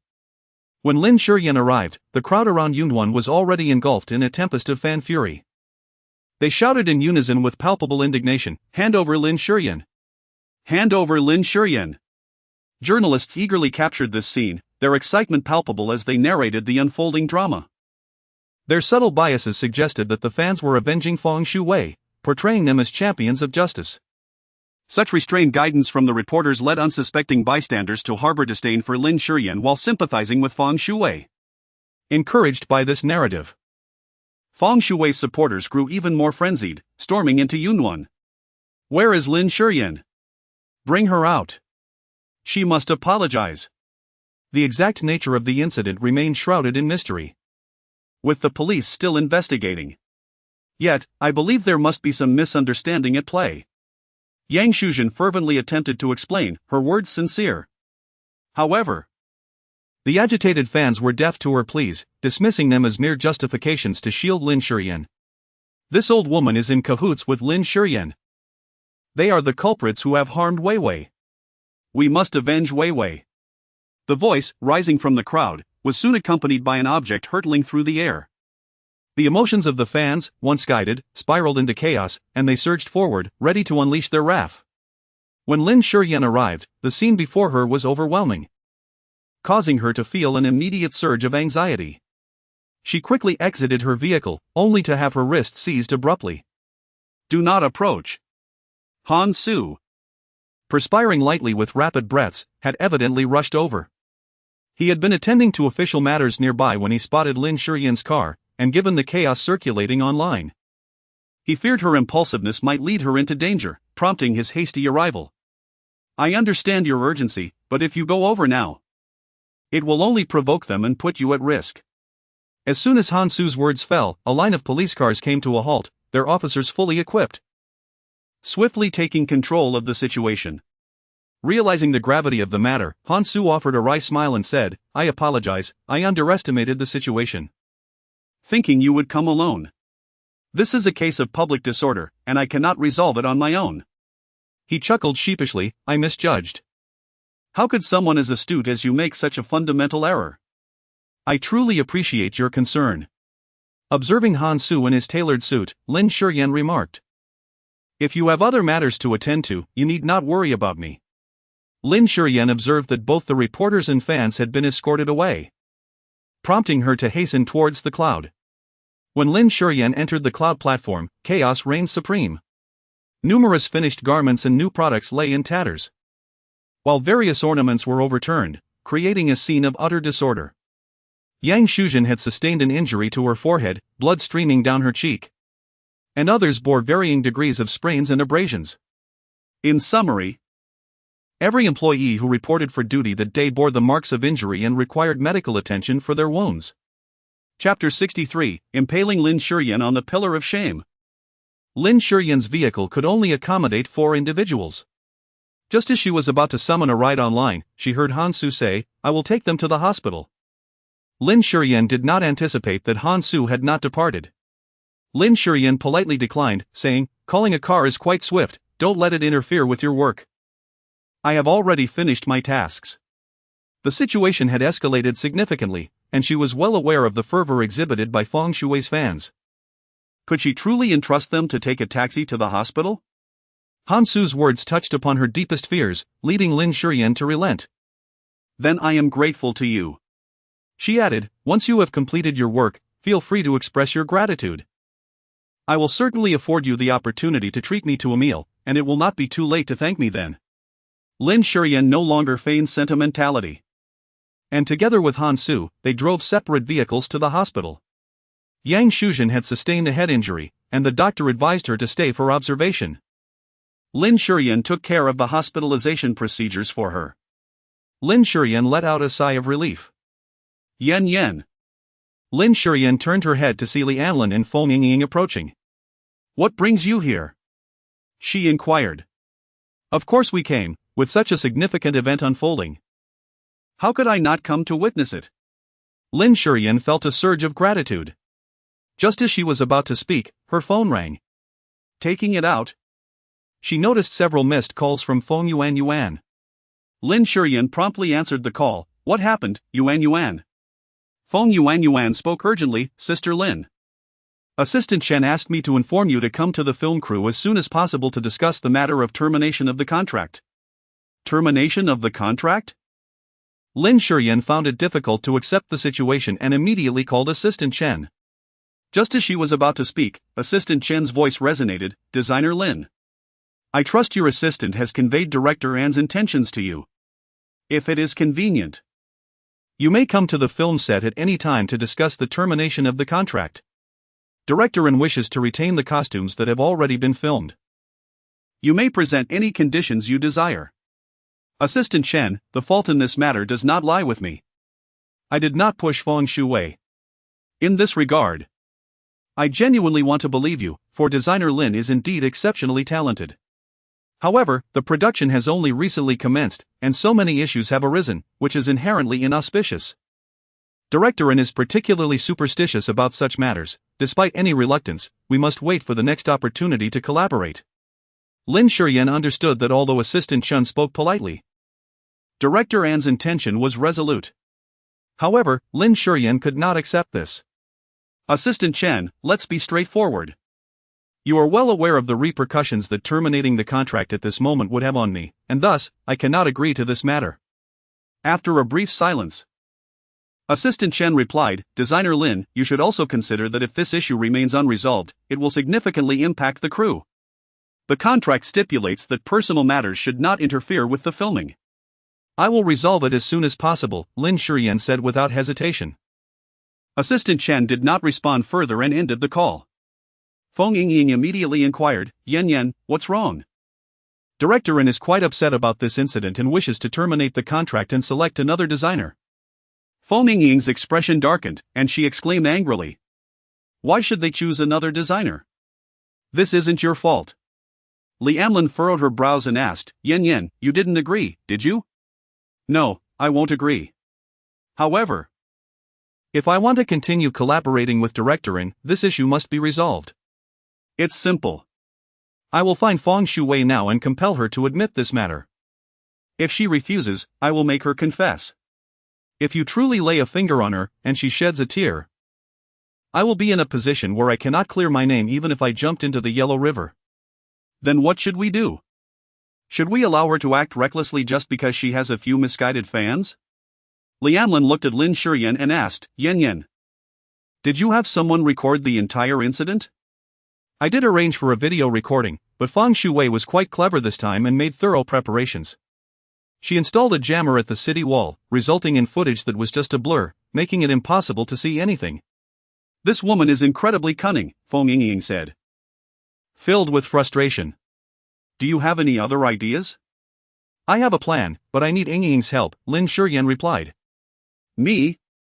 Feng Xingzhi perked up. Are you asking me to take a bodyguard and drag her out for a good beating? Rest assured, I can accomplish that perfectly. She had long harbored a grudge against this woman. No need to beat her, but it should be even more satisfying than that. Lin Shiyan gradually outlined her plan. Feng Xingzhi and Lianlin's eyes brightened with anticipation. After many of Feng Shui's fans were detained overnight, many were released.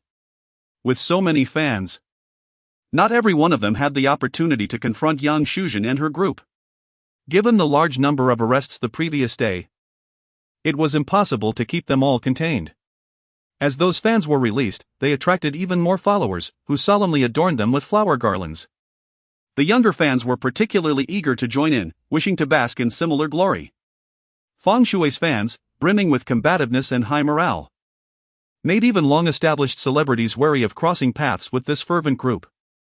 In the hospital room, Feng Shui looked at her phone, satisfied with her fans fervently fighting for her. She asked Sister Zhang, what did Director An say? Has he terminated the contract with Lin Shiyan? Once the crew severed ties with Lin Shiyan, she would immediately buy trending topics to once again elevate Lin Shiyan to the spotlight. This time, she was determined to nail Lin Shiyan to the pillar of disgrace, ensuring that she would never recover. Sister Zhang replied, I called Director An this morning. He said he is handling the matter and asked us to remain calm. Feng Shui was displeased. I can remain calm, but my fans cannot. Moreover, with Lin Shiyan being so malicious, I will never work in the same crew as her. If necessary, I will withdraw from the Imperial Order crew. Feng Shui said this with conviction, confident that Director Ren would not abandon her. After all, she had entered the project with 5 billion in funding, and given her current popularity and influence, no crew would willingly let her go. Sister Zhang also agreed with Feng Shui's approach. If Feng Shui eliminated Lin Shiyan and became the true Mrs. Feng, she would reap significant benefits. At that moment, Sister Zhang's phone suddenly rang. Upon answering, her expression changed dramatically. This is all fabricated. It's slander. Immediately have them retract the trending topic. Sister Zhang issued a firm order and then made several more calls, her expression darkening further. Feng Shui sat up straight, unable to restrain her curiosity. What happened? Sister Zhang's lips moved, but she hesitated to speak. Just tell me. What on earth happened? Sister Zhang steeled herself and said, your deliberate fall from the city wall, intending to frame Lin Shiyan for your injuries, has been exposed. That is impossible. Feng Shui could hardly believe it. She had orchestrated everything meticulously, leaving no room for Lin Shiyan to clarify. How could it possibly be exposed? Sister Zhang, unsure how to explain, opened her phone and showed Feng Shui the trending topic. In the video, Lin Shiyan was seen mending Feng Shui's costume with needle and thread. Accompanying the footage was Feng Shui's voice, Lin Shiyan. Do you know how annoying you are? This time, I must teach you a lesson, so you understand that your place is to be humble and retreat. Lin Shiyan. Don't blame me, blame yourself for encroaching on what does not belong to you. Then, Feng Shui abruptly kicked at Lin Shiyan. Due to the filming angle and distance, the action was not clearly visible, and Feng Shui was wearing loose ancient attire, making her movements hard to discern. However, Lin Shiyan's expressions and actions were captured clearly, showcasing her panic and her defensive gesture. A highly regarded national martial arts instructor elaborated on the video, Miss Lin's reaction is an instinctive response to being attacked. He subsequently filmed several videos demonstrating that anyone attacked in such a manner would instinctively react like Lin Shiyan. Furthermore, he explained another of Lin Shiyan's movements. Miss Lin was attempting to rush over to grab Miss Feng, but unfortunately, Miss Feng fell too quickly and decisively for Miss Lin to catch up. As this video was released, it was fervently shared by countless netizens, and the martial arts instructor's account gained immense followers. Other martial arts instructors, witnessing this, also meticulously analyzed every second of the video, providing numerous examples to prove that Lin Shiyan did not push Feng Shui off the city wall. Hooray! Feng Xingzhi exclaimed, jumping with joy, waving her arms. This time, we have finally cleared Yin Yan's name. Lin Shiyan also smiled. I must express my gratitude to you. If it weren't for your discovery of someone with a voice so akin to Feng Shui's and the subsequent re-recording, even with the martial arts coach's analysis, I would not have been able to so effortlessly prove my point. Why should we be polite among sisters? Yen Yen. Why didn't you have my friend record Feng Shui's original words? That way, she would be instantly branded as a mistress, with no hope of redemption. What could be the reason? Perhaps it is because of President Feng. Yen Yen must be concerned about causing someone to be utterly condemned, knowing that your brother would be displeased. Lin Shiyan remarked, Xingzhi is unwilling to publicly acknowledge our marriage. I do not wish to place him in a difficult position. Difficult position? Li Anlin's temper flared instantly. What difficulty does he face? He maintains a facade of domestic harmony while indulging in frivolities outside. More importantly, the so-called domestic harmony is entirely centered around his whims, to the point of soaring into the heavens. Feng Xingzhi aligned with Li Anlin, rolling her eyes as she said, when the opportunity arises, I must seek out my brother to learn how one can be so despicable while ensuring their partner remains utterly devoted. Anlin, do you think that once I master this art, I could pen a book on it? Would it find an audience? Remove that if. I am already contemplating the venue for your book signing event and the hotel for the celebratory banquet. Listening to the biting sarcasm of the two, Lin Shiyan helplessly shook her head. This time was different from before. Her reluctance to make her marriage with Feng Xingzhi public wasn't simply due to the temporary suspension of their divorce. She was uncertain how long their current arrangement could last. When the day comes for her to leave, she merely wishes to depart quietly with her child. Perhaps, owing to her selfish nature. She hopes that once she takes that step, she will refrain from revealing to her child that Feng Xingzhi is his father. At least until the child matures and is capable of discerning right from wrong, she does not wish to disclose this truth. Meanwhile, the online atmosphere was tumultuous. In light of various evidence, Feng Shui's exuberant fans were rendered speechless. Some bystanders, who had long been unable to tolerate the situation, finally dared to voice a fair opinion. However, the most fervent supporters of Feng Shui emerged en masse, flooding her comment section. Is it justifiable to ensnare a designer simply because one disapproves of them? Is there no sense of justice left? Justice? Perhaps in the eyes of certain celebrities, they themselves embody justice. Those who align with me shall prosper. Those who oppose me shall perish. Is this not a form of dictatorship?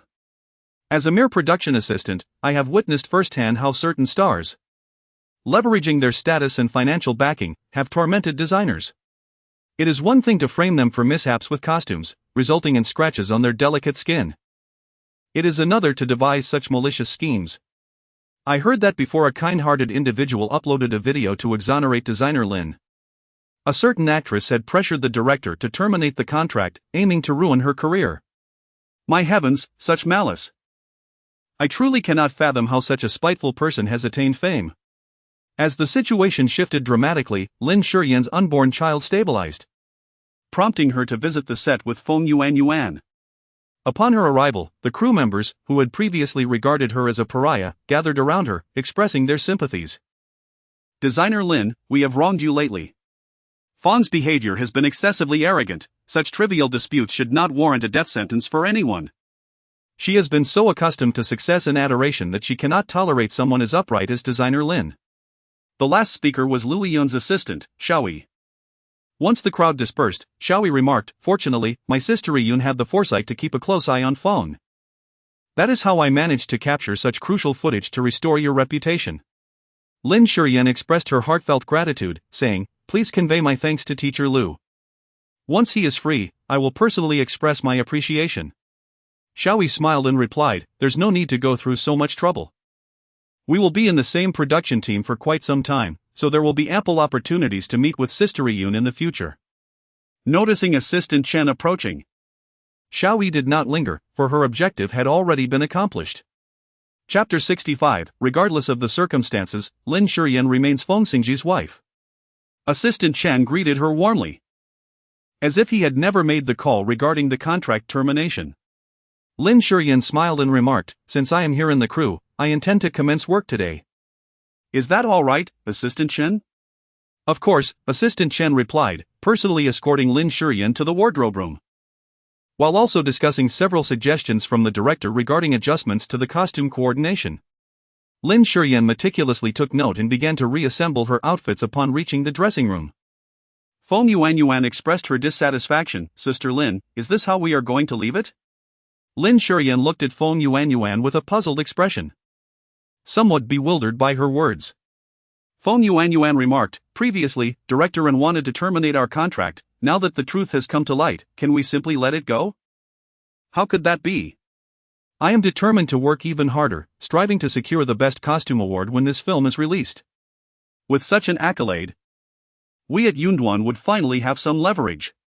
Feng Yuan, incredulous, responded, "Sister Lin, I had thought you would choose to languish until Director Ren personally apologized to you. After all, it took just a slight disturbance for him to contemplate severing ties with us." Lin Shiyan couldn't help but smile.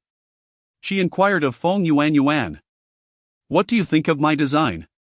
"Absolutely splendid," Feng Yuan promptly praised. "In my eyes, you are the most promising young designer.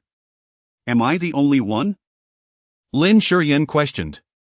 "There is no one who can replace me in this matter. Would the film be unable to continue?" Feng Yuan remained silent, even in her arrogance. She understood the impossibility of such a notion. In this world, there exists no individual who is irreplaceable, not even the most renowned masters or the most prestigious luxury brands. Lin Shiyan gently patted Feng Yuanyuan's shoulder and said softly, "All right, stop dwelling on those trivial matters. It's time to get to work." Feng Yuanyuan obediently went on her way. Lin Shiyan took out her phone, which remained eerily silent, devoid of any messages. "Designer Lin, director and requests you to prepare the costume for the leading lady. It will be needed for this afternoon's shoot." Understood, Lin Shiyan replied before immersing herself once more in her overwhelmingly busy work. "Sorry. The number you dialed is currently unavailable." Bang! Feng Shui, infuriated, slammed her phone onto the ground, shouting in anger, "Why won't you answer my calls? Why?" The assistant, carefully navigating the chaos, began tidying up the room while cautiously suggesting, "Perhaps President Feng is simply occupied. Someone of his stature must undoubtedly have an exceedingly demanding schedule. Vivi, no matter how furious you are, you cannot resort to violence. Look at the damage you've caused." Sister Zhang quickly comforted the assistant, Xiaoro, handing her 20,000 yuan to tend to her injuries and granting her a few days off. Feng Shui's complexion turned ashen as she anxiously insisted, "Xingzhi will not abandon me, I am important to him. After all these years by his side, he would never genuinely be angry with me." Of course, he wouldn't truly be upset, it's just that this time, President Feng is displeased. Regardless, Lin Shiyan is his wife. What kind of wife is Lin Shiyan? Xingzhi has no intention of marrying her. Sister Zhang remained silent, allowing Feng Shui to calm down. After a moment, Feng Shui bit her lip and asked, "What should I do now?" Wait for President Feng's anger to subside, then visit him dressed more provocatively, be more proactive at night. If you can please him in bed, what could possibly go wrong? Feng Shui nodded, though a sense of unease lingered within her. Others may be oblivious, but she was all too aware, after more than 3 years with Feng Xingzhi, he had never truly touched her. Such sentiments, however, she found impossible to voice. "I refuse to accept this as the end. I remember Lin Shiyan has a brother. Find out his weaknesses for me." Feng Shui paused before adding, "You should approach Lin Shiyan and ask her to clarify that this is all just a misunderstanding." Sister Zhang agreed and urged Feng Shui to take care of herself before attending to her own matters. "This matter is non-negotiable. I will not cooperate in clarifying anything." "Clarify what?" "No, that's not what I meant." Feng Xingzhi removed his coat and tossed it aside, weariness etched across his features. Lin Shiyan could not help but inquire, "What have you been up to? You seem utterly exhausted." In truth, her curiosity stemmed from whether he had been worn out from caring for Feng Shui. He had just returned from High City, where he had been engaged in the acquisition of a biotechnology firm, having just disembarked from the plane. "So, you mean to say you were not with Feng Shui? What did you just say?" "Nothing, am I hungry? Let me prepare a bowl of shredded pork noodles for you." Upon recalling Lin Shiyan's culinary skills, Feng Xingzhi did not decline, replying, "All right, I shall take a shower first." As he ascended the stairs, he noticed Lin Shiyan trailing closely behind him, striking a remarkably stylish pose at the bathroom door. "Are you planning to cook the noodles in the bathroom? Or is cooking noodles merely a pretext for your ulterior motives?" "I merely wish to inquire if you have any dietary restrictions. However, upon reflection, I think I shall refrain from asking." Lin Shiyan spoke and then hurriedly dashed out. In her haste, she stumbled slightly while descending the stairs, nearly losing her balance and tumbling down. Lin Shiyan quickly grasped the handrail and descended the stairs slowly. Upon safely reaching the bottom, a radiant smile blossomed on her face. Feng Xingzhi had not accompanied Feng Shui, he was engrossed in his work, which was rather fortunate. Chapter 66, Is it true that they are not getting divorced? When Jinma noticed Lin Shiyan preparing to cook, she promptly offered her assistance, only to be politely declined. "I can manage it myself." Lin Shiyan was somewhat taken aback. "Why do you say that? To capture a man's heart, one must first capture his stomach." "With your culinary skills, isn't that an effortless task?" "Not at all. I merely find Feng Xingzhi too weary and cannot bear to see him go hungry." Anshan pursed her lips and smiled, choosing not to expose Lin Shiyan's stubbornness masked by her soft heart. Lin Shiyan prepared handmade noodles and subsequently tossed together 2 small side dishes. Just as she presented the bowl of noodles, Feng Xingzhi descended from the upper floor. He had exchanged his impeccably tailored suit for a light gray loungewear outfit. His hair freshly washed yet only partially dried, with a few unruly strands falling across his forehead, lending him an air of homeliness that contrasted with his usual commanding presence. Feng Xingzhi gazed at the generous bowl of noodles on the dining table and inquired, "Is there more noodles?" "Yes, there is," she replied. "Serve a bowl for me." "Join me for a meal." "Join you?" Lin Shiyan expressed her surprise. "Is there an issue? Or do you prefer not to?" "There is no reluctance," Lin Shiyan promptly responded, heading to the kitchen to serve a bowl of noodles before sitting beside Feng Xingzhi. Upon witnessing him take a bite, she could not help but ask, "How is it?" "Your skills have improved since before, quite impressive." Lin Shiyan was somewhat taken aback. "Do you still remember the taste of the dishes I used to prepare?" "Indeed. The flavors of your cuisine are unforgettable." "Really? Do you doubt that I would deceive you over such trivial matters?" Lin Shiyan hurriedly waved her hand, saying, "No. I was merely confirming, and I am quite pleased." She never anticipated that Anjin was right. To win a man's heart, one must first capture his stomach. Although she had yet to seize this man's heart, a bowl of noodles she had cooked for him in her youth lingered in his memory. Feng Xingzhi glanced at Lin Shiyan and noticed the corners of her lips continually rising, ultimately refraining from further inquiries.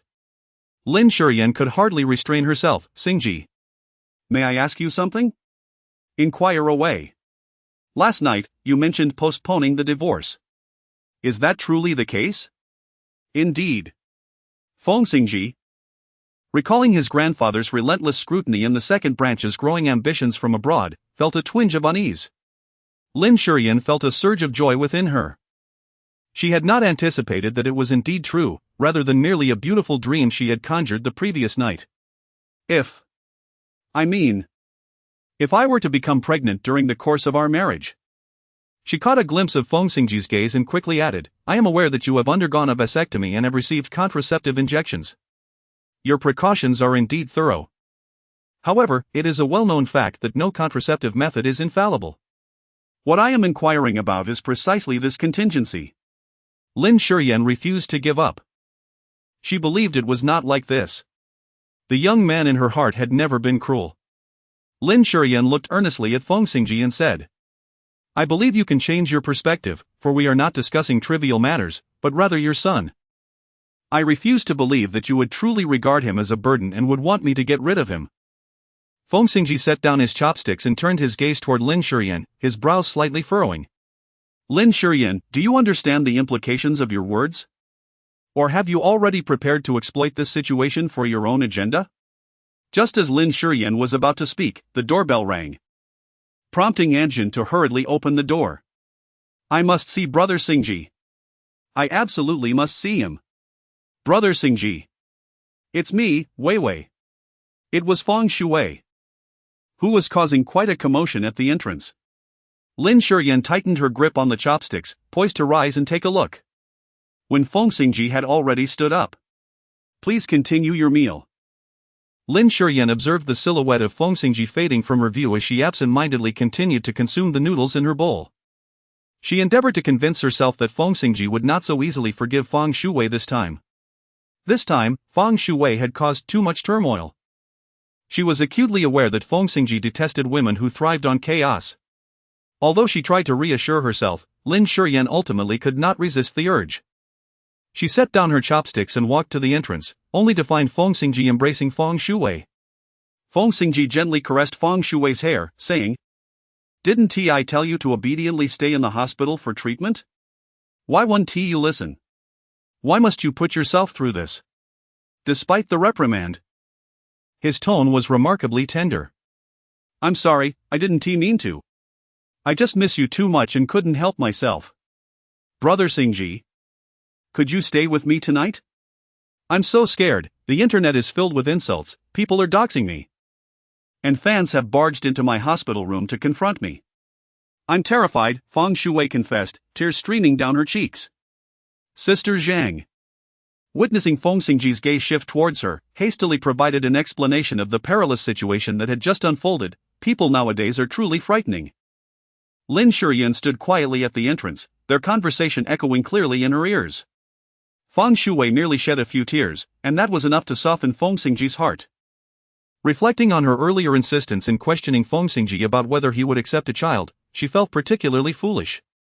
It was evident that Feng Xingji's stance had long been established. He had explicitly declared that he would never acknowledge her child, yet she still harbored vain hopes. Lin Shiyan took a deep breath, each inhalation feeling as if it were laden with countless steel needles, piercing her heart with agony. In a fleeting moment, she yearned to rush out, grasping Feng Xingji's sleeve, commanding him to inform Feng Shui that he would not accompany her to the hospital. Yet, in the end, she refrained from doing so. Lin Shiyan understood that such behavior would only render her more detestable. The woman that Feng Xingzhi cherished the most would forever remain the deceased Feng Yaowei, alongside whom her sister Feng Shui was also showered with boundless affection. With a smile gracing her lips, she beckoned Feng Xingzhi, urging him to come and dine, lest the food grow cold.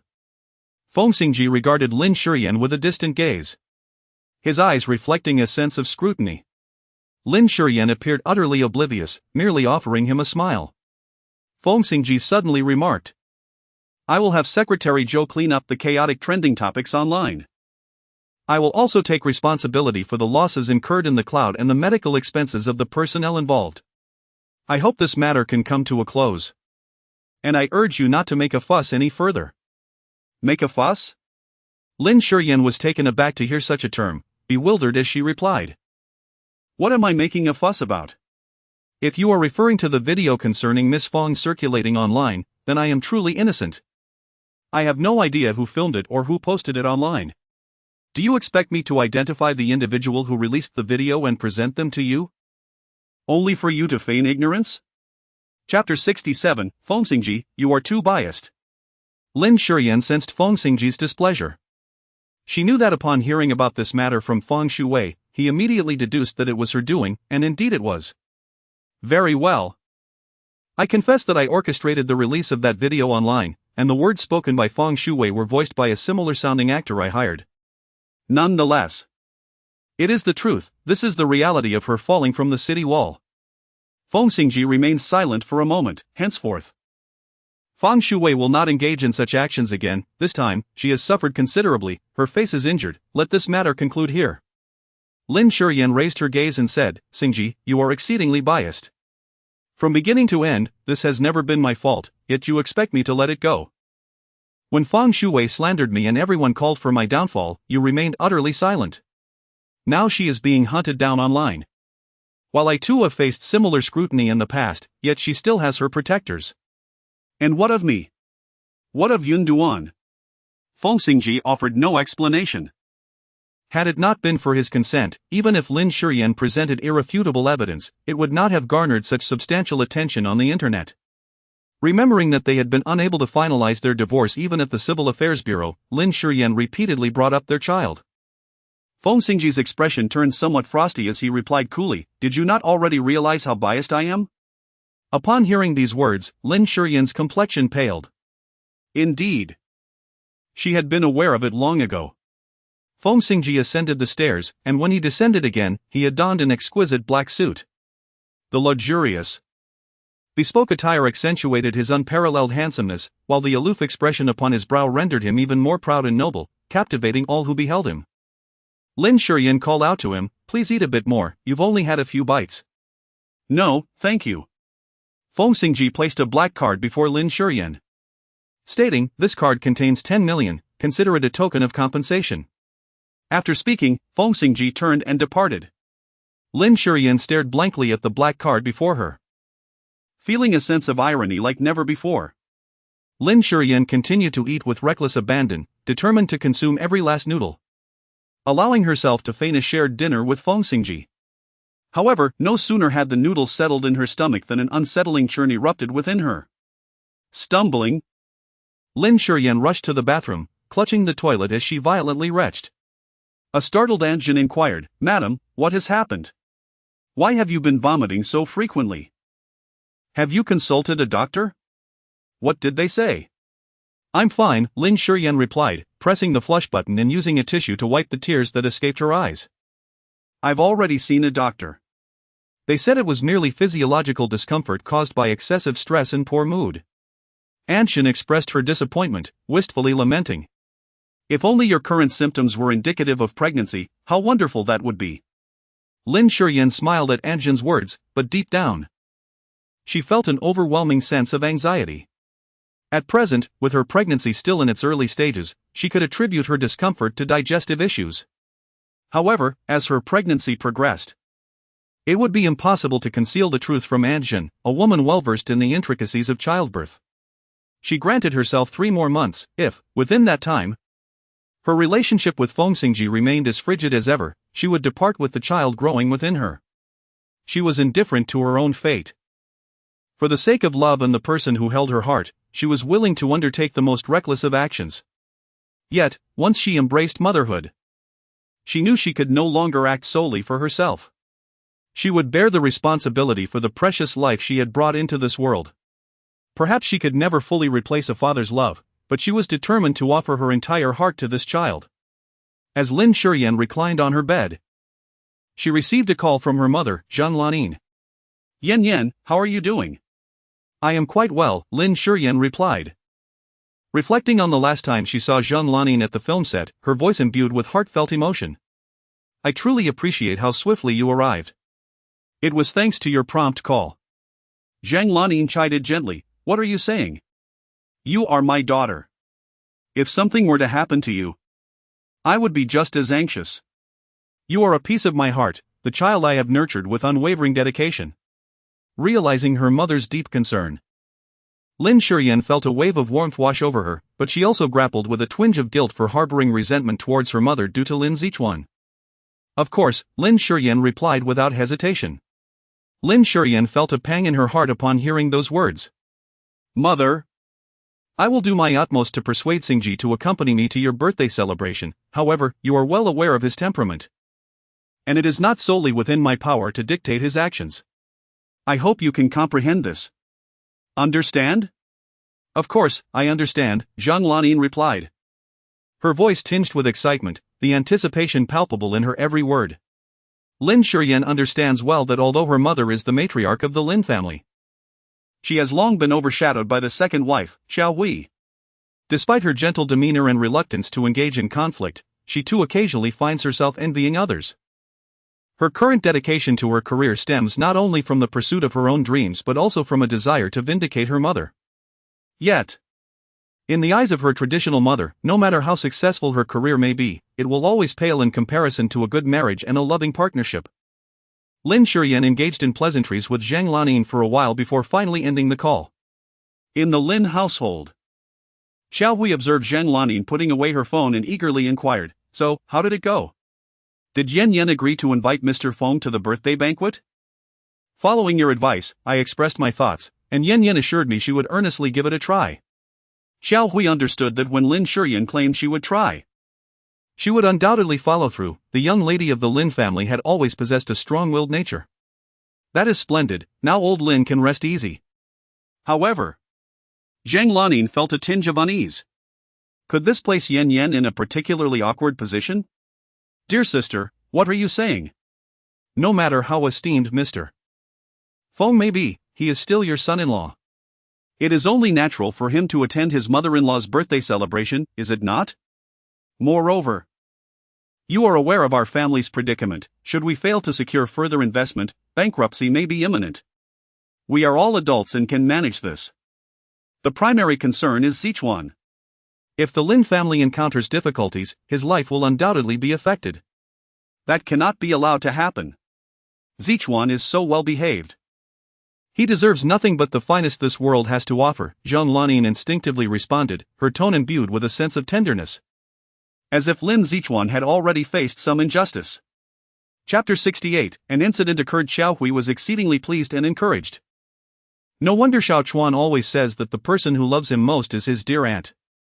He even mentioned that once he achieves success, he will be sure to honor you properly.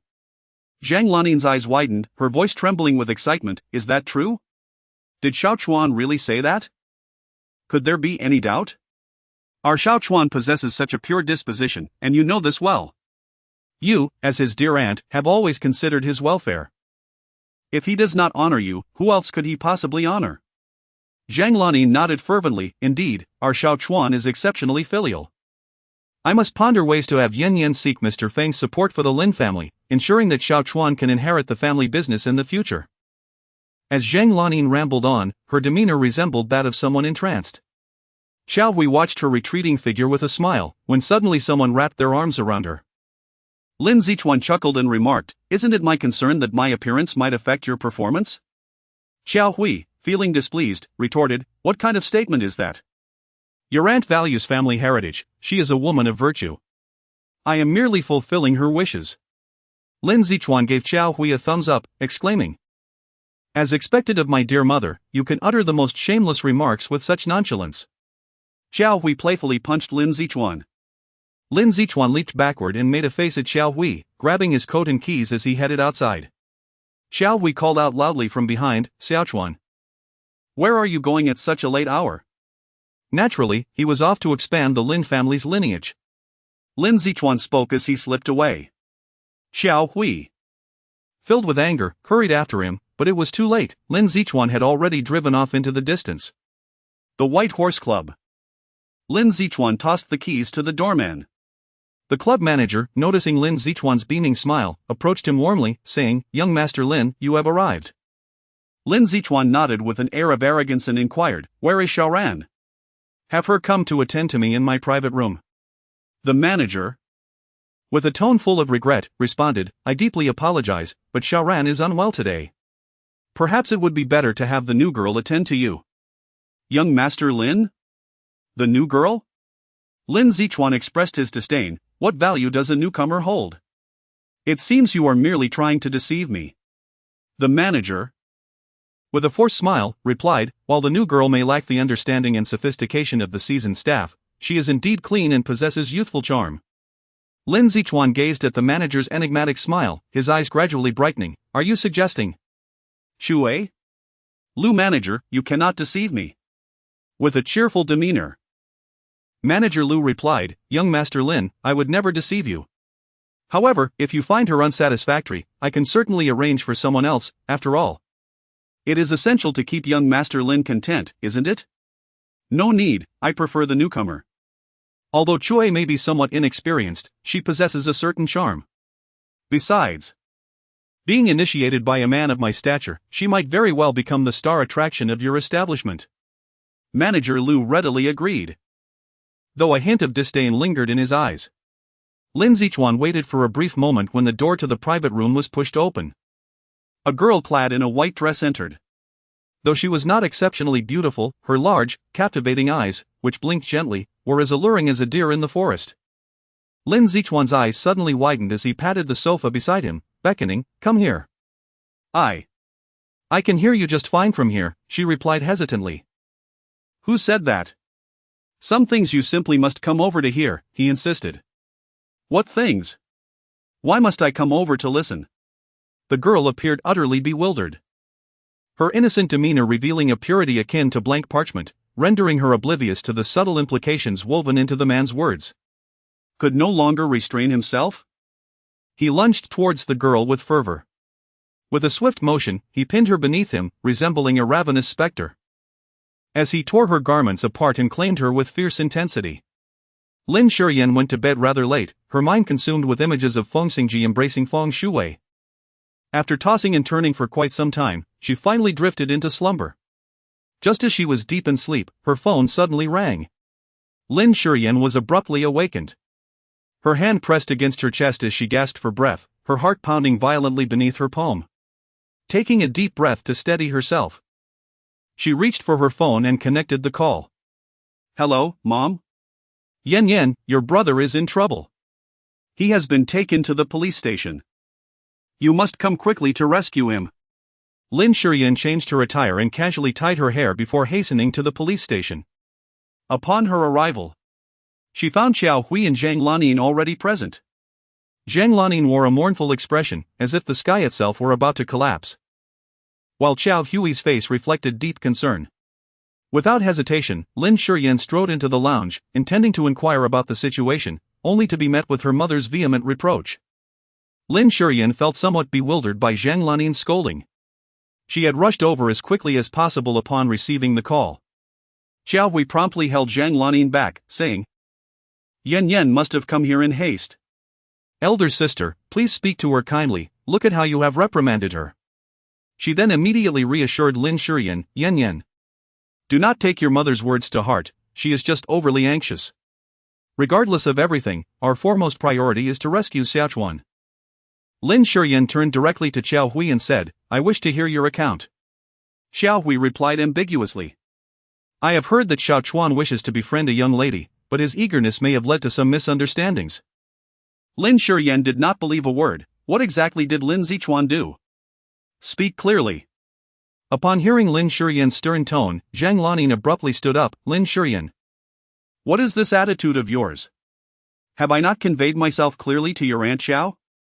Not only do you refuse to save Xiaochuan, but you also speak to us in such a tone of suspicion. What does that imply? Or are you doubting that your brother has committed some wrongdoing? Lin Shiyan found herself at a loss for words. Her mother was impeccable in every regard, yet when it came to matters concerning Lin Zichuan, she became utterly unreasonable. I shall investigate the situation. After Lin Shiyan uttered these words, she sought out the police to request a visit with Lin Zichuan. The officer scrutinized her from head to toe, remarking, So you are a relative of the suspect. The peculiar demeanor of the police officer caused Lin Shiyan's heart to skip a beat. Just as she was about to inquire further, the officer had already turned away. Follow me, he instructed. Lin Shiyan did not have the luxury of pondering further and hastily followed suit. Inside the meeting room, Lin Shiyan finally encountered Lin Zichuan and learned from him about his transgressions. Rape? It's inconceivable. Lin Shiyan exclaimed, Lin Zichuan, have you lost your mind? How could you dare commit such an act at the White Horse Club? Chapter 69, Allowing Feng Shuwei to enter the Feng family openly. When did I ever claim I committed rape? He retorted. What I said was that they slandered me, accusing me of raping a girl. Slander. Do you understand? Lin Zichuan was exceedingly agitated, unable to restrain his anger. Lin Shiyan's temples throbbed with tension as she took a deep breath. Lin Zichuan, go ahead and unleash your anger. If you believe that throwing a tantrum will yield results and set you free, then feel free to vent your frustrations. Alternatively, I shall wait until you have exhausted your rage before I approach you. Lin Shiyan stood up as she spoke, turning to leave. It was utterly absurd. Given my striking looks and considerable wealth, did I truly need to pursue a strong-willed female student? This was the situation at hand. So hasten to devise a means to extricate me from it. Lin Shiyan disregarded Lin Zichuan's outburst. After listening to the sequence of events, she left the meeting room. She sent a message to Zhang Lanyin and then proceeded to the White Horse Club to inquire about the situation. Upon seeing Lin Shiyan, Manager Lu was filled with grievances and immediately sought to express them. As he began to speak, Lin Shiyan interrupted him, If you don't mind, I would like to record our conversation. Her tone was particularly earnest. Please do not misunderstand, I merely wish to find a way to assist my disappointing brother. Manager Lu found it difficult to refuse and, when he spoke again, chose his words with greater caution. He recounted the events that transpired and then, with a sense of helplessness, remarked, Look at the mess this has caused. I'm at a loss as to how to explain it to General Manager Yan. Manager Lu wore a furrowed brow, fully aware that such incidents at the club would greatly impact them, and as the manager, he felt personally accountable. Lin Shiyan inquired. Surely the club is equipped with surveillance cameras. May I have a look? Manager Lu replied, The surveillance footage pertains to the privacy of our esteemed patrons. I regret to inform you that we cannot permit Miss Lin to view it. Lin Shiyan nodded slightly. How about I have my husband, Feng Xingzhi, call you? Upon hearing the name Feng Xingzhi, Manager Lu immediately adopted a more cautious demeanor. Miss Lin's husband is Feng Xingzhi, the esteemed Mr. Feng? Is that so? Would you like me to present our marriage certificate as proof? Observing Manager Lu's lingering skepticism, Lin Shiyan replied, Never mind. I will have my husband call General Yan of the Baihua Club instead. No need to trouble Mr. Feng. I will retrieve the surveillance footage immediately. In the surveillance room, the footage was quickly accessed. The video revealed that shortly after Manager Lu exited the private room, a girl clad in a white dress entered. However, she soon re-emerged. Uttering an apology, "I'm sorry, I took a wrong turn." In the next moment, Lin Zichuan rushed in, pulling the girl back into the room. The private area lacked surveillance, leaving only the girl's desperate cries echoing, "No! Don't touch me! I'm not that kind of woman. I'm just here to wait for someone. Please, let me go. I beg you, let me go." After a considerable time, Manager Lu returned with another girl. They lingered at the entrance of the private room for a moment before departing. Lin Shiyan inquired, "Why did you not accompany anyone inside?" The manager replied, "Miss Lin, considering the fervent atmosphere within the private room, I presumed that young Master Lin was engaged with others." To intrude with companions would be rather inconsiderate, and it might provoke young Master Lin to take offense. Lin Shiyan found no fault in Manager Lu's explanation, having scrutinized it several times. The manager then suggested, "Miss Lin, if you have no further matters to attend to, shall we depart? I too am due to conclude my work for the day." Lin Shiyan emerged from the White Horse Club and proceeded to the law firm for consultation. Every lawyer informed her that Lin Zichuan's actions were of a heinous nature, and should the matter escalate to court, he would undoubtedly face imprisonment, unless the victim chose to withdraw the complaint. Lin Shiyan emerged from the law firm with a heavy heart, only to receive a call from Xiao Hui, who informed her that they had located the hospital where the girl was admitted. Without even pausing for a sip of water, Lin Shiyan hurried to the hospital. In the hospital room, Zhang Lanin was in tears, pleading desperately, "I beg you, please show mercy and spare my son. He is still young and cannot be ruined by this incident." She continued, "He is young, but what about my sister? She is only 19. Just beginning her journey in university, with a bright future ahead, all of which has been shattered by that scoundrel. We will never withdraw our lawsuit." Lin Shiyan recognized the voice with an unsettling familiarity, a foreboding sensation washing over her. At that moment, Xiao Hui caught sight of Lin Shiyan, her eyes lighting up. "Yan Yan! You've arrived!" she exclaimed. "This must be the sister of that girl. You must come and persuade them." Zhang Lanin hurriedly approached, grasping Lin Shiyan's arm and pulling her towards the room. "You must go and tell them, no matter the cost, we are willing to contribute." Lin Shiyan was thus dragged in, becoming the focal point of the entire ward. At that moment, she caught sight of the girl named Zhang Fenfen lying on the hospital bed. Her face was pallid, her entire body curled up on the bed, trembling with fear, and her large eyes were filled with terror. The exposed arms were covered in bruises, revealing the ordeal this girl had previously endured. Moreover, the one gently comforting the girl was an old acquaintance, none other than Feng Xingzhi. Lin Shiyan's heart sank, realizing that this matter could not be resolved amicably. Feng Xingzhi's anger surged, leading her to exclaim, "Lin Shiyan, how malicious your intentions are, to have your brother tarnish my cousin's reputation. My poor aunt and uncle have passed away, leaving behind their only daughter. How could you treat us so cruelly? I swear I will do everything in my power to make Lin Zichuan pay the price. We will never withdraw our lawsuit. Please don't." Zhang Lanin exclaimed in a flurry of anxiety, hastily clarifying, "My little Chuan did not act with intention, he has always been a good boy." Feng Xingzhi, exasperated, was about to strike Zhang Lanin when she noticed Feng Xingzhi entering the room. Instantly, she began to cry, "Xingzhi, could you please ask them to leave?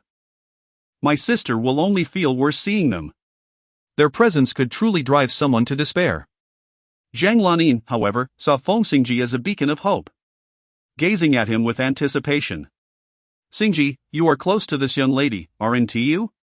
I implore you, speak to her kindly and persuade her to spare little Chuan." Feng Xingzhi's brow furrowed in concern as he turned to Zhou Chen, instructing, "Take them out of the ward." Zhang Lanin was unwilling to leave, as she had yet to seek forgiveness from Feng Xingzhi and her cousin, Zhang Fenfen. Zhou Chen, witnessing the impending storm on Feng Xingzhi's face, resorted to coaxing and threatening to usher them out of the room. Zhang Lanin paced anxiously, but the door was blocked by Zhou Chen, preventing her from re-entering. Suddenly, Xiao Hui remarked, "Yan Yan, that Feng Xingzhi just now is the woman Mr. Feng has been keeping outside, isn't she?" Before Lin Shiyan could utter a word, Zhang Lanin exclaimed loudly, "Yes, it is indeed that young lady. Otherwise, Xingzhi would not have come to the hospital today." Zhang Lanin immediately became exhilarated. grasping her daughter's hand as she declared, "In a moment, you will go in and speak with Miss Feng. As long as she persuades your cousin to withdraw the lawsuit, you shall accept her as the second wife, allowing her to enter the Feng family with dignity." Chapter 70, Lin Shiyan, how could you be so malicious? Mother, do you even realize what you are saying? This is utterly absurd. Lin Shiyan found it hard to believe. She never expected to hear such absurd words from Zhang Lanin. How could it be so ludicrous? After all, if Miss Xing was so devoted, and you have been married for 3 years without bearing a child, why not bring her into the Feng family? This would not only portray you as gracious and magnanimous but also please Mr. Feng, and it would free Xiaochuan as well. Such a move could yield multiple benefits. What could be wrong with that? Xiao Hui added, Yan, I understand you feel wronged. But this is all for the sake of our family. Your brother truly cannot be sentenced, he must not go to prison. Otherwise, who will your elder sister and I rely on in the future? How will we explain ourselves to the ancestors of the Lin family a century from now? Xiao Hui's words struck a chord with Zhang Lanin, prompting her to push Lin Shiyan, urging her to speak with Feng Xingzhi. Hurry. Go and have a proper conversation with Xingzhi. Lin Shiyan stumbled slightly after being pushed, but managed to steady herself against the wall, thus avoiding a fall. Lin Shiyan took a deep breath, caught in a dilemma when Feng Xingzhi emerged from the hospital room. With no other option, she steeled herself and approached him. Xingzhi, I have something to discuss with you. It must be to plead for Lin Zichuan, he thought. Feng Xingzhi's expression darkened, his tone laced with anger. Lin Shiyan, how can you still have the audacity to plead? You have witnessed the state of the victim. She is merely 19, yet she has encountered a brute like Lin Zichuan. Her life is irrevocably shattered. How can you allow your resentment towards Feng Shuwei to drive your brother to such heinous acts? Is it not true? Previously, Shuwei, consumed by jealousy, orchestrated your imprisonment, and now, you have lured her to fall from the building.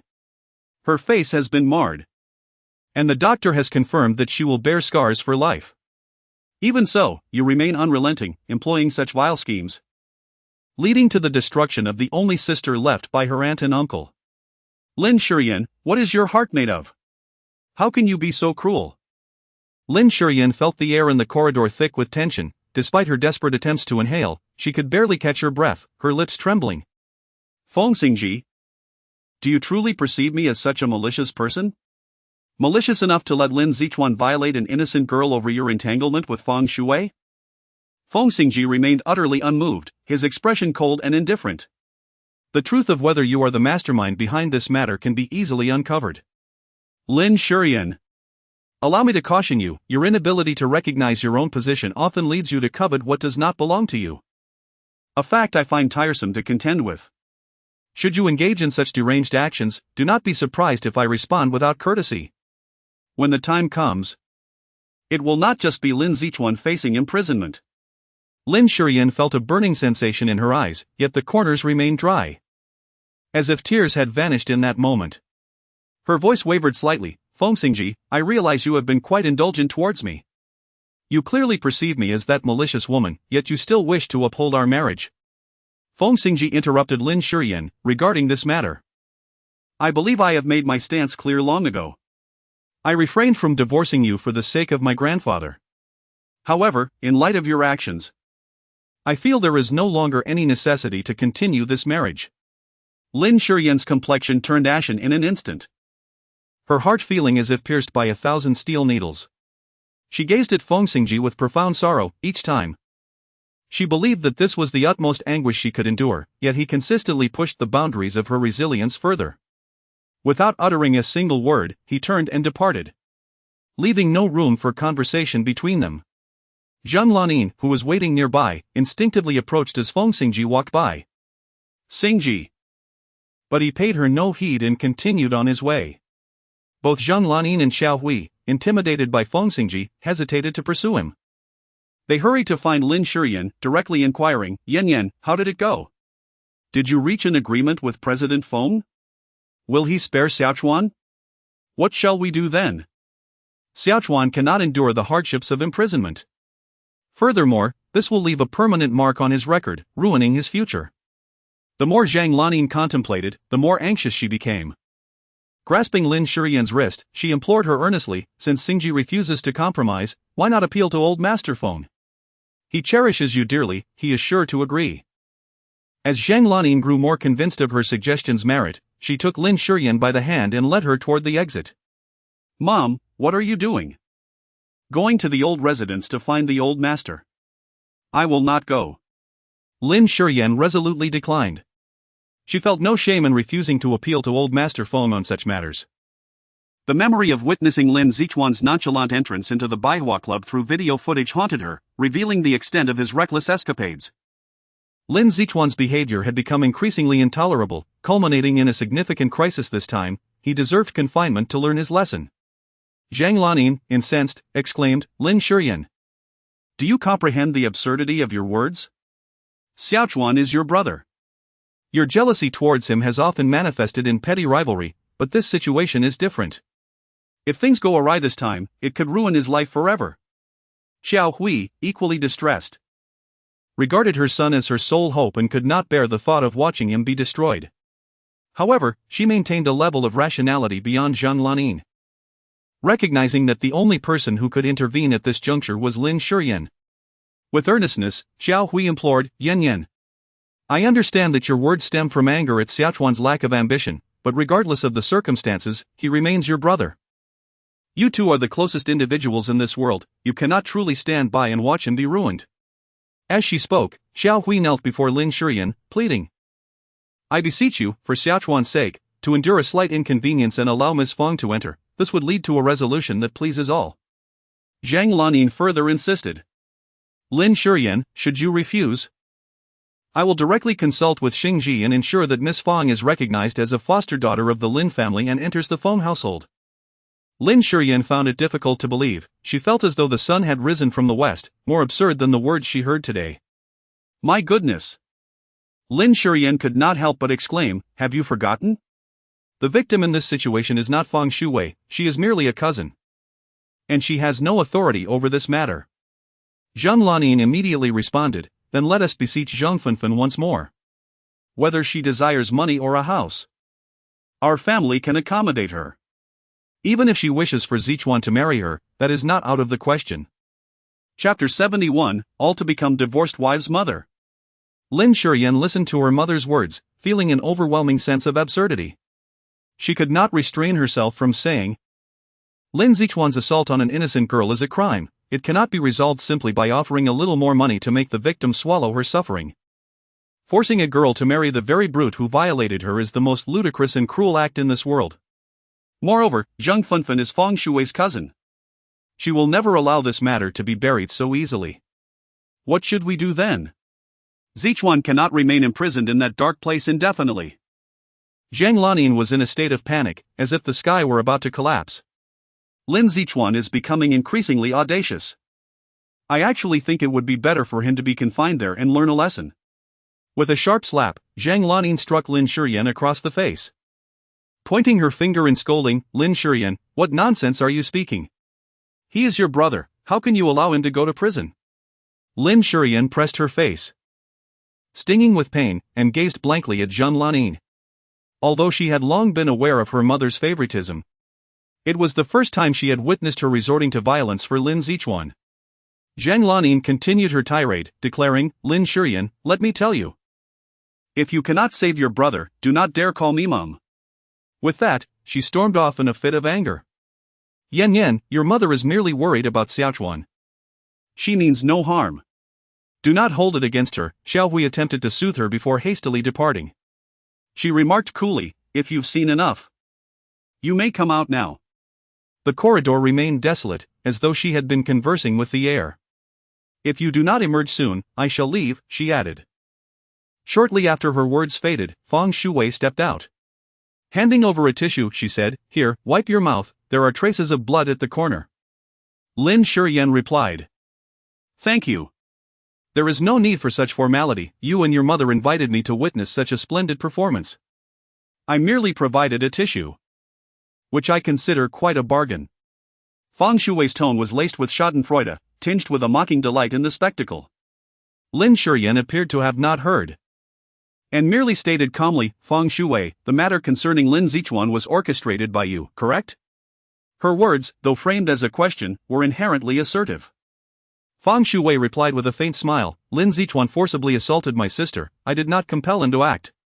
If you wish to exonerate him through such means, it is merely a futile dream. Should my sister refuse to withdraw her lawsuit, your brother will bear a criminal record, forever branded as a rapist, unable to hold his head high. And you, due to your inadequacy, will be loathed by your mother for a lifetime. So, what must transpire for you to relent regarding Lin Shiyan? At this, Feng Shui chuckled, Lin Shiyan, I had thought you to be of high integrity. Yet now, it seems you are merely seeking to protect your brother, attempting to suppress his misdeeds through financial transactions. Lin Shiyan remained unperturbed by Feng Shui's words. I have afforded you the opportunity to present your terms, you ought to cherish it. If you insist on squandering this chance on mere insults directed at me, so be it. Since you have investigated my family, you should be aware that although Lin Shiyan is my brother, he is merely my half-brother. His well-being is of no consequence to me. Lin Shiyan finished speaking and turned away without hesitation. Feng Shui did not anticipate that Lin Shiyan would depart so decisively. Her nonchalant demeanor instilled a sense of uncertainty within her. Wait a moment. Lin Shiyan halted her steps but did not turn around.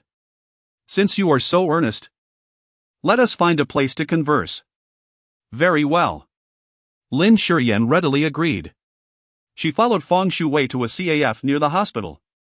Inside the CAF, Feng Shui took a sip of her iced coffee and said, You just mentioned that I could make demands?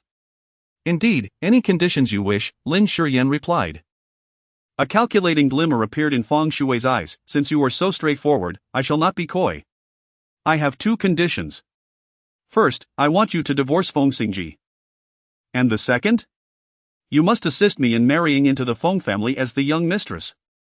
Your conditions are indeed quite severe. There is no other choice, after all.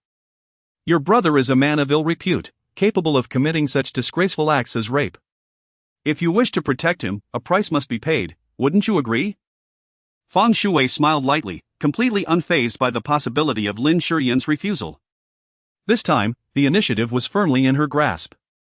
Lin Shiyan pressed her lips together. Ultimately conceding, I will either divorce Xingzhi, or I will not divorce him, and you will move into the Feng family. I will only agree to one of these conditions. Since it has come to this, let us await the lawsuit against Lin Shiyan. I am eager to see how you will explain this to your mother. Lin Shiyan's expression was markedly unpleasant. Although my grandfather dotes on me, the selection of the next Lady Feng is not within my purview. Nevertheless, I shall do my utmost to assist you. Whether you can marry into the Feng family ultimately depends on your own capabilities. It's not merely a matter of trying, I am resolute, I must marry into the Feng family. To demonstrate your sincerity, it would be prudent for you to vacate Zhejiang Garden. It seems inappropriate to reside in the Feng family's house when you are facing dismissal. Lin Shiyan's expression was particularly grim, yet she ultimately acquiesced, stating, I will move out of Zhejiang Garden as soon as possible. As she made this promise, her eyes glistened with unshed tears, and her voice trembled uncontrollably, her demeanor remaining stubborn. What if I divorce Xingzhi? But you refuse to persuade your sister to withdraw her lawsuit, or your sister remains unyielding? Then you will have to concede defeat. Lin Shiyan, do not present me with conditions.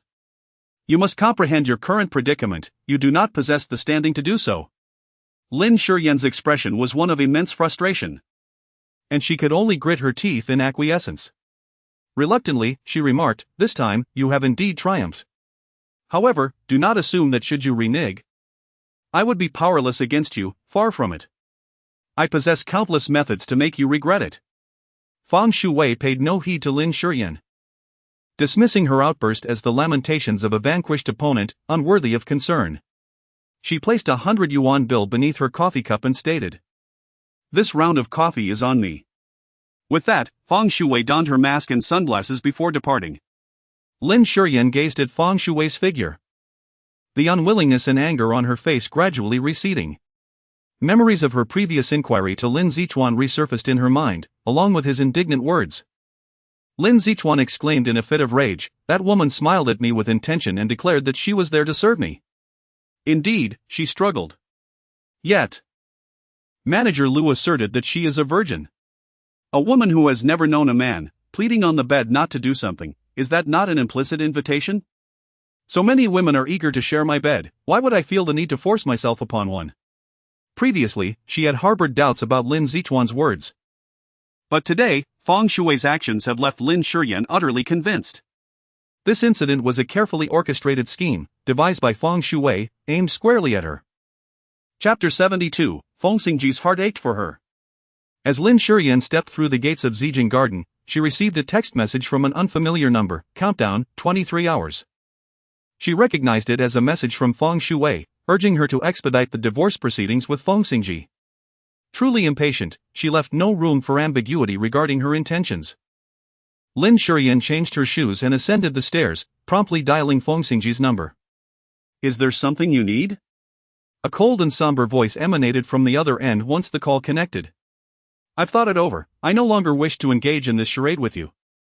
Let us proceed with the divorce. Feng Xingzhi's brow knitted in concern. Lin Shiyan, what madness is this? He gazed at the darkened screen of his phone. His expression decidedly grim. Feng Shui had been closely observing Feng Xingzhi's call, and subtly, she also caught wind of Lin Shiyan's words. Lin Shiyan is indeed quite trustworthy. As expected, grasping her weakness enables one to command her obedience. I understand. Feng Shui obediently agreed, taking the initiative to escort Feng Xingzhi out. As she observed his figure, her fingers involuntarily brushed against her left cheek. Her left cheek was still covered with bandages, concealing the grotesque wound beneath. Yet Feng Shui knew that this visage would undoubtedly bear a scar. Although Feng Xingzhi repeatedly assured her that he would never disdain her, Feng Shui believed not a word of it. If he truly held no contempt, then why, whenever he was by her side, did he always clutch a photograph of her sister? Feng Shui's expression darkened considerably. She refused to end up like her sister, existing without recognition or status. She yearned to marry Feng Xingzhi and become his rightful wife. Feng Xingzhi received a call from Anjin midway. Lin Shiyan had packed her belongings and moved out of the house. His expression instantly turned furious. After hanging up, he dialed another number, to investigate Lin Shiyan's whereabouts. Lin Shiyan was in the suite of the Marriott Hotel, engrossed in watching surveillance footage on her mobile phone. She began her observation from the moment Lin Zichuan entered the White Horse Club. Accompanied by Manager Lu, he proceeded into a private room, after which Manager Lu departed. According to Lu's account, Lin Zichuan's usual companion had entertained another guest, prompting him to recommend a different courtesan to Lin Zichuan. Just as he was leaving, Zhang Funfan inadvertently stumbled into the room and was forcibly taken by Lin Zichuan. However, Lin Shiyan was acutely aware that something was amiss. Suddenly, the doorbell rang. Lin Shiyan put away her phone, opened the door, and then saw Feng Xingzhi standing outside. Lin Shiyan was utterly unperturbed. You've come. In the stillness of the night, Lin Shiyan had stirred up quite a commotion, which would have ordinarily infuriated Feng Xingzhi. However, upon catching sight of her face, swollen and bruised, his expression shifted to one of concern. Who did this to you? He inquired, raising his hand to gently touch Lin Shiyan's face. Lin Shiyan shivered slightly, instinctively raising her gaze, only to find Feng Xingzhi staring intently at her face. Lin Shiyan couldn't help but recall the slap from her mother earlier that afternoon. She brushed her hair over to conceal the mark left by the strike. It's nothing, please don't laugh at me, she said. Feng Xingzhi refrained from pressing further. He was acutely aware that this slap had come solely from Zhang Lanin. A sense of indescribable displeasure stirred within him as he guided Lin Shiyan inside, instructing her to sit on the bench at the foot of the bed. He then retrieved the medical kit to tend to her wound. Thinking of the child within her, Lin Shiyan instinctively recoiled. There's no need, it doesn't hurt anymore. Don't move, Feng Xingzhi responded upon noticing her reluctance. Do you wish to go out tomorrow with a face like a swollen pig? That's an exaggeration, she retorted. You're so eloquent in front of me. Yet you turn into a mute before your mother, he said, his frustration mounting with each word. Lin Shiyan remained silent, daunted by the situation. However, Feng Xingzhi remained unfazed. His brows knitted together into a frown, and his handsome visage bore the marks of both anger and concern. In that fleeting moment, Lin Shiyan felt as though he truly cared for her and was genuinely invested in her well-being. Regarding Lin Shiyan, Feng Xingzhi proceeded to tidy away the medical kit. Indeed, she mused, once I divorce you and assist Feng Shuwei in marrying into the Feng family, her spirits would surely lift. This, in turn, would persuade Zhang Funfen to withdraw her lawsuit, allowing Lin Shiyan to avoid a criminal record, while I could finally provide an explanation to my mother. Upon hearing Lin Shiyan's words, Feng Xingzhi was engulfed by a surge of fury. His expression darkened, and his eyes blazed with intensity. Lin Shiyan, you possess an audacity that is truly remarkable, contemplating the use of my marriage to allow Lin Shiyan to escape retribution? Lin Shiyan looked at Feng Xingzhi with great perplexity. I thought this was about fulfillment. Feng Xingzhi, wasn't divorce what you desired? I agreed and prepared to accommodate you, even rescuing Lin Shiyan in the process. It seemed like a win-win situation. Indeed, divorce had always been his wish. He harbored no affection for Lin Shiyan. Even during their youthful days, when their relationship was quite close, he had always regarded her merely as a sister. Her failure to recognize her own identity, the lengths she went to in order to marry him, and even the death of Yuan did nothing to stir his feelings for her. Now that Lin Shiyan had finally come to her senses and was willing to let go, he should have felt a sense of relief, yet his heart was consumed with unrelenting fury. What is deemed good or not is determined by me, not you. Remember this, the conclusion of this marriage, and the manner in which it concludes, is not subject to your discretion. As he spoke, Feng Xingzhi tore the divorce agreement into shreds and cast it into the trash bin. 3 years ago, Lin Shiyan had taken advantage of her grandfather to marry him. And now she sought to exploit him to absolve Lin Shiyan. Such a bargain was simply untenable. Chapter 73, Hallucination. Feng Xingzhi, let us have a serious discussion. Lin Shiyan ceased her pursuit, her previously anxious expression fading away. Indeed, she had merely been acting moments ago. Her phone call regarding the divorce and her decision to move out of Zijing Garden were but strategies to placate Feng Shuwei. What she had not anticipated, however, was Feng Xingzhi's response. Despite his earlier fervor for divorce, he now tore the divorce agreement into shreds with his own hands. After having indulged in this dream for far too long, it was time for her to awaken. Lin Shiyan hurried to the bathroom, using a damp towel to wipe away the medicine from her face. The hotel's ointment was not specifically designed for pregnant women, and she was anxious about the potential harm it could cause to the child within her. Lin Shiyan took out her phone, locating the video that captured the moment Lin Shiyan entered the private room, fixating her gaze on the timestamp displayed at the bottom of the screen.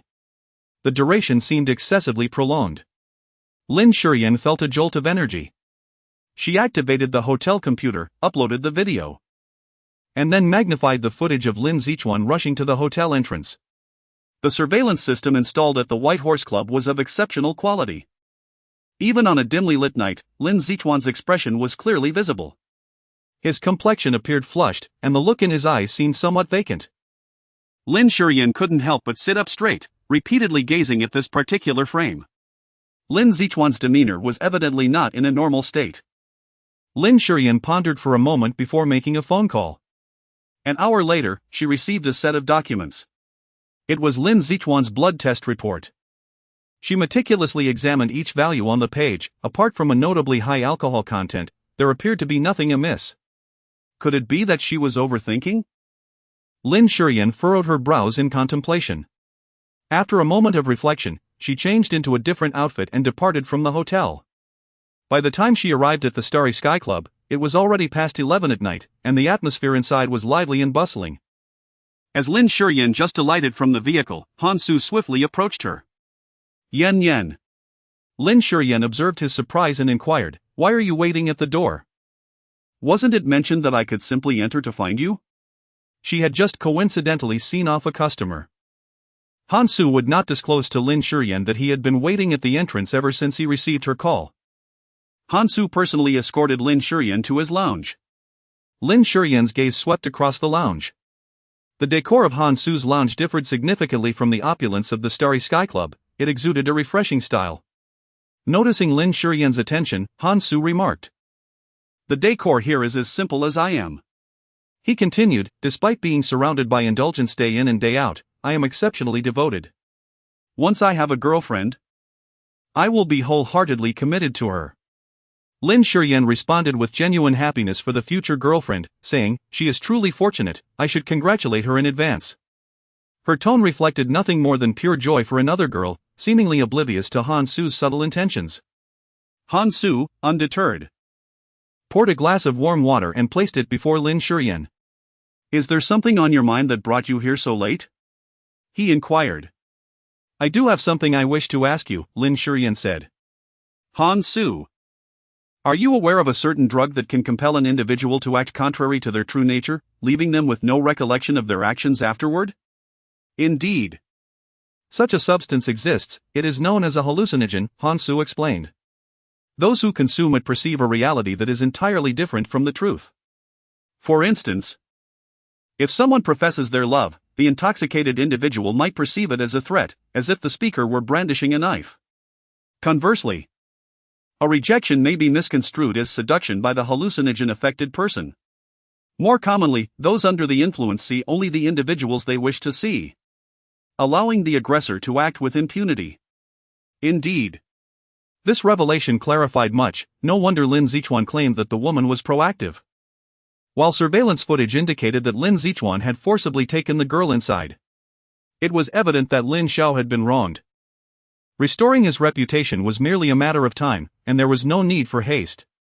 Lin Shiyan let out a bitter laugh and remarked, "It seems you are aware of what has transpired with Lin Zichuan." Han Su smiled slightly and replied, "There are no secrets in this industry. When the wind stirs the grass, everyone becomes aware." Lin Shiyan sighed, expressing her apprehension, "It may not be as simple as it seems." Lin Zichuan underwent a blood test, which revealed that aside from a notably elevated alcohol level, all other parameters were normal. Han Su was not surprised in the least. The advancements in pharmaceuticals are remarkable, allowing substances to be metabolized within the body in just 6 hours. From the moment Lin Zichuan dragged the girl into the private room until the police apprehended him, precisely 6 hours had elapsed. Lin Shiyan furrowed her brows, realizing that proving Lin Zichuan's innocence through a drug test had become an impossible endeavor. However, there is no need to rush. Although the drug test cannot vindicate Lin Xiao, alternative methods remain available. Surely, Lin Xiao did not consume hallucinogens without reason. Do not fret, for I shall also enlist someone to locate Manager Lu, which I believe will expedite our search for him." Lin Shiyan expressed her gratitude, saying, "Han Su, thank you. Rather than thanking me, it would be more fitting to treat me to a grand meal once the matter is accomplished." Lin Shiyan readily agreed, "No problem. Since you are willing to treat me to a grand meal, I shall certainly invite you for a late-night snack this evening." "There's no need for that. I'm not hungry yet." As soon as Lin Shiyan finished her sentence, her stomach let out a growl, causing her cheeks to flush. Han Su chuckled and stood up. "Don't be so polite with me, otherwise, I would feel embarrassed to order." At this point, Lin Shiyan found it difficult to decline. She had assumed Han Su would take her to a restaurant within the club, but to her surprise, he led her to a small noodle shop in a nearby alley. Lin Shiyan was quite taken aback. She had not anticipated that a distinguished gentleman like Han Su would dine in such a modest establishment. Han Su skillfully ordered 2 bowls of noodles, only to notice Lin Shiyan surveying her surroundings. Suddenly realizing the situation, he quickly apologized, "I am terribly sorry. I forgot you might not be accustomed to this place. Let us find another restaurant." He promptly addressed the owner, "Cancel the noodles, please." However, Lin Shiyan hastily interjected, "No. This place is delightful. I used to come here often, I merely did not expect to see you dining here." Han Su expressed his astonishment, "You frequently dine here? How unfortunate that I have not encountered you before." Lin Shiyan remarked, "I haven't dined here in recent years." Han Su, somewhat taken aback, inquired, "Why?" In chapter 74, Feng Xingzhi asked, "Have you fallen for me?" The reason lay in Feng Xingzhi himself. This noodle shop was a serendipitous discovery for her. After being awestruck by the proprietor's culinary skills, she frequented the place, eventually bringing Feng Xingzhi along. Subsequently, he began to bring Feng Yahweh with him, and unable to bear their affectionate exchanges, she diminished her visits. It wasn't until 5 years ago, following the tragic accident that claimed Feng Yahweh's life, that she severed ties with Feng Xingzhi and ceased coming altogether. Time has elapsed, and the changes around here are substantial. Had she not spotted the owner, she might not have remembered this as the noodle shop she once frequented. "Owner, 1 bowl of beef noodles, please." As Lin Shiyan lost herself in thought, a familiar voice resonated through the air. Even in such a humble setting, Feng Xingzhi exuded an air of nobility as if he were gracing the grandest of banquets. "Mr. Feng, you've arrived. Your girlfriend has already come with another friend." Feng Xingzhi's gaze swept over, landing on Lin Shiyan.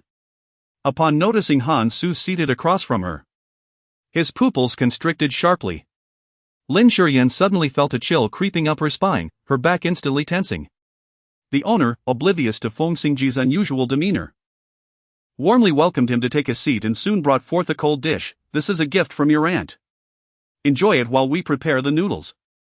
"Thank you, boss," they replied. "There's no need for such formality among family, just come by more often." The owner laughed heartily and proceeded to attend to other customers. Han Su handed Lin Shiyan a pair of disposable chopsticks and remarked, "Didn't you say you hadn't been here in a while? You should try the boss's cooking and see if it's still as good as before." "Thank you," Lin Shiyan said, offering Han Su a faint smile as she reached for the chopsticks. Just as she was about to grasp them, a pair of large hands snatched them away. Feng Xingzhi declared, "Just give me the chopsticks, I will feed her." With that, he brought the food to Lin Shiyan's lips and urged, "Open your mouth." Lin Shiyan remained still, lifting her gaze towards Feng Xingzhi. With a slight raise of his brows, Feng Xingzhi smiled gently and remarked, "Why aren't you eating? Are you perhaps waiting for me to feed you?" He added with a playful tone, "That could certainly be arranged." Lin Shiyan observed that Feng Xingzhi appeared intent on being earnest, so she reluctantly opened her mouth and swallowed before saying, "I can manage on my own. However, you mentioned that you preferred the care I provide as your husband, did you not?" Feng Xingzhi, with an air of unwavering insistence, placed another chopstick of food onto Lin Shiyan's plate. As Lin Shiyan lifted her gaze, she caught sight of the faint smile gracing Feng Xingzhi's lips. Yet his eyes bore no trace of mirth. Recalling Feng Xingzhi's repeated accusations regarding her relationship with Han Su, Lin Shiyan decided to abandon all restraint. "Darling, I wish to indulge in braised pork."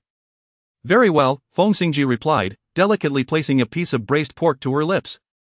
Lin Shiyan took a bite, her eyes sparkling with delight as she said, "Husband, you have worked hard to take care of me, this remaining half of the braised pork is your reward." Feng Xingzhi gazed at the leftover braised pork, glistening and quivering with richness. Lin Shiyan was aware that Feng Xingzhi had a distaste for greasy foods and harbored a slight obsession with cleanliness. Nevertheless, she provocatively inquired, "Darling, why are you not eating? Do you find your wife unappealing?" Lin Shiyan provocatively gazed at Feng Xingzhi, questioning whether he intended to feign a deep marital affection. After all, such sentiment must be mutual. One cannot simulate the profound bond of a couple alone. Then, she observed as Feng Xingzhi consumed a piece of fatty meat. Lin Shiyan gazed in astonishment at Feng Xingzhi. "You." "Thank you, madam." At that moment, the boss approached, carrying 3 bowls of noodles. Upon witnessing the affectionate interaction between the two, he remarked, "It's truly wonderful to see you both so enamored. By the time you visit us again, you might very well be a family of 3. Upon hearing her boss's words, Lin Shiyan suddenly found the pretense utterly tedious. Although they were married, they would never share affection. Nor would they ever become a family of 3. Lin Shiyan could not help but caress her still flat abdomen. This child would solely belong to her. Feng Xingzhi did not miss the subtle shift in Lin Shiyan's emotions, his expression darkened. The thought of the divorce agreement he had carelessly discarded into a hotel trash bin chilled the smile on his lips even further. He had once insisted that she was indispensable, yet now he seemed to be seeking an escape. However, Han Su firmly believed that this was unacceptable. With a hint of spice added to Lin Shiyan's plate, Feng Xingzhi smiled lightly and remarked, "Xiao Su, I apologize. Your cousin is simply a bit too affectionate. Please do not take it to heart." "I do not mind," Han Su replied, though the words felt forced, and his gaze dimmed. the late-night meal was consumed with each person lost in their own thoughts. After leaving the small restaurant, Feng Xingzhi helped Lin Shiyan into the car and turned to Han Su, who stood by the roadside, saying, "Xiao Su, you should attend to your matters. Do come by our home when you have the chance." "All right," Han Su replied, watching as the sleek black Rolls-Royce drove away. He continued to gaze until it turned the corner and disappeared from view. Feng Xingzhi could no longer contain the fury boiling within him. "You signed the divorce agreement willingly, didn't you?" It was for Han Su's sake. Having heard this accusation numerous times, Lin Shiyan maintained her composure. She replied coolly, "Does it truly matter? Regardless of my reasons, I have granted you the freedom you desired. Yet, what about you?" Lin Shiyan fixed her gaze upon Feng Xingzhi's face. "I merely shared a midnight snack with Han Su. Why are you so concerned? Have you perhaps already fallen for me?" "Fallen for you?" Feng Xingzhi chuckled, his tone laced with a subtle disdain. "Have you not awakened from this dream that has lingered for 3 years? Taking a life is as simple as a nod of the head." Feng Xingzhi's words pierced the heart. Lin Shiyan's heart trembled as she took a deep breath. "Yes. It has been 3 years since the dream began. It is time for me to awaken. I will print another copy of the divorce agreement tomorrow. You must remember to sign it. If you are concerned about grandfather's words, I shall address it." Feng Xingzhi's expression darkened. "Grandfather's health is fragile, he cannot endure such shocks." "Have you truly disregarded this?" Lin Shiyan remarked, "It is you who disregards grandfather's health, not I. If you truly care for him, you ought to go to the hospital for the revascularization surgery and provide him with a great-grandchild." Feng Xingzhi responded with a chilling smile, "To put it bluntly, you still wish to leverage a child to secure your position as Mrs. Feng. That is utterly impossible." Upon hearing those words, Lin Shiyan felt no ripple of emotion within her and resolutely turned to leave. The following day, before she had fully awakened, the blaring ringtone of her phone disturbed her slumber. "In a daze," she answered. "Hello?" "Xiao Hui," filled with urgency, exclaimed, "Yan, hurry over. Xiao Chuan has been injured by the detention center staff and has been taken to the hospital." Chapter 75, Feng Shui is the mastermind behind it all. Lin Shiyan hurriedly arrived at the hospital. By the time she got there, the police, along with Zhang Lanin, Lin Wangshan, and Xiao Hui, were all vigilantly stationed by Lin Zichuan's bedside. At that moment, Lin Zichuan had already regained consciousness, clutching his dislocated arm, wailing and crying out in distress, breaking the hearts of the 3 onlookers. Lin Shiyan cast a glance and, upon seeing that Lin Zichuan was largely unharmed, proceeded to meet with the police officers who had brought him in. From them, she learned that an incident had occurred in the detention room that very day, where Lin Zichuan had been assaulted by a fellow detainee. This individual, imprisoned for theft, had previously endured the humiliation of his daughter being harassed by a gang. And upon discovering that Lin Zichuan had allegedly violated an innocent female student, he had confronted him with violence. The police assured her, stating, "We have addressed the situation concerning the assailant and have relocated Lin Zichuan to a different cell to prevent any recurrence of such an event. There is no need for your family to worry." Zheng Lanin, in a fit of despair, rushed towards Morong Rong, tugging at her while sobbing and shouting, "Lin Shiyan, Xiao Chuan is your own brother. You cannot allow your overwhelming jealousy to render you a mere bystander while he suffers." Xiao Hui, tears streaming down her face, implored, Yan, for the sake of your shared bloodline, please grant Xiao Chuan a chance to survive." Lin Shiyan felt somewhat bewildered by their remarks. "I am not neglecting Lin Zichuan. I am doing my utmost, but it requires a bit more time. Do not dismiss us so casually. I have already met Miss Feng. She mentioned that you did not agree to her terms, leaving her unable to plead for her sister." Zhang Lanin was particularly agitated. "Lin Shiyan, you cannot allow your jealousy to ruin your brother's life. If that is the case, I shall never forgive you."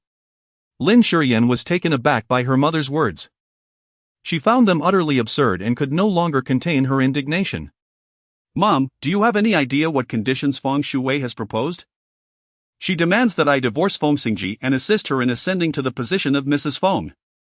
Lin Shiyan gazed at Zhang Lanin, whose eyes widened in astonishment. "I have promised her." "What?" Lin Wanshan could not remain calm. "Did you really promise her?" Is Lin Shiyan out of her mind? How could you agree to such a thing? Do you have any idea how crucial your marriage to Feng Xingzhi is for the Lin family? Lin Shiyan was undoubtedly aware. However, it was precisely because she knew that she suddenly felt that this proposal for divorce was particularly favorable. It was the best way to rescue Lin Zichuan. The police escorted Lin Zichuan out of the hospital room, and Lin Wangshan could no longer afford to converse with Lin Shiyan, hastening to greet him. Zhang Lanin and the others, unable to contain their emotions, rushed forward, bursting into tears. The corridor became exceedingly lively. Lin Shiyan stood to the side, watching this scene. Feeling utterly dazzled, she turned and left the inpatient area. Just as she exited the hall, she spotted Feng Shui standing nearby. A white bandage adorned her face, and oversized sunglasses concealed much of her visage. Lin Shiyan's footsteps instinctively came to a halt. Lin Shiyan, you are even more ruthless than I had imagined. You forsake your own brother for the sake of securing the position of Mrs. Feng. Feng Shui's voice, however, was fraught with ominous undertones. I wonder how you intend to explain this to your mother. Upon hearing Lin Shiyan's words, Feng Shui's expression darkened considerably. And she retorted angrily, Lin Shiyan, do not think for a moment that I am unaware of your intentions. You are deliberately provoking me with such words. But what purpose does this serve? What significance is there in relentlessly entangling oneself with a man who despises you, stubbornly refusing to divorce? Lin Shiyan felt an immense ache in her heart, yet she refrained from displaying any sign of distress before Feng Shui. I have already stated my agreement to the divorce. It is Feng Xingzhi who is opposed to it. Perhaps he is well aware of your intentions to usurp your sister's position, which is why he refuses to consent to our separation. If that is the case, Feng Shui, you must devise your own means to persuade Feng Xingzhi. Feng Shui, consumed by rage, gritted her teeth and retorted, Lin Shiyan, I shall see what further troubles your criminal brother might encounter, and how you will explain it to your parents. After delivering her words, Feng Shui turned on her heel and strode away. Lin Shiyan fixed her gaze upon Feng Shui's figure, her expression darkening. If she had previously suspected that Lin Zichuan's sudden hospitalization was shrouded in deceit, she was now utterly convinced. The perpetrator who had assaulted Lin Zichuan was undoubtedly orchestrated by Feng Shui, with the intent of exerting pressure on her through her parents, compelling her to divorce Feng Xingzhi. However, Feng Shui's actions this time were remarkably foolish. If she had previously harbored doubts about the allegations of Lin Zichuan's assault on a female student, she could now assert with absolute certainty that there was indeed something amiss. Just then, a call from Han Su came through, and Lin Shiyan answered eagerly. Hello, Han Su. What's the situation? She inquired impatiently. Lin Shiyan's spirit was instantly invigorated as she exclaimed, I shall make my way there at once. Lin Shiyan hurriedly walked outside while holding her phone. She moved too swiftly, consumed by urgency, and failed to notice a black Maybach approaching. At that moment, a chill of sweat drenched her back, and her eyes were filled with terror. Lin Shiyan, acutely aware of her shortcomings, repeatedly expressed her remorse, saying, I am truly sorry. It is entirely my fault. At that moment, a deep voice resonated, Feng Song, it was I who donated blood to save you back then. Lin Shiyan instinctively turned her head and beheld a young man alighting from the vehicle. Despite it being the month of June, his suit was impeccably buttoned, exuding an air of noble restraint. His complexion appeared somewhat pallid, suggesting a possible frailty. As a warm breeze swept by, he coughed slightly. He was a strikingly handsome scion of a prestigious family, yet his health seemed to be in decline. Upon seeing his young master emerge from the car, Song Feng hastily approached to offer support. Everything will be managed shortly, please remain in the vehicle for the moment. The man paid no heed to the driver and instead strode directly towards Lin Shiyan. Lin Shiyan lowered her head, filled with genuine remorse. I sincerely apologize, sir. It was my inattentiveness that caused the trouble. I truly regret the inconvenience caused. Indeed, I feel deeply sorry, but it is not you who should apologize, rather. It is I. Had you not saved me back then, I might have lost my life? Lin Shiyan lifted her head. And upon encountering a pair of seemingly gentle yet deceptively sharp eyes, she belatedly realized the truth. It was Lord Qin, the very man she had rescued at the charity auction. Lin Shiyan was immensely delighted. Have you completely recovered and been discharged from the hospital? I was discharged a week ago. I had intended to pay a visit to your residence to express my heartfelt gratitude for your life-saving assistance, but unfortunately, pressing official matters delayed me. I sincerely hope you do not hold my oversight against me. Lin Shiyan quickly replied, how could that be? Seeing you doing so well now brings me great relief. Qin Bei discerned the sincerity in Lin Shiyan's words. She genuinely believed that his recovery was a remarkably positive development. What a kind-hearted girl she is. Qin Bei smiled gently, Miss Lin, where might you be in such a hurry to go? Lin Shiyan recalled the phone call she had just received from Han Su. I wish to go to the Starry Sky Club. Coincidentally, I am headed that way. Allow me to escort you there. Lin Shiyan quickly declined, stating, there's no need to trouble yourself, I can go by myself. It is no inconvenience at all.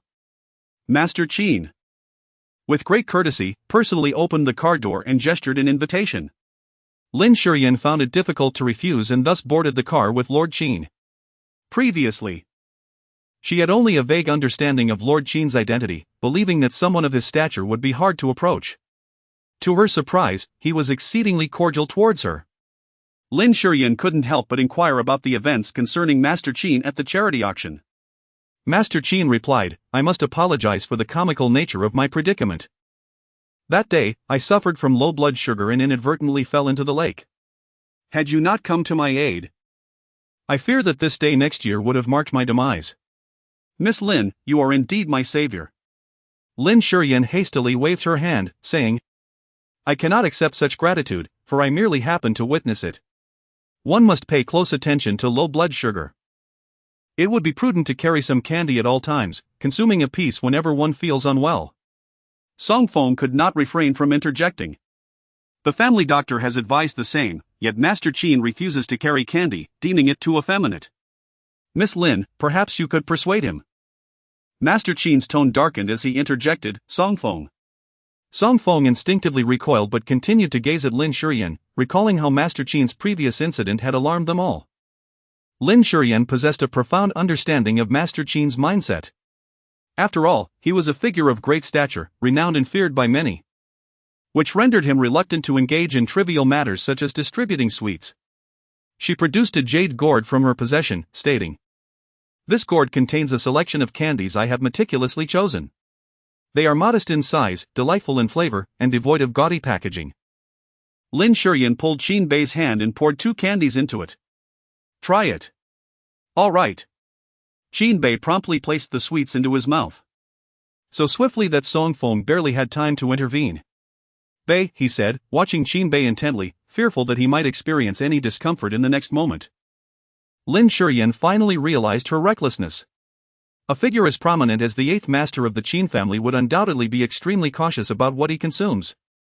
It was truly imprudent of her, a stranger, to present him with candy so casually. Lin Shiyan lamented, I apologize, I was too reckless. Why apologize? The candy is delightfully sweet and quite delectable. Qin Bei expressed his confusion, however, why do you carry this with you? It is quite normal for a young girl to have a fondness for sweets, yet she has chosen to contain it within a jade gourd. He had only seen Lin Shiyan do so. Upon hearing Qin Bei's inquiry, Lin Shiyan seemed momentarily lost in thought. The reason she carried candy with her was due to her prolonged struggle with severe hypoglycemia over many years. This began when she was 18, during which Feng Xingzhi suffered a grave car accident. At that time, the hospital's blood bank was insufficient, and in a selfless act to save Feng Xingzhi, she, despite sustaining minor injuries, volunteered to donate her blood. While a healthy individual typically donates 200 cubic centimeters at a time, and a maximum of 400 cubic centimeters, she selflessly donated 600 cubic centimeters in her determination to save his life. Her thoughts were steeped in romanticism, having known Feng Xingzhi since childhood. And recalling how he had once rescued her in a snowstorm, she felt compelled to save him in his hour of dire need. Particularly poignant was the notion that her blood was the very essence that sustained his life, symbolizing their intertwined fates, destined to be together. However, when she awoke from her stupor and sought him out, she found him reclining on the hospital bed, basking in the attention of Feng Yawei. To her dismay, she witnessed him embracing Feng Yawei and kissing her cheek. They had become a couple. Lin Shiyan felt as if struck by lightning. Yet, In the fleeting moment before the accident occurred, Feng Xingzhi had distinctly professed to her, "Yan Yan, I adore you. Let us marry once you graduate from university." She attempted to clarify the situation, but Feng Xingzhi only grew more irate and disdainful towards her, ultimately expelling her and refusing to meet with her alone again. Even to this day, she remains bewildered as to why the very person she risked her life to save, Feng Xingzhi, suddenly transformed in temperament, harboring such animosity towards her, disregarding the bond they had shared for so many years. "Yan Yan, what are you pondering?" Lin Shiyan suddenly realized upon hearing the voice that Master Qinba was speaking to her. Lin Shiyan shook her head, stating that she was merely reminiscing about some past events. Only after speaking did she realize that Qin Bei had just called her Yan Yan. Noticing the confusion on Lin Shiyan's face, Qin Bei explained, "Since you are willing to share your candy with me, it would be too formal to continue calling you Miss Lin." After a brief pause, he inquired, "Is that acceptable?" "Of course," she replied. He continued, "My given name is Yan, and I am the 8th in my family. You may call me Qin Yan, or simply Brother Ba." "Brother Ba," Lin Shiyan said cheerfully, not feeling shy at all. Upon seeing the smile on her face, Qin Yan momentarily fell into a trance. "Brother Ba. Brother Ba, I'm here. Brother Ba, hug me. Brother Ba, you are my favorite. Brother Ba, let me treat you to some candy." Once, there was a little girl with braided hair who stumbled behind him, calling out to him in a sweet voice, melting his heart. Suddenly, he felt a chill in his palm. Looking down, he saw Lin Shiyan placing a jade gourd in his hand. "Thank you so much for bringing me here today, as a token of my appreciation. I would like to treat you to some candy," she said with a smile. Song Feng shook his head subtly, anticipating that this young girl might face disappointment today, as Qin Bei never accepted gifts from others, especially from women. Then, Qin Yan took the jade gourd from Lin Shiyan's hand, smiling gently, "Yan Yan, thank you." "No need for thanks," Lin Shiyan replied, her spirits lifted. "Brother Ba, I have something to attend to, so I will take my leave." Qin Yan stood by the car, watching as Lin Shiyan entered the Starry Sky Club. Suddenly, he felt a piercing gaze directed at him. Turning his head, he saw a man with a sullen expression fixated on him. The man was strikingly handsome, radiating an intensity akin to the blazing sun. Yet he bore an aura of frailty, exuding a menacing hostility. Qin Yan recognized him as Feng Xingzhi, the president of the Feng Group, and also Lin Shiyan's husband. Reflecting on their relationship as documented, Qin Yan's demeanor grew cold, instinctively harboring a distaste for Feng Xingzhi. Inside the car, Qin Yan toyed with the jade gourd, captivated by it.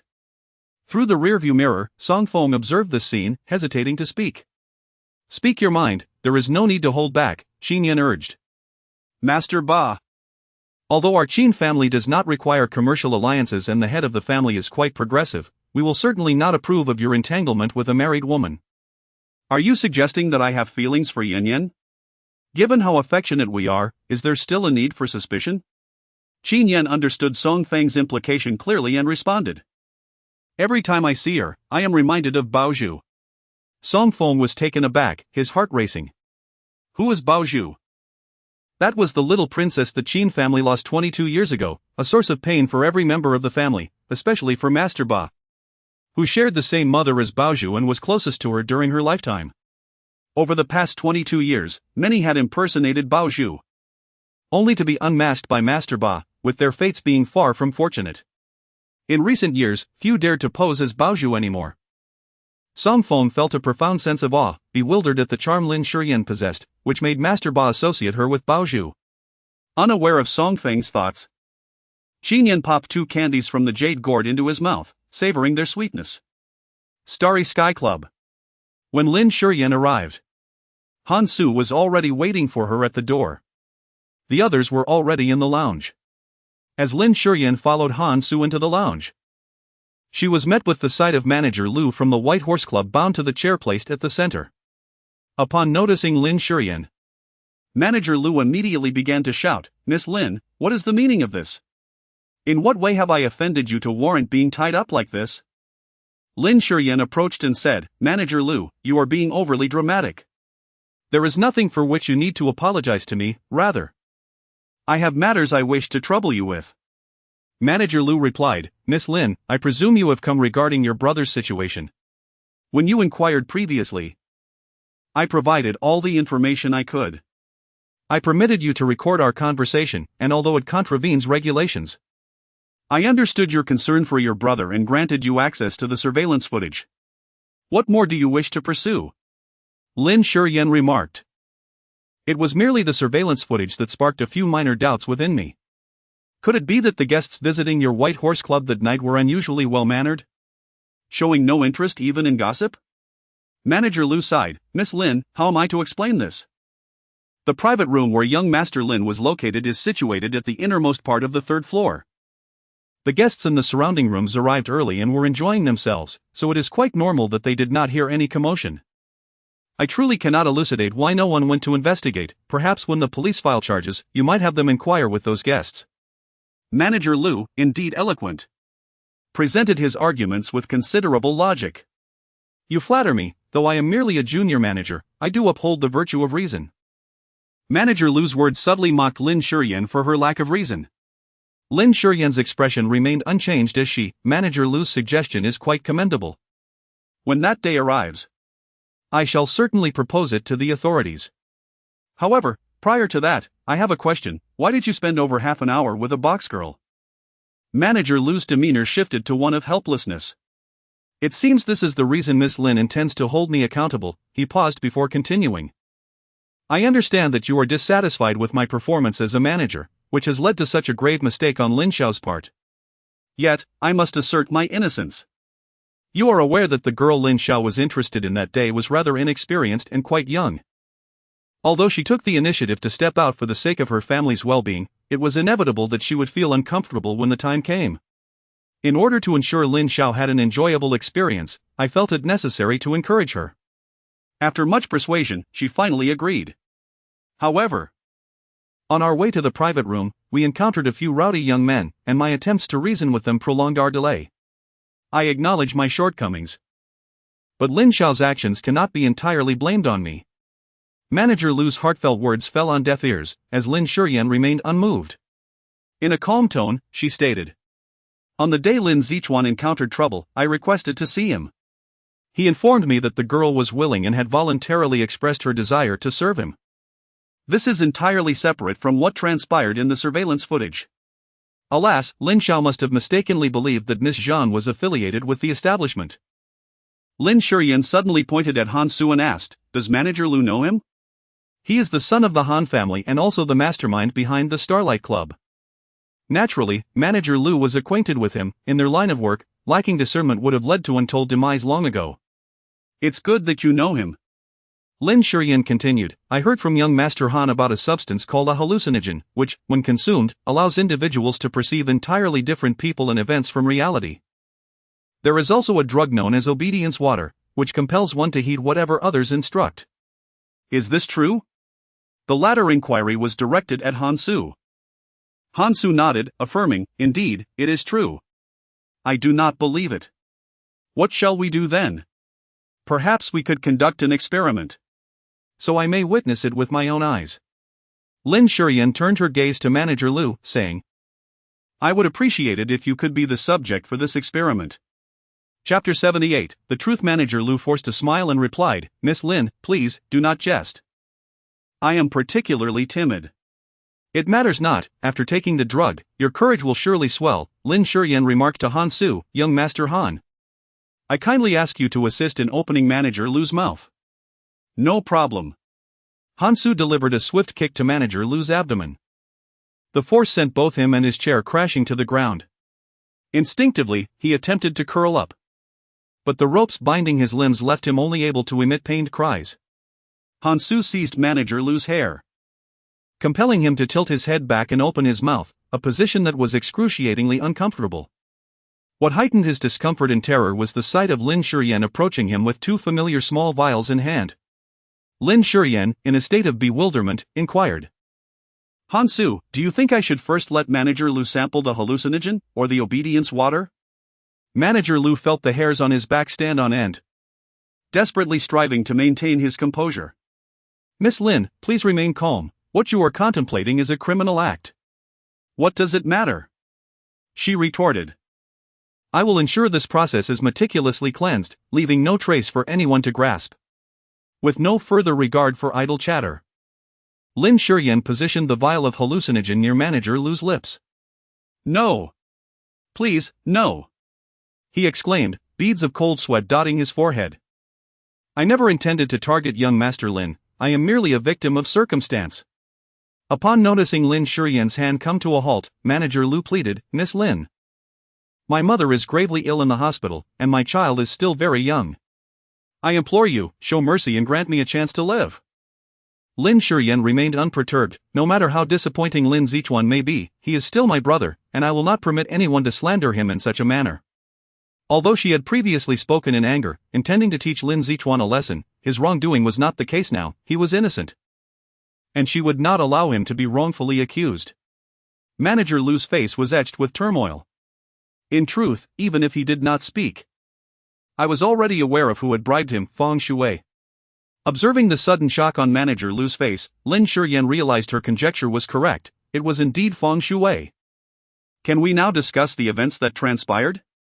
After a moment of inner conflict, Manager Lu ultimately conceded, lowering his head as he confessed, I was momentarily confused. Which led me to agree to Miss Feng's request.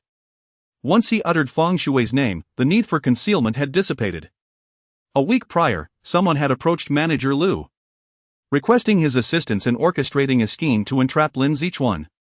He had outright refused. Despite Lin Zichuan's penchant for arrogance and desire for adulation, he was otherwise agreeable and, particularly when flattered, remarkably generous, a trait that endeared him to Manager Lu.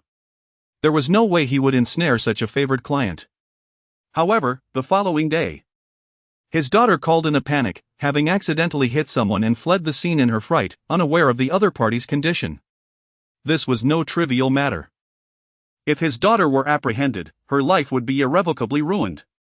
Given her excellent academic performance and exemplary behavior, he could not bear to watch her future be shattered. At that moment, another party approached him with a proposition, assist in ruining Lin Zichuan. Faced with the choice between his daughter and Lin Zichuan, Manager Lu did not hesitate to make his decision. Lin Zichuan, prideful and lacking in intellect, was exceedingly easy to ruin, he would not suspect a thing. It was only when Lin Shiyan approached him, revealing the name of Feng Xingzhi, that Manager Lu felt a pang of fear and promptly called the other party. Yet, they dismissed his concerns. Why the panic? So what if Lin Shiyan is the wife of young Master Feng? A wife who could be cast aside at any moment pales in comparison to our esteemed individual. After hanging up, Manager Lu conducted a brief investigation and discovered that over the years, the only one Feng Xingzhi cherished deeply outside of his immediate circle was Feng Shuai, the renowned actress.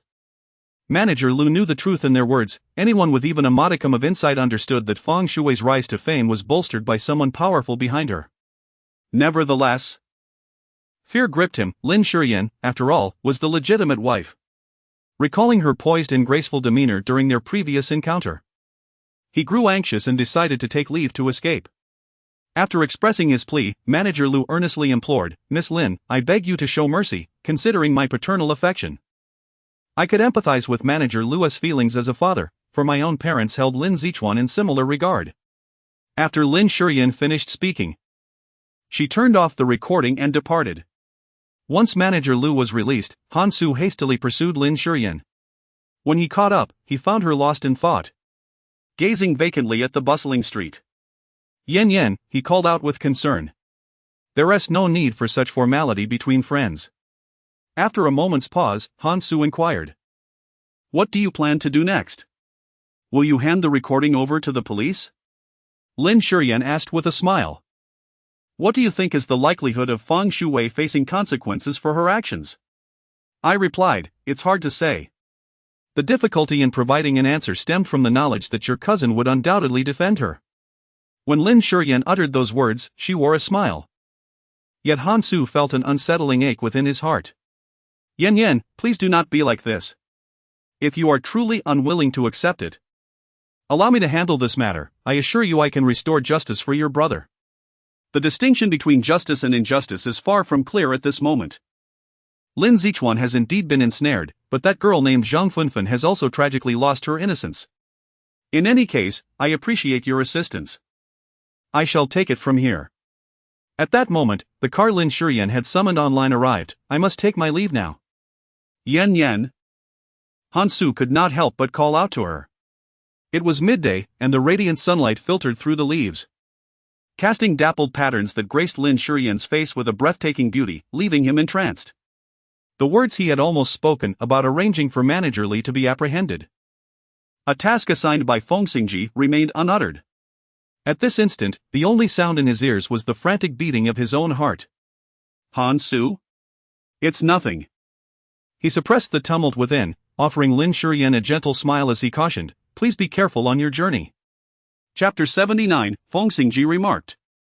I do not know Lin Shiyan.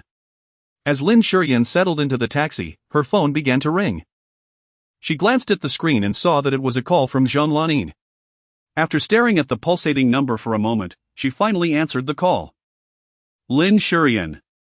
Zheng Lanin's tone was quite abrupt, but before she could utter anything further, Lin Shiyan interjected. Upon hearing Lin Shiyan's words, Zheng Lanin's spirits lifted immediately. Yen Yen, you are simply remarkable. I knew without a doubt that as an elder sister, you would never neglect Xiaochuan. You two are bound by blood, inseparable. Mom. I'm going to deal with Lin Zichuan's matters, Lin Shiyan interrupted Zheng Lanin. Without a hint of displeasure. Zheng Lanin praised her sister a couple more times before ending the call. Lin Shiyan gazed at the disconnected phone, suddenly engulfed by an overwhelming fatigue. A tightness gripped her stomach, accompanied by a vague sense of discomfort. Unable to resist, she reclined, curling up in the back seat like a shrimp. The taxi driver, glancing through the rearview mirror, expressed concern at Lin Shiyan's condition. Miss, are you all right? Is something troubling you?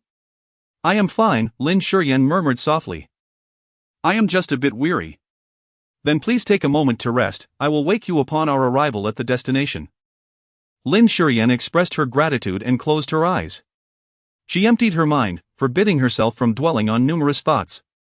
Half an hour later, the taxi came to a halt beneath the towering edifice of the phone corporation.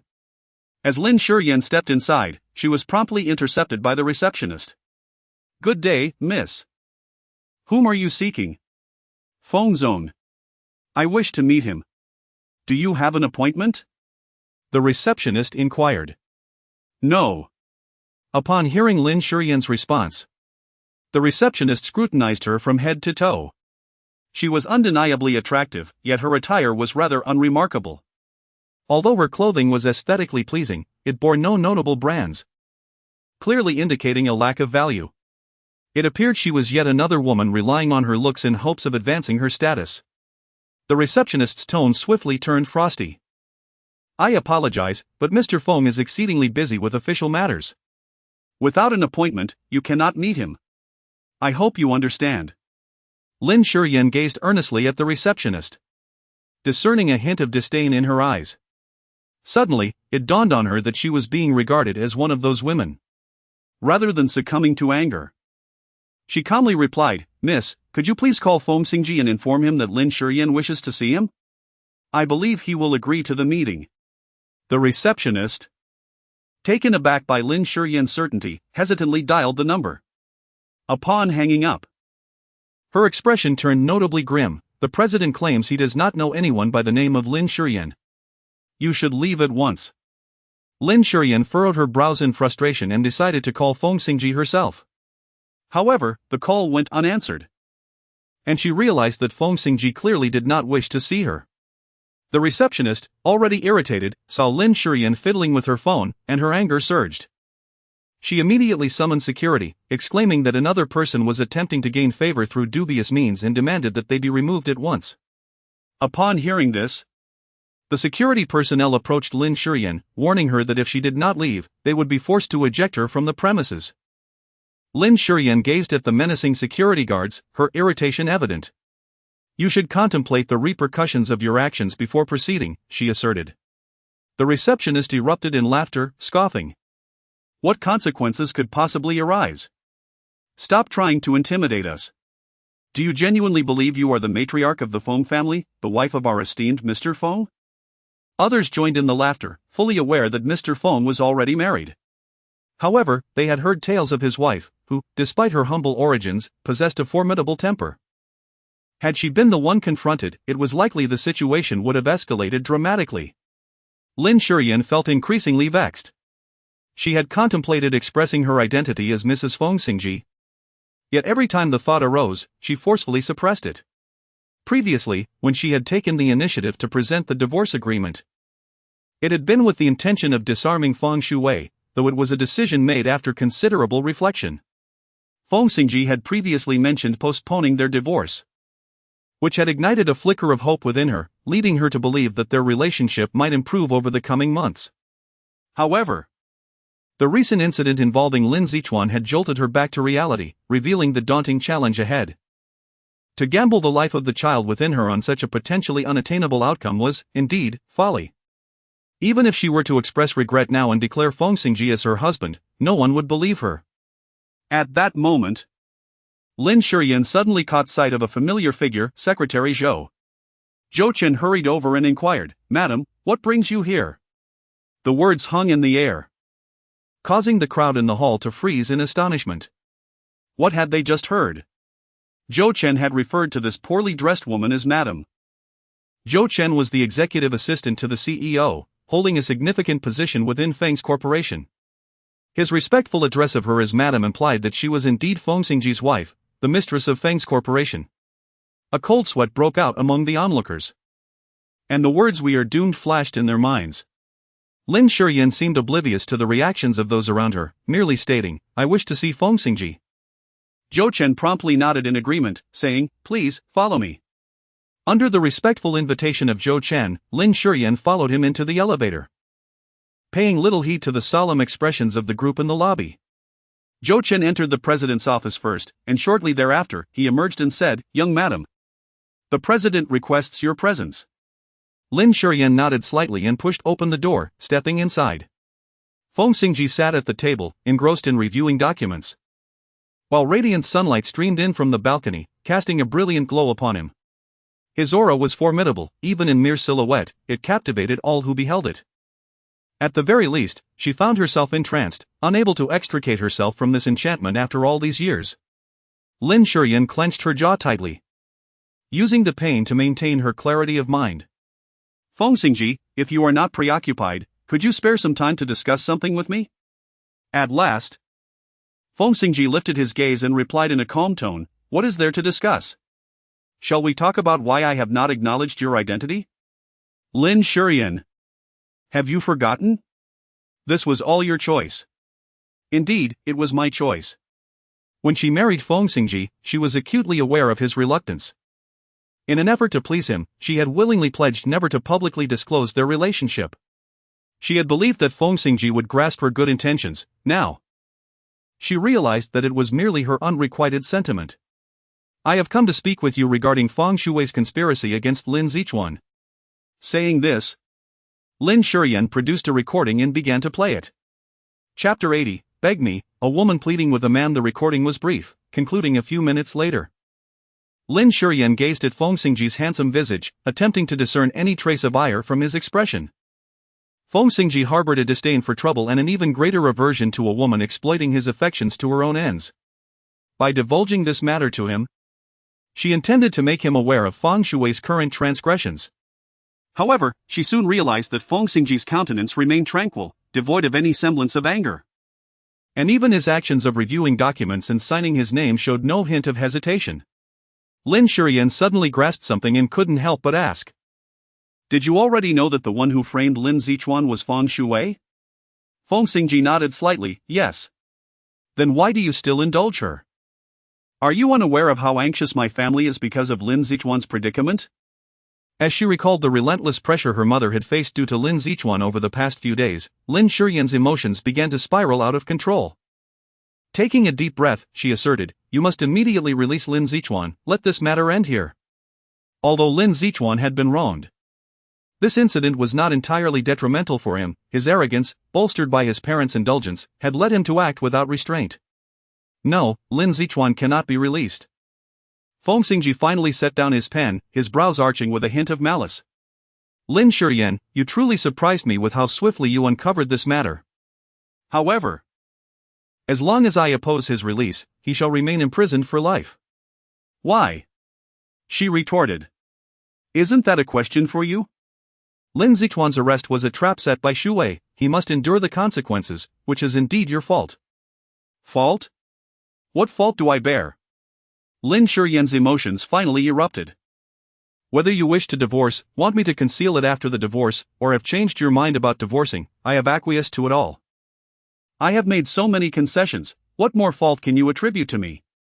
Lin Shiyan's cheeks flushed with anger, her eyes shimmering like two fiery orbs dancing within. In that moment, she appeared unexpectedly beautiful. Feng Xingzhi momentarily lost his composure. Feng Xingzhi, speak. Why do you treat me this way? Lin Shiyan struggled to hold back tears, her lips trembling uncontrollably. You cannot exploit my love for you to bully me. That person is Master Qin, isn't it? Feng Xingzhi suddenly spoke, his voice icy. The reason for your abrupt change of heart and desire to divorce me. What? Lin Shiyan was momentarily taken aback upon witnessing the glint of fire in Feng Xingzhi's eyes, suddenly realizing the implications behind his words. It dawned on her that he must have seen her getting into Qin Yan's car earlier. He presumed that her agreement to divorce stemmed from an entanglement with Qin Yan. She yearned to inquire what she truly represented in his eyes. Yet the question lingered on the tip of her tongue, ultimately deemed unnecessary, as it would only serve to humiliate herself further. Think what you will, she thought, grasping her phone as she prepared to leave. Do you no longer care for Lin Zichuan? That one sentence compelled Lin Shiyan to halt her steps. What is it that you truly desire? Are you asking me to plead? Lin Shiyan was puzzled. How do you expect me to beg you? Pretend to be foolish? Feng Xingzhi's lips curled slightly, carrying a hint of mockery. Do you truly not know how a woman should plead with a man? Lin Shiyan was momentarily taken aback. Her cheeks instantly flushed. Feng Xingzhi, just what do you take me for? She exclaimed, her voice laced with indignation. This was utterly inconsequential. What truly mattered was the choice before her. Leaning back in his chair, Feng Xingzhi raised his chin slightly, declaring, "You have 5 minutes to contemplate." There is nothing to deliberate, she retorted. Isn't it simply that you wish to have me? Go to the lounge. Lin Shiyan inhaled deeply, then exhaled slowly. Feng Xingzhi remained unmoved, loosening his tie as he remarked, "Right here is sufficient." This is your office, anyone could walk in at any moment, she countered. Have you forgotten? You are the one in need. You have 2 minutes left. Lin Shiyan gazed at Feng Xingzhi in disbelief. As his wife, she harbored no reservations about their intimate relationship, relishing the pleasures shared between a man and a woman. Yet, Feng Xingzhi insisted on this confrontation. Feng Xingzhi, if you have something to say, just say it. There is no need to humiliate me like this. Feng Xingzhi perceived the fury and defiance in Lin Shiyan's expression, and a wave of displeasure surged within him. The Lin Shiyan of yore was not like this. A mere glance from him would send her rushing toward him, her eyes brimming with adoration. She would offer him shy smiles and cling to him affectionately, unlike the current situation. He recalled the moment in the hotel when Lin Shiyan presented him with the divorce agreement, and the radiant smile she directed at Qin Bei, as well as Han Su's evident intentions toward her. It dawned on him just how capable Lin Shiyan was. With a mere beckoning gesture, she ensnared both Han Su and Qin Bei. A tumult of frustration and anger brewed within Feng Xingzhi. Either strip or leave, Lin Shiyan. You have 10 seconds remaining.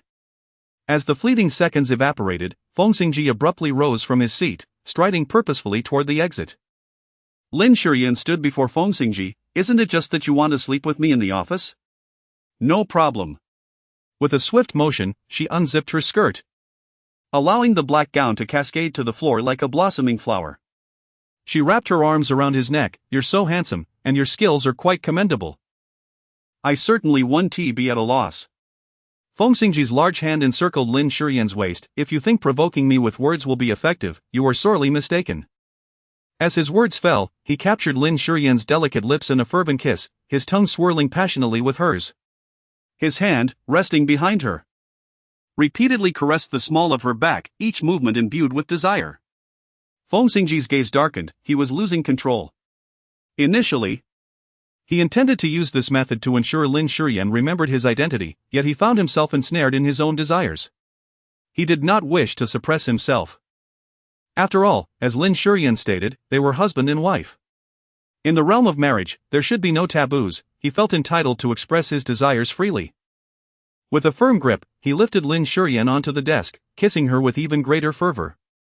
Lin Shiyan felt both cold and warm.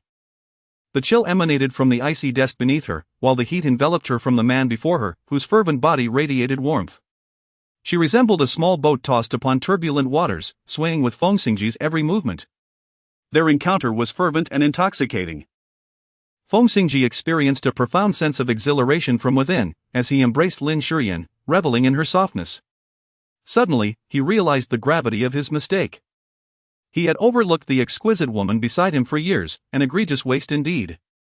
While he knew he could never love Lin Shiyan, this did not preclude him from sharing a bed with her.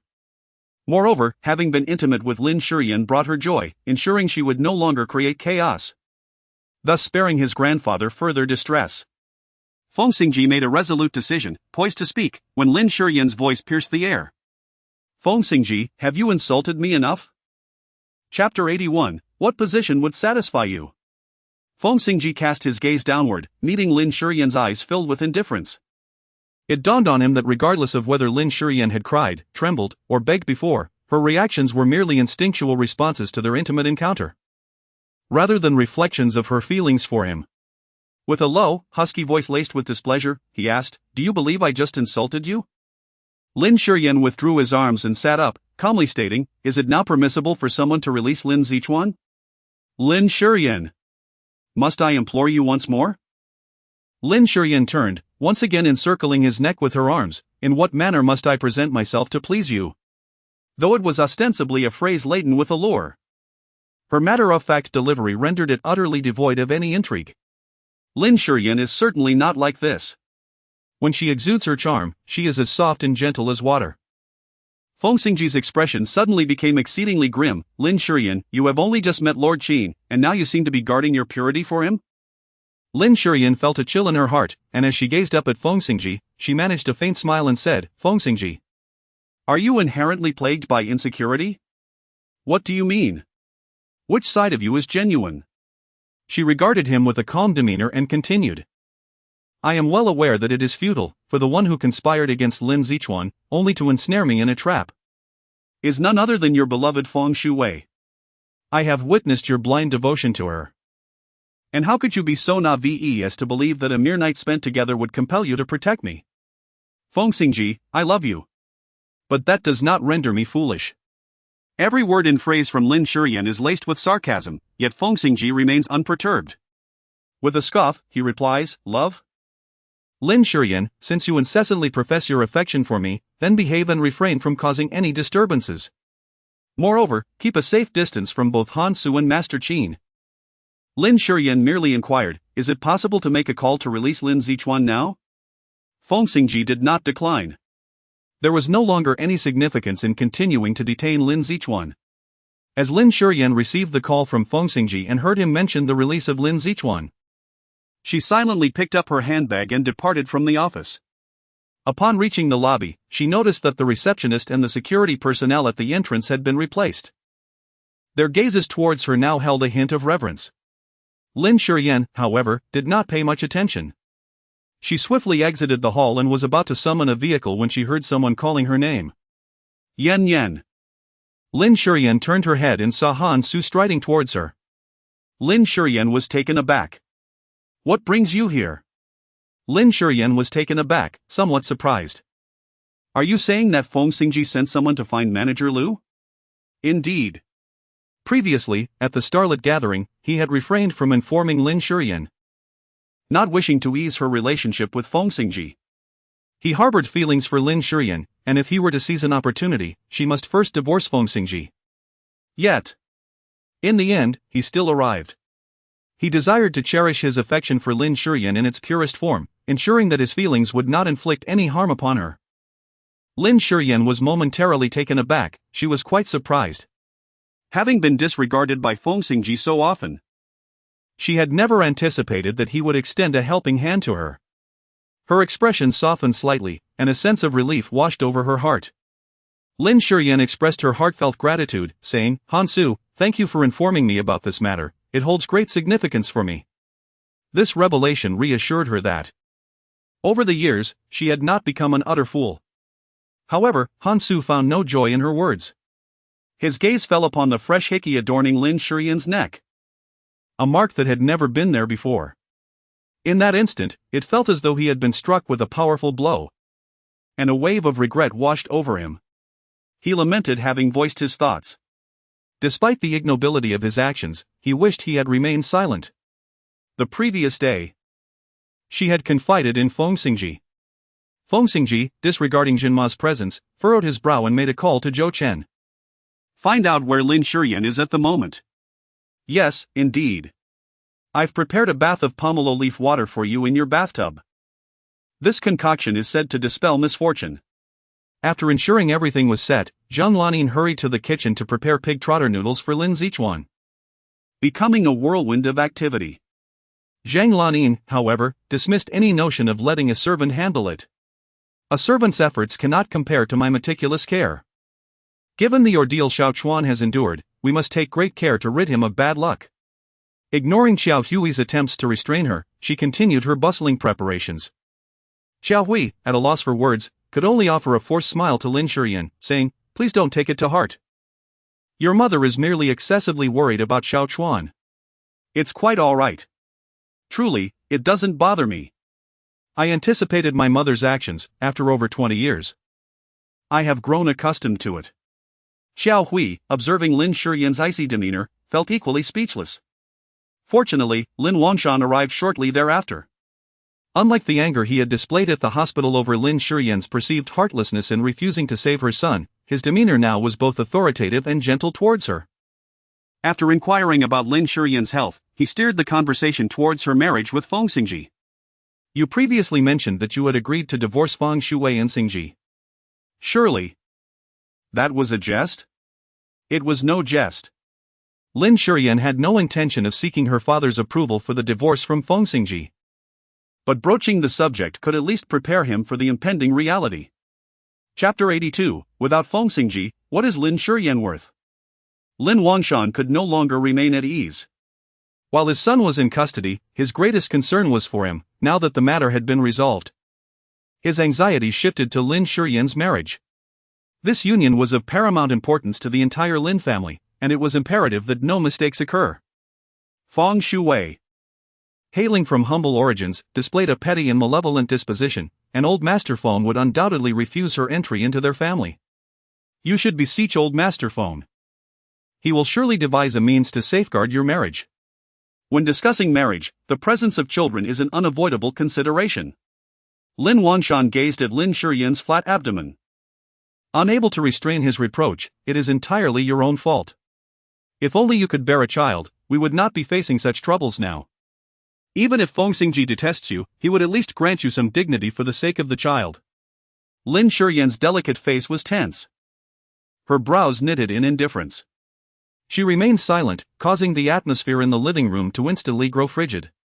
Lin Wanshan felt somewhat discontented. In his view, Lin Shiyan ought to regard his words with utmost respect and obedience as a dutiful daughter should. Lin Wanshan was seething with rage as he delivered a sharp slap across Lin Shiyan's face.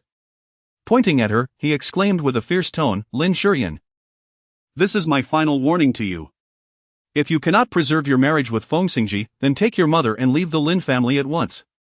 Lin Shiyan covered her painfully burning face, observing Lin Wangshan's furious expression and Xiao Hui's worried gaze directed at her.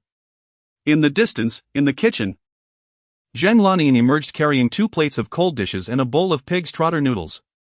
She was entirely focused on delivering them upstairs to Lin Zichuan, completely oblivious to the fact that her daughter had just been slapped in the living room. Lin Shiyan licked the bloodstains at the corner of her lips and couldn't help but smile. As she picked up her handbag to leave, she was intercepted by Xiao Hui. "How could you possibly resort to violence against a child?" Xiao Hui chided, then gently urged Lin Shiyan, "Yan, do not be angry. Your father is simply too anxious. You must understand that the Lin family is in a dire situation. If you truly divorce Xingzhi, our family will face bankruptcy. Without the Lin family, If you are also divorced, what will become of you as a woman in her second marriage? Who will regard you with any respect? Yan Yan, you are a wise child. How could you contemplate such a foolish decision? Lin Wanshan exclaimed, do not advise her. Let her act according to her own temperament. I am curious to see what fate awaits her. At that moment, the butler's cheerful voice resonated from outside the door. Lin Wanshan immediately erupted in anger, exclaiming, what are you arguing about? Do you not see my presence? The steward, taken aback by the reprimand, muttered, Sir, the son-in-law has arrived. Lin Wanshan was momentarily taken aback, only to behold a tall figure emerging from the entrance. He stood tall and graceful, exuding an air of nobility, impervious to the brilliance of even the most dazzling lights. Lin Wanshan felt an overwhelming joy as he strode forward to greet Feng Xingzhi. Xingzhi, you have arrived. Feng Xingzhi slightly nodded, I apologize for the delay. The meeting extended longer than anticipated. Among family, such formalities were unnecessary. After all, how could a man lack ambition? As Lin Wanshan spoke, his voice rose with enthusiasm, each note imbued with spirited exuberance. Lin Shiyan stood quietly in the living room, observing. This was not her first encounter with her father's demeanor. Yet each instance was invariably connected to Feng Xingzhi. As the helmsman of the Feng group and the rightful heir of the illustrious Feng family, Feng Xingzhi possessed the remarkable ability to instill pride in anyone, especially considering that, irrespective of emotion or reason, he had to address Lin Wanshan as Dad. This address signified immense honor and opulence. Suddenly, she felt a wave of foolishness wash over her. Just moments ago, she had expressed her desire to divorce Feng Xingzhi. Initially, she had intended to keep this hidden, but ultimately, she could not restrain herself from uttering it. What had she achieved by doing so? A reprimand from her father, followed by a resounding slap. This outcome was hardly surprising, it had been anticipated all along. Perhaps witnessing the turmoil surrounding Lin Zichuan had stirred her father's relentless efforts, causing him to neglect even the company. In her folly, she had entertained the naive belief that, despite the gender disparity and her family's preference for males, she remained a part of this lineage. Now, the metallic taste of blood and the searing pain in her mouth danced mockingly, ridiculing her sheer foolishness. Utterly foolish. What has happened to your face? Feng Xingzhi approached, his gaze falling upon the imprint of the slap on Lin Shiyan's cheek, and his expression immediately darkened. He harbored no fondness for Lin Shiyan, and in truth, he even harbored resentment towards her, yet, he had never laid a finger on her. He directed his furious gaze at Lin Wanshan. Lin Wanshan felt the hairs on the back of his neck stand on end in an instant, as if he were being watched by a ferocious beast. He did not believe he had committed any wrongdoing.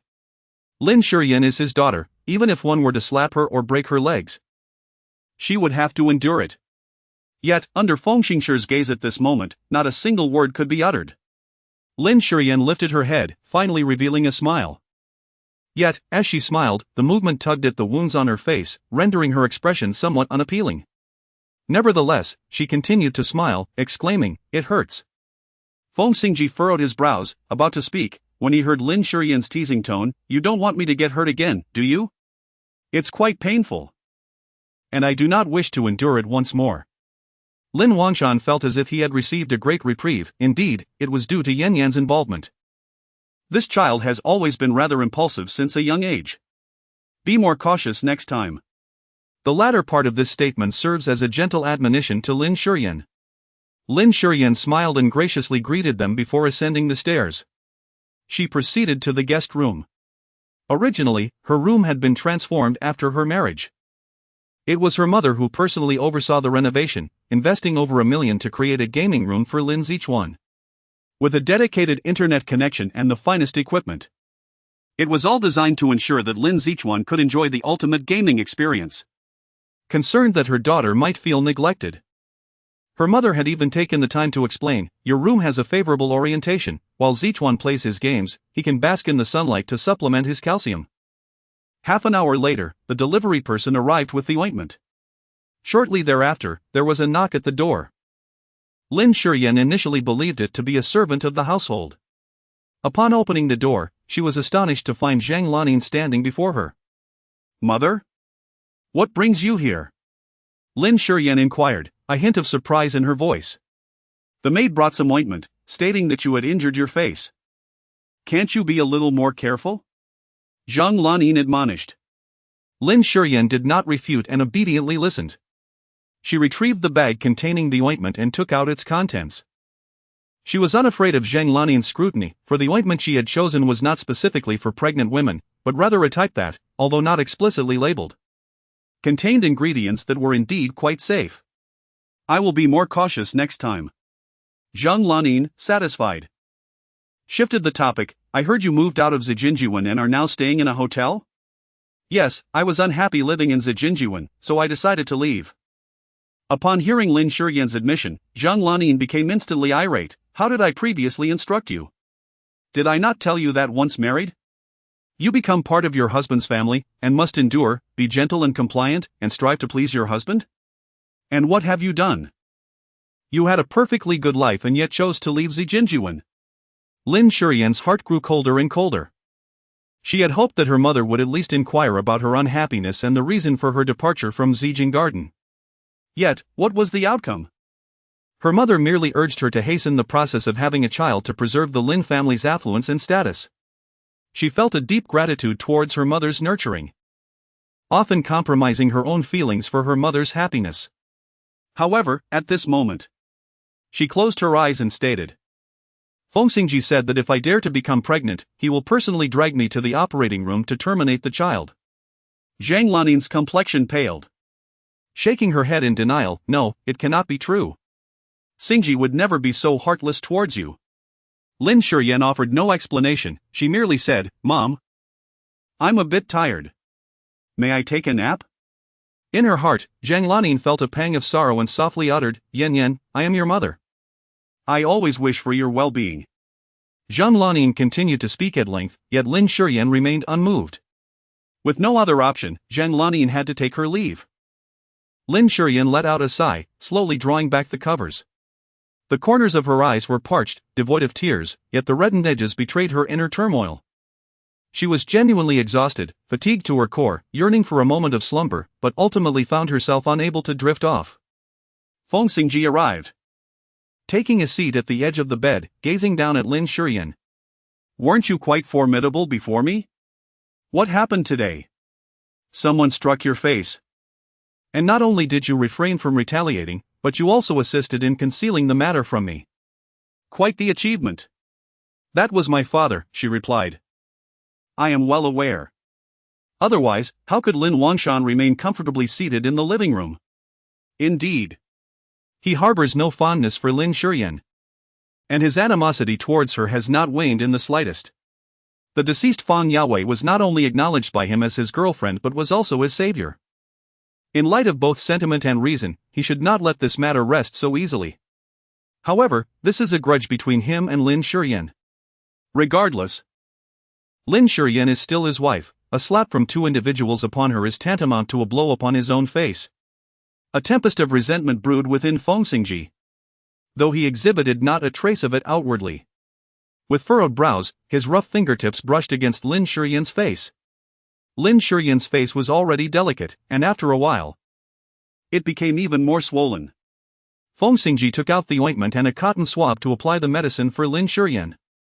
Lin Shiyan couldn't help but flinch, letting out a painful gasp. Does it hurt? Then bear it, Feng Xingzhi said brusquely, though his actions softened considerably. Lin Shiyan lifted her eyelids to gaze at Feng Xingzhi. He lowered his brows, and perhaps due to the lighting, his expression revealed a hint of tenderness. Lin Shiyan could hear the rhythmic thump of her own heart. It is indeed challenging not to feel a flutter for such a man. Suddenly, Lin Shiyan caught the sound of a soft chuckle. Is it captivating? It was at that moment that Lin Shiyan realized she had been staring blankly at Feng Xingzhi. Lin Shiyan felt no discomfort. She nodded directly and sincerely remarked, You are truly beautiful. You are exceptionally captivating, leaving me utterly entranced and unable to let go. Even in my dreams, I long to spend a lifetime with you. Lin Shiyan spoke deliberately, for she was well aware that Feng Xingzhi desired her to express such sentiments. In the past, whenever she hinted at her feelings, he would admonish her, urging her to behave and asserting that he would never harbor affection for her. However, this time she miscalculated. Feng Xingzhi did not reprimand her, instead. He remarked, "Since you still feel this way, then be content to play the role of Mrs. Feng." Lin Shiyan was taken aback. "Do you even realize what you are saying?" "I do," he replied. "I have made my intentions clear to you before. I do not wish to pursue a divorce at this moment." "Is it because of grandfather?" she inquired. "If that were the case, I would speak to him. He cares for me deeply, even if he is displeased, he would acquiesce. It is not solely due to grandfather." Lin Shiyan understood Feng Xingzhi's intentions, as well as those of Han Su and Master Qin. Feng Xingzhi held an unwavering faith in Lin Shiyan. After so many years of entanglement, he doubted everything except for the feelings Lin Shiyan harbored for him. Despite having heard those words countless times before, even to the point of weariness, he found himself inexplicably stirred within. Suddenly, he grasped Lin Shiyan's chin, compelling her to face him, and then he kissed her. Lin Shiyan's eyes widened in astonishment as she gazed at Feng Xingzhi, bewildered by his sudden declaration. Before she could comprehend his words, he unexpectedly kissed her. In truth, Feng Xingzhi himself could not fathom the reason behind this impulsive act. Nonetheless, he proceeded without regret, his fingers gently but insistently coaxing her lips apart to grant him entrance.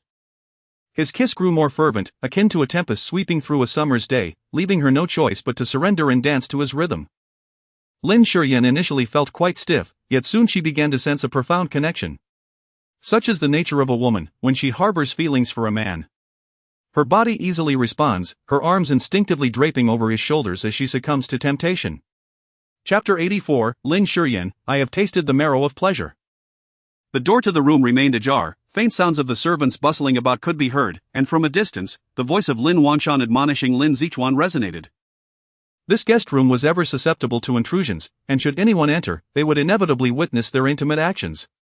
As a married couple, such affection is commonplace. Yet she wished to shield her parents from witnessing it. Her father had, through Qiao Hui, repeatedly urged her to leverage her marriage for the benefit of the Lin family. Soon, however, these thoughts faded into oblivion.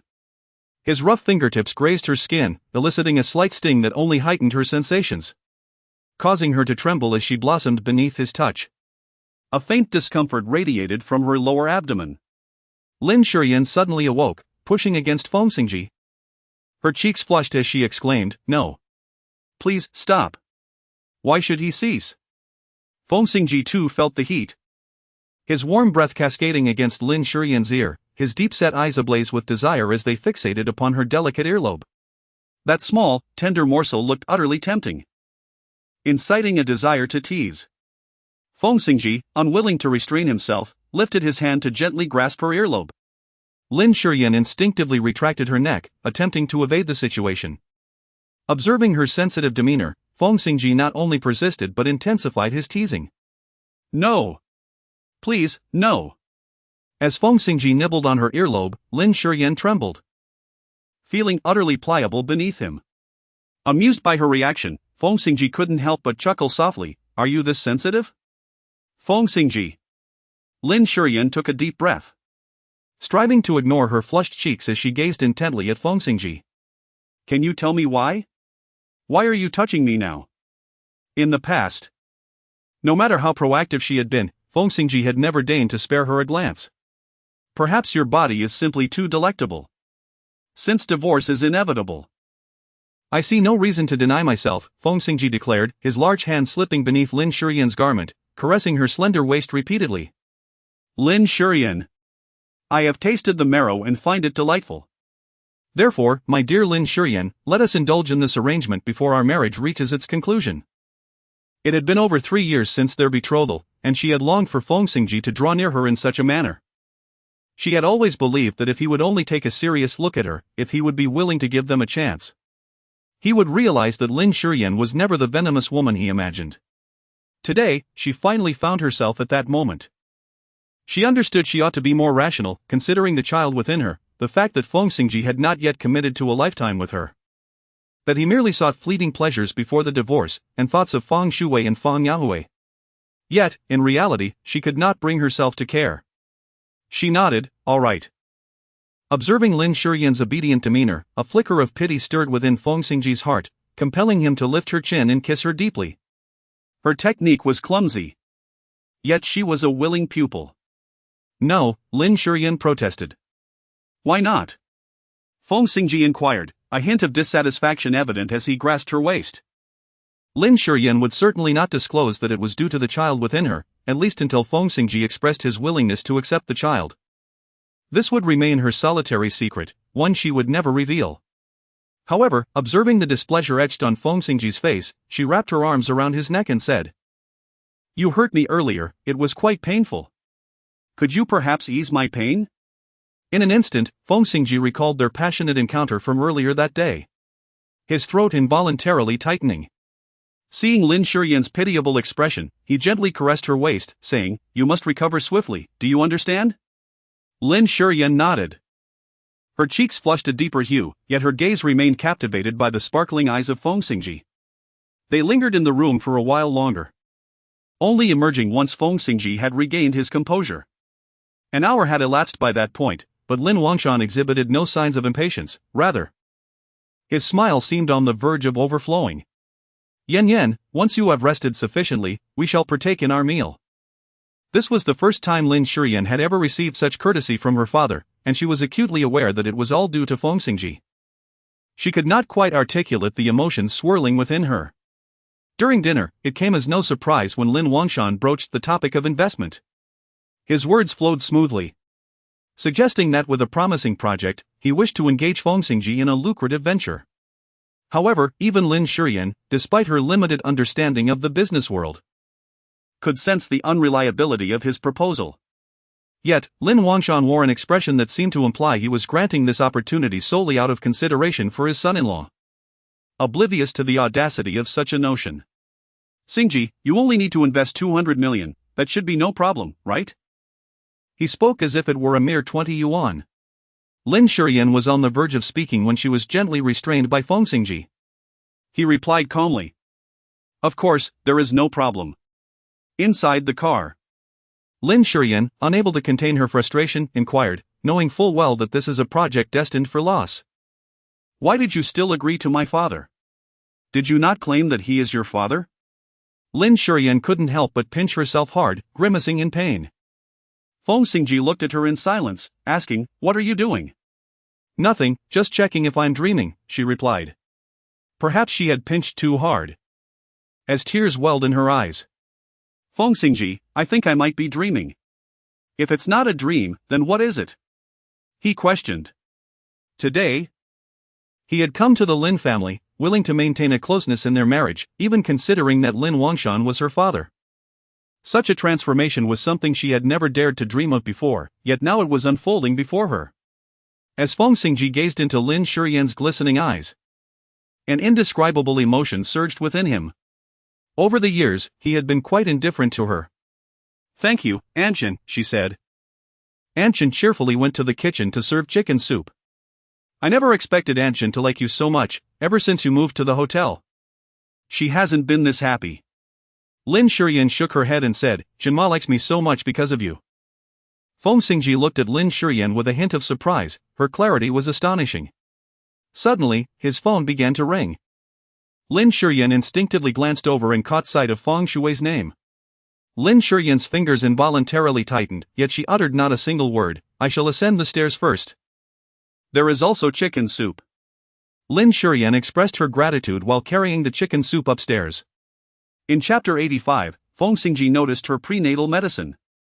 Anshin had simmered the chicken soup to perfection, and as she moved, the delightful aroma wafted through the air, causing Lin Shiyan's stomach to churn once more. Lin Shiyan collapsed over the toilet, heaving for an extended period, expelling every morsel of the meager meal she had consumed at the Lin family home. Once she finished, she slumped to the floor, gasping for breath, her eyes glistening with tears that had spilled over. This bout of morning sickness had nearly drained her of all her strength. Lin Shiyan sat on the ground for a while before propping herself up. She walked to the sink to wash her hands, and as she lowered her head, she caught a whiff of the aroma of chicken soup emanating from her clothes. In her haste to ascend the stairs earlier, she had inadvertently spilled some on herself.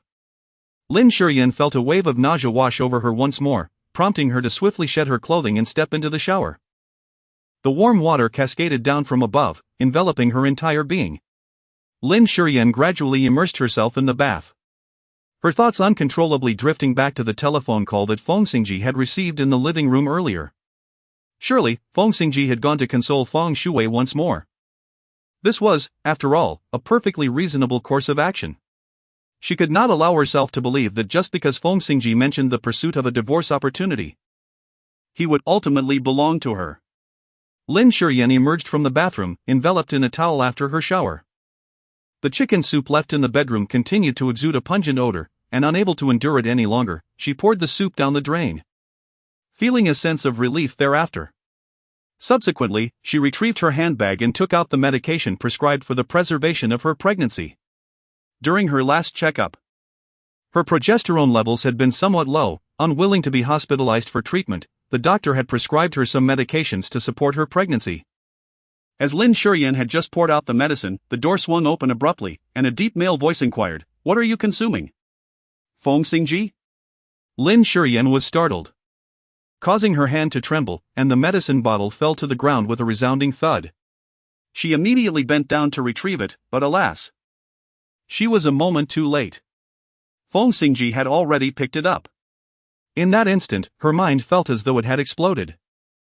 Remembering Feng Xingzhi's reaction to the news of her pregnancy, she trembled in fear. It was over, she could not protect this child any longer. Indeed. Upon noticing the inscription on the bottle, Feng Xingzhi furrowed his brows and inquired, "Why are you taking calcium tablets?" "Calcium tablets?" A memory flooded back to her. She had previously disguised the pregnancy medication in a calcium tablet bottle to avoid detection. The bottle that Feng Xingzhi had picked up was, in fact, the one intended for the calcium tablets. Lin Shiyan felt a wave of relief wash over her, and her vitality was restored. She squatted down to gather the scattered pills, casually remarking, "Oh, my legs have been cramping a bit these days, so I've been taking some calcium tablets. Have Anjin prepare some nourishing supplements for you." As he spoke, Feng Xingzhi returned the bottle of medicine to Lin Shiyan. Lin Shiyan took the bottle, stowed it away in her handbag, and discarded the now soiled prenatal medication into the trash bin. "Very well, I shall inform Anjin tomorrow." After Lin Shiyan safely consumed the medication to stabilize her pregnancy, she intended to organize the design drafts needed for the following day. However, just as she was about to leave, she was seized by Feng Xingzhi, who firmly placed her on the bench at the foot of the bed. "Xingzhi?" Lin Shiyan gazed at Feng Xingzhi with a hint of confusion. Feng Xingzhi remarked, "After a shower, it is essential to dry your hair thoroughly, as neglecting this can be detrimental to one's health." With that, he retrieved a hairdryer and positioned himself behind her to dry her hair. This behavior seemed rather unusual. Could it truly be that Feng Xingzhi was acting so out of character? Suddenly, she felt a sharp tug on her scalp. "Do not move. You must remain still while I dry your hair." Lin Shiyan remained still, quietly seated on the end of the bed. After a few moments, Feng Xingzhi finally turned off the hairdryer. She eagerly turned her head, her gaze resting upon the man's face, and it was indeed Feng Xingzhi. "Why is he looking at me like that?" A sense of confusion washed over her. What is there to be confused about? Confused by the sudden kindness he has shown me. Lin Shiyan remarked, "You make me feel as though this isn't real." "So, is this your way of seeking torment?" Lin Shiyan remained silent, merely gazing at him. "As a form of recompense, when the time comes for our divorce, I shall consent to one of your requests as compensation." Lin Shiyan felt a stir in her heart and inquired, "Feng Xingzhi, a normal marital relationship is meant to bear offspring. You are aware that grandfather's greatest wish is for us to have a child soon." Feng Xingzhi continued to smile, his large hand encircling Lin Shiyan's waist. He genuinely adored her waist, slender yet not emaciated, with a delightful texture that made him reluctant to let go. "Lin Shiyan, have you forgotten what I once told you? Do not entertain thoughts of children, I will never have a child with you. Not even for grandfather's sake." Feng Xingzhi leaned closer to her ear, his voice low. "I made 2 promises to Yahweh, first, to marry her, second, to bear children solely with her. Yahweh has perished by your hand. I have no possibility of a future with her, and I have even married you. However, I cannot renege on the second promise. I can explain the matter concerning Lin Yue, I truly did not push him. Xingzhi, after all these years of acquaintance, you should understand my character. I do not know. Once, he firmly believed in Lin Shiyan's integrity and had even contemplated marrying her. They had known each other since childhood, sharing many years of friendship. The Lin family, though somewhat troubled, was relatively well off, particularly as grandfather adored Lin Shiyan. As a wife, she was indeed a commendable choice. Moreover, after all those years together, he had developed genuine feelings for her. That was until the fateful car accident altered everything. He was driving, with Lin Shiyan seated beside him, when danger struck. His immediate instinct was to shield her, taking the peril upon himself, which nearly cost him his life in that harrowing incident. He had never intended for Lin Shiyan to feel gratitude for his sacrifice, it was merely his own choice. But what of Lin Shiyan? Upon hearing of his critical condition, not only did she fail to visit him, but she also cavorted with another man. They say adversity reveals true feelings. In that disastrous accident, he discerned Lin Shiyan's true nature and recognized who genuinely cared for him. He could never forget the moment he awoke to find Lin Yue, barely clinging to life, by his bedside, whispering, "Xingzhi, it is so wonderful that you have awakened." Enough of this conversation, Feng Xingzhi concluded. He pushed Lin Shiyan onto the bed and produced a tube of ointment. "Did you not say you were injured? Allow me to apply the medicine for you." Lin Shiyan was momentarily taken aback before realizing what Feng Xingzhi meant by medicine. As she watched him reach for the ties of her bathrobe, she hastily covered her chest, unwilling to accept his assistance. Chapter 86, Forever bound by Feng Xingzhi, I can manage myself. You by yourself? Feng Xingzhi raised an eyebrow, a hint of doubt in his voice as he inquired, "The injury is situated below and within, are you certain it is convenient?" The tension in the air was palpable. Lin Shiyan's cheeks instantly flushed, a crimson hue threatening to ignite. I am certain. Embarrassed, Lin Shiyan took the ointment from Feng Xingzhi's hand and hurriedly descended from the bed, as if pursued by some unseen force, dashing into the bathroom. Feng Xingzhi gazed at Lin Shiyan's retreating figure, a slight smile curling his thin lips. Suddenly, as if struck by a thought, he made a phone call. Lin Shiyan sat on the toilet, gazing at the ointment in her hand, contemplating the actions that Feng Xingzhi had previously intended to undertake. Her cheeks flushed anew, and she shyly pressed her rosy lips together. How could Feng Xingzhi entertain such thoughts? Suddenly, she recalled their earlier conversation. He remained steadfast in his refusal to allow her to conceive and bear children, citing Lin Yue as the reason. Though her heart ached, she was indeed deeply saddened. Yet, just moments ago, Feng Xingzhi had tenderly dried her hair and applied the ointment for her, acts typically reserved for devoted couples. Not long ago, he had harbored such animosity towards her that even a mere glance felt excessive. She needed to maintain her composure. She still had several months before her pregnancy would become evident, and anything was still possible. Lin Shiyan had mentally prepared herself, squeezing out some ointment to create the appearance of having used it, before stepping out of the bathroom. As she emerged, Feng Xingzhi stood on the balcony, holding his phone and engaged in a conversation. His back was straight, his figure tall and slender, even from behind, his elegance could overshadow the dazzling lights outside. In Lin Shiyan's eyes, there was an enchanting fascination. It was not that she lacked memory, rather, the man she encountered in her youth was so astonishingly captivating that she found herself utterly unable to resist. Lin Shiyan felt as if she were trapped in a dream. If it were not a dream, how could Feng Xingzhi suddenly be so kind to her? Lin Shiyan, with a dreamy disposition, savored the congee and side dishes before her. Just as she finished, Feng Xingzhi approached, placing a glass of water beside her. As she prepared to express her gratitude, she heard him say, "Take the contraceptive pill. I couldn't hold back during lunch and, well, it ended up inside. I wish to avoid any unforeseen circumstances. You know, in this world, nothing is guaranteed to be completely safe, the only solution is to adopt multiple precautions." Lin Shiyan found herself with no way to evade the situation and had no choice but to take the contraceptive pill in front of Feng Xingzhi. She placed the glass down and turned to leave, only to have her wrist grasped by him. A tremor laced her voice as she managed to smile. There is truly no need. While I yearn to bear your child, I would much prefer that my offspring is welcomed into the world with anticipation from both parents, rather than being an unexpected burden. The thought of worrying daily that its father may abandon it or wish to terminate it is unbearable. If children possess any awareness, they would surely not wish for such a fate.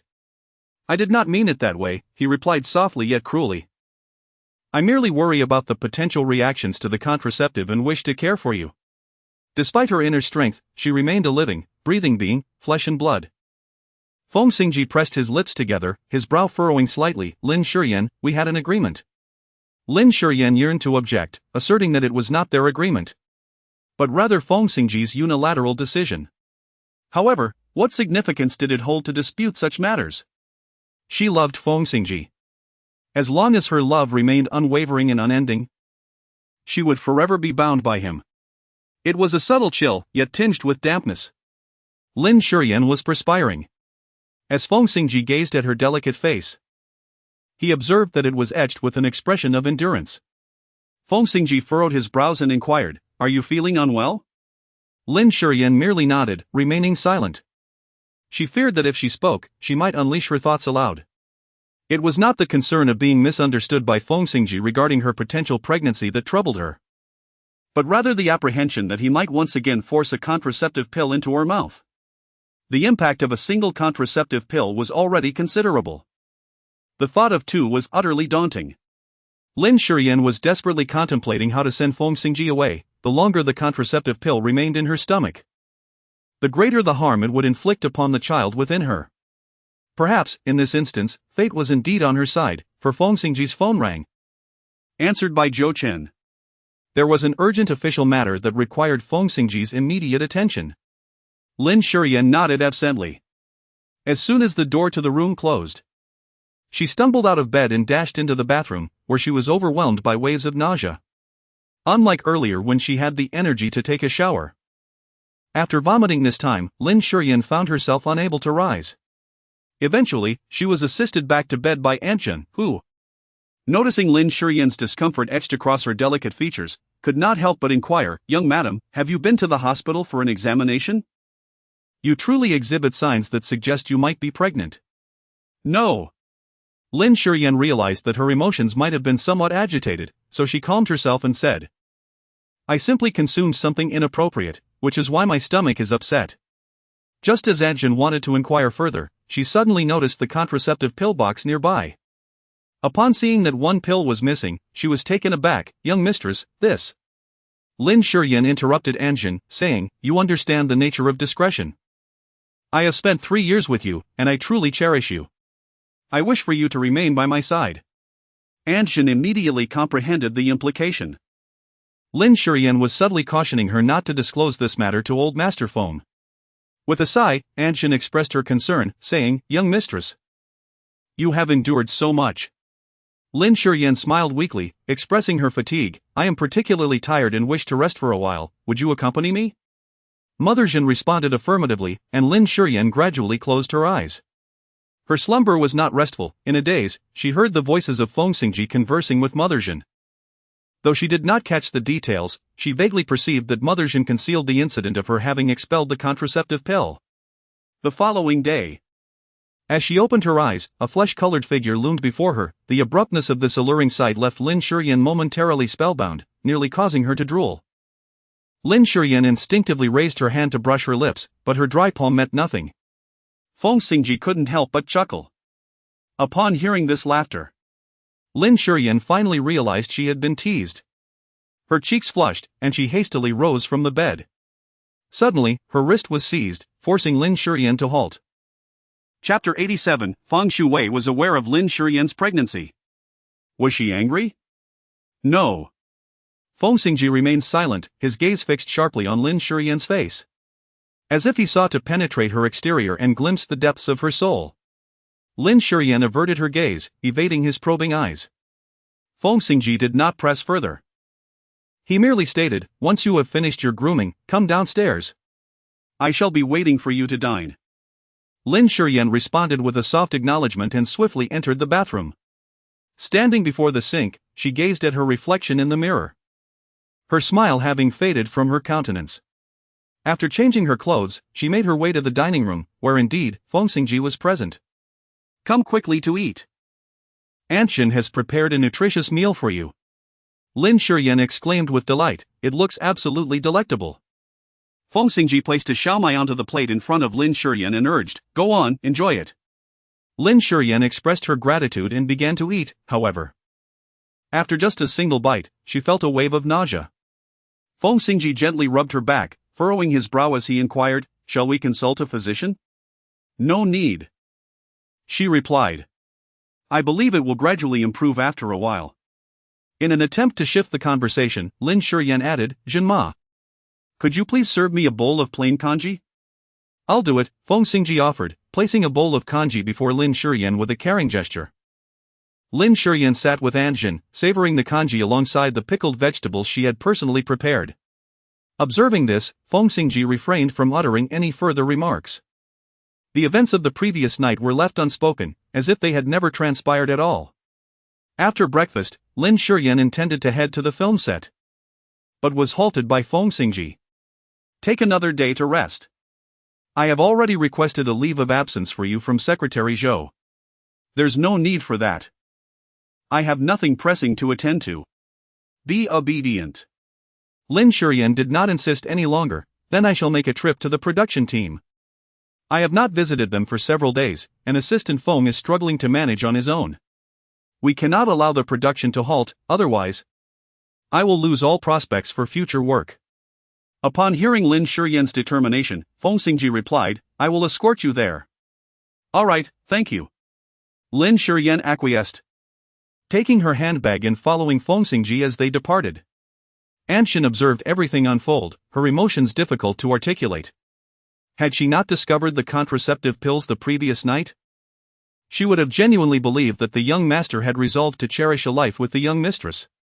Reflecting on the breakfast earlier, when the young mistress occasionally appeared on the verge of retching, Anshin felt a profound sense of sympathy.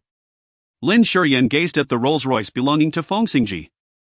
After Lin Shiyan exited the vehicle, she did not head to the cloud but instead summoned a cab to the hospital. Although she had expelled the contraceptive pill swiftly yesterday, her unease lingered. Sister Zhang, feeling helpless, lamented that President Feng had yet to answer her calls. This is impossible. Brother Xingzhi adores me, he won't ignore my calls. Feng Shuwei shouted in anger. Are you the one sabotaging things, preventing Brother Xingzhi from seeing me? Sister Zhang felt more wrong than Doi. Unable to suppress her frustration, I accompanied you to Zijing Garden yesterday, yet President Feng did not meet us, he merely instructed the security to escort us away. Upon hearing Feng Xingzhi's words, Feng Shuwei was instantly agitated, hurling objects at Sister Zhang in a fit of rage. You're talking nonsense. How could Brother Xingzhi possibly disregard me? It's all of you wicked people. You cannot bear to see me happy.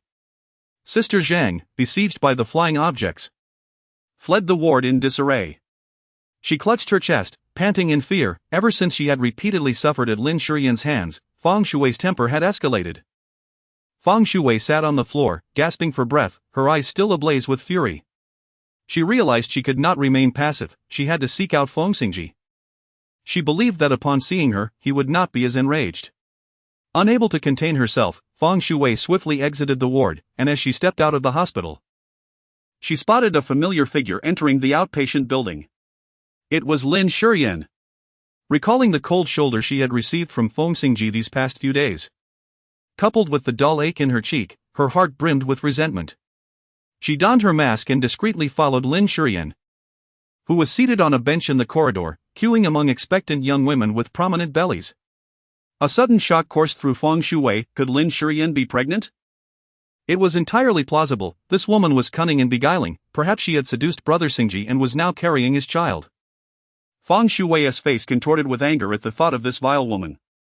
Fueled by rage, she considered confronting Lin Shiyan. After all, given her early stage of pregnancy, a mere shove could endanger the child. Just then, it was Lin Shiyan's turn. She entered the consultation room with her number in hand. Initially, Feng Shuwei intended to wait for the right moment, but a sudden realization struck her regarding Feng Xingzhi. If she acted, it would be far more advantageous than if he took matters into his own hands. Should Feng Xingzhi eliminate the child, Lin Shiyan, no matter how bold, would surely harbor some resentment. Presenting Feng Shuwei with her best opportunity. A ruthless smile curled at the corners of Feng Shuwei's lips as she patiently waited a while longer. When Lin Shiyan finally emerged, she took out her prepared phone and snapped a picture of her. Lin Shiyan, without a moment's hesitation, queued up for the ultrasound. By the time the examination was completed, it was nearly noon, and she felt an overwhelming sense of relief. It was truly wonderful, the child was safe and sound. She gently placed her hand on her abdomen, her heart brimming with gratitude. She was thankful that the baby remained peacefully nestled within her. At that moment, her phone rang. It was a call from Lianlin. Yan, are you free? Let us have a meal together. I'll be there shortly. Lin Shiyan inquired about Lianlin's whereabouts and promptly hailed a cab to rush over. By the time she arrived, Lianlin was already there. With one hand propping up her chin, she gazed dreamily at the street outside, completely oblivious to Lin Shiyan's presence as she invited her to sit across from her. Lin Shiyan sat opposite Lianlin, waving her hand in front of her. What are you thinking about, so engrossed? Of course, it's because I've been thinking of you. Just calculate how long it's been since we last dined together. Lianlin gazed at her with the look one would reserve for a faithless lover. Lin Shiyan hurriedly pleaded for forgiveness. It is my fault. I have been exceedingly busy lately. How about I treat you today? Feel free to order anything you desire. Lianlin snorted softly, indicating that she would let Lin Shiyan off the hook, understanding the multitude of matters weighing upon her friend. By the way, I received a call from the class monitor yesterday. A reunion is to be held. The monitor inquired about you and asked if you would like to attend. Chapter 88, Worrying about you causing trouble, a reunion? The thought of her classmates made Lin Shiyan momentarily lost in reverie, prompting memories of her university life. In truth, her college experience had been quite splendid.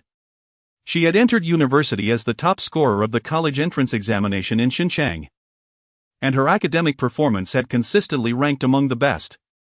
Although she did not enjoy the same level of favoritism as Lin Zichuan within the Lin family, she was still the legitimate young lady of the household. Additionally, her relationship with Feng Xingzhi was exceedingly close. Feng Xingzhi was 3 years her senior, a prodigious talent who excelled in every endeavor. While others fretted over their graduation theses, he was on the verge of obtaining his master's degree, already managing a flourishing career externally. Each time he visited, he would bring her a bouquet of roses. To everyone, they appeared as a couple, and countless individuals envied her, dubbing her Princess Lin, proclaiming her to be the luckiest woman in the world.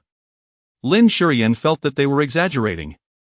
She had her own difficulties that she could not express to others. However, she also considered herself fortunate for having encountered Feng Xingzhi. She had transformed from the princess, blessed by fate, into a murderer who had evaded legal repercussions. Especially after her estrangement from Feng Xingzhi, her situation plummeted into despair. She refused to transfer schools, wanting to convey to everyone her innocence through this very act. Unfortunately, no one believed her. Everyone pointed fingers behind her back, and her desk and bed were daily adorned with small surprises from others. They derived amusement from mocking her, for she was labeled a killer. It was perhaps during that time that Lin Shiyan suddenly comprehended the meaning of the phrase, "Some people are alive yet already dead, while others are dead yet continue to live on." She was the one who lived yet felt dead inside, whereas Lin Yan was the one who had passed yet remained vibrant in memory. Lianlin, noticing Lin Shiyan's prolonged silence, grasped her hand with concern and said, "Yan, if you do not wish to attend, we need not participate in this class gathering." "Indeed, I had no intention of going," she replied. She was well aware that those individuals harbored ill intentions and would not foolishly present herself at the gathering to be humiliated. Lianlin breathed a sigh of relief, genuinely worried that Lin Shiyan might be stubborn. Just as she was about to speak, her gaze suddenly froze. Yan, look over there, isn't that Ying? She seems quite close to that man beside her." Lin Shiyan immediately turned her gaze and saw Feng Ying entwined with a young boy, holding an ice cream and playfully feeding it to him. The young lad appeared somewhat bashful, grasping Feng Ying's wrist and seemingly uttering a few words. Instantly, A look of grievance washed over Feng Xingzi's delicate face, only for the boy to lean in and plant a gentle kiss on her cheek, whispering something that made her beam with joy. Before long, they strolled into the CAF hand in hand. Feng Xingzi spotted Lin Shiyan and Lianlin, momentarily pausing before approaching them while still holding onto the boy's arm. "Oh, so you two are secretly dating without me," she exclaimed, feigning indignation. Lianlin cast a glance at Feng Xingzi and replied nonchalantly, "Perhaps you should check your phone?" Feng Xingzi took out her mobile device and discovered 5 missed calls, her cheeks flushing with embarrassment. "I didn't hear it," she admitted. Lianlin, displaying understanding, remarked, "You must have been preoccupied with your date." Feng Xingzi chuckled and began her introductions. "This is Lianlin, my dear friend. And this is Lin Shiyan, my close friend and sister-in-law." She then introduced the young man beside her. "This is Jiang Song, a senior 2 years my elder. He juggled work and study to complete his education at Huada. And since his sophomore year, he has served as the president of the student council, excelling in all he does. Many girls at school admire him." As Feng Xingzi spoke, her chest puffed with pride, her expression radiating a sense of accomplishment. Jiang Song, with his striking features and an air of scholarly charm, was indeed captivating. "I am also delighted to meet my sister-in-law today," Jiang Song said graciously, easily endearing himself to others. Feng Xingzi's eyes sparkled with affection as she gazed at Jiang Song, her heart brimming with admiration. Lin Shiyan ordered coffee and pastries for the two individuals and inquired about Jiang Song's internship. He was nearing graduation in his 4th year. Jiang Song mentioned that he had already signed a formal contract with Fengrun. Fengrun is a subsidiary of the Feng family group, primarily focused on the burgeoning field of new energy vehicles, which has garnered significant attention from the Feng family. Over the past few years, it has experienced remarkable growth, with stringent recruitment standards. The fact that Jiang Song was able to secure a formal employment contract before graduation attests to his exceptional capabilities.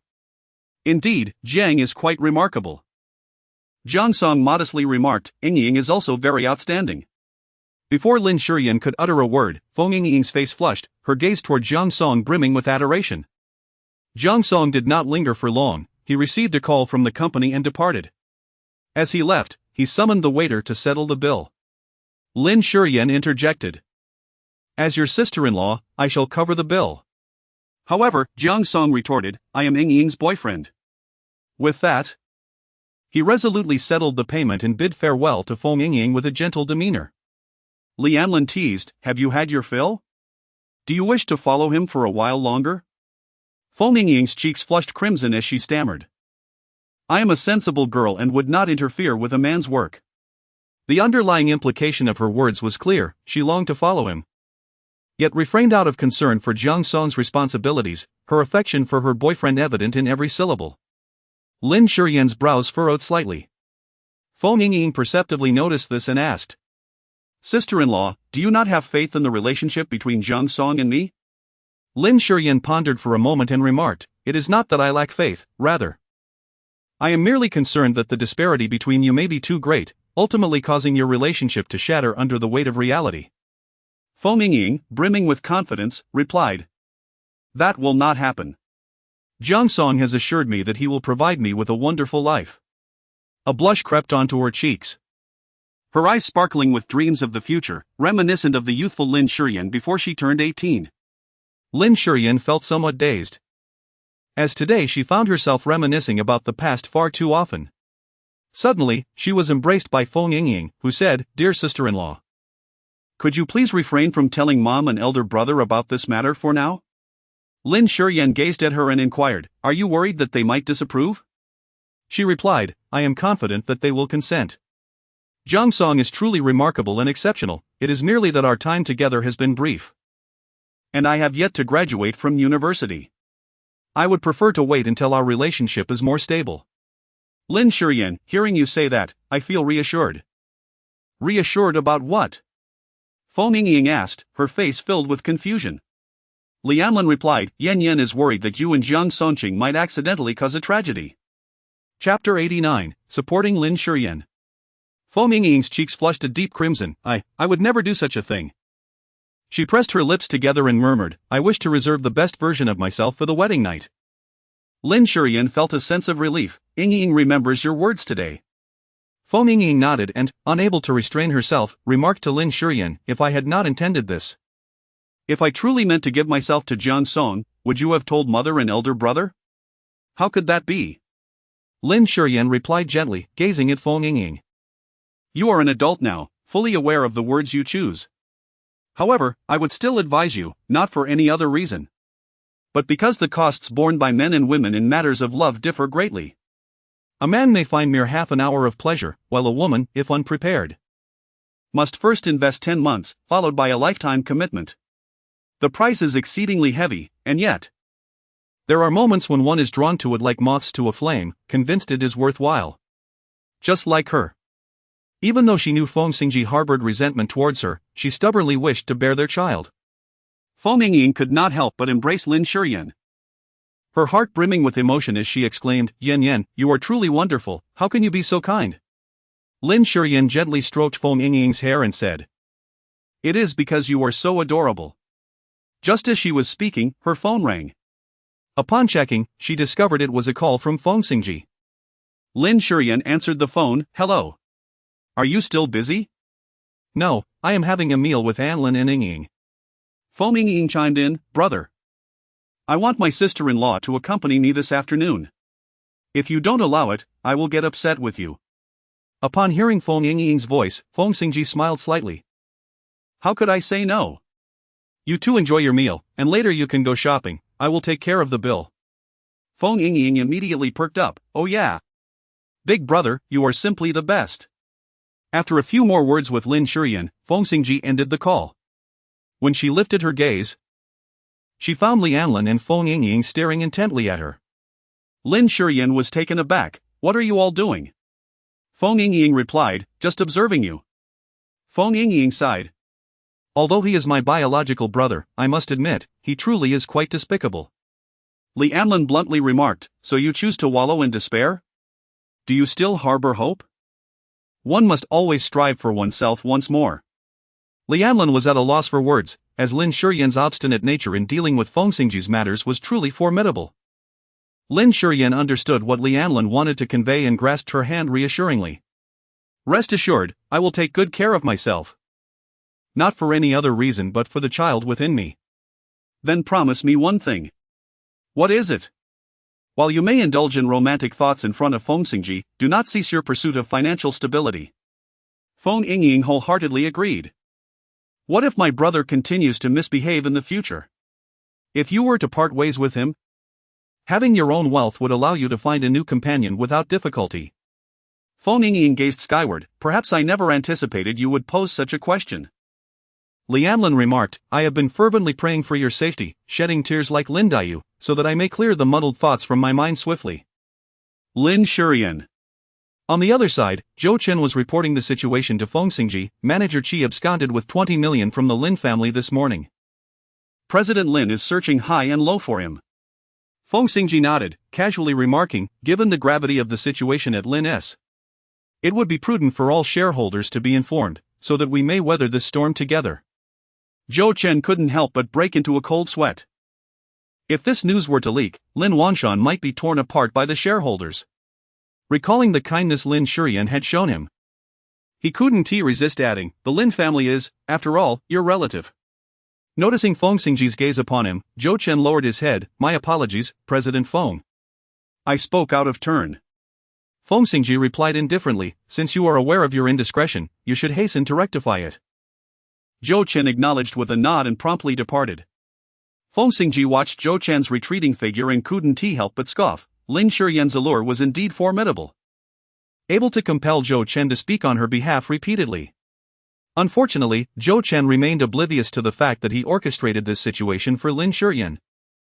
Reflecting on the couple's attitude towards Lin Shiyan, Feng Xingzhi felt a wave of displeasure.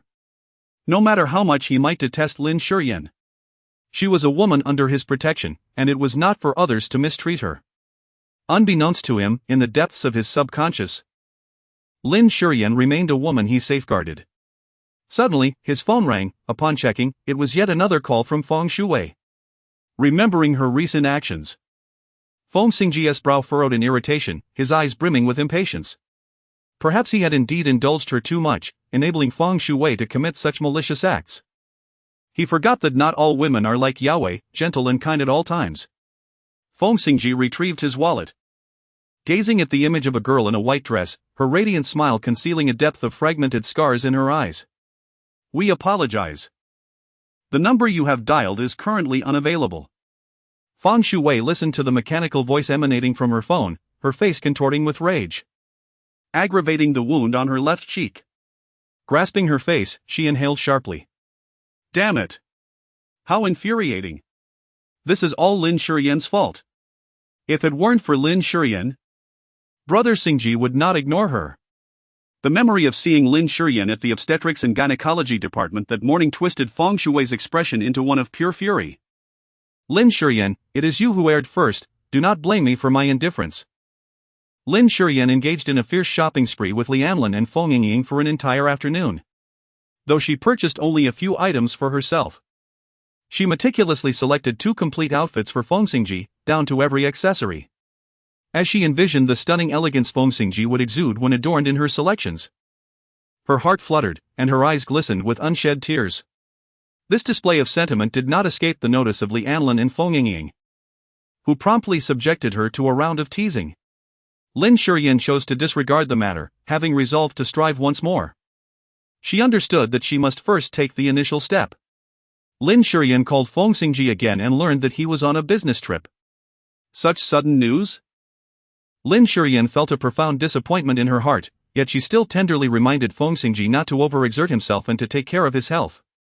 The following day, Lin Shiyan arrived at the film crew. Although she had not been present for several days, she was warmly welcomed by everyone. Moreover, with Feng Shui absent to stir trouble, the day's work proceeded remarkably smoothly. Even Feng Yuan expressed her delight, wishing that every day could be this joyful at work. Lin Shiyan looked at Feng Yuan apologetically and said, "I'm sorry for making you endure such grievances." Feng Yuan shook her head and replied, "Sister Lin, what are you saying? The one who has truly suffered is you. I cannot claim to have been wronged in any way." Chapter 90, Feng Xingzhi expressed his longing for her. "Have Mom and Dad arrived?" Lin Shiyan was somewhat taken aback. Before she could inquire further of Anjin, Zhang Lanin strode over. "Mother, you didn't call to inform me of your visit, and I have work to attend to." Zhang Lanin's expression stiffened, her heart brimming with displeasure. Did she truly believe that she had not noticed the shopping bags Lin Shiyan was carrying? Just as she was about to reprimand Lin Shiyan, her wrist was suddenly grasped. Lin Shiyan nodded, handing over the item in her hand to Anjin, and then stepped into the living room. In the courtyard, Xiao Hui looked at Zhang Lanin helplessly and said, "Elder sister, did we not agree on this? You must treat Yin Yan with some courtesy, as we seek assistance this time." Zhang Lanin expressed her displeasure. "Yin Yan is my daughter, I bore and raised her. Why should I be courteous to her?" "Fool!" Xiao Hui silently berated her in her heart but maintained a composed exterior. "Consider it for Xiao Chuan's sake, you ought to treat Yin Yan, your sister, with greater kindness." Zhang Lanin nodded. "I suppose I am just too anxious." Xiao Hui quickly offered further reassurances, emphasizing that Zhang Lanin must treat Lin Shiyan well, thereby ensuring her loyalty to the Lin family and her son. In the living room, Lin Shiyan sat on the sofa, observing Lin Wangshan clumsily attempting to portray his paternal affection. Lin Shiyan was quite accommodating, even instructing Anjin to prepare dinner, with dishes that were all favorites of Lin Wangshan. Lin Wangshan felt quite pleased with Lin Shiyan's demeanor, his brows relaxing slightly. "You are thoughtful. But there will be no dinner tonight. I brought your mother here to see you for matters concerning the company. As you heard yesterday, Xingzhi has already agreed to invest in my new project. Please give him a call and inquire whether the funds can be transferred before tomorrow." Why the urgency? Lin Shiyan instinctively sensed that something was amiss. Otherwise, no matter how anxious Lin Wangshan might be, he would likely not have inquired about the financial matters at this very moment, particularly not demanding that the funds be deposited by tomorrow. Lin Shiyan remarked, "Let me give Feng Xingzhi a call, you can speak directly with him." Lin Shiyan took out her phone and called Feng Xingzhi. Once the call connected, she said, My father would like to inquire about your investment matters. After speaking, she handed the phone to Lin Wanshan. Lin Wanshan did not anticipate Lin Shiyan's forthrightness, momentarily rendered speechless. Upon hearing the calm voice of a man on the other end of the line, he took a deep breath to steady his emotions and said, Xingzhi, If you are inquiring about the investment matter, I must regretfully inform you that the project, managed by a responsible individual who absconded with funds, poses excessive risks. The Feng family, under no circumstances, will invest. After a brief pause, Feng Xingzhi expressed with a tone of regret. Although my decision to invest was made in consideration of Lin Shiyan, I held high hopes for this project. It is unfortunate that my father did not select a suitable project manager from the outset. At that moment, a voice on the other end reminded him of an impending meeting, prompting Feng Xingzhi to courteously terminate the call. Lin Wanshan gazed at the phone after the call was abruptly terminated, his expression darkened considerably. Suddenly, a card was thrust into his hand. Just as he was about to voice his confusion, he heard Lin Shiyan say, "This card contains my savings, which I initially intended to use to purchase a birthday gift for mother. Father, please take it and use it for now." Lin Wanshan was momentarily taken aback, surprised that Lin Shiyan would actually offer him money. Over the years, everyone had sought to extract funds from him, and this was the first instance of someone presenting him with money. "Dad, you needn't worry too much. There will always be a way to resolve this." Lin Shiyan, clearly concerned herself, still endeavored to reassure him. Lin Wanshan felt a surge of warmth within him as he gazed at the rare gentleness of Lin Shiyan. "I appreciate your intentions," he said, "but you need not worry about the money. Keep it to purchase a few beautiful garments. No man can resist a lovely wife." After a brief pause, he added, "Once you have charmed him, perhaps he could lend a hand to the Lin family. Remember, Yan, the Lin family is your greatest support." Lin Shiyan agreed, expressing her commitment to do her utmost. At that moment, Xiao Hui accompanied Zhang Lanin. Zhang Lanin immediately inquired whether Feng Xingzhi would consider investing.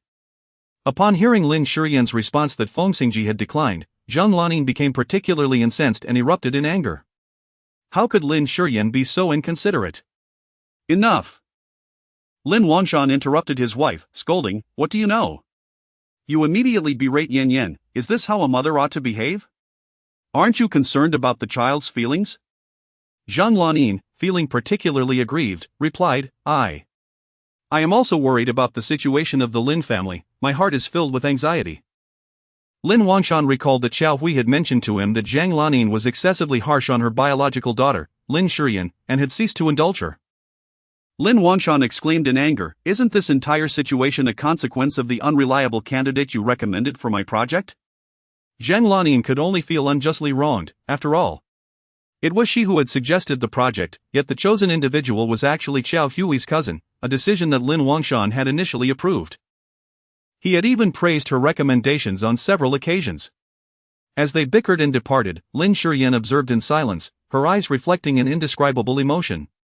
Noticing her gloomy demeanor, Mother Jin comforted her, "I have baked some delightful cookies for the young lady, and I shall pack them for you to enjoy at work tomorrow, if that pleases you." Lin Shiyan remarked, "I still wish to savor the candied green plums you prepare." Jinma readily acquiesced, "No problem, I shall prepare them shortly. And you can indulge in them the day after tomorrow. Now, let us proceed to dinner." "All right, for dinner, I desire plain congee, accompanied by a salted duck egg and a small plate of pickled vegetables." Jinma, upon hearing this, gleefully set about her preparations. Once connected, she expressed her gratitude. "Thank you. For what do you thank me?" Feng Xingzhi inquired knowingly. "I thank you for your protection.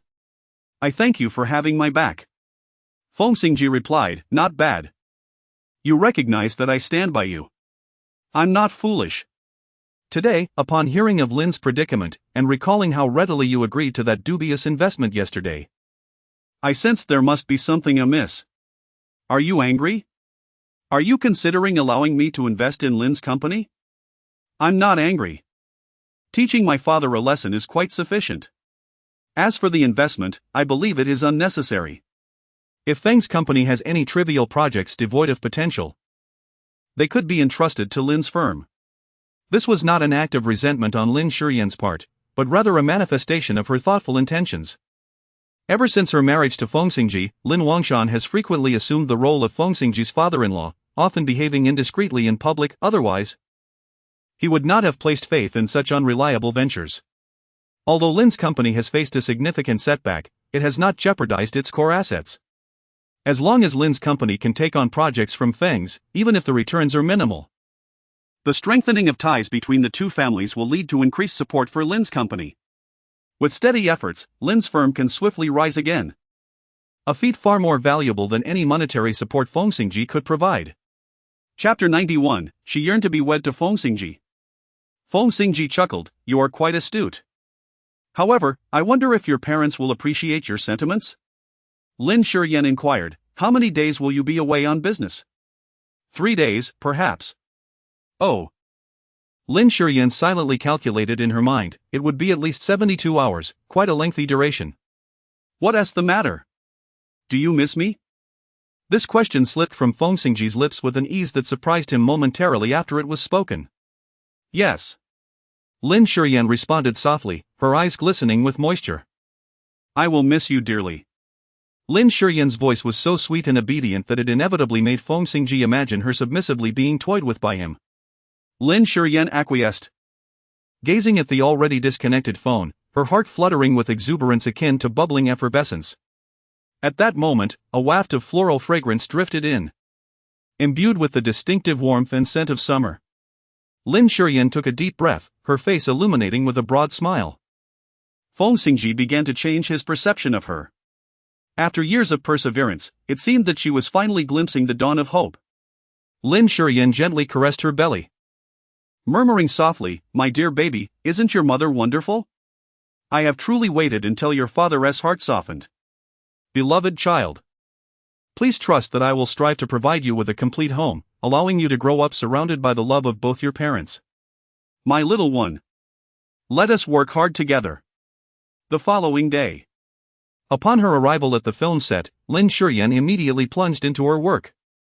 After preparing the costumes for the leading male and female characters, she began to organize the attire for the next scene, yet the workload had already become substantial. Feng Yuan, assisting her from the side, remarked, "Sister Lin, have you heard the news?" "What news?" Lin Shiyan inquired. "Feng Shuwei may be withdrawing from the shoot." Lin Shiyan was somewhat taken aback. "Where did you hear that?" "From Xiaoyi. She mentioned that Director N had called President Feng, requesting a change in personnel. After all, Feng Shuwei has sustained such severe injuries, particularly to her face, it would take at least 2 to 3 months for her to recover, and even then, she might require cosmetic surgery. This situation could potentially delay Director N's film until next year, and with the impending New Year's release, he simply cannot afford to wait." Feng Yuan was particularly elated.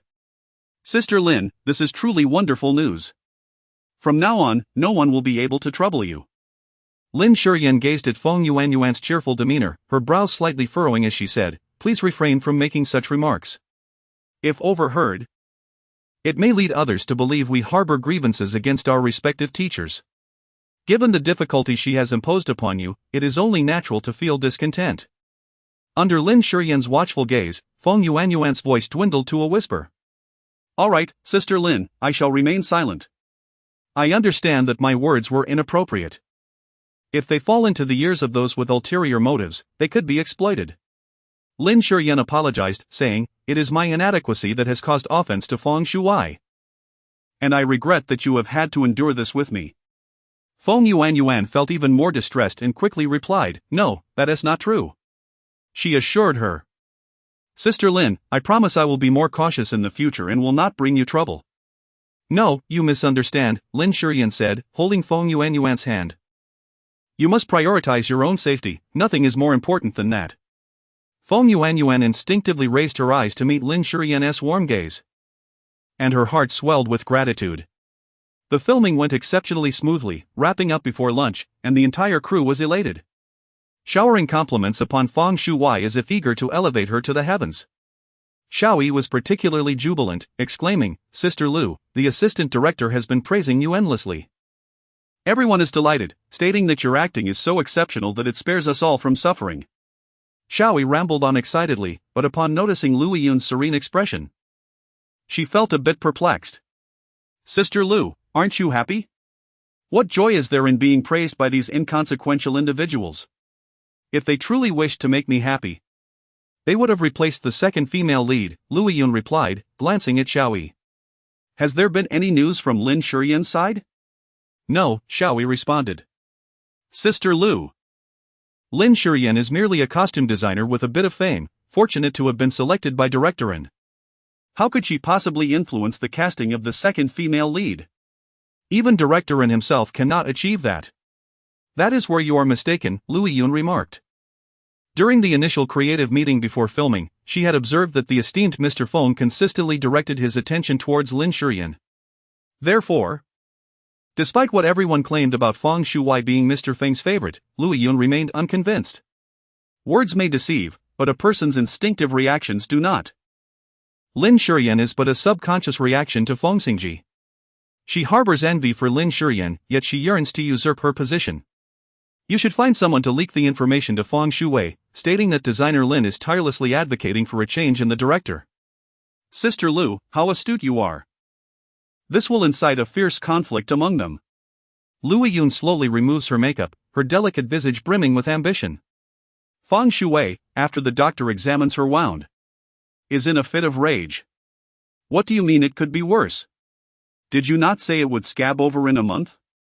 The doctor, beset by her ire, can only offer a bitter smile as he replies, I did say that, but only under the condition of proper healing. You recklessly applied medication to the wound, now, rather than healing, it has become infected. To achieve genuine healing, a second cleaning is necessary, which will only subject the wound to further trauma.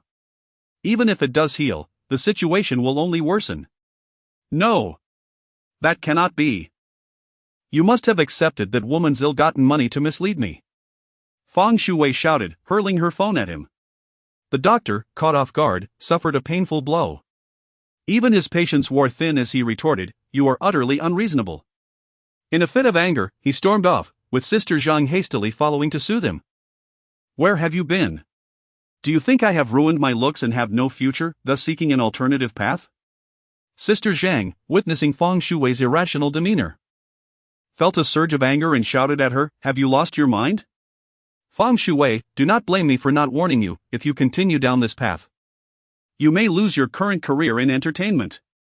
Do you know that Lin Shiyan has been spreading rumors on set, aiming to have the director replace you? You have been in this industry long enough to understand what the director's project represents.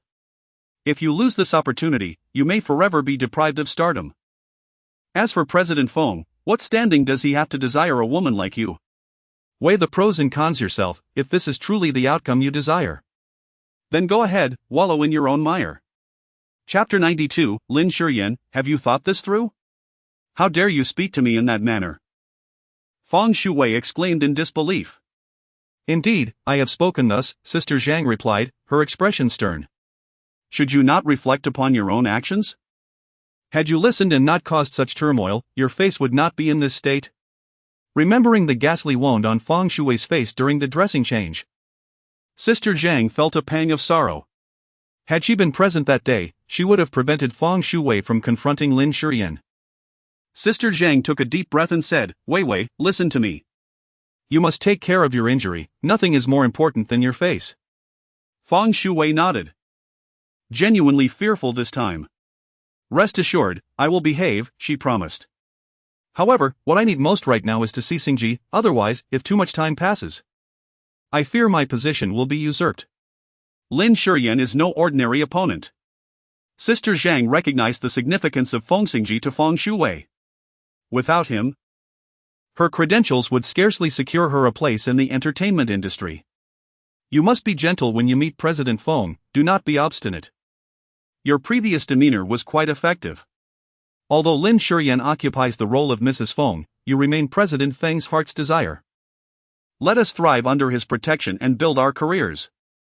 Feng Shuwei feigned agreement, but in truth, she did not concur. Her ambition had never been to be a mere substitute for her sister, but to be the true Feng Shuwei. Moreover, Lin Shiyan was not merely occupying the role of Mrs. Feng, she had truly become Mrs. Feng, and she was even pregnant. Once she bore the child. No matter Feng Xingzhi's displeasure, he could never harm the infant. That tiny being would inevitably soften his heart, and they would become a complete family, leaving her with nothing. As these thoughts consumed her, Feng Shuwei felt increasingly tormented, clenching her teeth in defiance of this outcome. In the past 3 days, Lin Shiyan had been thriving. Each day, Lin Wangshan had arranged for Zhang Lanin to show her concern, and she seemed to have been instructed not to say anything infuriating. The mother and daughter experienced a rare moment of harmony. Zhang Lanin, perhaps sensing Lin Shiyan's changed demeanor, acknowledged her past mistakes. Yan, I know I have often fallen short. And I understand your resentment over my favoritism. However, I hope you grasp this truth: we are family. Regardless of our disagreements, we are bound together. You cannot truly abandon the Lin family. Zhang Lanin's eyes were filled with pleading. Lin Shiyan could not remain indifferent. She sighed and said, "Mom, I have always remembered one thing: we are a family." All right, Zhang Lanin replied cheerfully as she departed. Lin Shiyan let out a long sigh. Her heart filled with both helplessness and resignation. She now fervently hopes that, having learned from this experience, the Lin family can finally ground themselves in reality. Ultimately, Zhang Lanin's birthday banquet was indeed cancelled. Although the Lin family is related to the Feng family by marriage and Feng Xingzhi has expressed his supportive stance, there have yet to be any concrete actions taken, especially since he is currently away on a business trip. Lin Wangshan pondered deeply and ultimately decided to cancel Zhang Lanin's birthday celebration this year. Zhang Lanin felt a twinge of disappointment ever since Lin Shiyan wed Feng Xingzhi. Her annual birthday gala had become her moment of greatest splendor. Fortunately, Feng Xingzhi had sent her a birthday gift, and Lin Wangshan personally accompanied her throughout the day. It was then that Zhang Lanin's spirits were lifted. Lin Shiyan's work in the film crew proceeded smoothly, and her interactions with everyone were quite pleasant. Yunwan also received a new order. The previous incident involving Feng Shuwei, which resulted in Yunwan being vandalized and someone getting injured, had caused quite a stir, drawing considerable attention to the small studio. The principal of a prestigious high school recognized the capabilities of Yunwan Studio and requested them to design a set of graduation gowns for the soon-to-be graduating seniors. Yang Shuzhen placed great importance on this order, not for the profit it might bring, but for the significance it represented. Lin Shiyan was acutely aware of the implications of this matter. She spent the night poring over numerous materials related to ancient coming-of-age ceremonies. In antiquity, such rites of passage held immense significance for both males and females, ranking just below weddings in their importance. However, in a modern high school setting, even in prestigious institutions, it is implausible for the hundreds of graduating students to replicate the elaborate customs of ancient times, particularly given the cumbersome attire of the past, which is ill-suited for contemporary use. Thus, it is essential to strike a balance between elegance and practicality in the attire. Lin Shiyan conferred with Yang Shuzhen numerous times and sought the counsel of several esteemed scholars in the realm of classical studies, ultimately arriving at a definitive design blueprint. The principal of this prestigious institution, surnamed Ji, was utterly captivated upon gazing at the design, his eyes gleaming with admiration as he offered effusive praise. Principal Ji turned to Lin Shiyan and remarked, "Initially, I felt discontented that teacher Yang refrained from personally assuming the role of designer. However, upon witnessing your remarkable creation, I now comprehend the rationale behind teacher Yang's decision. Designer Lin, you are truly an impressive talent." Lin Shiyan repeatedly waved her hand, saying, "You flatter me." Yang Shuzhen replied, "There is no need for such modesty. Principal Ji speaks the truth, you should graciously accept it after expressing your gratitude." Lin Shiyan immediately broke into a smile. Expressing her gratitude, "Thank you for your recognition, such praise is well deserved. If your esteemed school plans to host a traditional coming-of-age ceremony next year, please do consider Yundan." Principal Ji remarked, "Designer Lin, you have truly surpassed your predecessors." A few people couldn't help but chuckle. With official matters to attend to, Principal Ji soon took his leave. Lin Shiyan, accompanied by Yang Shuzhen, went to meet several master craftsmen. This time, the coming-of-age attire comprised a total of 328 pieces. All to be completed within a week, a seemingly impossible task for the artisans at Yundan. However, Lin Shiyan remained unperturbed. Behind these craftsmen stood hundreds, if not thousands, of artisans who relied on this skill for their livelihood. In this world, there are always individuals who, for the sake of heritage and a flicker of hope within their hearts, persist in endeavors that have long been forgotten by all. Is it foolish? Quite so. Yet, it is also profoundly admirable. Lin Shiyan's desire was to ensure that the lives of those she admired continued to flourish. As she pushed open the entrance door, she heard someone on the sofa in the living room engaged in a phone call, and to her surprise, it was Feng Xingzhi. After concluding his business, Feng Xingzhi hung up and, noticing Lin Shiyan still standing dazed at the entrance, raised an eyebrow and asked, "What are you doing there? Cultivating mushrooms?" She could not help but exclaim as he pulled her into his embrace. "What? Are you disappointed to see me?" "Not at all. Tomorrow marks the third day." He leaned close to her ear, his warm breath caressing her skin, whispering, "Lin Shiyan, have you given it any thought?" Chapter 93, Errant Thoughts. The man's voice was husky, each inflection laced with allure, sending tremors through her heart. Lin Shiyan's breath quickened slightly, her cheeks flushed, and her eyes glistened with moisture. Had she thought about it? Indeed, she had. With fervent intensity. She loved this man so deeply that every moment was consumed with a desire to be by his side. She understood all too well that his thoughts diverged from hers. Her feelings were not superficial, she cherished him wholly, from his essence to each strand of hair. Yet, she was acutely aware that such sentiments were best left unspoken, for Feng Xingzhi was not fond of hearing them. Feng Xingzhi, sensing her unvoiced discontent, gently pressed his lips against her ear. Lin Shiyan could not help but let out a gasp. In that moment, she resembled a small creature ensnared at its vital point. Trembling all over, and languishing in his embrace, utterly disheveled in mere moments. Feng Xingzhi finally released his grip, gazing at Lin Shiyan's flushed face. Unable to suppress a soft chuckle, "Are you truly this sensitive, this pleasurable?" Her glance, imbued with boundless allure, rendered Feng Xingzhi unable to restrain himself any longer. With a firm grasp, he captured Lin Shiyan's delicate lips, audaciously pillaging the sweetness of her essence within her confined space. Feng Xingzhi's eyes grew darker by the inch. Yet the spark within them burned brightly, as if flames danced within. His large hand unfastened the button of her denim pants. Sensing his imminent loss of control, Lin Shiyan swiftly grasped his arm. "No, we can't.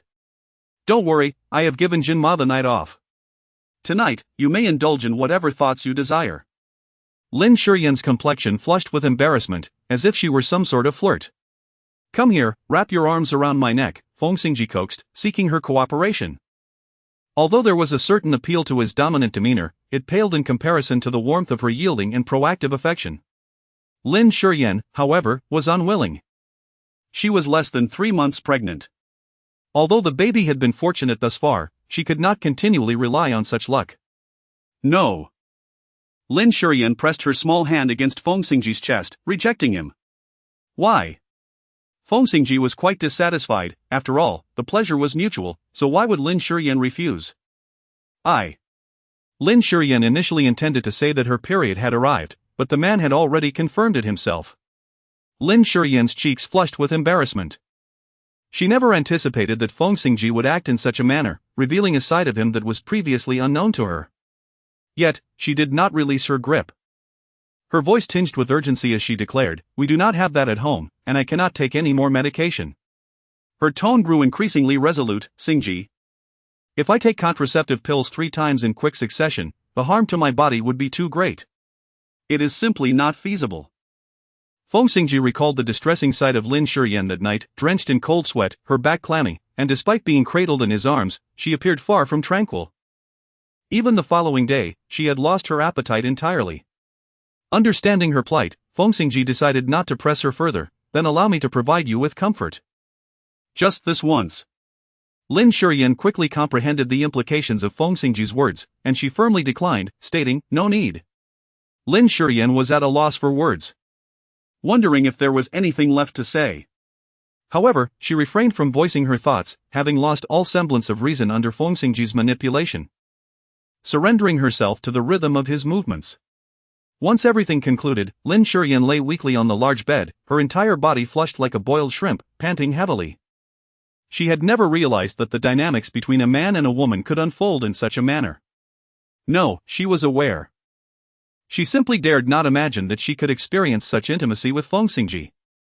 You should lie down and rest for a while, I shall take a shower. Lin Shiyan nodded slightly, and soon she heard the sound of water splashing in the bathroom, accompanied by the man's restless murmurs. Lin Shiyan's cheeks flushed once more, her eyes glistening with tears that threatened to spill over. In truth, she was acutely aware of her emotions. How could she remain unmoved when embraced by the man she cherished? Lin Shiyan pondered that perhaps she could indulge in a fleeting hope that Feng Xingzhi might come to love her. He had mentioned that he relished her presence. But how long had it been since that sentiment was expressed? Although she had been married to Feng Xingzhi for quite some time, the depth of their emotional connection could be counted on one hand. The child she carried was a first, followed by the incident orchestrated by her grandfather. And then there was that encounter in the office. Perhaps she should strive a little harder, there might be a chance that Feng Xingzhi would genuinely fall for her, willing to embrace the simplicity of being an ordinary couple. After more than an hour, Feng Xingzhi emerged from his shower, his body still tinged with the chill of the water. As he stepped out, he caught a whiff of the fragrant dishes that had been prepared. However, Lin Shiyan, the one who had cooked, had already succumbed to slumber. She lay sprawled over the dining table, her face pressed against her arms, contorted into a rather comical shape. Her cheeks flushed. Though she appeared rather foolish, Feng Xingzhi found her somewhat endearing. He gently roused Lin Shiyan, saying, "Wake up, how did you fall asleep here?" Lin Shiyan rubbed her drowsy eyes and shyly remarked, "I am simply too tired." "You finished washing up, so please, let us dine." Feng Xingzhi was indeed quite hungry and soon began to eat. They ascended the stairs hand in hand, and after freshening up, they lay down on the grand bed. Lin Shiyan stood by the window, just settling down when Feng Xingzhi embraced her from behind, his large hand encircling her waist. His palm gripped the fabric of her clothing, and his calloused thumb grazed her skin, each movement imbued with his longing. Yet, it was simply not permissible. Lin Shiyan grasped Feng Xingzhi's hand and gently pulled it down, placing his palm upon her abdomen.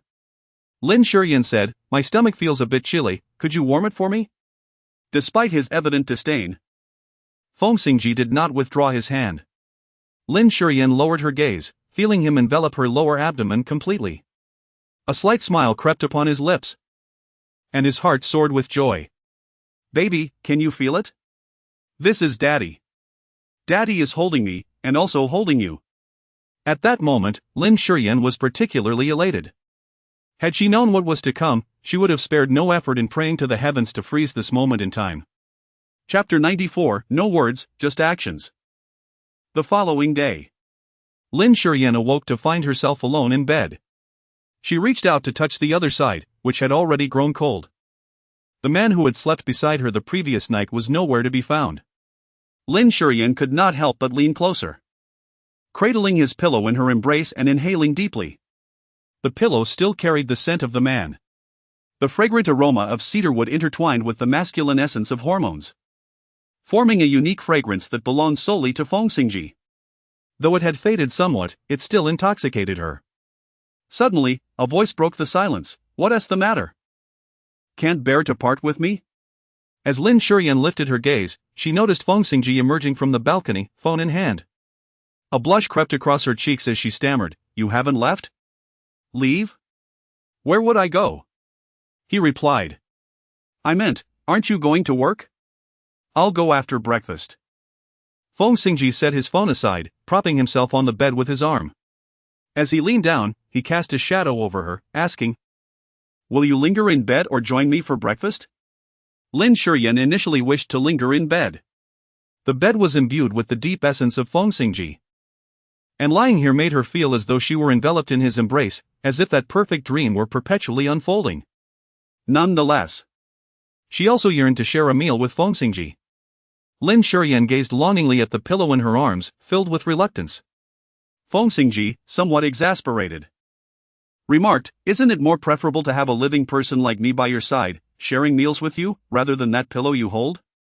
Lin Shiyan shook her head, stating, "It is different." The pillow in her arms was something she could embrace at will, but Feng Xingzhi was not someone she could casually hug.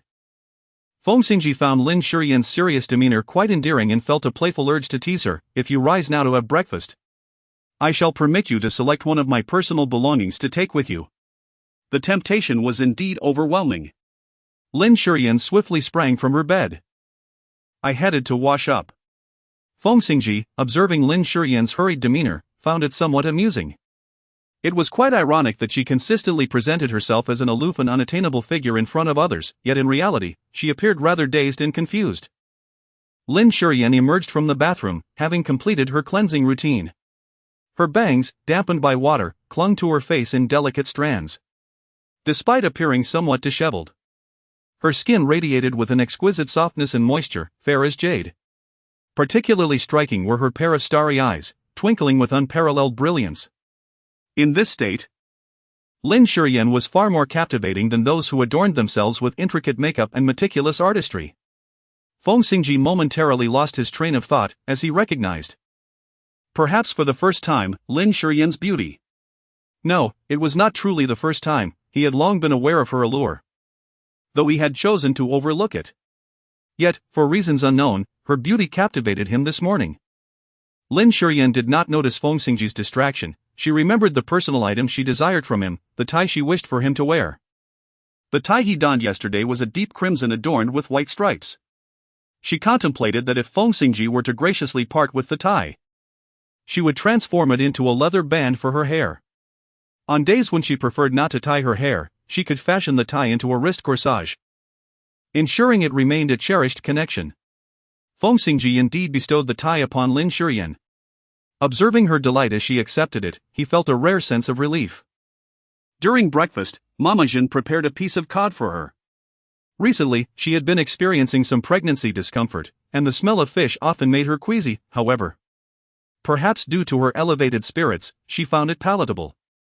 Feng Xingzhi offered her a fried egg. Eat more. Lin Shiyan expressed her heartfelt gratitude, saying, "Thank you for your concern."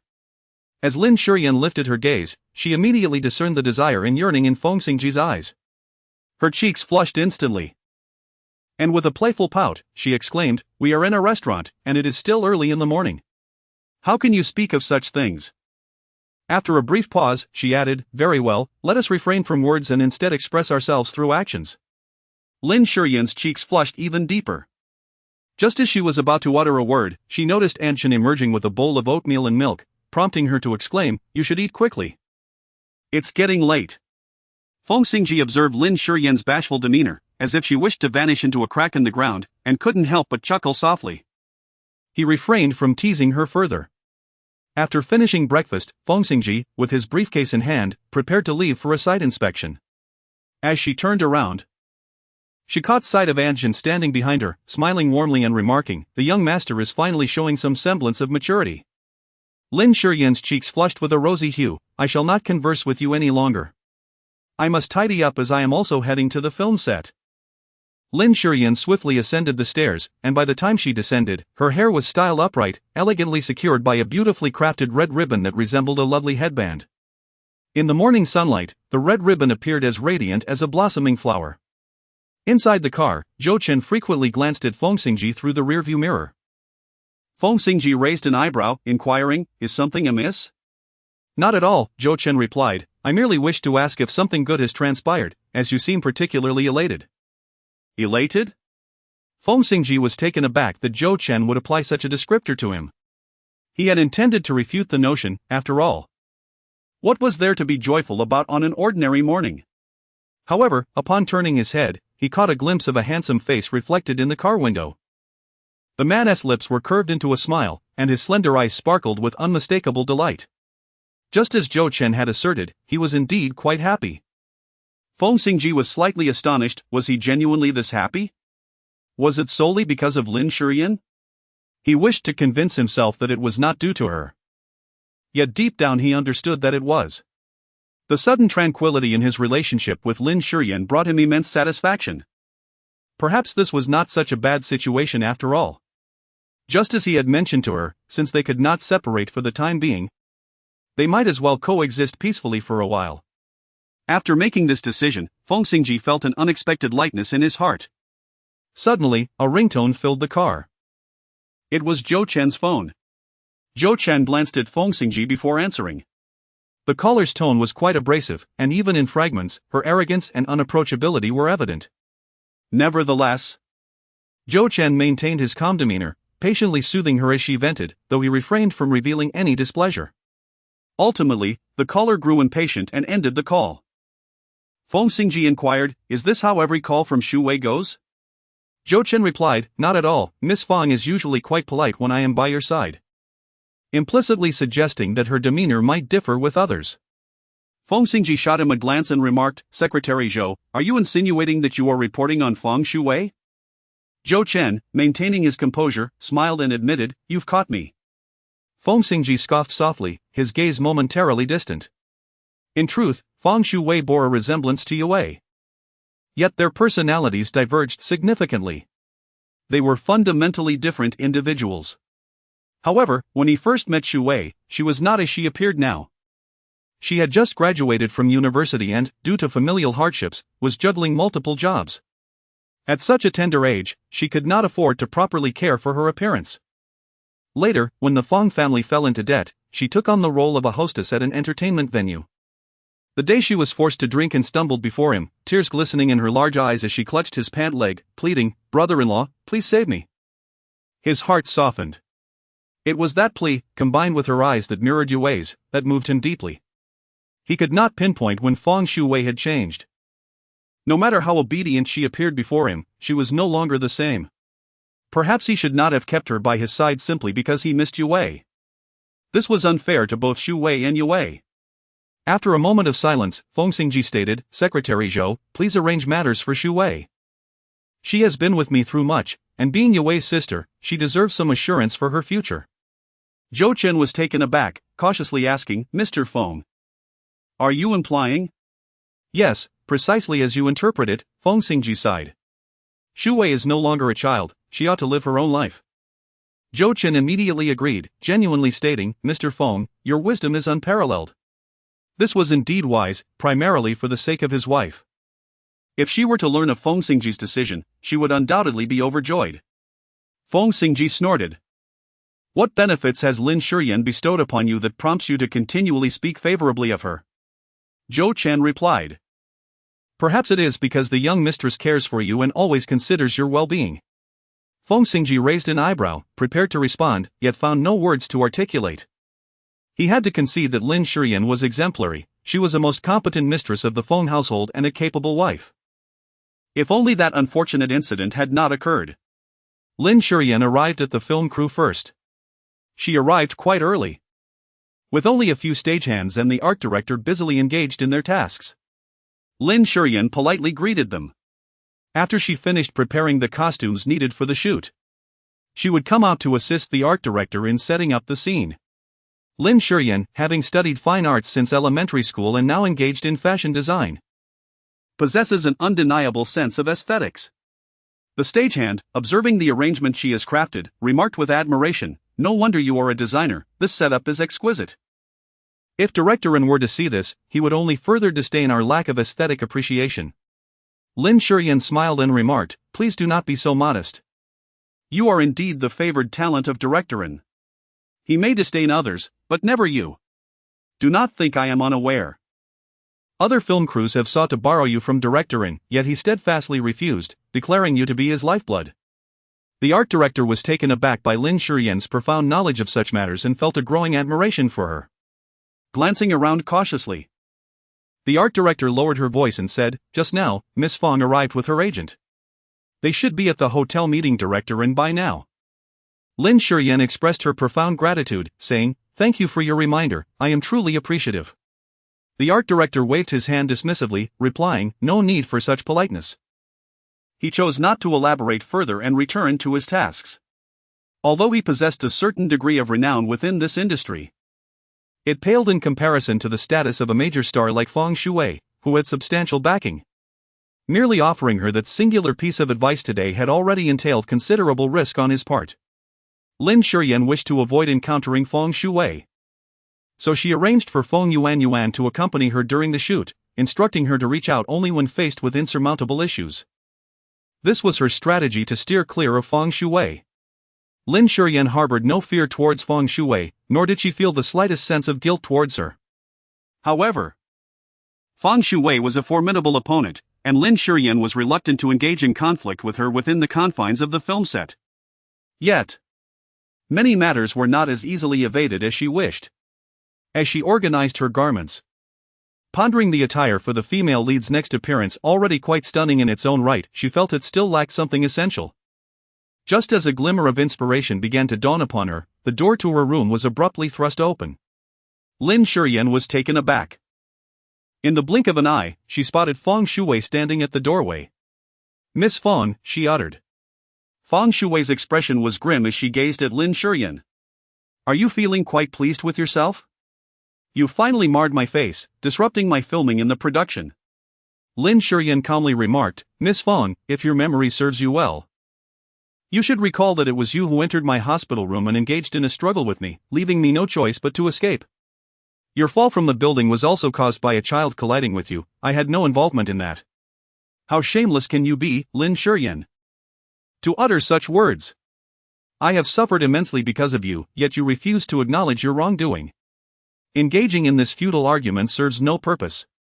Miss Feng, if you insist that I am at fault, you may file a lawsuit against me or report me to the authorities. Both are viable options, don't you think?" Lin Shiyan felt utterly helpless. She was at a loss for how to defend herself. Lin Shiyan took a deep breath, unwilling to elaborate further. In truth, Feng Xingzhi was her husband. If you insist on perceiving it that way, then so be it. Do not take pride in this, remember. You too have a vulnerability in my grasp. A vulnerability? Lin Shiyan felt somewhat bewildered. What leverage could she possibly have that was in Feng Shui's hands? Aside from the child she carried within her. Lin Shiyan's heart raced suddenly, and she quickly turned to observe Feng Shui, eager to discern her intentions. However, upon raising her gaze, she found Feng Shui had already turned away. A chilling voice echoed, "Lin Shiyan, your triumph shall not endure long. Just wait and see." No sooner had Feng Shui departed than Feng Yuan arrived. Upon seeing Lin Shiyan unharmed, she breathed a sigh of relief, saying, "Sister Lin, I'm so glad you're all right. I heard Feng Shui was here and thought she might be causing you trouble again." Lin Shiyan suppressed her inner worries and smiled as she said, "That won't happen. As long as Feng Shui wishes to portray this role, she won't cause any disturbances at this time." Feng Yuan nodded in agreement but couldn't help adding, "It would be better if she chose not to act that way. Our work would be a bit easier." Lin Shiyan gently patted Feng Yuan on the shoulder and said, "All right, let's get to work." As soon as she stepped out, she received a call from Feng Xingzhi. "Are you done with your tasks?" His magnetically resonant voice flowed through the phone, instantly reminding Lin Shiyan of his whispers in her ear from the previous night. Tears glistened in Lin Shiyan's eyes in an instant. Chapter 96, The Only One Who Can Make Me Happy Is You. Feng Xingzhi put away his phone and raised his gaze to Zhou Chen. "Is there anything else?"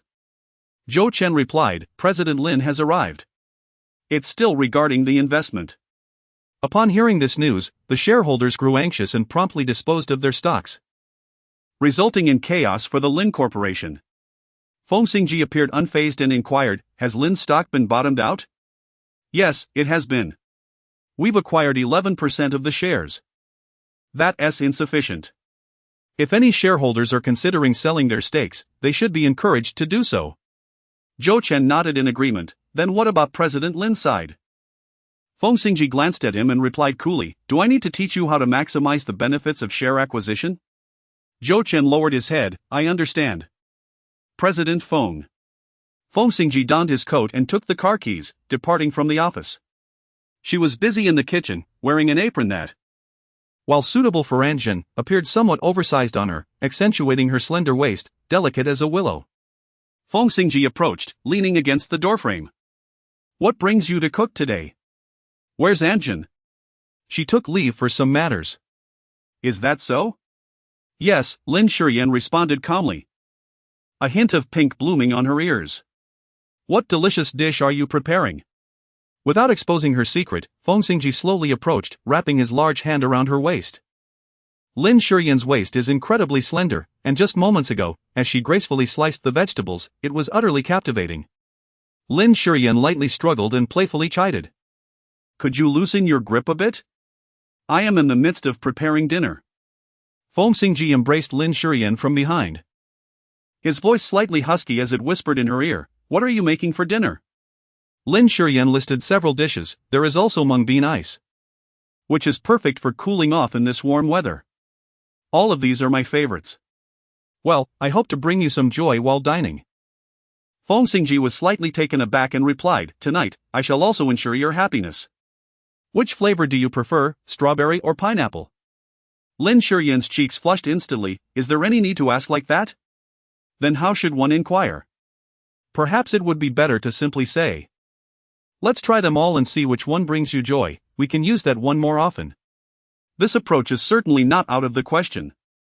Feng Xingzhi leisurely took out the small box from his pocket and placed it upon the dining table. Lin Shiyan felt as though she were enveloped in smoke.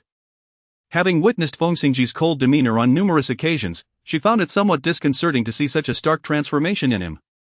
However, upon observing the teasing glimmer in his eyes, she suddenly comprehended one crucial truth: this was all intentional. Lin Shiyan had never been one to concede defeat. Suppressing her inner embarrassment, she turned away from Feng Xingzhi's embrace. She raised her gaze, looking up at him. He was remarkably handsome, with deep facial contours and exquisite features, illuminated by the kitchen light, rendering him utterly enchanting. Lin Shiyan raised her chin slightly and said, "You are mistaken. In truth, none of these things matter.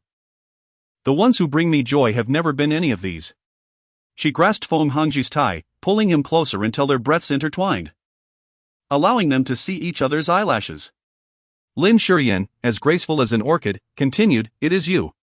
It is you, Feng Xingzhi, who brings me happiness." Lin Shiyan was aware that she ought to exercise a degree of reserve. Many young women adopt a particularly restrained demeanor when in the company of men, fearing that they might appear undignified. However, Lin Shiyan did not wish to conform to this notion. She had languished in uncertainty with Feng Xingzhi for far too long. She no longer wished to conceal her feelings for him, nor did she intend to suppress her desire for him. Women are human too. It is entirely natural to have needs, and yearning for the embrace of the man she cherishes is even more so. Lin Shiyan rose on her tiptoes and pressed her lips against Feng Xingzhi's, wrapping her arms around his neck as she softly uttered, "Feng Xingzhi, shall we indulge in a moment before dinner?" No man could withstand such provocation, and Feng Xingzhi was no exception, especially given his already strong feelings for Lin Shiyan.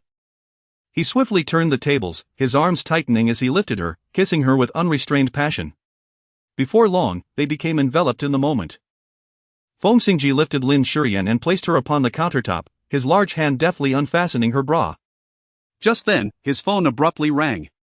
She gently pushed against his chest, saying, "I'll go upstairs for a moment." Feng Xingzhi had no intention of allowing Lin Shiyan to ascend the stairs. He was thoroughly engaged in the moment. In truth, he found the kitchen quite appealing, particularly the sight of Lin Shiyan adorned in an apron, evoking a thrilling sense of uniformity. However, the incessant ringing of his phone disrupted the atmosphere, compelling him to allow Lin Shiyan to exit the kitchen. He retrieved his phone, the screen illuminating with an unfamiliar number. Without hesitation, he ended the call, but it rang again almost immediately, the same number flashing on the screen. Frowning, he reluctantly answered the call. As soon as he picked up, a voice filled with distress reached his ears. "President Feng, this is Assistant Xu Wei. Miss Xu has gone missing. I've been trying to reach her for a long time, but she hasn't answered, and just now, her phone was switched off. There have been stalkers before, and I'm genuinely worried something has happened to her." Feng Xingzhi's expression shifted dramatically. "Missing? How could she just disappear?" "I don't know. Today, Miss Xu asked me to accompany her to the set of Imperial Decree. She met with Miss Lin, and afterward, she seemed quite downcast. Later, she mentioned wanting to take a walk, and I didn't think much of it. When I tried to find her again, she was nowhere to be found. President Feng, I'm truly concerned. Please look for Miss Xu." Lin Shiyan had initially come down to retrieve her phone, but she was unexpectedly taken aback to hear the name Feng Shuwei uttered by Feng Xingzhi. Feng Xingzhi, putting away his phone, spoke in a calm tone. "Xiao, Feng Shuwei's assistant, mentioned that after she met you this afternoon on set, she has since vanished without a trace. We have been unable to locate her." "What did you discuss with Shuwei?" Lin Shiyan did not conceal her repetition of Feng Shui's words. I did not target her, nor did I scold her. And I remain unaware of the reasons behind Feng Shui's sudden disappearance. Feng Xingzhi's phone rang once more. Mr. Feng has located Miss Feng's phone. With the last signal detected in Fujian. A frown creased Feng Xingzhi's brow. Fujian is an ancient river in the deep city. And this year has seen an abundance of rainfall, resulting in several incidents this month alone. Unable to restrain himself, Feng Xingzhi began to adjust his clothing and picked up his car keys, preparing to depart. Chapter 97, Feng Xingzhi realized she was pregnant. Lin Shiyan could no longer contain her emotions. She stepped forward abruptly and grasped Feng Xingzhi's wrist. Leave the matter of finding Feng Shui to others. Your subordinates are all elites, you need not personally intervene to locate her. She gazed at him with a pleading expression. Could you perhaps reconsider your departure? We had promised to share a splendid evening together. Lin Shiyan did not wish to confront the depths of her own humility. She was acutely aware of her desire to retain Feng Xingzhi. Feng Xingzhi regarded the obstructive Lin Shiyan with a somewhat displeased expression, asserting, Lin Shiyan, you must behave. I absolutely need to find Feng Shui now. Lin Shiyan shook her head. She was unwilling to let Feng Xingzhi go. No matter how magnanimous she might be. She could not bear the thought of her husband seeking the company of another woman, especially someone like Feng Shui. Moreover, Feng Shui was cunning and devious. Having issued her threats earlier that afternoon on the set, Lin Shiyan found it utterly implausible that anything had truly befallen her. Nevertheless, Feng Xingzhi grew increasingly impatient. His concern for Feng Shui's potential peril gnawing at him. Even though he had already instructed Secretary Zhou to arrange for Feng Shui's future well-being, he felt compelled to look after her. After all, she had been by his side for 3 years, not to mention her connection to Yahweh. Lin Shiyan. I dislike this envious and petty side of you, Feng Xingzhi remarked, his brow furrowed, still displeased. Lin Shiyan felt as though she had been struck by lightning. Envious and petty. She had never anticipated that Feng Xingzhi would describe her in such a manner. In an instant, her hand was empty. Feng Xingzhi had already brushed her aside. As the words hung in the air, Feng Xingzhi had turned and departed. Lin Shiyan stared blankly at the empty doorway, feeling as though she were gazing into the depths of her own soul. Just moments ago, her heart had been brimming with joy. Lin Shiyan drifted through the villa like a specter, her gaze lingering on the furnishings before her, while memories of Feng Xingzhi flickered through her mind. Suddenly, she felt a tightening in her abdomen. Her father was, after all, a remarkable man. He was her mother's superhero. He had rescued her mother countless times. And if life debts were to be repaid with devotion, then she and her father were bound by at least 10 lifetimes of fate. After leaving Zijing Garden, Feng Xingzhi traced Feng Shui's phone, but it remained switched off. Consequently, he accessed the surveillance footage along the Fujian River. Fortunately, due to the frequency of incidents, the recordings were intact. Feng Xingzhi swiftly located Feng Shui, following the surveillance footage until he discovered that she had gone to Feng Yahui's cemetery. Lin Shiyan was unaware of when she had fallen asleep. This slumber was rather disoriented and unsatisfactory. Suddenly, she heard some commotion emanating from downstairs. It was Xingzhi. Lin Shiyan, disregarding everything else, swiftly donned her slippers and hurried downstairs. Then her voice abruptly ceased. The individual bustling about downstairs was Anjin. Upon noticing Lin Shiyan, Anjin expressed her sincere apologies. Young madam, I am terribly sorry. I accidentally dropped something.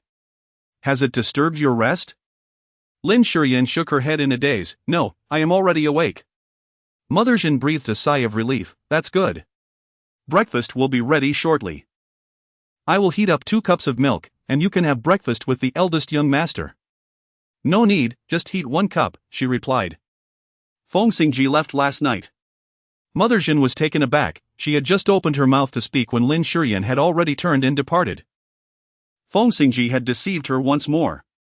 Lin Shiyan could not help but drift to the side of Feng Xingzhi, cradling the pillow that had once embraced his head. After 2 days, the scent that belonged to him had long dissipated, leaving only the pine fragrance that Anjin would regularly spray. This aroma bore a resemblance to the essence of Feng Xingzhi, yet it was not his. It failed to stir her heart. Thus, 3 whole days passed. Her life continued in an orderly and remarkably smooth manner, save for the absence of Feng Xingzhi. Were it not for the tie bound around her wrist, she might have thought her closeness to him was merely a fleeting dream. As Lin Shiyan entered, she beheld Zhou Chen standing by the entrance. Zhou Chen desperately gestured towards her, signaling that she must exercise utmost caution. Lin Shiyan felt somewhat bewildered. She had done nothing these past few days, so there was no need for caution. Lin Shiyan entered the living room, where Feng Xingzhi was seated on the sofa. He was toying with a white pill bottle, adorned with a label indicating it contained calcium tablets. As Feng Xingzhi's fingers moved up and down the bottle, a faint rustling sound emanated from within. Lin Shiyan's heart tightened in an instant. She recognized the bottle as the one she had forgotten to take this morning. Feng Xingzhi acknowledged, lifting his gaze to meet Lin Shiyan's eyes, inquiring, "How have you been feeling these past few days? Are your legs still cramping?" "I'm fine, much better," Lin Shiyan replied, striving to maintain her composure, resolutely refusing to let the presence of the medicine bottle disturb her. Feng Xingzhi was inherently perceptive. If she displayed any overt signs of distress, he would undoubtedly sense something amiss. "That's good to hear. I intended to take you to the hospital for a checkup today. Calcium deficiency can range from trivial to significant. However, when it concerns one's health, it warrants extra caution. What do you think?" "You are right," Lin Shiyan said. "I have a question I would like to ask you. Is that permissible?" Feng Xingzhi's inquiry bore an air of insistence, leaving Lin Shiyan no opportunity for refusal. He then asked, "Can you tell me how the prenatal medication actually supplements calcium?" As his words fell, he flicked his wrist, sending the bottle rolling to her feet, its cap popping open and scattering the white tablets across the floor. Lin Shiyan's scalp suddenly erupted in shock. He became acutely aware of the truth. Lin Shiyan was suddenly engulfed by a wave of terror, her throat constricted as if something were lodged within it. Did he not realize? Feng Xingzhi remained unperturbed, even smiling. Yet, it was precisely this demeanor that instilled fear in Lin Shiyan. She desperately racked her brain, knowing that her best option was to flee without delay. However, before she could devise a plan, a stack of photographs came hurtling towards her. Accompanying this was Feng Xingzhi's chilling voice. "Can you explain why you, who were supposed to be at the Cloud, are instead in the obstetrics and gynecology department? And why is there a prenatal care record for you? Lin Shiyan, are you pregnant?" The inquiry was phrased as a question, yet Feng Xingzhi's tone was exceedingly assertive. He was aware of her condition. Chapter 98, Terminate the Pregnancy. "No!" Lin Shiyan vehemently protested. She would never concede to such a claim. In truth, she had not anticipated that the matter of her pregnancy could be concealed from Feng Xingzhi forever. Nevertheless, until he was willing to accept the child, she had no intention of revealing the truth to him. "Not pregnant?" Feng Xingzhi scoffed. That would indeed be the best outcome. With that, he abruptly rose to his feet, his imposing presence reminiscent of a startled beast. Lin Shiyan instinctively turned to flee. But it was too late. Her wrist was already ensnared by Feng Xingzhi. "Feng Xingzhi!" Lin Shiyan exclaimed in panic, "What do you intend to do?" "A hospital, an abortion," these words slipped effortlessly from Feng Xingzhi's lips. Lin Shiyan was trapped in the ice cellar, her mind feeling as if it had exploded. "No! I refuse!" She struggled vehemently, desperate to escape from Feng Xingzhi's grasp and flee with her child. However, the disparity in physical strength between men and women rendered her efforts futile. Zhou Chen felt a pang of sympathy. "President Feng." Feng Xingzhi cast a cold glance at Zhou Chen, reminding him sharply, "Remember who your master is." Zhou Chen felt a shiver run down his spine, yet Lin Shiyan's pitiful demeanor compelled him to muster the courage to counsel Feng Xingzhi. Just then, he noticed Lin Shiyan shaking her head at him. Lin Shiyan understood that Zhou Chen meant well for her. Yet she was acutely aware that Zhou Chen could not alter anything and would still bear the brunt of Feng Xingzhi's wrath. She was thrust into the car, her body collapsing onto the seat, her hair cascading against her cheeks, and the tie she had fashioned into a headband slipping down. Feng Xingzhi followed closely, his entire demeanor exuding an icy coldness as he fixed a piercing gaze upon Lin Shiyan. What transpired that night was not mere drunken folly but rather a meticulously orchestrated scheme on your part, aimed at conceiving my child, was it not? Does it truly matter? Whether it was a result of drunken indiscretion or a calculated design, it is inconsequential, is it not? Your decision remains steadfast, to terminate the pregnancy. Lin Shiyan's voice was devoid of emotion, yet her eyes brimmed with despair. Nevertheless, she stubbornly held his gaze. Feng Xingzhi, I wish to pose but one question: is my child, our child, truly so unforgivable that it is unworthy of existence? Indeed. Feng Xingzhi's tone was frigid, laced with an unspeakable cruelty. Granting you a life is the utmost mercy I can afford you. If you possess any wisdom, you ought to comply. And what of it? Do you presume that our brief encounters would foster any semblance of affection? He slightly parted his lips, his voice still chilling. Lin Shiyan, I merely found you sufficiently pristine. Convenient for a liaison without the burden of responsibility, even devoid of any monetary obligations. Nothing more. Lin Shiyan gazed at Feng Xingzhi's cold and unyielding visage, her breath momentarily escaping her. She had always believed that, no matter the circumstances, she could steadfastly meet Feng Xingzhi's gaze. She was convinced that, as long as her love for him was profound enough, she could endure anything. Now, however, she realized the fallacy of her conviction. She found herself unable to bear it. With hunched shoulders, she sank into her seat, her eyes fixed on the fleeting scenery outside the car window, filled solely with the ashen despair of hopelessness. The hospital loomed ahead. Once the vehicle came to a halt, a bodyguard opened the door. Madam, please disembark. The bodyguard's demeanor appeared earnest. Yet it effectively severed any escape routes for Lin Shiyan. In truth, there was no need for such intervention. She had no intention of fleeing, for she had nowhere to go. Lin Shiyan followed her bodyguard to the gynecology clinic. Feng Xingzhi remained in the car, lighting a cigarette. Amidst the wispy smoke, memories of locating Feng Shuwei resurfaced in his mind. He had found Feng Shuwei at Yahuwei's grave. By the time he arrived, Yahuwei's resting place had been meticulously cleaned, and Feng Shuwei had laid a large bouquet of roses before it. Roses had been Yahuwei's favorite flowers during her lifetime. She often remarked on their easy cultivation, prolonged blooming, and vibrant display. This was the first time in many years that she hadn't rushed to greet him upon his arrival. How did I end up here? She mused. I suddenly realized it's been a long time since I last saw my sister. I missed her, so I came to visit. She continued. I know you might think I'm being deliberate in saying this. Feng Shuwei smiled slightly, but I can't help but wonder if my sister would regret saving you. Knowing that she nearly lost her life in the process, only to later die at the hands of your childhood friend. Meanwhile, I am left disfigured. My career and future in ruins. And here you are, Lin Shiyan, pregnant with your child, poised for a life of happiness together. I imagine if my sister were watching from above, she would deeply regret her decision to save you. Feng Xingzhi was taken aback, unable to suppress his curiosity. What did you say? I said my sister would regret saving you, and even more so for falling in love with you. No. You just mentioned Lin Shiyan is pregnant. Yes, Lin Shiyan is pregnant. In 7 or 8 months, you will become a father. That is impossible. Lin Shiyan cannot be pregnant.